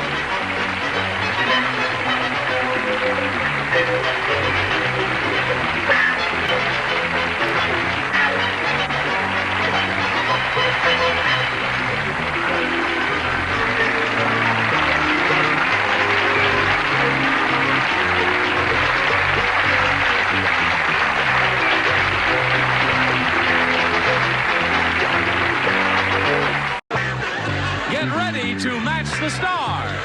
Bill Anderson, Brett Somers, Charles Nelson Riley, Ava Gabor.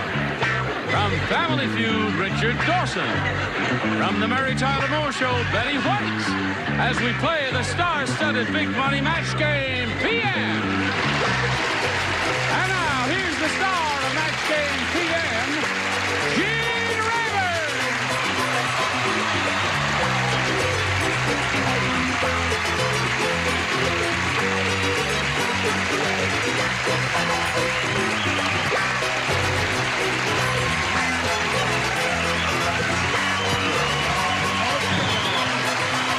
Thank you, Johnny Olson. Thank you, friends. I thank you. You're okay, and you're okay. What an elegant-looking bunch you are. Holy, let me just get a look at you. Aren't you beautiful? We're all off to McDonald's later, so could we get on with it? All right, let's get on with it. Let's say hello to Kathy O'Dell and Harry Marr. We'd like to welcome the both of you. Want to find out a little bit about each of you? Harry, we'll begin with you, sir. Well, I'm a retired officer, Army officer, and for the last 6 years, I've been with the Los Angeles Unified School District as an administrator of the Junior ROTC program. Okay. Whose Army were you in, Harry? United States Army. Oh, okay.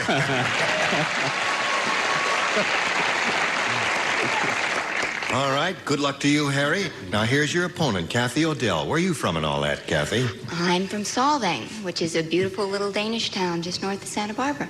Oh, really? How do you spell that? Solvang. Solvang. Mm-hmm. Isn't that pretty? Solvang, Really pretty. What else? I'm married, Yep. and I have one baby son, Christopher, who's 9 months old. That's a beautiful name. You're a beautiful lady. May I point out to each of you that here on Match Game PM, you'll have an opportunity, 3 opportunities, as a matter of fact, to match as many of those in back of me as you possibly can.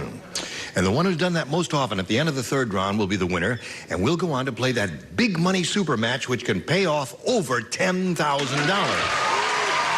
let's get on with it. Here we go. Harry Marr, you may have A or B, sir. I'll take A. All right, we're off and running. This is it. Oh, you too much. You really are with your fan and all that. Well, darling, it's the nighttime show. You have to wear your gloves, carry your fan, all of that. Dear me. Right, darling? All right, here it is. What Gladys was that said. madam's name? Oh, Butterfly. Butterfly. Gladys said when I had my appendix taken out, Yeah. my surgeon was a magician. He pulled my appendix out of my blank.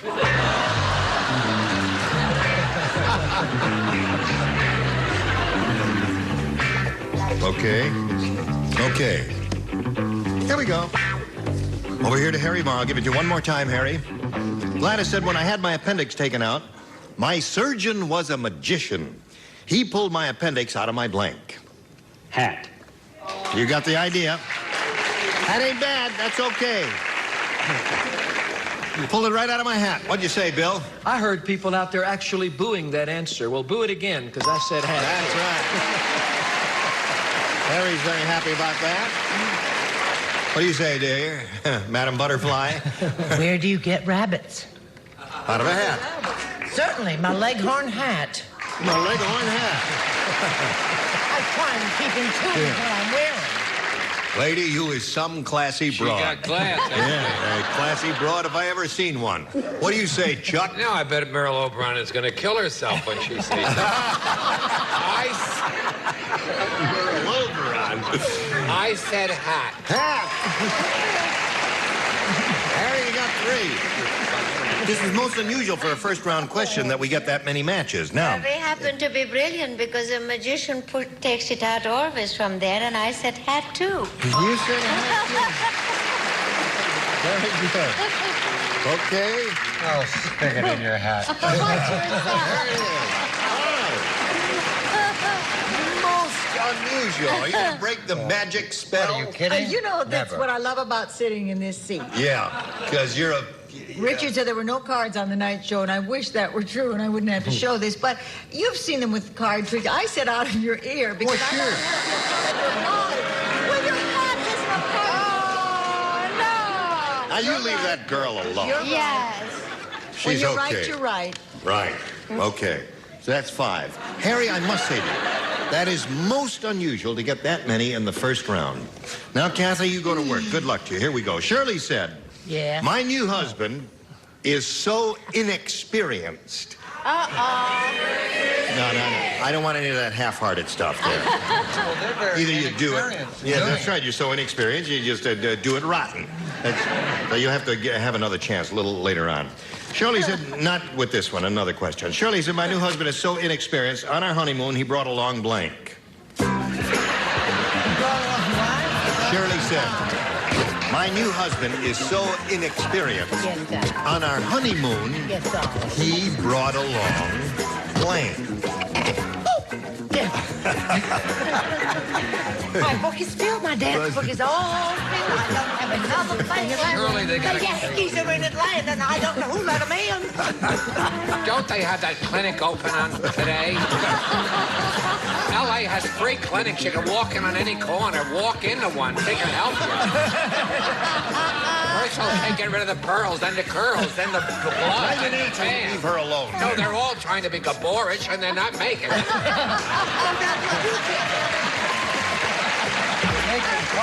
That's right. Okay. Writing something now. Okay, here we go. Shirley said, my new husband is so inexperienced. On our honeymoon, he brought along... Masters and Johnson? Ah, very good. Hey, now there's a very imaginative answer. But do any You of don't them know have the it? answer when you hear one. I think that's a terrific answer. What do you say? I say it would have been very crowded if Master. Yes, that's right. He didn't bring them, but he brought along their book. A how-to book. Yes. They did write a book, didn't they? What do you say? No, I feel that he was so inexperienced that he didn't bring along a how-to book. He didn't know what the hell he was supposed to do. He just brought along a book. Oh, I see. That would be inexperience. Chuck? In keeping with the answers from Madame Dubarry and the country singer, I said my mother, his mother. His mother. Your mother. Wait till Dr. Freud hears about Charles' slip of the tongue. Yes. Yes. Well, Dr. Freud better turn around and listen to me, too, because I said his mother. Oh. Well, you said my mother. Oh, your mother. Well, no, he's not mine. His mother. I don't know you. None of you are talking about it today. Yes, no. No. None of us can speak the English language, can we, Richard? We do have an album coming out explaining a lot of this. I said Dr. Freud's mommy. Dr. Freud's mommy. Yeah, I cut out. Brought along, mommy. What did you say, my He dear? brought along his coach. Oh, it's His coach.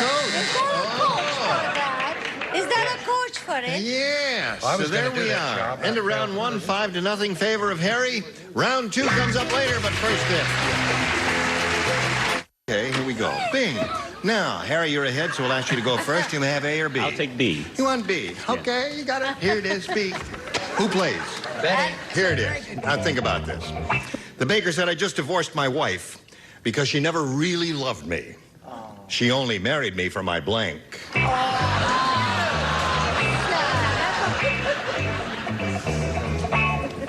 Okay, Harry. The baker said, I just divorced my wife because she never really loved me. She only married me for my blank. Oven.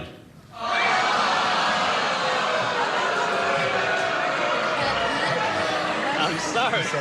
Listen, Harry, when you left the army, did they give you a pension? You may need it. All right. Before Betty. we go on, may I ask a question? What is your question? Was he in the Second World War? Yeah. All right, Betty, he said oven. There is no reason to ridicule this gentleman. I mean, many a girl has gotten married for a little oven. You know, that's... I started to say she was only interested in my buns, but I didn't. I said my dough. My dough. So you got a shot at it. Anything's possible. All right, Kathy, listen carefully now. Here we go. Snow White said.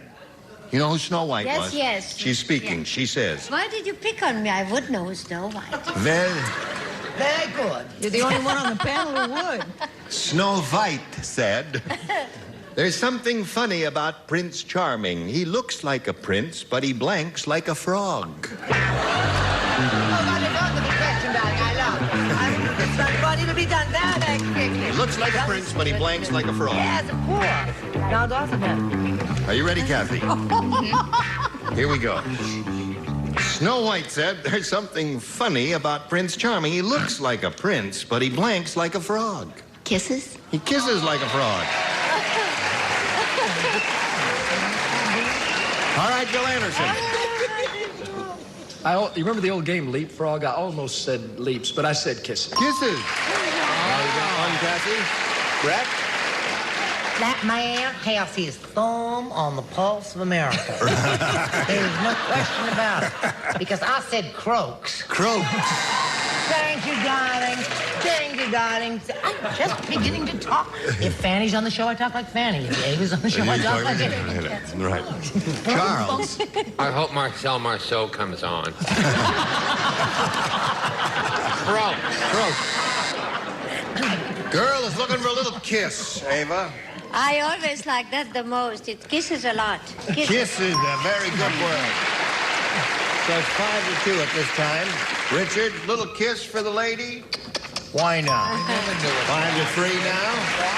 Betty, here. If you won't kiss her, will you kiss me? Pretty, you'll turn into a princess. There you go. There we go. See, you're catching up there.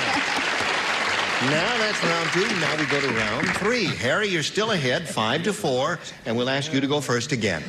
I'll take B again. B again. All right, another shot at it. Are you ready for this one? Now, we all know it's only a Betty. It's just so come over here because it's such a cute, intimate shot, and you can plug her diamonds in the back again. Yes. Hey, this is very interesting. She's got a beautiful gold belt and a big diamond right in back there. She doesn't like to be ostentatious. What's that? I don't want to see where I'm going. I want to see where I've been. Oh, here. I will whisper in your ear. No. Now, we all know King Kong is the world's largest monkey, right? Right. Right. Well, Kong just got a job on the street corner. He works with the world's largest blank.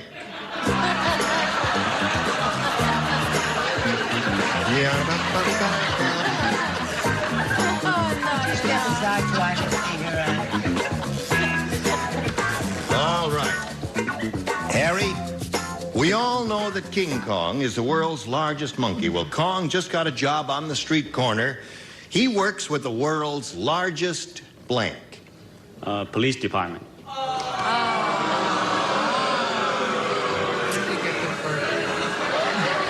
Harry, you started out great. I'm sorry. Let me get this straight. Is he teaching our children? He's teaching our children, right. Not much. Yes. All right, now, watch this, Harry. She came up with a really marvelous answer, a darling answer. Show and tell, Miss Betty. Not necessarily this time. No, this is a good one. Incidentally, King Kong, I think, was an ape, wasn't he? He wasn't Yes. a monkey. Right. But who's counting? Nobody's perfect. With the world's largest organ grinder. You got it now, right? Now, Kathy, you know what you have to do? Match 1 to tie and 2 to win. It's a very close game here. Let's see what happens. Who plays? Brett and Charles. Oh, yes. The baby was born a month late. Because golly. instead of being delivered by the doctor, she was delivered by the blank.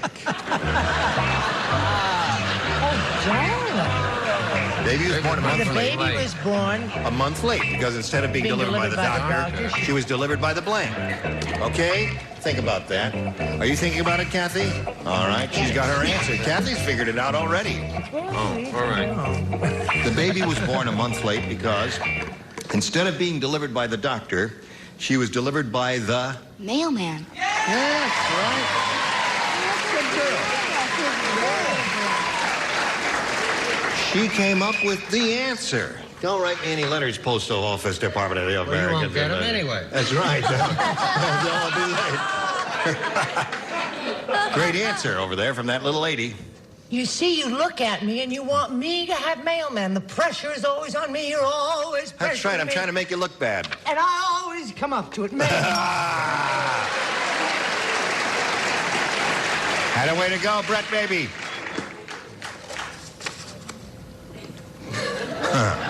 Ta-da-da! Mailman! So, Bell wins the game. Come on down. Congratulations. There you are, right there. Don't go winner.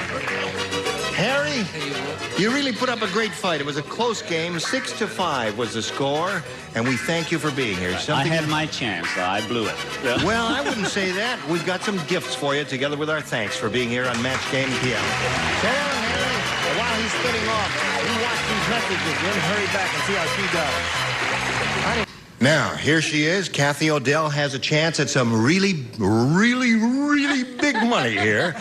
And Kathy, we have 2 audience matches for you. And I want to point out that whatever you win in these audience matches, you'll multiply by 10, and that'll be the final dollar figure that you'll be playing for. Up to $10,000 here. All right, here we go. Over $10,000 if you play your cards right. We polled a studio audience in this studio, and we got their best response to this. Top of blank. Now, the answer they gave most frequently will net you $500 if you match it. If you match the second most popular answer, you get $250, and then $100 for matching the third. And 3 of our 6 celebrities are permitted to help by suggesting answers. Richard? Well, I'm sitting on top of the world. Attaboy! Have an album coming out. Betty? Top of the morning. Top of the morn. And Charles? Wait a minute, darling. You may, just a moment, it may come to you. I got several. I know you have several. I'm only... Thank you for waiting. I want to thank everyone connected with the production. Top of the... This is all careful research. Nothing off the top of my head. Top of my head. Top of my head. I don't need that. Okay. So there they are. Top of my head, top of the morn, and top of the world.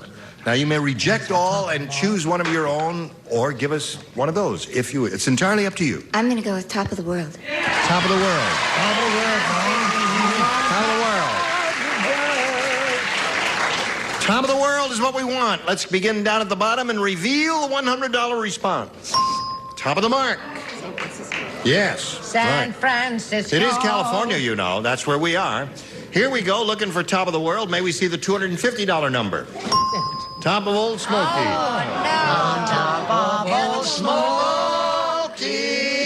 All covered with... Here we go. Top of the world. You got it. Very good. Wowee. Now, you won the $500, which means the least you'll be playing for is 10 times that amount, or $5,000. So that's the minimum. Now we're going to see how much more you'll win with the second audience match. Slide it, please. Blank deal. D-E-A-L. Blank deal. All right, sing out, Kathy. Okay, Richard? Let's make a deal. Okay. Bill. Good deal. Good deal. That's not too good. And Brett. Big deal. Big deal. Big deal, good deal, let's make a deal. You want one of those? Think about it now. Before you speak up, you may have a better one. Let's make a deal. Let's make a deal. All right, that's Richard's answer. We'll find out if it's up there, and if so, where. We'll begin at the bottom again and reveal the $100 response. New Deal. There were a lot of old folks here that day. That's right. They all remember the New Deal.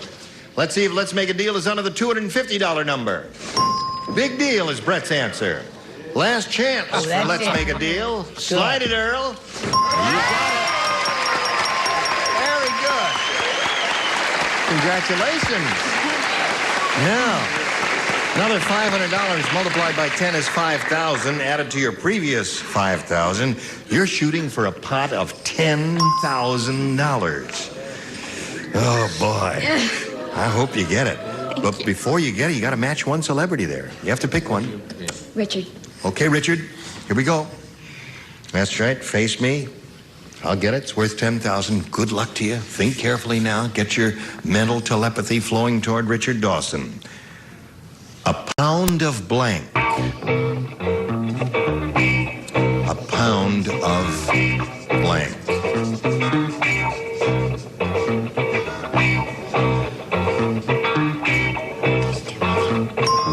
All right. She just is talking to herself here, and she says, there are too many. But you have to try and think of the answer that Dawson would have written on that card. Now, if you come up with the same answer, you get $10,000. A pound of... Flesh. Flesh. Why did you say that? I don't know. It's the first thing that came to my mind. Well, that's a way to play this game. Trust your first instinct. I hope he did the same.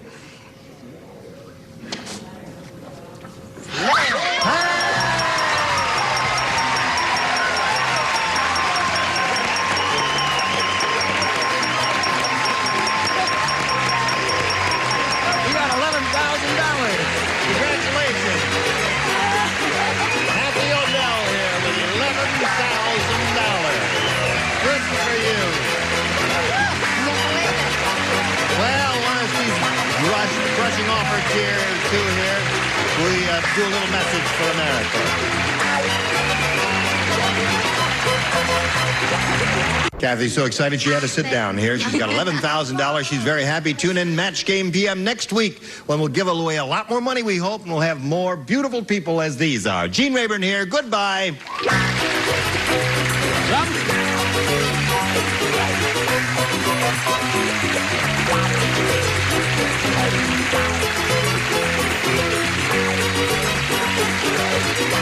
This is Johnny Olson speaking for Match Game PM, a Mark Goodson, Bill Todman production.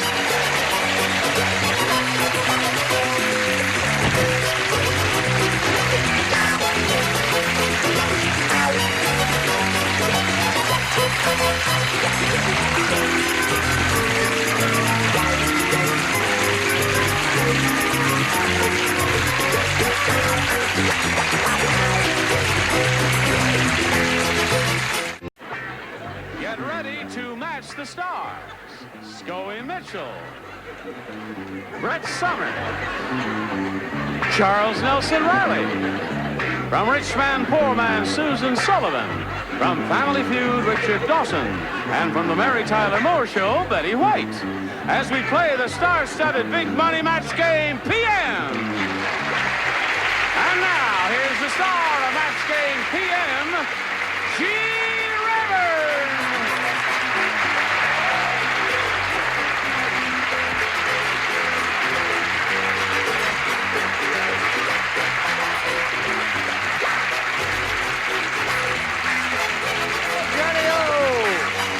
Thank you, friends. You're very kind to join us here on Match Game PM, and so are you.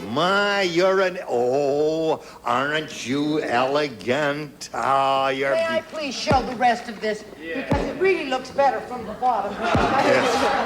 Oh, that's beautiful. That's lovely, lovely. Thank you, my dear.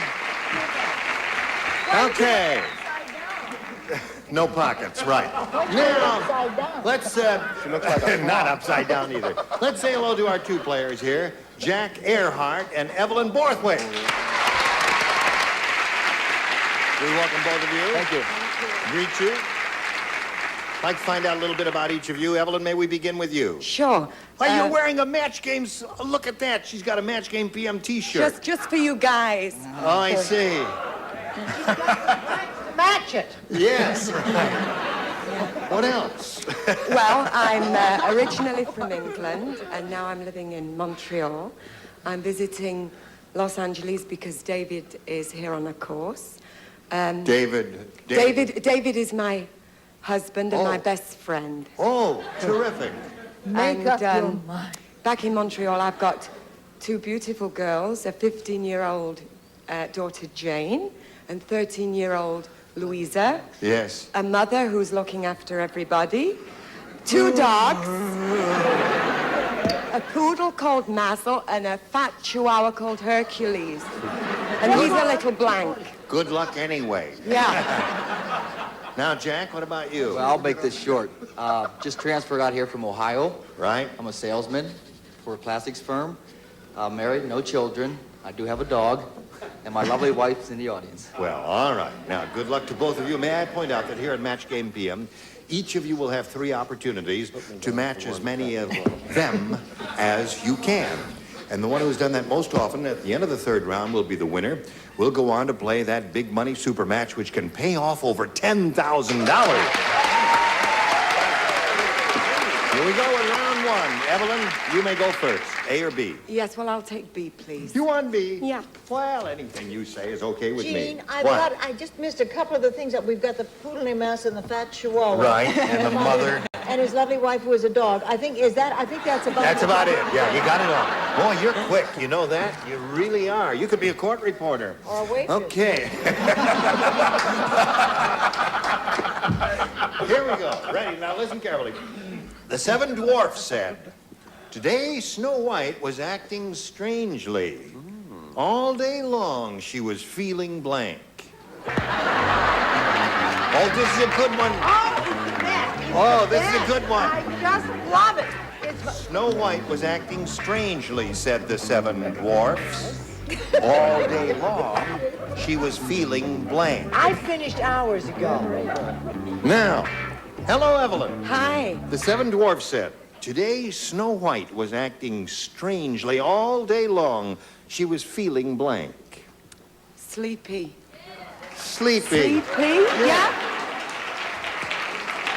I hope. He was one of them, right? I know. Oh, you do? Oh, yeah, I see. Okay. All right. Scully? Well, She got the idea. Well, that's all I got so far. As myth has it, Sleepy might be a match because myth says they're shiftless and lazy. So. She was feeling black. Snow White was feeling black.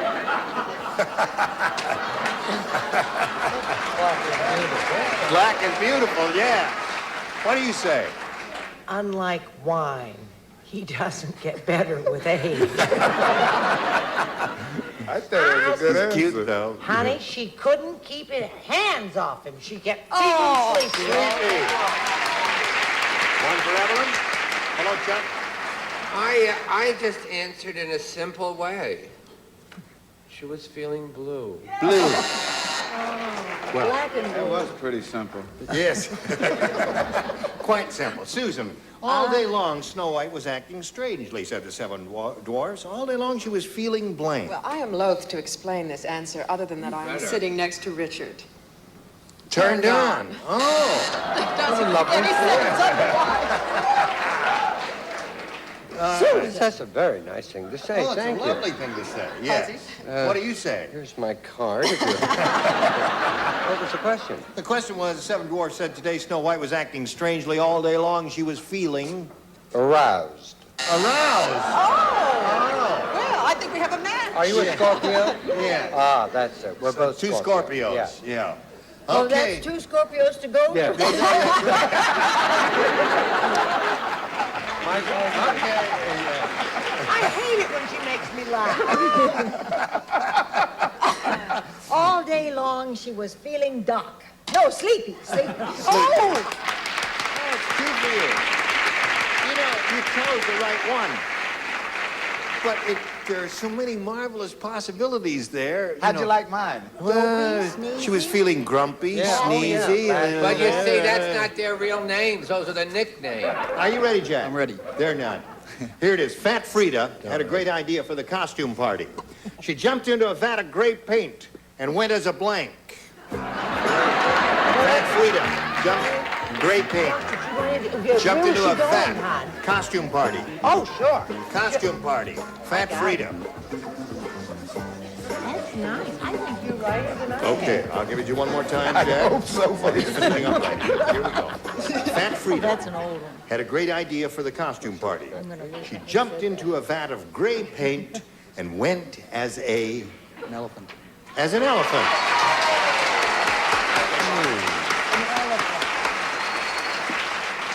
Yeah, elephants are gray, aren't they, Scoey? Hmm? I said... I was born in New York. Elephants are gray. Yeah. And she was large. Yeah. And rotund, as elephants are. Yeah. Go ahead, Scoey. Show us your rotten answer. Elephant. Elephant! One for him. You rascal. What do you got there? You know, I didn't even think of elephant. You didn't? It never came into my mind. I've been always very big on the Navy. Yeah. Hooray for the red, white, and the battleship. Oh, battleship is good. They're gray. Oh, sure. Battleships are gray indeed, yes. I chose Battleship because at midnight she just shot the guns off and went home. Oh, of course. All right, Susan. Fat Frida, great idea for the costume party, dumped into a vat of gray paint and went as a... Gray whale. As a gray whale. Another good one, yeah. And you, Richard? I was there. She went as the Goodyear blimp. As a Goodyear blimp. They're gray, too. Another good one? Very good for aerial shows. Elephant. Another elephant. Well, 2-2 the score under round one. Round two coming up a little bit later, but first this. Here we go. Tie score. Evelyn, you went first last time, so Jack will ask you to go first this time, A or B, if you please. A.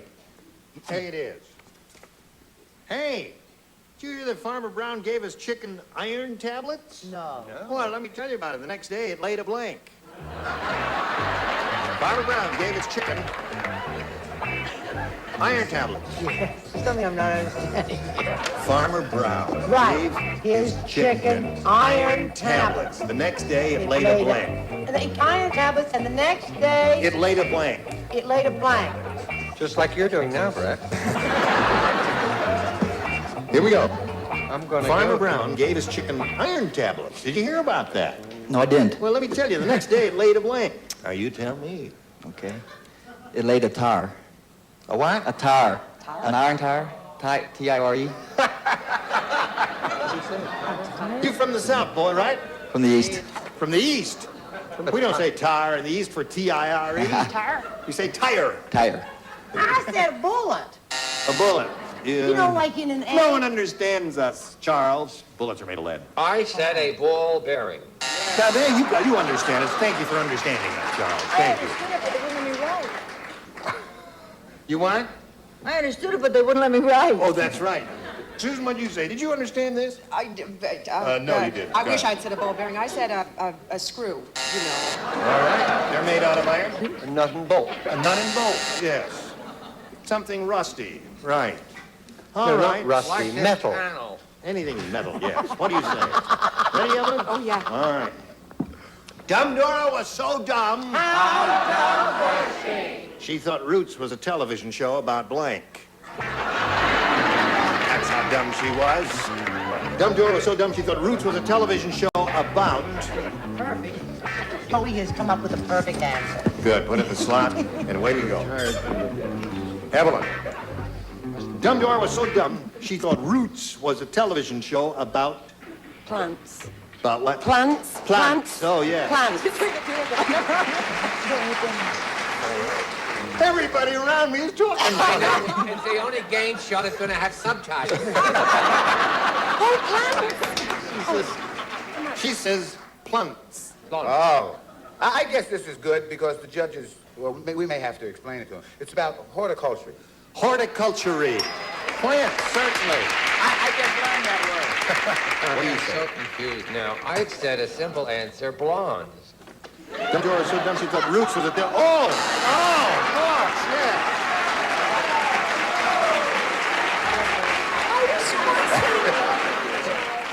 Oh, dear me. Yes, oh, I see exactly what you mean. Right here. Right. Okay, Susan. Show and tell. Plants. Plants. Good, now 4-2. In the interest of fair play, I think Charles should be the very last person to do any jokes about hair. I said trees. Trees. Okay, so there we are in the round 2, 4-2 in favor of Evelyn, and we'll go to round 3 right now. And Evelyn, since you're ahead, we'll ask you to go first. I'll stick with B. Stick with B. Uh-huh. Okay. Let's see who plays. Richard plays and Charles plays. I still don't play? No. They never No. some good answers. See, you gave such a brilliant answer first round of there. Yeah, I bing. And you just have to lay out the rest of the time. Hey, did you hear about Weird Willie the insurance salesman? No. You guys hear about it? Let No. me tell you about him. When the salesman stuck out his hand, Weird Willie stuck out his blank. Story about Weird Willie and the insurance salesman. When the salesman stuck out his hand, Weird Willie stuck out his blank. I know him and he does that. Right. Okay, Evelyn. I ask you, Evelyn, have you heard about Weird Willie and the insurance salesman? When the salesman stuck out his hand, Weird Willie stuck out his tongue. Tongue it is. Okay, Chuck. Go! Tongue is what she said. What do you say? Score is now 5-2. Richard? I think Charles is the last person who should. Oh, you got them all. Yeah. Yeah, you're going to work here. Right. You got to match all 4 remaining celebrities, Brett, Charles, Susan, and Richard, whom you have All not right, now matched let's go for in it, previous rounds. Count Dracula said. I know. What else is new? Lay out, Betty. Times are really tough. Rent is so high.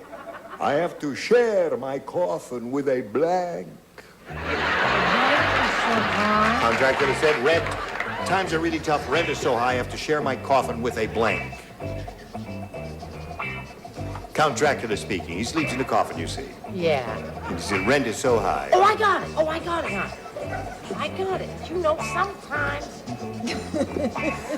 I'm not a fast thinker, but I'm very deep. Okay. Jack. Count Dracula said, times are really tough. Rent is so high. I have to share my coffin with a blank. A human being. I'm blank. Okay. All right. Okay, you got to match everybody to stay in the game here. Brett, show and tell.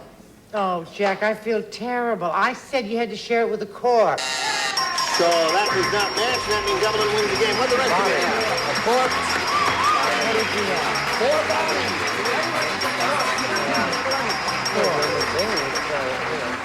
Congratulations to you. Hang around over here for a minute or two while we shake Jack. Thank you very much. Hand. It was a pleasure to meet you, sir. Thank Some you. gifts for you.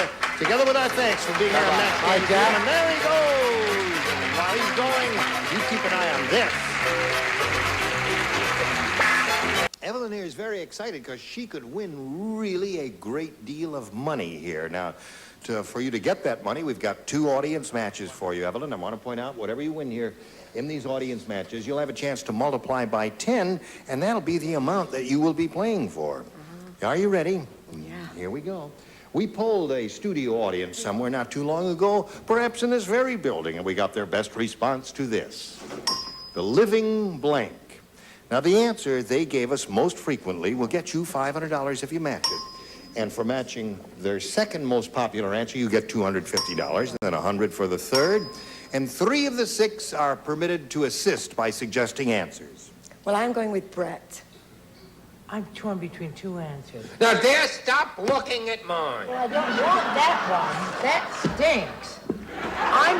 That's how she's torn. She's torn between this lovely man and me for 2 answers. Oh? Oh, what unbelievable.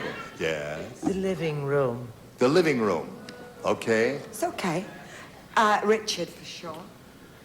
What, Brett, is the living end? The living end? And Betty. Oh, number 3 on this one. I wish I It's knew very it. hard for Yeah. this one. The living, the Wait a living minute, dead. Wait a minute. And an idea will come to you. Good one That's right what I there. said. The living dead. I have to share my voice with a ball. Is that your response? Mine died. Oh. The living Broad? Yeah. Okay, so the living dead was her answer, and that's one we have to go with. Living dead, living end, and living room.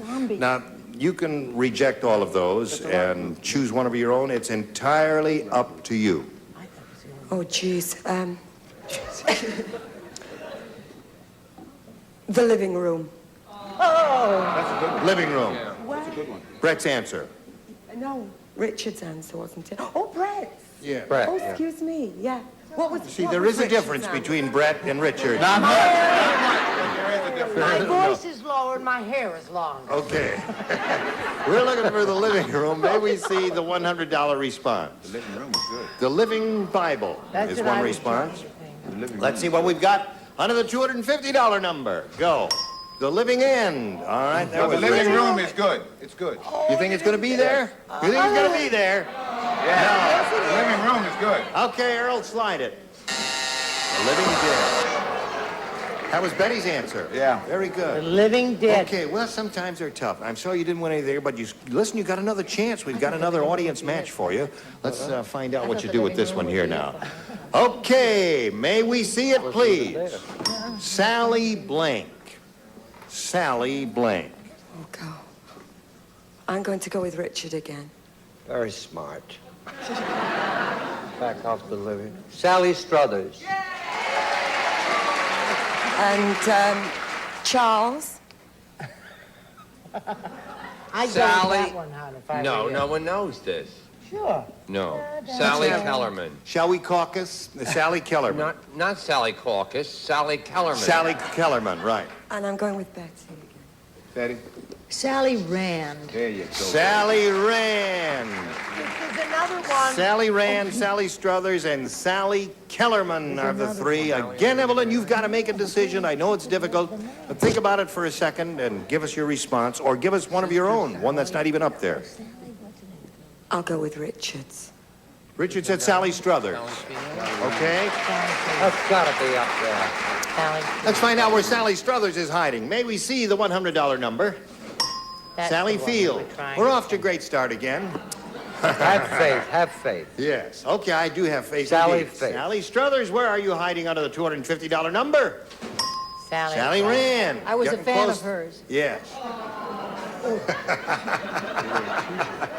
Last chance for Sally Struthers. Slide it, Earl. Yeah. Well, you got it.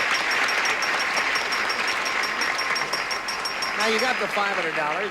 We'll multiply that by 10, and that gives you a pot of $5,000 to shoot for him. That ain't bad. And we'll give it to you if you match one celebrity exactly. I'll have to go with Richard. Okay. Living room. Look, good boy. Shut up. Stand on the blue spot there and face over here, and here we go for $5,000. Good luck to you. Blank mix, M-I-X. Blank mix.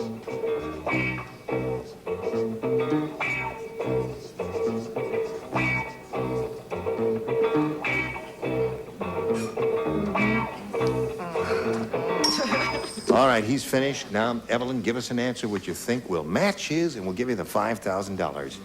Blank mix. Cake mix. Cake mix. Okay. Richard, she says cake mix will get you for $5,000. What do you say? Judges, pancake mix. Now, the rule is it has to be an exact match. You were both kind of on the same wavelength, and it was a nice try. Both good answers. We were That's close. sweet of her for thanking him, Evelyn. You've got a total of $500, and that ain't bad. We congratulate you. And now we've got this for you. Join us next week for Match Game PM, when we'll have more witty people like these and another pile of money to give away. Gene Rayburn here. Goodbye.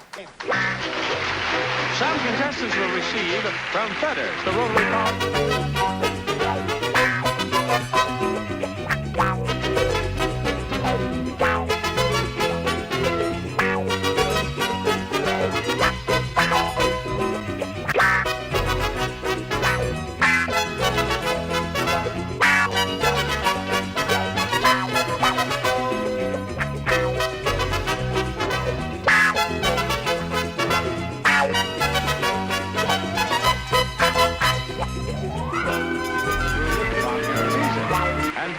New fuel system treatment. The gasoline additive to help keep your entire fuel system clean from gas tank to carburetor. You'll feel the difference.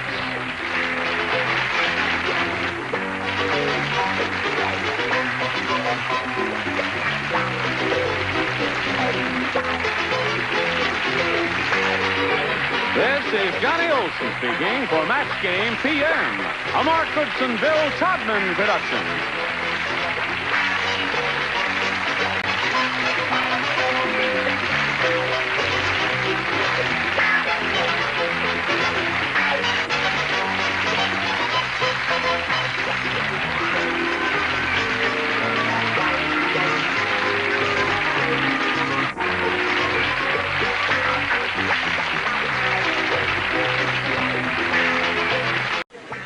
Get ready to match the stars.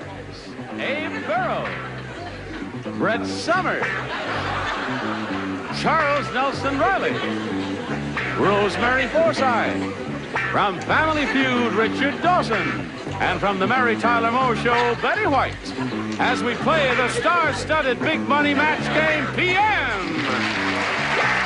And now here's the star of Match Game PM, Gene Rayburn.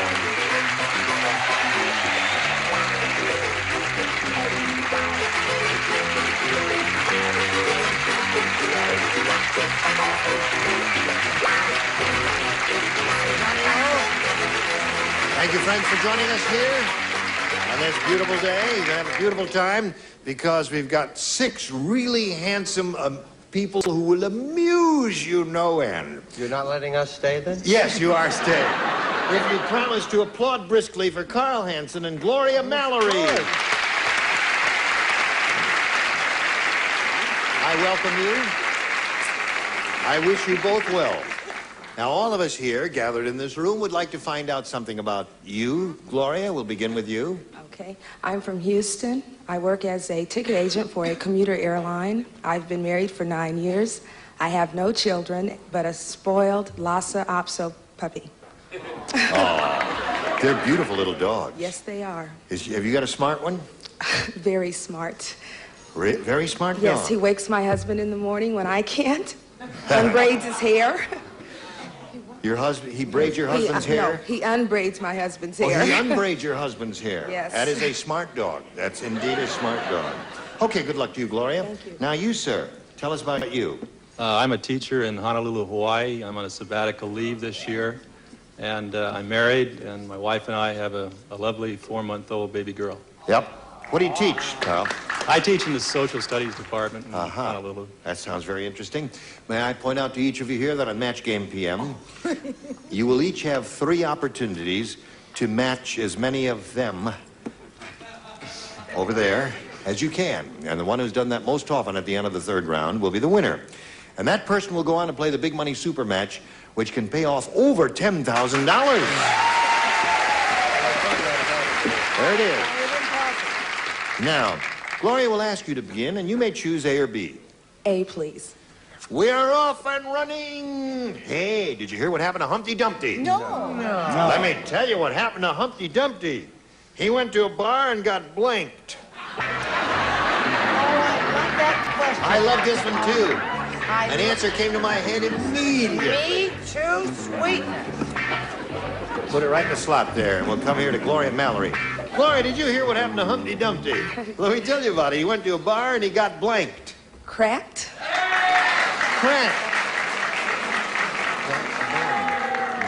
Now, I happened to just get a little peek at Abe's answer here, and it's the first thing that came to my head. Cracked is not bad, and there are probably 2 or 3 good choices, but I thought this one was especially appropriate. Famous celebrate. Burled. He got boiled. See, he's an egg, Gloria. Well, yeah. Okay. I think that is the definitive answer, but I was thinking more of politics now that we have a new president and Easter egg hunts and all of that, and knowing Humpty Dumpty's background. I said he got rolled. He got rolled. Went to bar and got rolled. That's possible. They have Easter egg rolls. What do you say, Charles? I'd like to congratulate both of these people on their wonderfully interesting stories and their charming attempts at trying to come up with a match. Charlie. Oh, crack! What a boy! Humpty Dumpty went to a bar and got cracked, according to Gloria. Rosemary, what according to you? It's definitely the definitive answer, right? It is. Cracked. Oh! Well, an egg can get cracked. Or Can you boiled. get cracked in a bar? Cracked. What do you say? Let's go to the bar and get cracked? Cracked? No. No, I don't say that, No, Unless Richard. he's cracked. No, if you're an egg, you go there and you get smashed. Smash!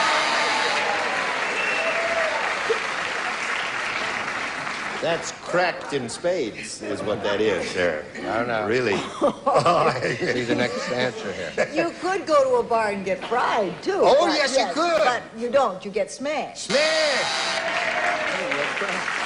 No, but smashed is really lots of cracks. And are you ready for yours, Carl? Yes, I am. Okay, here it is. Remember, the first round ones are tough.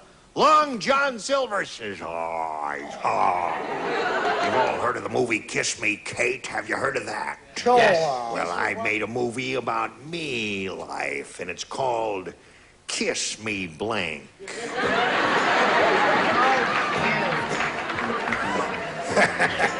Would you like to come on me schooner with me? You're not on your lap. Get your bird off your What shoulder. about you? No. All right, Carl Hansen, are you ready? Are you ready over there? Yes. Long John Silver and I, you've all heard of the movie Kiss Me, Kate. Well, I've made a movie about me life, and it's called Kiss Me Blank. Peg leg? Kiss me leg. He said, kiss me leg. I think everybody's cracked. Or boiled. Or fried. Right. I said fried. I said, kiss me, mate. Oh! That's the way we That's talk. good. Very good, Abe. He's okay. Here's sweetness. All right. She's a good help to me. Yes. Isn't he sweet? I love her. He's the one who said, peg in my brain. Peg in my brain. there's such a song. I love you. I said, kiss me, peg. Kiss Is me, that peg. a meg? Meg? No, yeah. Peg leg. Because he did say kiss me. He did say peg leg. He did say peg leg. There's peg. There's another one for him, so that's 2 for you. Scores tied 2-2. Got a couple of good players here. Kiss Me, Kate. Well, I made a movie about me life. It's called Kiss Me, Peg Leg. Can I go home? It's too early, my dear. I want to go home. I don't even want to say it. Kiss me, doubloon. That stinks, I know. Oh, I think we're going to have to get her to walk the plank. On your schooner. On my schooner. But it's going to take a long time. What do you say? I say scuttle the portholes, mateys. Here's a peg leg. Ah, 3-2 is the score. Depending on the tolerance of the judges, this may be a match. Yes. Kiss me foot, he said. Oh, no. You see what kind of judges we have. Okay, so there we are at the end of round one. Scores 3-2. A couple of real good players here. Tune in again in a minute or two and see how it turns out. Here we go. I'll push a button. Round two. Carl, you're ahead, so you go first. What do you want, A or B? A, please. A it is. Here we go. Now, let's see. Brett does not play. Charles does not play. Richard does not play. The regulars do not play. The irregulars do. Yeah. Mrs. Green said to the psychiatrist, Doc, my husband thinks I'm an olive. Last night he stuffed a pimento into my blank. There's 1, 2, 3. There's only 1, 2. All right. Cute. You ready, Carl? I hope so. Mrs. Green said to the psychiatrist, Doc, my husband thinks I'm an olive. Last night he stuffed a pimento into my blank. Mouth.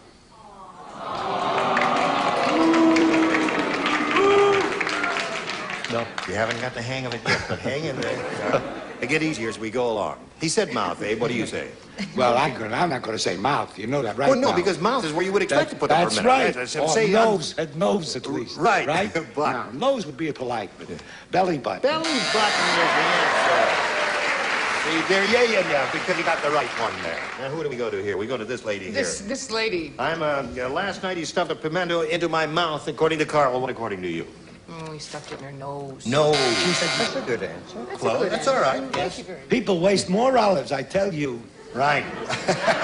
What do you say? I was, the mouth is such a dull answer that I thought I'd match.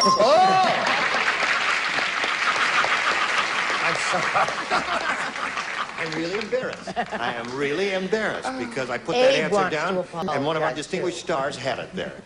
I apologize to you, my dear. All right. Are you ready for this, Gloria? Okay, here it is. Hey, did you hear that Dumb Dora became a lawyer? No. I will tell you about Dumb Dora becoming a lawyer. Dumb Dora said, today in court, the judge asked to see my briefs. Well, I didn't have any, so I showed him my blank. John Dora became a lawyer. He wanted to see her briefs. Today in court, the judge asked to see my briefs, said Dumb Dora the lawyer. Well, I didn't have any, so I showed him my blank. Got it. Gloria, think about it now. Dumb Dora became a lawyer, and Dumb Dora said, today in court, the judge asked to see my briefs. Well, I didn't have any, so I showed him my blank. Underpants? I'm getting the vapors. She said underpants. What do you say? Well, I just... Now, Andy, you got a pantyhose. Good answer. No, that's a very good answer. Now, don't put Abe down there. Yes. Don't put Abe down. What does that say? What does that say? Nighttime Pathetic Award. it No, says. no. It's the best answer. It is the definitive answer. It is the best. You said she was dumb, right? Very dumb. She became a lawyer. She went, and the judge, they said, show her my briefs. Right. She thought that briefs was either underwear or something. No. So she showed him her legal documents. I didn't have this. Oh, wait a minute. I'm too There is- smart for this room. That's right. The There neighbors is are getting restless. a germ of an idea there. Yes, there is. I think. More of a Fortunately, bacteria. He I'm does not not good at it. play. Right. Anybody could have said drawers. Well, you did. Richard, what do you say? I said pantyhose. Pantyhose. That seems to be the response. Betty, have you got it? Yes, but I don't I know don't want to see him. I just want to know. That's all. No, she didn't have any briefs. She showed him her bra. That's probably the most definitive. All right. Here we go to round three coming up here. Carl, you're ahead, so you go first. Score is 4-2. A, please. A, again. And again, he chooses A. Bernie is such a super salesman, he once sold a blank to a Girl Scout. You play, and you play. Just the two of you, Rosemary and A. It's a tense moment, I tell you. Bernie is such a super salesman, he once sold a blank to a Girl Scout. What do you say to that? Cookie. Girl Scout cookies. They sell cookies door to door, don't they? Yes, they do. Were you ever a Boy Scout? I was a Girl Scout once. You were a Girl Scout. Till they found out what I was. I said cookie. And a show and tell time. Now don't be embarrassed. Why are you laughing? Well, I'm not laughing. I want to know. No, absolutely I not. said You said? Ta-da-da. Cookie. She got it. There you go. Now, my dear, you got to go to work here. You have 4 celebrities who have Abe, Brett, and Richard and Betty. You have not matched them yet.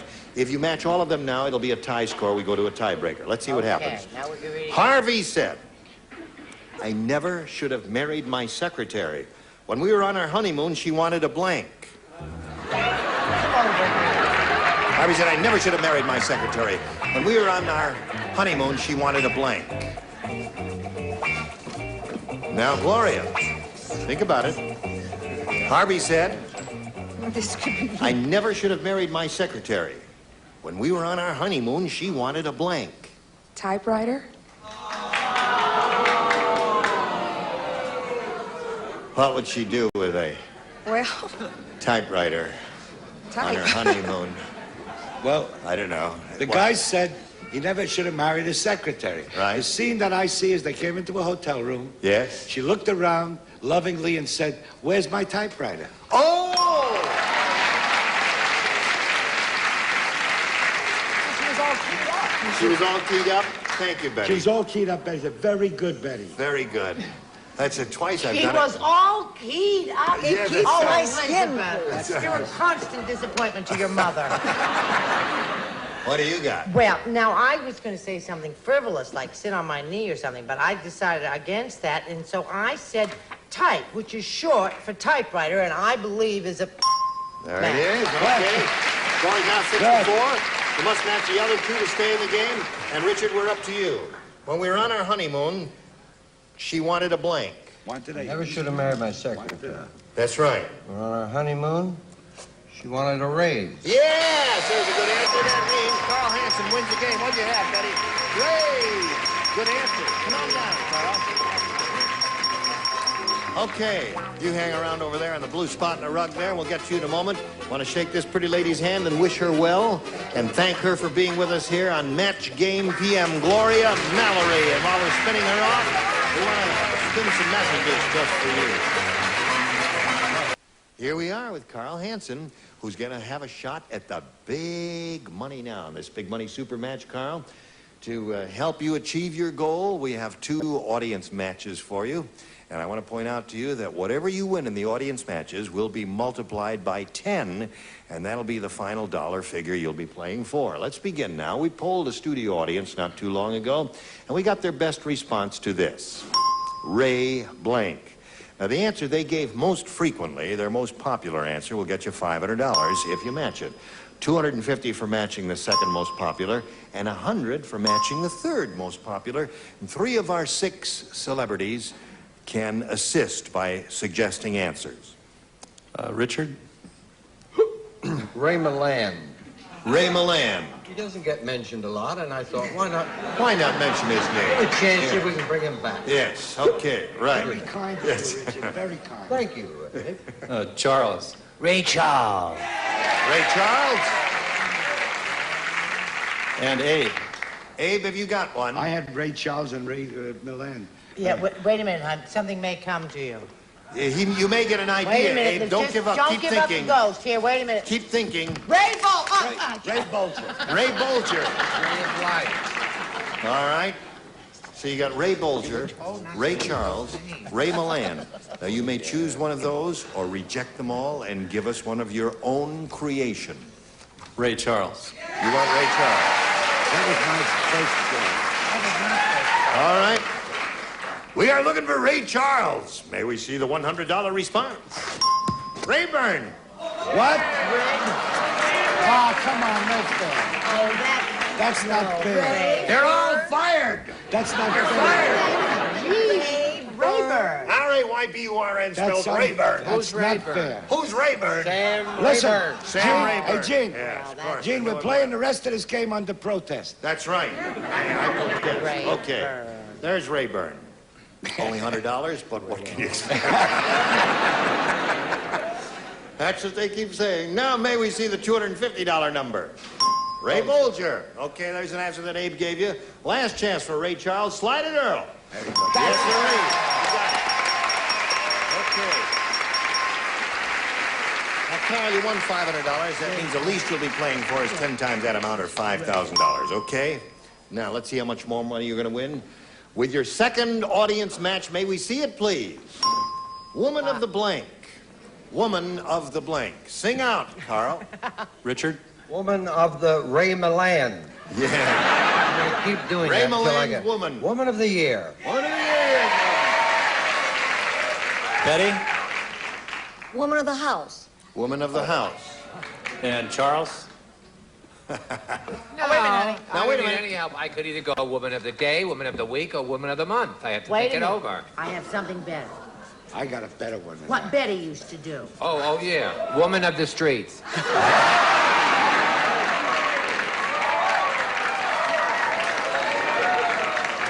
That's before I got the house. Woman of the house. Streets, year, and house are the three you have. Now, again, you have your choice of choosing one of those or giving us one of your own.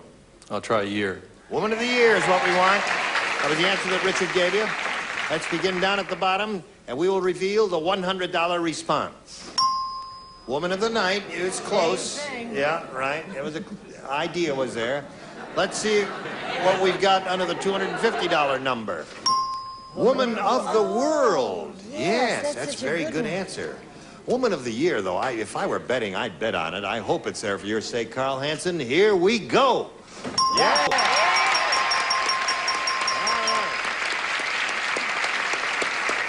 Now, you won another $500. Multiply that by 10. That makes another $5,000. And add that to the previous $5,000 you won. Makes a total of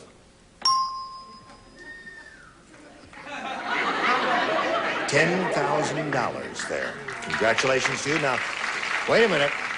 He doesn't get the money until he matches one celebrity exactly. He has to choose one now. Richard, please. Wouldn't it be great if it was blank Milan? Yes, it would be.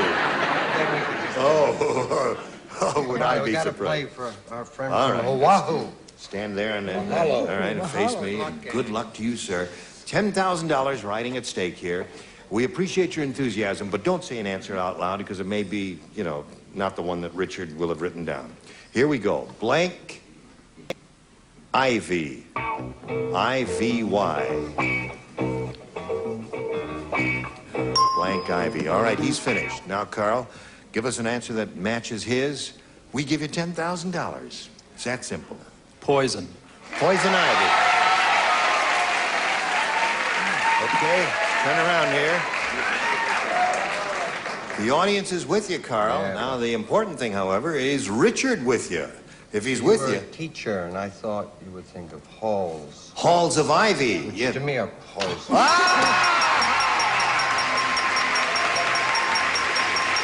Congratulations! You got $11,000. Who are you waiting to down there? It's your wife. Yeah, she's very happy about the whole thing. Very good, Carl Hansen. $11,000. Congratulations to you and your family. And while you're celebrating, we'll pass along a few messages to America.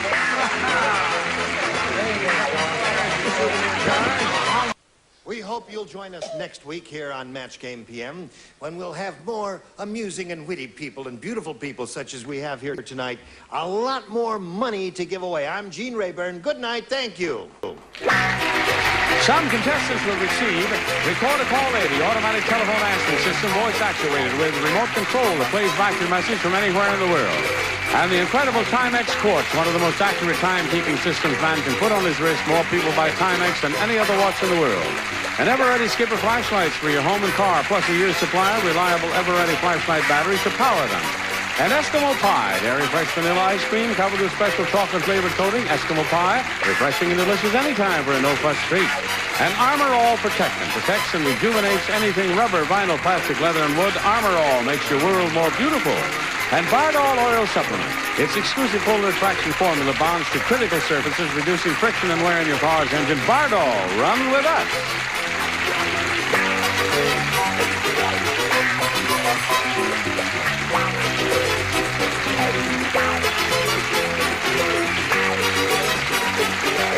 This is Johnny Olson speaking for Match Game PM, a Mark Goodson, Bill Todman production.